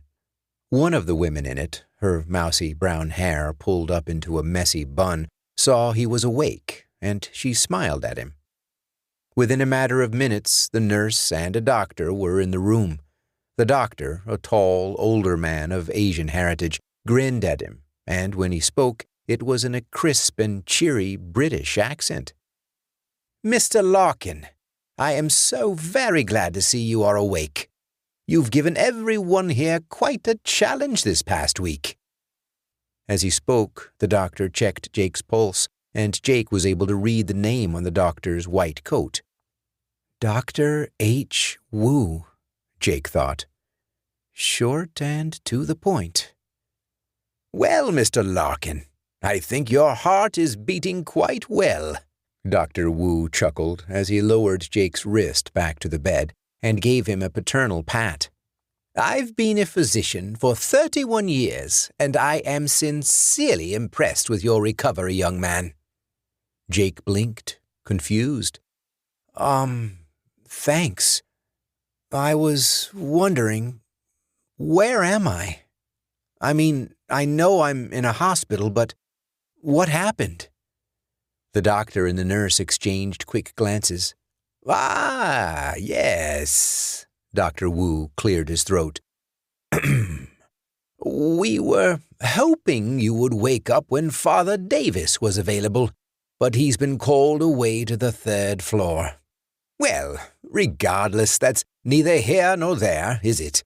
No, I suppose it isn't. Mr. Larkin, you were in an accident 3 weeks ago. A piece of masonry fell from the top of a building and struck you in the head. There are a great many technical terms I could use to cloud your understanding of what happened, but the basics are this. You were placed in a medically induced coma so we could assess the damage. We were, in all honesty, doubtful you would recover at all. Dr. Wu looked to the nurse, who stepped forward, bestowing upon Jake a matronly and cheerful smile. Mr. Larkin, my name's Deb White, and I'm your nurse. In a little while we'll bring Father Davis in, and he'll help explain everything. The gentleness of her tone and the sincerity in her words eased the tension building in Jake. He smiled in response, then the smile fell away. Where's my wife? Has she been here with me? Both the doctor and the nurse swallowed simultaneously, and had there not been identical expressions of sympathetic pain on their faces, Jake would have laughed. I think we should wait for Father Davis. Dr. Wu's statement was firm. It was not meant to be an option. Jake struggled to sit upright. No! Where's my wife? Where's our son? Mr. Larkin, there was an accident. An old man entered the room. He was dressed in the familiar black of a Catholic priest, his white collar standing out starkly in the light of the room. Father Davis leaned heavily on a well-polished dark wood cane, the brass tip of it clicking against the tiled floor as he walked. The man's hair was steel gray and clipped short, silver-rimmed glasses perched on a long, thin nose, and there was a surprising gentleness about the man's sharp, angular face. Father! There was respect and admiration in Dr. Wu's voice as he addressed the priest. Would you like us to stay with you? Father Davis gave a small shake of his head. No, thank you, Henry. I'm sure we'll be just fine. Deb, do you think there's a chance you could get me a cup of coffee? Yes, Father. She glanced at the clock on the wall, and for the first time Jake became aware of the time. It's after 1 a.m, you know. Oh, I know. Father Davis smiled at Jake. May I pull up a chair, Mr. Larkin? Jake could only nod, his thoughts racing, wondering frantically what had happened to Kimberly and Caleb. Excellent. Thank you both. The doctor and nurse exited the room as Father Davis pushed a large wing chair over to the side of the bed. He eased himself down into it and sighed. A bad knee is a painful thing, Mr. Larkin, but it's a physical pain. The priest put his cane across his knees and rested his hands lightly upon it. This is going to be hard for you. Jake stiffened. He licked his lips nervously and felt his heart speed up. What happened?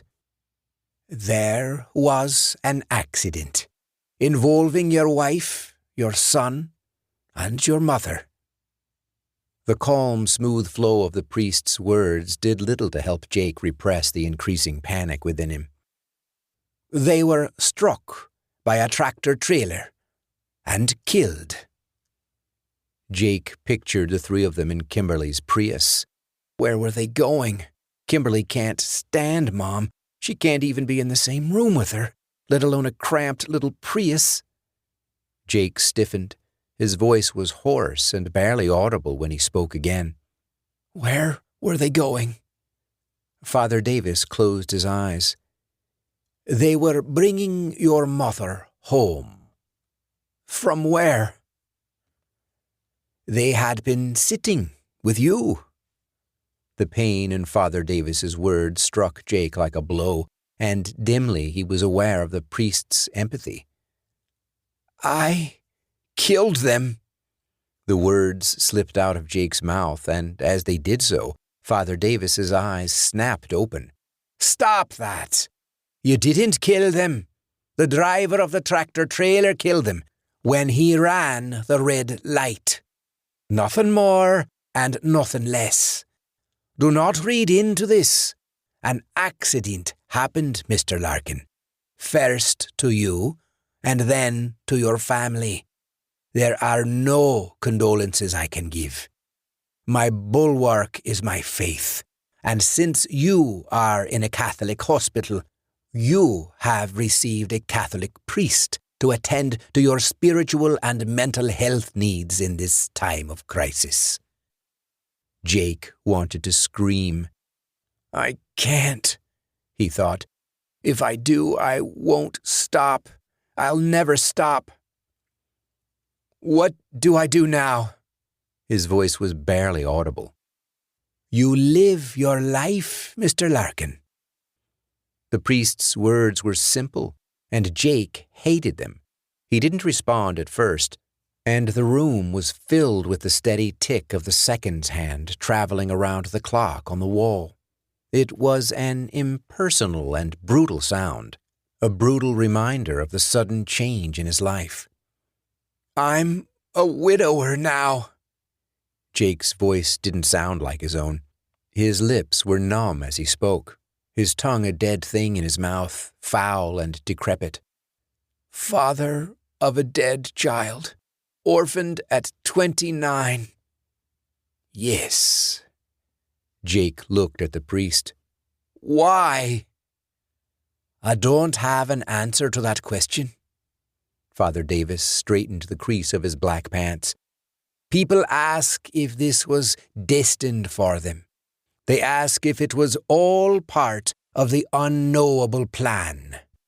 I suppose the answer to the latter is, you look at the question you just asked. I don't believe that anything is destined for us, Mr. Larkin. That would destroy the very idea of free will. We've come a long way from the Old Testament. I don't know what your particular brand of faith is, and I don't know what to say to ease your pain. You can tell me it's all a lie. Jake shuddered as he spoke. Father Davis sighed. I wish I could. Honestly, I do. All I can do is sit with you and talk if you wish. I don't. I can't. Jake looked down at his hands. I think I need to be alone. The priest looked at him for a moment. Then he nodded as he got to his feet. If you need me, let Deb know. She can get a hold of me at any time. They're good people here. Deb and Henry are some of the best.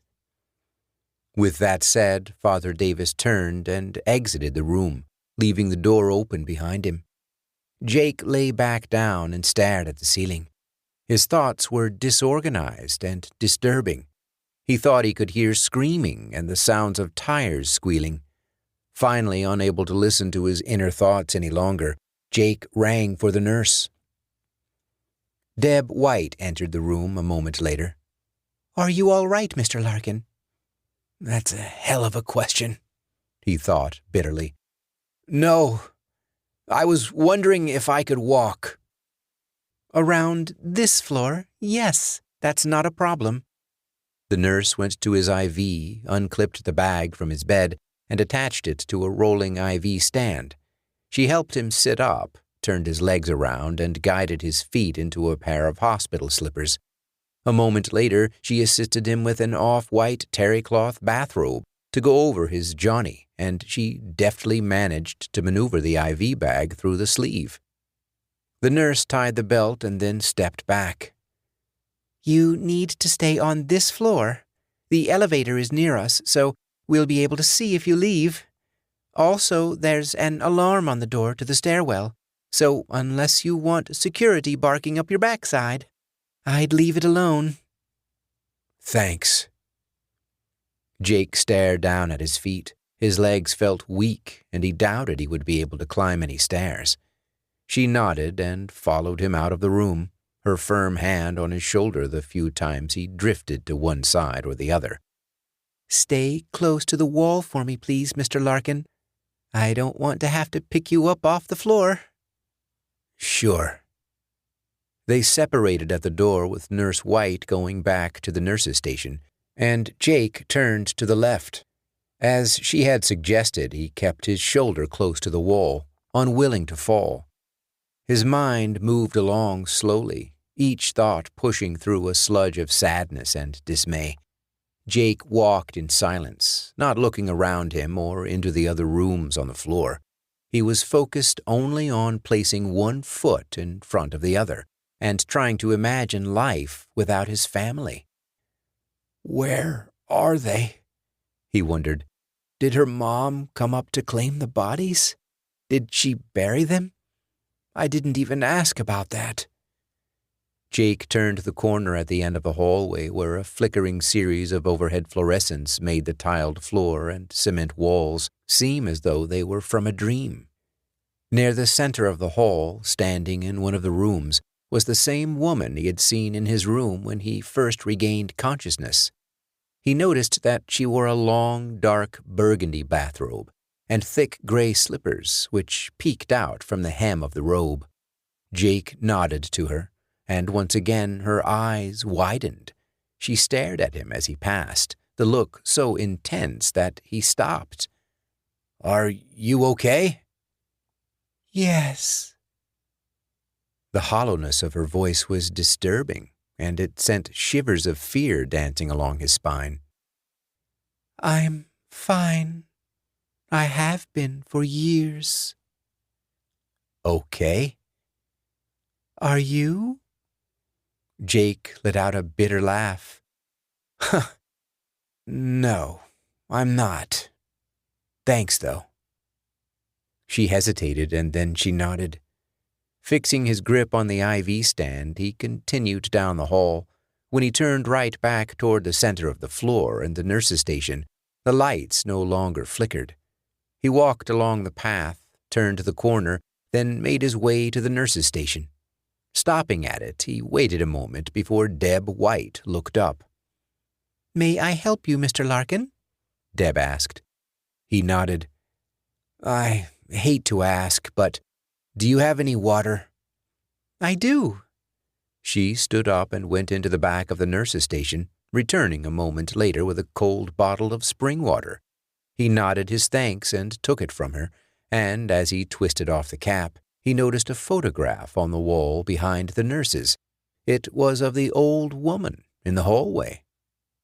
"Do you get your picture up on the wall if you stay on the floor long enough?" He gestured towards the photo.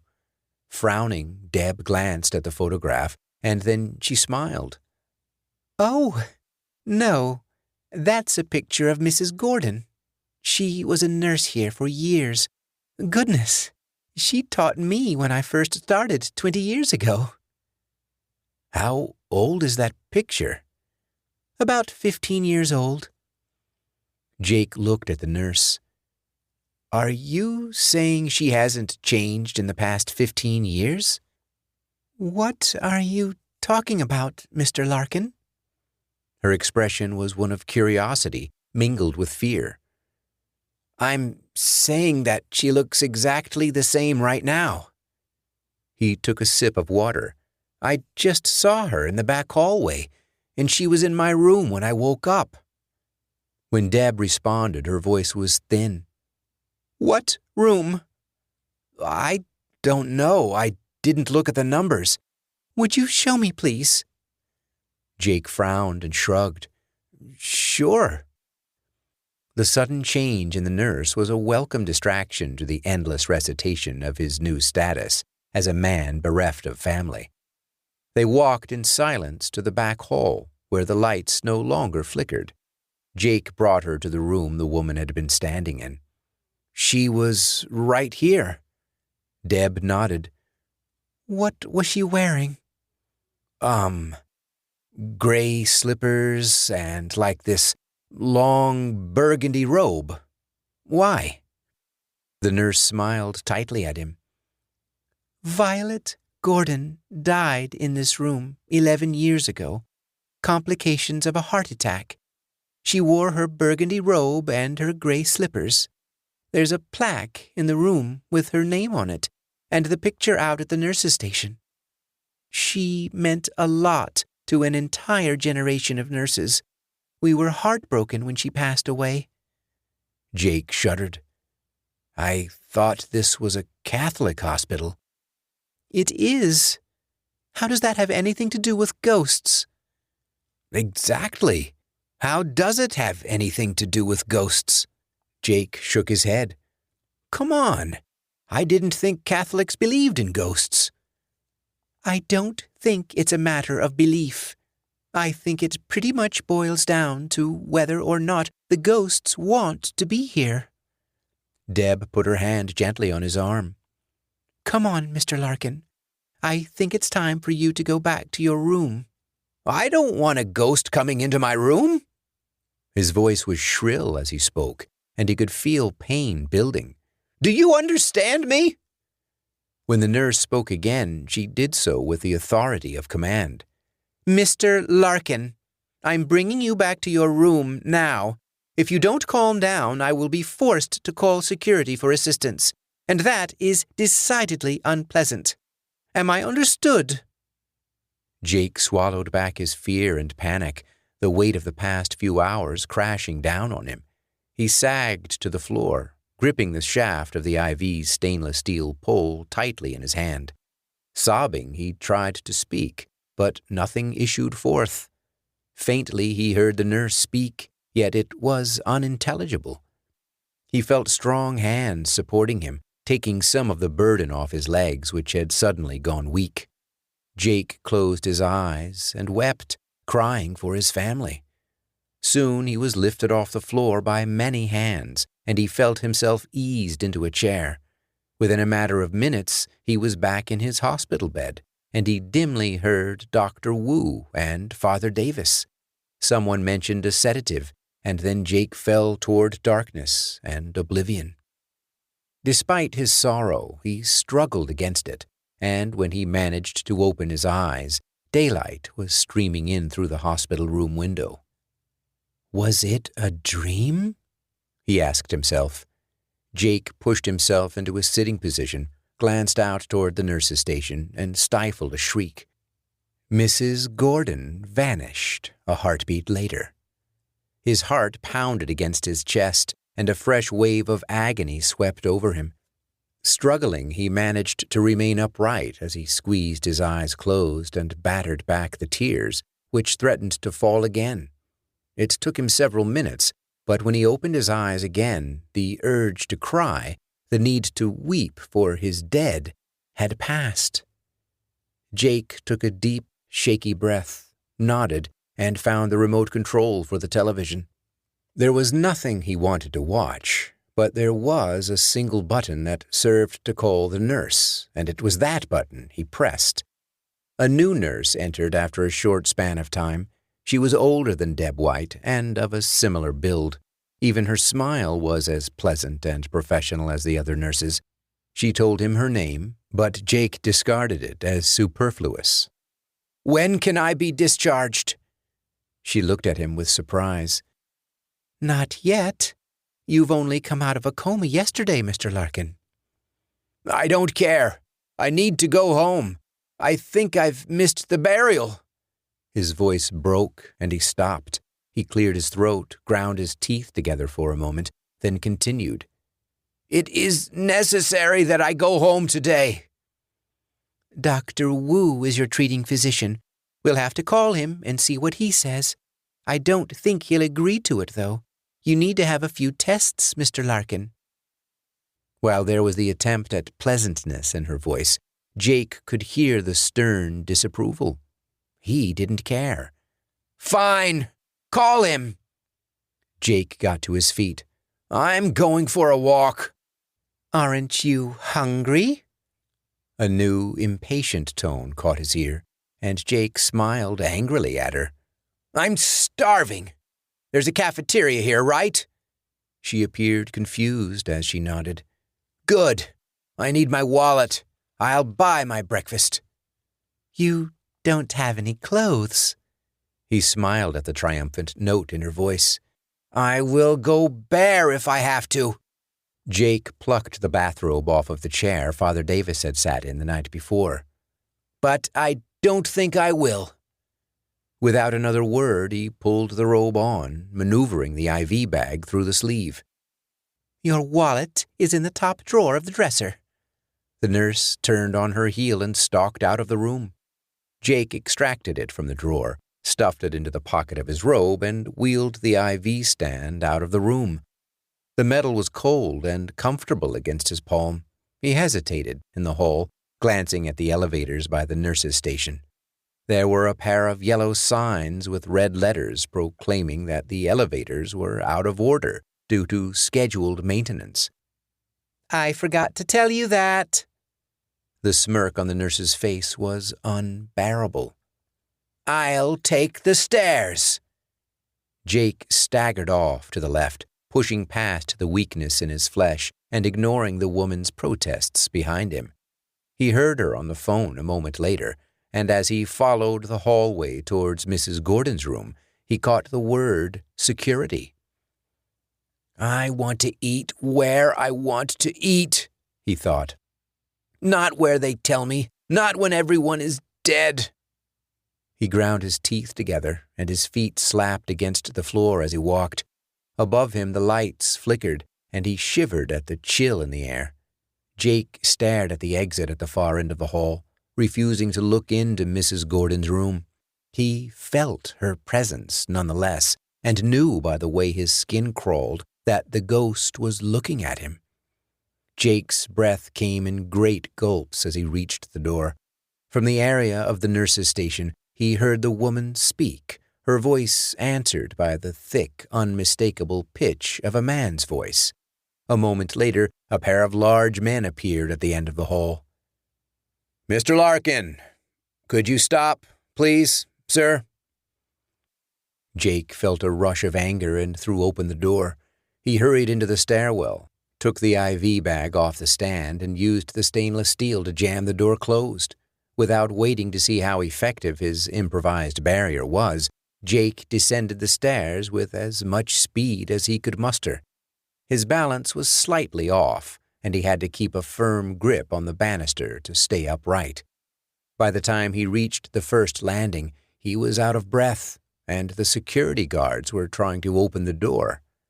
The men didn't bang upon it or try to force it.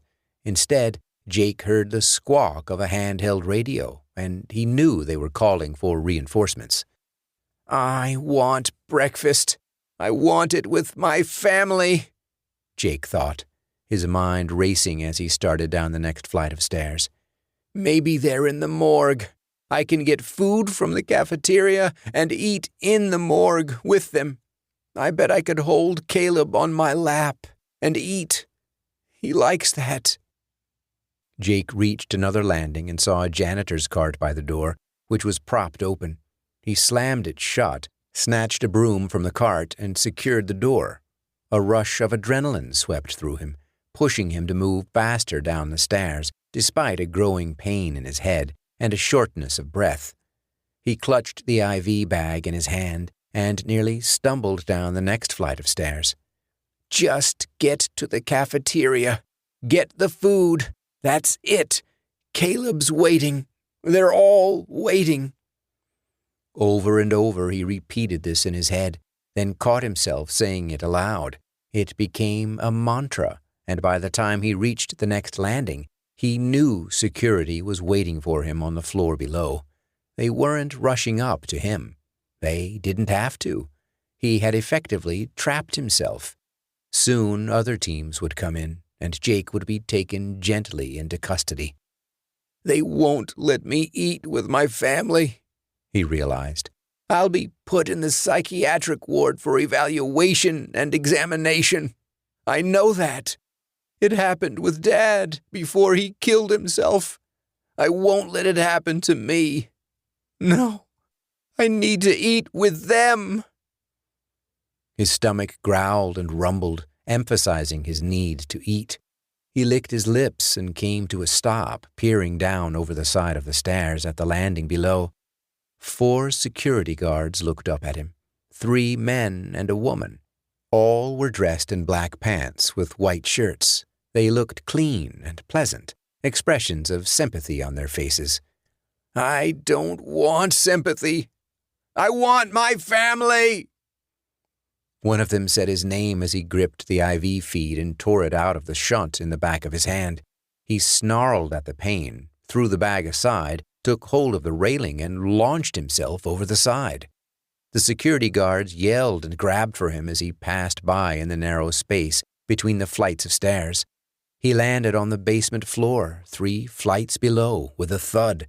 His left leg crumpled underneath him and broke. His head bounced off the cement, and he let out a scream as he rolled. Somehow he managed to get to his feet, the world spinning. He limped toward the basement door and heard the security guards thundering down the stairs. Jake reached out for the door and then howled with anger as Mrs. Gordon appeared in front of him. Like everyone else he had seen, the dead woman gazed upon him with sympathy. "Where are you going?" The gentleness in her voice caught him off guard and forced him to stop. "Into the morgue, to see my family." Jake shuddered with pain. "Let me go. They're going to catch me." "No, they're not." The dead woman pointed behind him. Reflexively, Jake glanced over his shoulder and froze, attempting to comprehend what he was looking at. The security guards were there, 2 of them attempting to perform CPR on a body. "My body? Mine?" Jake stared at his own form, twisted and bent. His head was smashed open and twisted the wrong way on his neck. He knew they shouldn't try to save him. He was already dead. "No," Jake shook his head. "No, I want to eat with my family. Please." "You can't, dear. You're dead, and here." "Where are they?" Jake looked at her. "Are they here too?" Mrs. Gordon shook her head. "They have to be." Jake took a nervous step forward. "They have to be here with me." "No, they don't." He looked at the ghost. "There are a few of us here, but none of us are with the ones we love." She looked at him with a tired patience. "Will you come upstairs now?" His voice was hardly above a whisper. "Where are they?" "Not here. Come along, Mr. Larkin. Let me introduce you to our world." Jake wept and followed her past his own corpse.